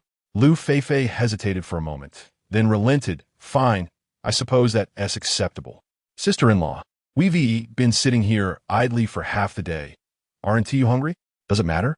I'll treat you to a meal. I'm worried you might not have enough money. What is there to eat in White Tiger City? Order whatever you like. Very well, you said it. In Chow Yu's eyes, a meal naturally entailed some drinks, and once alcohol was involved, Lu Feifei would be at his mercy. Chapter 62. Women give you opportunities, yet you prove inept. The cellar, originally intended as a warehouse by Lin Jin, had been transformed into a cozy little bedroom through photon reconstruction. Although the space was modest, it brimmed with a sense of security. On a bed crafted entirely of metal, Su Ming Wang lay peacefully asleep atop Lin Jin. He gazed down at her, a mischievous smile playing on his lips, murmuring softly, I've given you a chance, dear woman. It is your own ineptitude that hinders you. When you awaken, do not blame me. No sooner had his words left his mouth than Su Ming Huang suddenly lifted her head, her sharp gaze startling Lin Jin, causing him to shudder as his heart raced. Yet, upon recognizing him, her expression softened, losing its edge, her eyes becoming drowsy as she mumbled something incoherent. Throughout this exchange, Lin Jin dared not breathe a word. It was only when he saw her drift back to slumber that he cautiously inched closer. Do you need something? Su Ming Huang asked abruptly, her voice still laced with the rasp of sleep. Huh? Lin Jin stammered, taken aback by her inquiry. She fixed her gaze on him, exasperatedly declaring, Why are you up and about? Shouldn't you be resting? I'm headed to the guild, he replied. I plan to level up. You know that third-tier equipment builders earn significantly more, right? Are you in dire need of money? She questioned. Not exactly. Have you forgotten? We are perpetually in need of funds. You require gene stabilizers, and so do I. Altogether, that amounts to nearly 500,000. After a moment's contemplation, Su Ming Wang nodded in realization. Given your current condition, let me handle the earning. Lin Jin chuckled, pinching her chin playfully. I did not underestimate you. But how much can you earn doing your tasks? I can easily craft an item that would keep you busy for half a month. Who do you look down upon? Su Ming Huang exclaimed, her eyes wide as she slapped his chest. I am a fourth-tier gene warrior now, and my earnings will not be any less than yours. Lin Jin quickly wrapped his arms around her, soothingly replying, all right, my Su Ming Huang is the greatest and surely earns more than I do. However, the burden of providing for the family has traditionally been a man's domain. In the future, your role is simply to adorn yourself beautifully and enchant the masses while I take care of matters at home. Su Ming Wang burst into laughter, feigning anger. Am I the sort of woman who simply lounges about? Lin Jin laughed heartily, gently teasing her nose. Of course not. But do you recall the woman we saw at the landfill yesterday? Lin Jin shifted the conversation towards Su Mingli. Upon hearing her name, Su Ming Huang shivered involuntarily, retorting, Why bring her up out of the blue? I'm concerned she might still be around. If you venture out on a task and happen to encounter her, what then? Lin Jin expressed his worry. What do we do about it? Su Ming Huang felt a twinge of unease. Thus, for the time being, you shall remain at home. Do not venture out, understood? Lin Jin asserted, playfully flicking her forehead. But enough with the buts. Rest assured, earning money is a trivial task for me. A mere flick of my fingers can yield substantial rewards from crafting equipment. Impudent boy, Su Ming Huang said, her eyes glistening as she playfully scolded him before slowly nestling against him, wrapping her arms tightly around him, burying her face in his chest, as if to etch the warmth and comfort of the moment deep within her heart. After chatting with Su Ming Huang for a while longer, Lin Jin rose to go to the guild. As he fastened his belt, he noticed Su Ming Huang getting out of bed as well. Why are you up so early? Shouldn't you rest a bit longer? He asked. She shot him an annoyed glance, stepping forward to help him adjust his clothing, muttering, You're out earning money for the family. I can't just lie around at home. Lin Jin stroked his chin thoughtfully. True, but remember to check the bathroom thoroughly for fragments later. Upon hearing this, Su Ming Huang while adjusting his collar, froze mid-action. In the next instant, she playfully shoved Lin Jin, causing him to stumble, and swiftly grabbed a pillow to throw at him. As she raised a second pillow, she pointed at him, her cheeks flushed as she teasingly scolded. "Impudent boy, dare you say that again?" Lin Jin picked up the pillow, chuckling, "Oh, don't be upset. You said a fragment is worth a crystal core. If you don't check and it gets washed away, wouldn't that be a pity?" "Aye." Su Ming Huang momentarily lost her words, then retorted. "Don't be ridiculous. There won't be any this time." "How do you know?" Lin Jin pressed. "I just know. Now hurry and leave." Entering the guild hall, Song Yu scanned the surroundings but did not spot Lu Feifei or Chao Yu, muttering to himself, "It's only noon. Where could they have gone?" Just as he was about to call Lu Feifei via his wristband, a familiar figure caught his eye. Upon closer inspection, it was none other than Lin Jin. He made his way directly to the level testing area, intending to change his profession level. Coincidentally, it was the same young lady from before who attended to him. The young woman behind the counter appeared lost in thought, staring blankly at her computer. In this world, those awakened with abilities were exceedingly rare. Meanwhile, the adjacent station for the 8 Gene warriors had a long queue, while her station remained eerily quiet. Upon hearing footsteps, she instinctively turned her head, and as soon as her gaze landed on Lin Jin, her eyes lit up with recognition. She stood up, playfully pointing at him, her voice tinged with surprise. "Ah, I remember you." Lin Jin smiled slightly, teasing, "From Lianyu Ice Room, right?" "Lianyu Ice Room?" The young lady scratched her head, looking a bit confused. "Forget it. I was just joking. I'm here to upgrade my profession level." "Oh," she responded absent-mindedly, then suddenly exclaimed, "You've leveled up? That was fast. Shall we conduct the test?" Lin Jin inquired. "3rd tier," she replied. "All right, let me fetch the testing materials." As before, the test involved utilizing photon reconstruction to craft a dagger, but this time with 3rd tier materials and blueprints. For Lin Jin, it was merely a matter of waving his hand, and in no time, a standard 3rd tier dagger was completed. "Congratulations, you are now a 3rd tier equipment builder." The young lady beamed, her voice bright and cheerful as she handed him the wristband. Lin Jin accepted the wristband, casually replying, "Thanks." The young lady leaned forward slightly, curiosity evident in her eyes. "Do you have a girlfriend?" Lin Jin raised an eyebrow, smirking as he responded, "Girlfriend? Please, I have a child your age." "Ah." The young lady's eyes widened in surprise, just as she was about to inquire about Lin Jin's age, when Song Yu suddenly intervened, stepping between them. Lin Jin wore a cold smile, retorting, "Call me father." "Ah, right, call me Lin." Song Yu instinctively responded, only to realize and become flustered, angrily shouting, "Are you messing with me?" Chapter 63. If you don't make a move, father will depart. Lin Jin cast a sidelong glance at him, a hint of disdain gracing his lips. "Oh, so you finally caught on? If your intellect falls short, it would be wise not to embarrass yourself in public." The young lady behind the counter stifled a laugh, her eyes sparkling with amusement, thinking to herself, "This Lin Jin is rather entertaining. Not only is he handsome, but his tongue is quite sharp as well." Glaring fiercely at Lin Jin, he threatened, "I won't hold this against you now, but just wait. I'll deal with you in a couple of days." "In a couple of days? I hope you won't be too busy then. Who has the time to wait for you? If you're capable, act now. If you don't make a move, your father will depart." "You." Lin Jin disdainfully regarded him, bemused by his cowardice. With that, Lin Jin turned on his heel and walked away. Song Yu, a Tier 3 Earth attribute Gene warrior, possessed a destructive capacity equivalent to 2 tons of TNT. Although Lin Jin was unaware of his hidden cards, based on this standard destructive capacity, it was evident that his gene sequence level was not particularly high. Confident in his abilities, Lin Jin felt assured he could eliminate him before he revealed his trump card. As for the Hu Shao scavenging group backing him, they were among the most formidable scavenging groups in White Tiger City. If he couldn't defeat them, he could certainly flee. After all, he was set to scour the world for ancient god relics alongside Sister Su. It mattered little where he mingled. When the time came to escape, he could always boast. 30 years in the east of the river, 30 years in the west. Lin Jin found a seat in the guild hall and activated his wristband to post an advertisement on the guild forum. "Oh, brother, I saw you at Tier 2 in the morning, and by afternoon, you've reached Tier 3? Is that true? I have a Tier 3 equipment deal.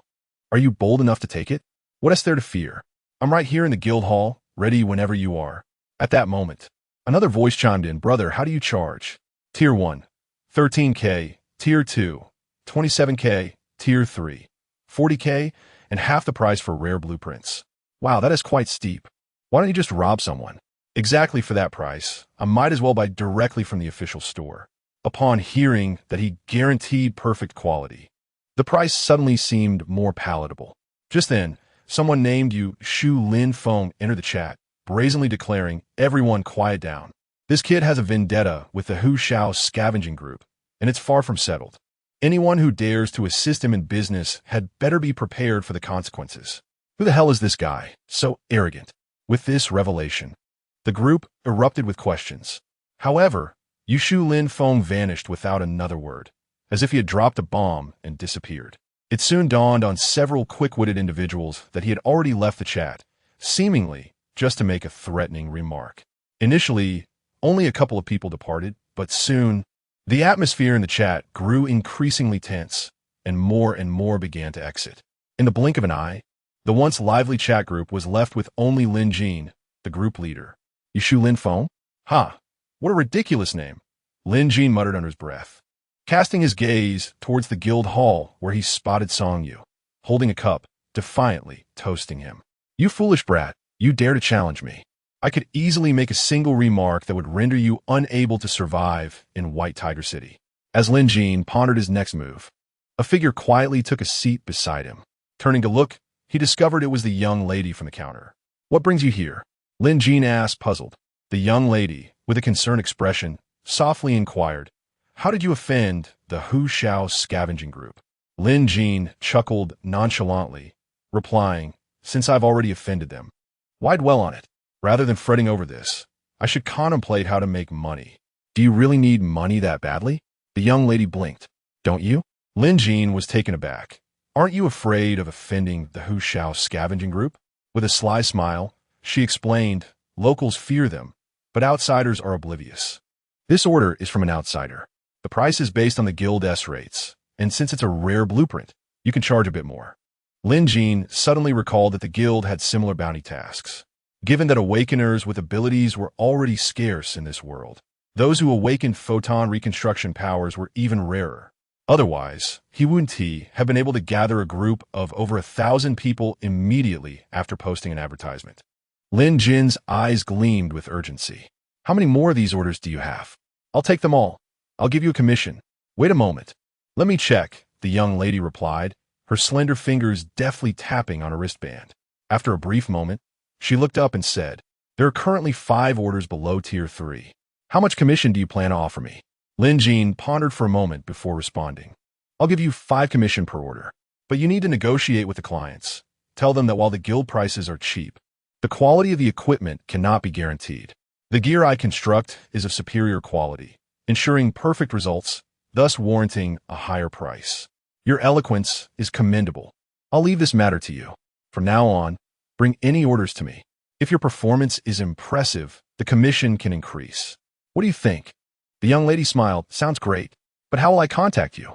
"This is my number." "Wait, aren't you afraid of offending the Hu Shao scavenging group?"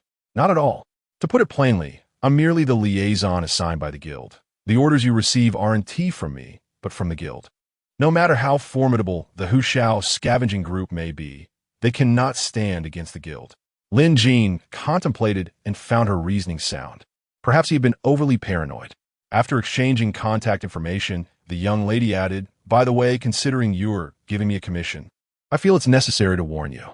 The reason Song Yu Isn't making a move against you now is not that he fears you, but because the ruins of the MO Family Mechanism City are about to open.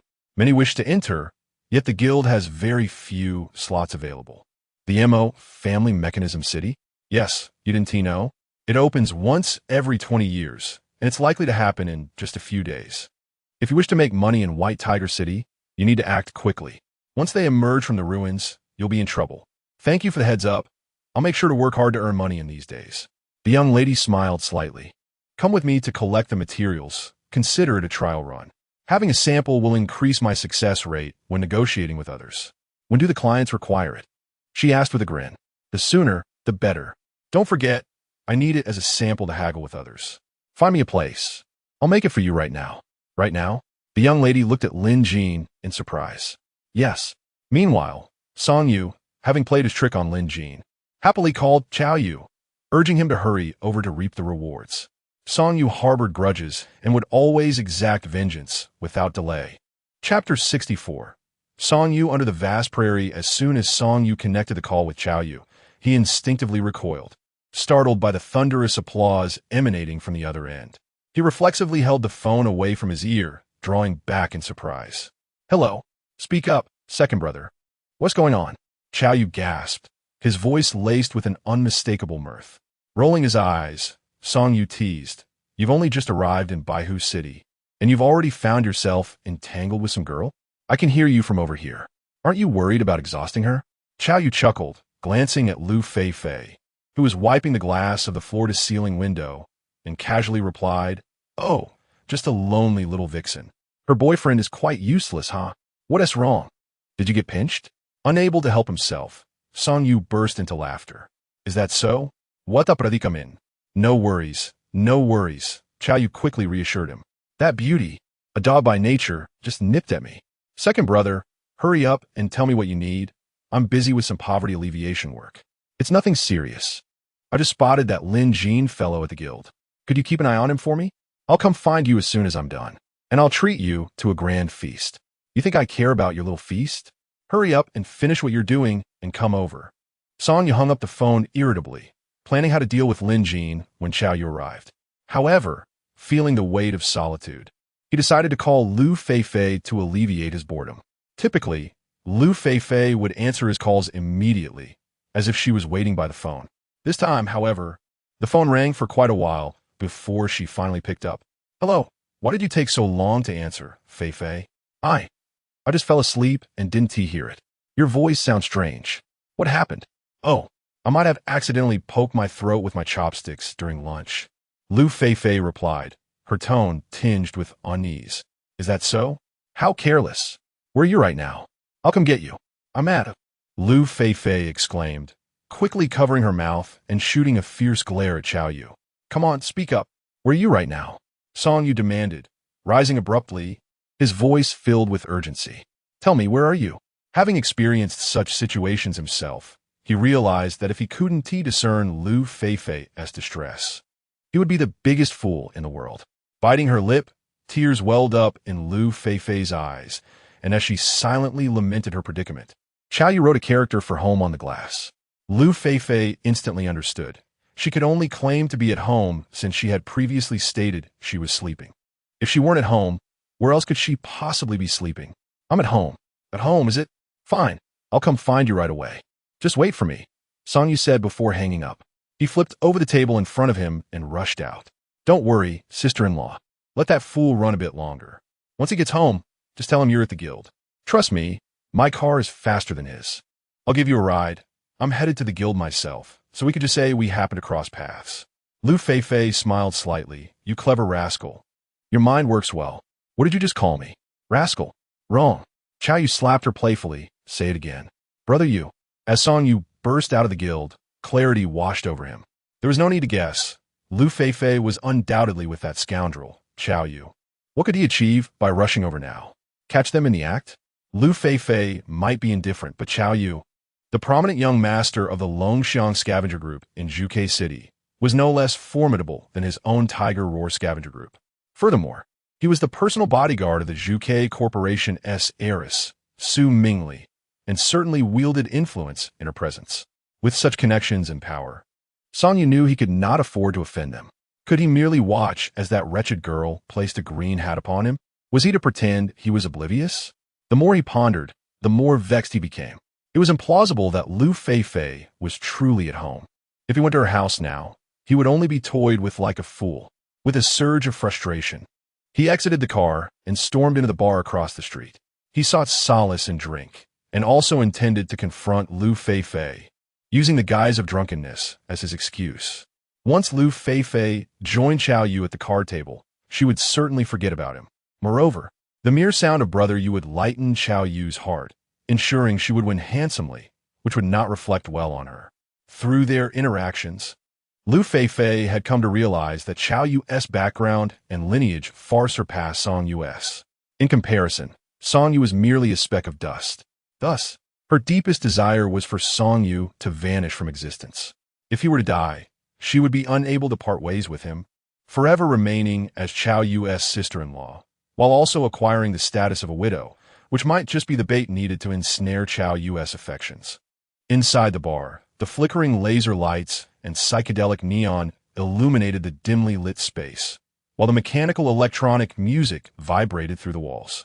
A few of Song Yu's bodyguards, clad in battle attire, were pushing through the crowd with brute force, tasked with finding the despondent Song Yu.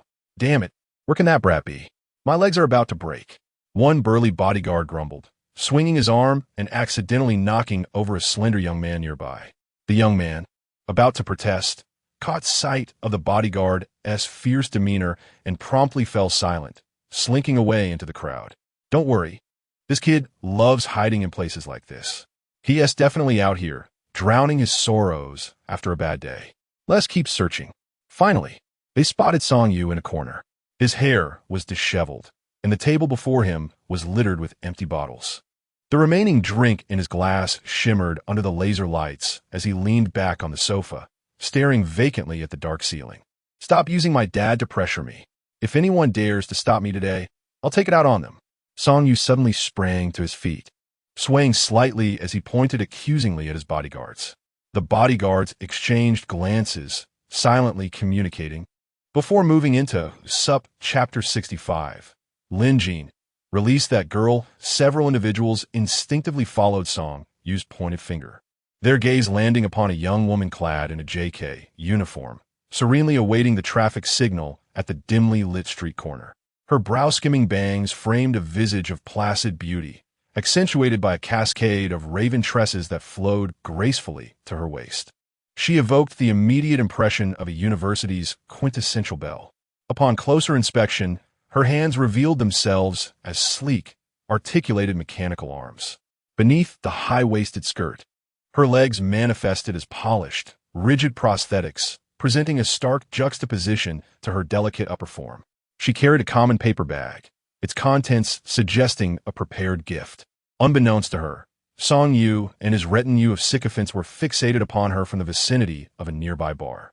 Song Yu's eyes gleamed with avarice, particularly as the young woman's ebony tresses swayed while she assessed the oncoming traffic, a sight that rendered him utterly captivated. "Let's go follow her," Song Yu exclaimed, his eyes ablaze with desire, as he gestured emphatically and surged forward. The bald bodyguard hesitated momentarily before cautioning, "Young Master Song, the master is expecting you at home." Song Yu retorted with a dismissive sneer, "Such an exquisite specimen is a rare find. Wouldn't you like a taste?" The bodyguards exchanged furtive glances, instantly comprehending his intent, their faces contorting into lewd grins. Deeming the delay inconsequential under Song Yu's aegis, they eagerly trailed behind him, pursuing the direction of the departing young woman. Within the guild's secluded chamber, a flawless, third-order plasma rifle materialized in Lin Jin's grasp. "Here, Sister Yi, take a look," Lin Jin said, presenting the weapon with a smile to Yi Ling, the receptionist from the front desk. Yi Ling accepted the rifle, scrutinizing it with astonishment. "It's truly flawless. You managed to reconstruct it perfectly in just 3 attempts." Lin Jin's lips curled into a playful smirk. "Sister Yi, do you believe I wasn't boasting now? It's getting late. I should depart. Don't forget to deposit my wages into my account." "So eager to leave?"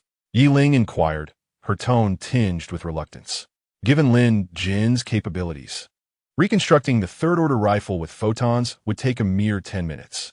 Yet, he had deliberately lingered for over an hour, cognizant of the adage that outstanding talent invites adversity. Lacking influential patrons or powerful allies in this world, prudence dictated that he maintain a low profile.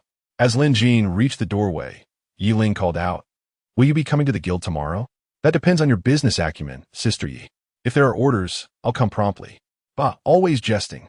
Yi Ling feigned indignation. "How can such matters between partners be considered jesting?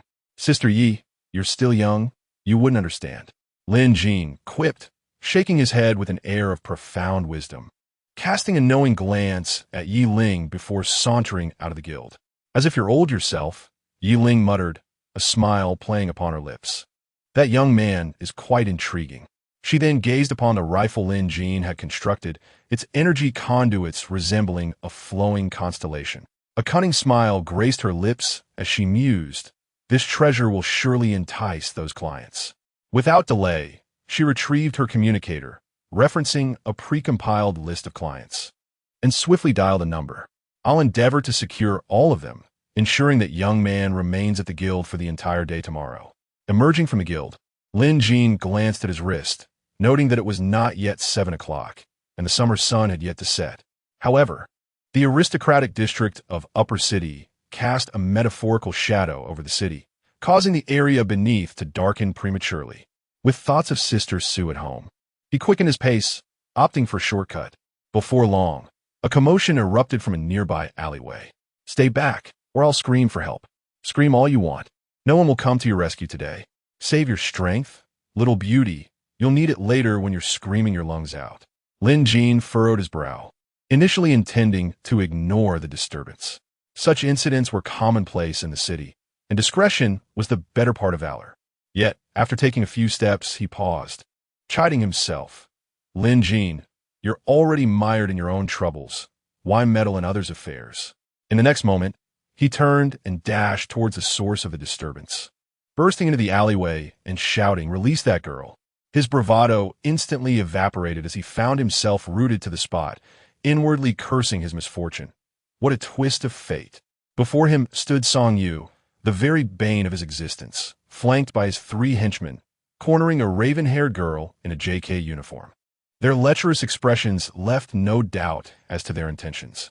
Just as Lin Jin was lamenting his lack of an outlet for his frustration, fate had delivered both a damsel in distress and his nemesis.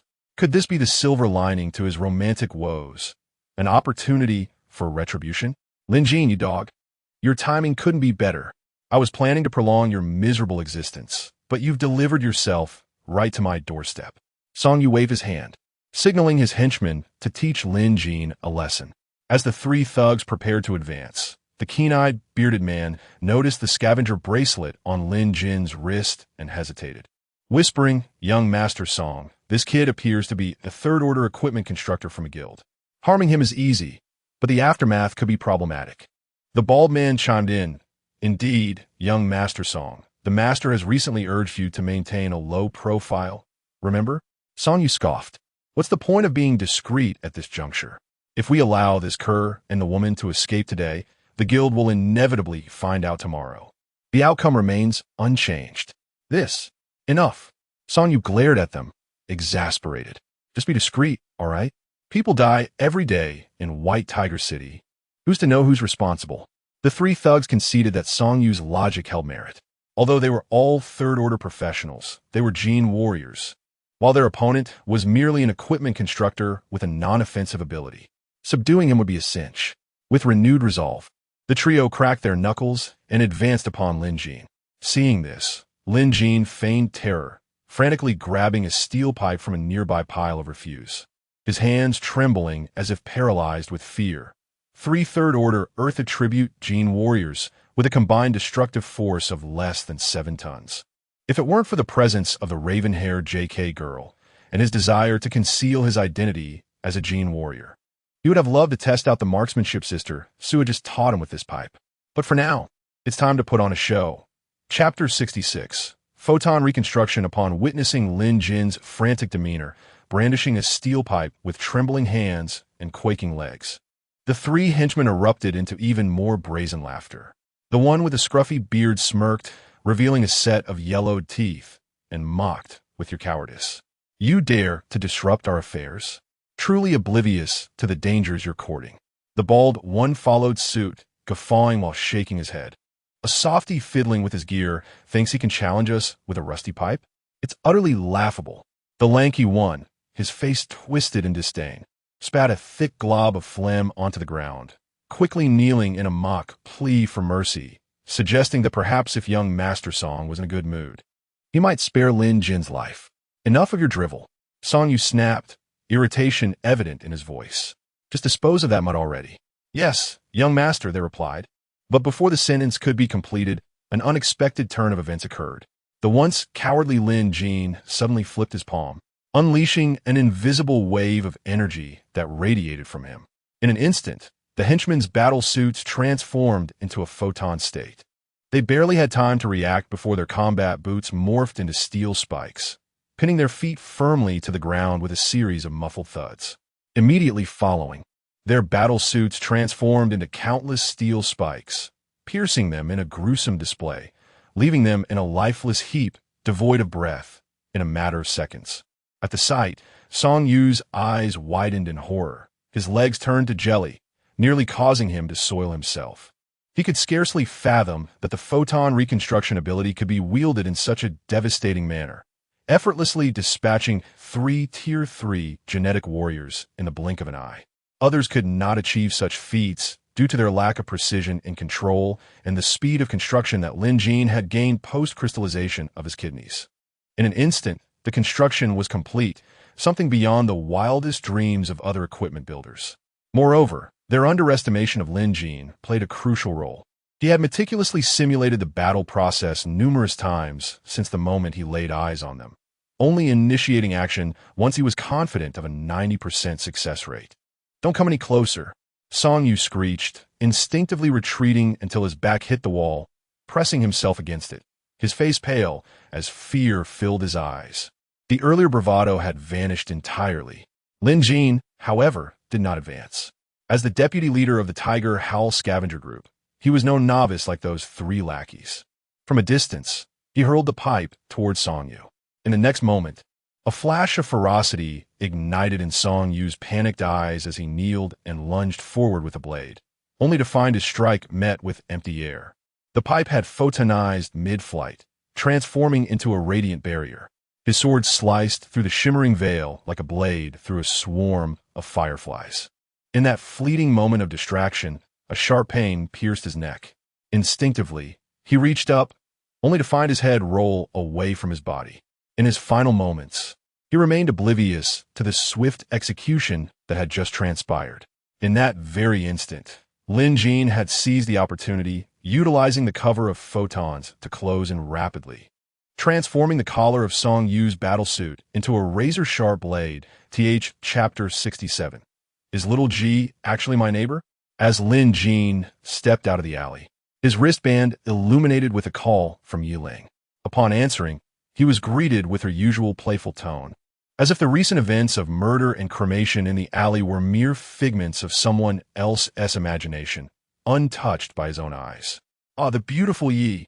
I haven't even boarded my ride yet, and you're already missing me? On the other end, Yiling's melodious laughter rang out. Quit the nonsense. Let me ask you, if you were to publicize that you could create a perfect grade piece of equipment in just 1 hour, what would you think? What is the point of that? The speed is a major selling point. It could elevate the price and attract more clients. The Guild's information network is connected across the entire Federation. If business in White Tiger City doesn't pan out, you can still tap into opportunities in Zhuke City, Xuanwu City, Qinglong City, and major cities across the 12 states. You mean to turn the physical store into an e-commerce venture? E-commerce? Exactly, Yiling exclaimed excitedly. What is the Guild's cut? Lin Jin cut directly to the chase. 2 of the transaction amount for 3rd-tier equipment. Not too much, right? Fine, you can manage the rest. I'll focus on crafting the equipment. No issues there, Lin Jin replied casually. Absolutely, and I'll still give you a 5 commission. Can we possibly increase that? Yiling playfully probed. That depends on your abilities. Lin Jin chuckled as he ended the call, continuing his leisurely stroll home. This area was a far cry from the towering steel edifices of the central district of White Tiger City. It lacked the dazzling neon lights and the sultry figures of holographic advertisements. Yet, it possessed a unique charm of everyday life. Little G appeared to be a newcomer. In District T19, where everyone was well acquainted, her presence stood out. When the residents heard Brother Wu's words, they instinctively turned their gazes towards little G, exchanging glances, clearly confirming she was not from their neighborhood. Look at her, dressed in that stunning white JK uniform. She must be the belle of some department in White Tiger Academy. Uncle Lou remarked while fanning himself. Such a pity her limbs have been replaced. One wonders what she has endured. Granny Lee adjusted her glasses, gazing at little G's cold mechanical limbs with sympathy. Indeed, she appears delicate, walking with such caution. She must be timid. Grandpa Lee speculated as he puffed on his pipe, frowning. Why is she here at night? Is she perhaps seeking a distant relative? But I haven't heard of anyone having such a far-flung relative. A month ago, we didn't even know that Xiao Lin had a distant cousin. The crowd chuckled. Perhaps she's here to find someone but got the wrong address, Brother Wu added. The residents exchanged words, their eyes continuously following little G's slightly flustered figure. Sensing their scrutiny, she lowered her head even further, her mechanical footsteps quickening as if eager to escape the weight of their gazes. She hastily brushed past the crowd but stopped a few steps later, timidly asking, "Excuse me, is Mawin still living here?" Her gaze swept across the crowd, finally landing on the kind-faced Granny Lee. Mawin? Which Mawin? Uncle Lou inquired, fanning himself. I'm the one who used to work at the landfill. Yes, my uncle, and my aunt is Lu Fong. Do they still reside here? Miss, what relation are you to him? Brother Wu asked, but he was interrupted by Grandpa. Go, silly boy. If Ma Wan is her uncle, then she must be his niece. But I hadn't heard that Ma Wan had such a big niece, someone murmured. Suddenly, little G's eyes brightened. Oh, you must be Grandpa Go. I'm little G. When I was 3, my parents and I moved here, and you helped us settle in. By the way, we lived at the street corner. My father sold steamed buns and was called Ma Wu. The elderly present suddenly recalled. Granny Lee stood up, scrutinizing little G. You're little G? It truly is little G. Come, everyone look. It's really her. As she beckoned others over, she asked, it's been over a decade. Where have you been all this time? Though little G was now a 20-year-old young woman, her doll-like face still bore traces of her childhood. In no time, the neighbors had gathered around her, engaging in lively conversation. They learned that her family had moved not long ago, and that during a visit to her aunt in Zhuke City, they encountered a bizarre event, resulting in the demise of nearly all the passengers on the train. It was then that her parents perished, and had it not been for the kindness of a stranger, she too would have met a tragic fate. Her limbs had been lost in the ordeal, though she refrained from detailing how. Instead, she mentioned that she was doing well now, working in Zhuke City, and had come to White Tiger City on a business trip, hoping to reconnect with her uncle. Before long, Uncle Ma and Aunt Lu were called over by the neighbors. Upon seeing little G, they were overwhelmed with joy. Little G, however, felt a jolt of recognition. Uncle Ma was indeed the same person she had encountered at the landfill. At that time, as a slave to Su Mingli, her face concealed by a mask. She had only felt a sense of familiarity, but dared not acknowledge it. Now, faced with the only remaining family she had, tears welled up in her eyes, spilling over uncontrollably. Lin Jin had just disembarked from the bus when he noticed the commotion at the entrance of his community. Curiosity piqued. He wondered what was happening. Had they changed battlefields? Why were they gathering here instead of under the crooked tree in front of Grandpa Gu's house? While pondering this, he suddenly recalled that Granny Lee lived nearby, and a sense of alarm surged within him. Could it be that Grandpa Gu, unable to contain his boredom, had gone to Granny Lee's for amusement and was caught by Brother Lee in the act? I must hurry to see. With a mischievous grin, Lin Jin quickened his pace. As he drew closer, his brow furrowed in confusion. The lively gathering was not at Granny Lee's but at the neighbor's house. My sister is looking for me? Lin Jin exclaimed, perplexed. With a resigned shake of his head, he mused that his sister's memory had been slipping lately. Likely forgetting the moment, he turned away. Ah, this is what they mean by hitting is affection, scolding is love. Brother Wu, as a single dog. How could you possibly understand? Little G? Lin Jin paused, stunned. Could it possibly be the same girl from before? Chapter 68. Sister discovers a new function of the crystallized fragment. Seeing Lin Jin's astonished expression, Brother Wu was momentarily taken aback, then suddenly realized. All right, you little rascal. You didn't know that everyone left when you moved in. At that moment, Uncle Ma spotted Lin Jin at the door and immediately waved. Hey, Xiao Lin, come here. Let me introduce you to my niece, Xiao Ji. Lin Jin glanced at Uncle Ma and approached. As he squeezed through the crowd and reached the entrance, Uncle Ma grabbed his hand, as if afraid he might escape. Come, let me introduce you to my niece, Xiao Ji. Uncle Ma enthusiastically introduced, then turned to shout at Xiao Ji. Xiao Ji, come over and meet your brother Lin. The moment Xiao Ji caught sight of Lin Jin, her pupils constricted sharply. How could it be him? Lin Jin examined Xiao Ji from head to toe, a smirk playing on his lips as he teased. Are you sure you're Uncle Ma's niece? That can't be right. If Uncle Ma had a daughter, she couldn't possibly be as beautiful as you. Uncle Ma chuckled and slapped Lin Jin on the back. You little rascal, always joking around.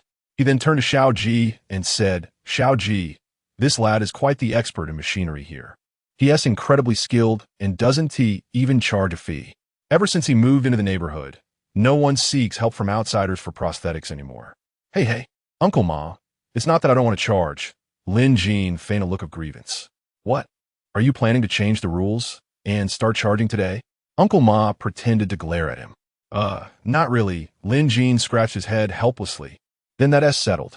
Uncle Ma turned to Xiao Ji, advising her, Xiao Ji, if you ever have any issues with your prosthetics, don't hesitate to find him. His skills are absolutely reliable. Xiao Ji obediently nodded, thinking to herself. Having awakened the photon reconstruction ability and being a third-tier equipment constructor in the guild, how could his skills not be reliable? In Uncle Ma's eyes, Lin Jin was the most dashing young man in Baihu City. He often lamented his lack of a daughter. Otherwise, marrying Lin Jin would surely be a stroke of luck. However, today, though he had no daughter, he had a niece, Xiao Ji. He wanted to introduce Lin Jin to her, but upon seeing Xiao Ji's excessively shy demeanor, he felt troubled. Xiao Lin is as slippery as an eel, and if Xiao Ji doesn't take the initiative, how will anything happen? By the way, you must come to Xiao Ji's house tomorrow to check the appliances and wiring. The house has been vacant for many years, and there could be safety hazards. Aunt Lu, I understand. If nothing else comes up, I'll definitely arrive early tomorrow, Lin Jin replied. That is splendid. Remember to bring your sister along. We'll have breakfast together. Let us skip breakfast. It would be too much trouble. Absolutely not. This house has been empty for years. You two should come and liven things up a bit. Xiao Ji stood quietly to the side, feeling as though she were invisible. It was only after Lin Jin left that she breathed a sigh of relief, not daring to mention their encounter in the alley. How could Lin Jin possibly reveal that? If he did, he would become the perpetrator of a crime. Yet, Xiao Ji remained apprehensive about her uncle and aunt worrying about her. Lifting her gaze, she noticed a small table in the living room adorned with 3 dishes and a soup, perhaps covered to prevent dust or to keep warm. Sister Su was seated on the sofa, eyes closed in rest. Lin Jin smiled as he observed her. Her long, cascading waves of hair fell casually over her shoulders. Clad in a deep V silk blouse, the neckline slightly open, revealing her delicate collarbone and a hint of fair skin, adding a touch of allure. The matching short skirt clung closely to her figure, perfectly outlining her long, slender legs clad in black stockings, which were enticingly accentuated by a flame tattoo. Hey sis, are you practicing cultivation like Qin Wuyue? Preparing for ascension? I already informed you at noon. I'm with the guild to upgrade my profession and take on some business. As he spoke, Lin Jin deftly removed the lids from the dishes, and the aroma of the food wafted through the air. He took a seat and called out to Su Ming Wang, Sister, hurry and eat. I'm starving. Did you tell me? Su Ming Wang looked at Lin Jin with suspicion. Would I dare not to tell you? Lin Jin teased. Sister Su smiled slightly, feeling somewhat embarrassed. It dawned on her that she had forgotten something important. Because of your ruckus, I seem to have forgotten something crucial. Rubbing her temples, she turned to Lin Jin and said, It's all your fault.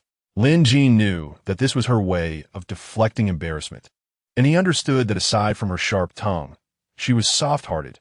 Getting her to admit to it would only happen in the basement. Is the wine in the house finished? Lin Jin casually joked as he served rice for both of them. No.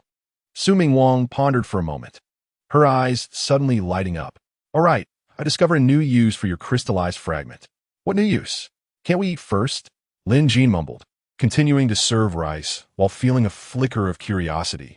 Sister Su, in her high heels, hurried over, pulled out a chair, and sat across from Lin Jin. She then opened her palm to reveal a crystallized fragment. Lin Jin grinned. Did you find another one today? I told you there would be more.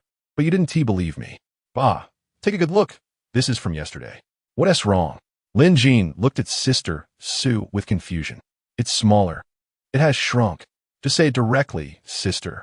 This thing can unlock genetic locks. Huh, is that so? If we use it to create unlocking agents for sale. 1T we strike it rich? Upon hearing this, Sister Sue playfully hit Lin Jin's hand and retorted, strike it rich? Your crystallized fragment is far superior to the unlocking agents on the market. To be precise, they are two different things. She continued to explain, the unlocking agents available only work when a physical enhancement reaches a critical point. They can only unlock after injection. However, your crystallized fragment can accelerate the enhancement process. In other words, while others might take years to reach that critical point, with your crystallized fragment, it could take only a few months at most a year. As for your notion of getting rich, Sister Sue paused, casting a disdainful glance at Lin Jin. Teasing, your production rate can't keep up, can it? Is that so? Lin Jin deliberately elongated his tone. My dear lady, do you wish to reconsider what you just said? Chapter 69. Obedience calls for father. Upon catching a glimpse of Lin Jin's bashful gaze, Sister Sue hastily clarified. What I meant was, it isn't always available, and the crystallized fragments deplete rather rapidly. To illustrate, in order to reach the enhancement threshold, excluding factors like nirvana, I would need at least 30 grams. Meanwhile, yours weighs no more than a single gram. Fear not, as long as we remain diligent. We can certainly compensate for the odds, she added with a smile, suggesting, sister, let us indulge in some wine. Why drink wine? What mischief are you plotting now? He inquired, feigning innocence. Because I've struck it rich today, it's a reason to celebrate. Sister Sue, who was busy serving food, cast a suspicious glance at Lin Jin. She then tapped his chopsticks with hers and said, enough of this charade. I do not believe your nonsense. Seeing her skepticism, Lin Jin produced the healing device he had obtained from Songyu and placed it on the table. Look at this. A healing device? Where did you acquire it? Lin Jin briefly recounted the events from the alley. Sister Sue's expression hardened slightly, and with a hint of frost in her tone, she challenged. If you were so determined to silence witnesses, why didn't you use the gun techniques I taught you? Real combat experience is crucial for honing martial skills. Surely you understand that? At her words, Sister Sue paused, instinctively raising her elegantly arched brow, a flicker of jealousy passing through her eyes. With a sardonic smile, she remarked, oh, a hero saving a damsel in distress, and even rescuing a pretty little sister. Impressive indeed. You ought to know me by now. I am drawn to sophisticated, mature women like you.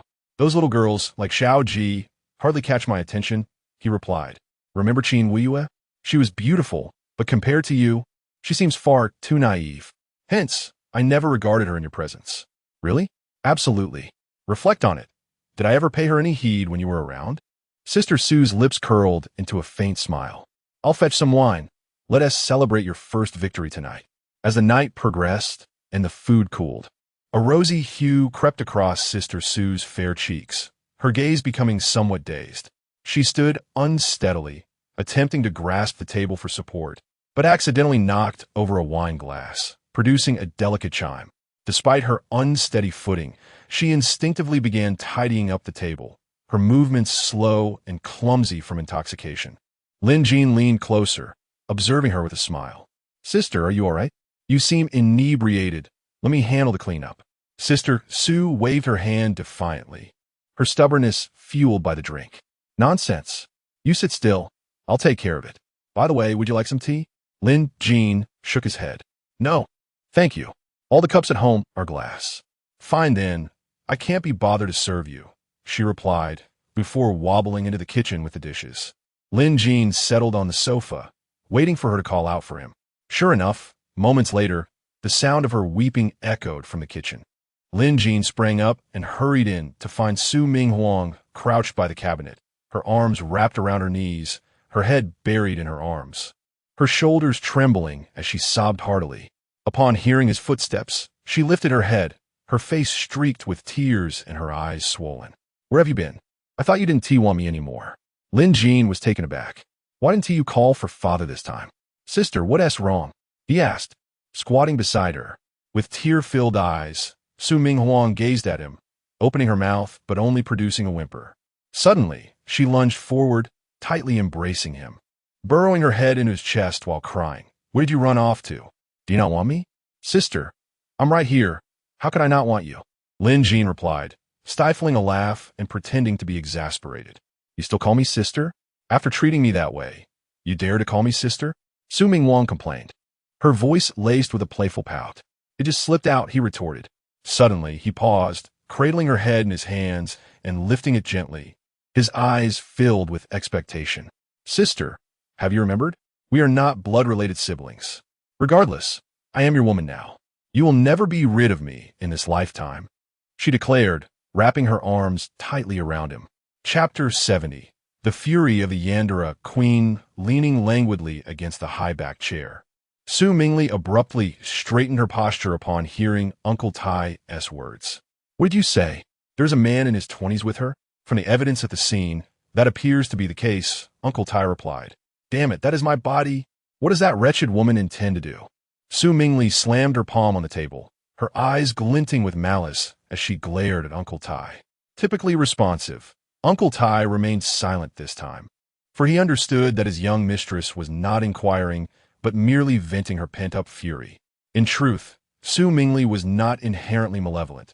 However, as the original vessel for the primordial fire seed gene, she had become the last hope of the Zhuke consortium, subjected to numerous genetic extraction experiments. The laboratory was predominantly staffed by male researchers. The gruesome scenes combined with the physical torment had warped her personality, instilling in her a profound aversion, even loathing, toward the opposite sex. The clone represented her most satisfactory body, the key to escaping her fate. Now, learning that she was involved with a younger man, a primal fear surged within her, a fear that her body might be sullied, and in her mind, it already felt so. Uncle Tai, having raised her, quickly deduced the essence of Su Mingli's turmoil. Yet, one aspect eluded him. The severity of the situation was beyond his expectations. This was primarily due to his incomplete knowledge. For instance, Su Mingli had only disclosed that she had been feeling inexplicably anxious in the last couple of days, without elaborating on the specifics, as she was too embarrassed to speak. However, Uncle Tai's earlier statement, combined with her recent anomalies, led her to the alarming realization that there indeed existed a sensory connection with the clone, an unsettling sensation of being tarnished, not just in spirit, but in body and soul. Uncle Tai, what is the progress on Xiao Yu's side? Su Mingli inquired coldly. I just inquired before coming here. The young man claims everything is proceeding smoothly. However, he has not disclosed the specifics, likely intending to take credit once he captures the clone. You know he harbors unrealistic ambitions. A cold smile graced Su Mingli's lips as she reverted to her previous languid demeanor, reclining in the high-backed chair. With an elegant hand, she massaged her temples, saying, Bring him to me. I wish to question him personally. Uncle Tai hesitated. Miss, this is Baihu City. It is not permissible for those from the lower district to come up at night. This is your affair. I demand to see him within 10 minutes. Or you shall guard the Su family tomb in my stead. In the lower district, within a high-end club, Xiao Yu was engaged in a game of billiards with Lu Feifei, having long forgotten his prior arrangement with Song Yu. Just as Xiao Yu was showcasing his impressive shot, Uncle Tai suddenly appeared behind him, startling Lu Feifei into a shriek as she cowered into the corner. Xiao Yu, taken aback, spun around, instinctively drawing a long sword. However, upon recognizing Uncle Tai, his taut nerves relaxed. Uncle Tai, you nearly gave me a heart attack. Uncle Tai, with an impassive expression, commanded, Put on your clothes and come with me. The young mistress wishes to see you. Now, Uncle Tai glanced at Lu Feifei in the corner, prompting Xiao Yu to hurriedly shield her with his body. All right, I'll follow you right away. As he hastily grabbed his clothing, Uncle Tai seized him by the nape of the neck, then leapt out of the room, flames flickering around him as he soared into the air, transporting Xiao Yu to the upper district. In an instant, they arrived outside Su Mingli's study. Xiao Yu, shaking himself awake, saw Uncle Tai about to push the door open and quickly interjected, Wait a moment, Uncle Tai. He swiftly arranged his hair and adjusted his attire, asking Uncle Tai, ¿Doy lu presentable? Uncle Tai cast him a glance before entering Su Mingli's study without further ado. Inside the study, behind an ornate wooden desk, Su Mingli reclined lazily in her intricately carved high-back chair, her elegant hand supporting her head. A fluffy little hamster perched on her lap, happily gnawing on a nut, its cheeks puffing out. With her slender, pale fingers, Su Mingli gently stroked the hamster's fur, her gaze betraying a hint of indifference. "Miss, Chow Yu has arrived," Uncle Tai announced, standing in the center of the room with a slight bow. Chow Yu, typically confident in romantic pursuits, now found himself inexplicably unsettled. Instinctively retreating behind Uncle Tai, he peered out, his eyes betraying a flicker of anxiety. Uncle Tai discreetly stepped aside, revealing Chow Yu, then added, "Miss, I have just alerted the Baihu Corps. I must attend to that matter." Su Mingli remained expressionless, merely lifting her finger slightly, signaling Uncle Tai to depart. Her focus remained fixed on the little hamster in her lap, as if she had completely forgotten about Chow Yu's presence. Once Uncle Tai left, it felt as though the last lifeline for Chow Yu had been severed. He instinctively reached out, wanting to retain Uncle Tai, but could only watch helplessly as the latter's silhouette vanished behind the door. Chow Yu gulped nervously, his mind racing. Typically perceived as a charming scion, blessed with a prestigious lineage and exceptional talent, often boasting of his pursuit of Su Mingli. Now, in this intimate setting, he felt as though he were sitting on a bed of thorns.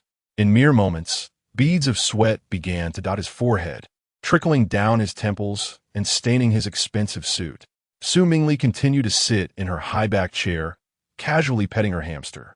Finally, unable to bear the tension any longer, Chow Yu swallowed hard, moistening his parched throat, just as he was about to break the silence.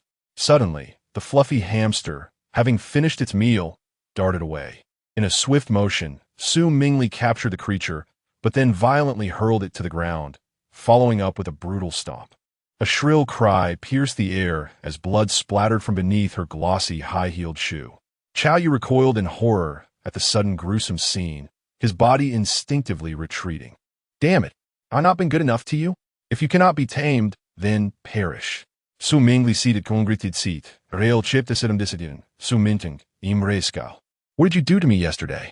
Chow Yu was grasped by Su Mingli's chin, his eyes fixed intently on her, who was so close that he could almost touch her.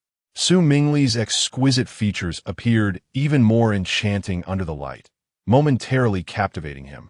His gaze filled with infatuation and rapture. Suddenly, Su Mingli raised her hand and delivered a sharp slap across Chow Yu's face. The crisp sound resonated throughout the silent study, strikingly jarring. Her fair hand turned slightly red from the force, leaving faint traces of blood on Chow Yu's cheek. The intense pain jolted Chow Yu back to reality, his eyes widening in terror, the fiery sting on his face rendering him utterly bewildered. "What have you discovered?" I found out," Chow Yu stammered. "She is with a man, a registered equipment architect in the guild named Lin Jin." "Lin Jin?" Su Mingli paused, her brows furrowing slightly before she quickly resumed her nonchalant demeanor, her tone laced with a hint of languor. "What does he look like?" Chow Yu hastily activated his wrist device, projecting a holographic image of Lin Jin. Su Mingli glanced down. He appeared to be in his 20s, a male with awakened abilities. Indeed the one she was looking for. No wonder Su Ming Huang was infatuated with him. He was quite the handsome fellow. However, the thought that Su Ming Huang had been involved with this guy made her stomach churn, her expression darkening as she spat. Despicable. Gao Yu, mistaking her words for an insult directed at him, turned pale, nodding vigorously like a chick pecking at grain. Yes, I'm the despicable one. I deserve to die 1,000 deaths." Upon hearing his response, Su Mingli smirked with disdain, thinking to herself, men, truly the most contemptible beings in this world. With that, she kicked Chow Yu, who was crouching before her, sending him sprawling to the ground. He instinctively propped himself up, either unable to process what had happened or too frightened to rise, staring blankly at Su Mingli. Rising leisurely from her high-backed chair, the fitted qipao accentuated her slender waist, and her long legs, encased in black stockings, were tantalizingly revealed between the slits of her dress. Her elegant strides echoed with the crisp sound of her heels against the floor. Chow Yu found himself entranced yet again. In the next moment, Su Mingli's heel came down heavily on him, grinding it in with a twist, her lips curling into a mocking smile as she inquired, "Is it beautiful?" Chow Yu instinctively replied, "Yes, it's beautiful. Then let me give you a good look today." As he spoke, her hard shoe pressed firmly against his mouth. Before long, blood began to seep from his nose and mouth. Oddly, he seemed oblivious to the pain, his gaze still dazed. Seeing his foolish expression, Su Mingli felt a surge of delight, pressing down even harder. Finally, Uncle Tai, unable to bear the scene any longer, decided to intervene. If this continued, Chow Yu would surely be trampled to death, and willingly at that. Such occurrences were hardly new to Uncle Tai. Chow Yu was not the first. However, he was different. His father had given him a red envelope, requesting that he keep an eye on things. Thus, Uncle Tai cleared his throat and entered the room. "The guild has just informed me that the weapons you requested are ready, and they wish to know when it would be convenient for you to settle the payment. Such trifles, you can decide for yourself. Why disturb me? Miss, it seems you forgot to ask Chow Yu where Lin Jin is, if there are any leads on him. If he dies, we'll have to start the investigation all over again." Uncle Tai suddenly fell silent. Su Mingli was momentarily taken aback before she kicked Chow Yu towards Uncle Tai, demanding, "How much did his father pay you to protect him?" Uncle Tai quickly bowed, hands clasped. "Thank you, miss, for your leniency. Actually, his father didn't give much, just 3 million credit points." Su Mingli stretched her neck and asked, "Just 3 chances? Isn't this the first one? Isn't that reasonable?" "Not unreasonable at all, but what if his father offers more? In that case, you should take care of his father. What use is someone so ungrateful?" "Understood. Or are you just thinking? Don't tell me it's just to curry favor with me. Miss, since Lin Jin is a registered equipment architect in the guild, why don't we order some small items from him, specifically requesting him to make them, and discuss it directly with him?" In Lin Jin's underground warehouse, he had already completed 6 pieces of 3rd-tier battle gear and 4 3rd-tier weapons that morning. Among them, 1 battlesuit and a long spear were prepared for himself. He had added a high-frequency particle vibration layer to the spear tip, although its penetrating power was not as formidable as Su's concealed tier flame gun. It was certainly superior to the one Yi Ling had given him before. Having learned marksmanship from Su, he deemed an armed shield unnecessary. Instead, he crafted a waist pouch to hang at his side, primarily for the bronze compass, which could not be nanoparticleized. When entering battle mode, the pouch would nanoparticleize, enveloping him in battle attire. This time, embedded within the apparel, it would not shift out of place. Yesterday, she had been dehydrated again. Slowly, she opened her eyes. The blurry figure of Lin Jin gradually coming into focus as he sat at the foot of her bed, wearing that mischievous grin that both infuriated and enchanted her. "Awake?" he asked.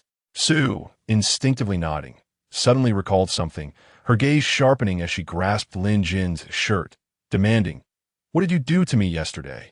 Lin Jin's heart sank, wondering if Su had suffered from amnesia again, misinterpreting his actions from yesterday as misconduct. He quickly forced a smile, testing the waters. "Well, we are a couple now, remember?" Su's cheeks flushed slightly, her eyes flashing with indignation as she retorted, "That's not what I'm talking about." "Then what are you referring to?" Su glared at him, raising her voice. "You took advantage of my drunken state yesterday and tricked me into calling you Dad. Have you forgotten so soon?" Lin Jin was taken aback. She actually remembered? It was strange how the things she should forget were etched in her mind while the important ones slipped away. Su, sensing Lin Jin's distraction, pulled him closer, her voice cold. "Thinking of finding an excuse, are we? Let me tell you, there is no way out of this.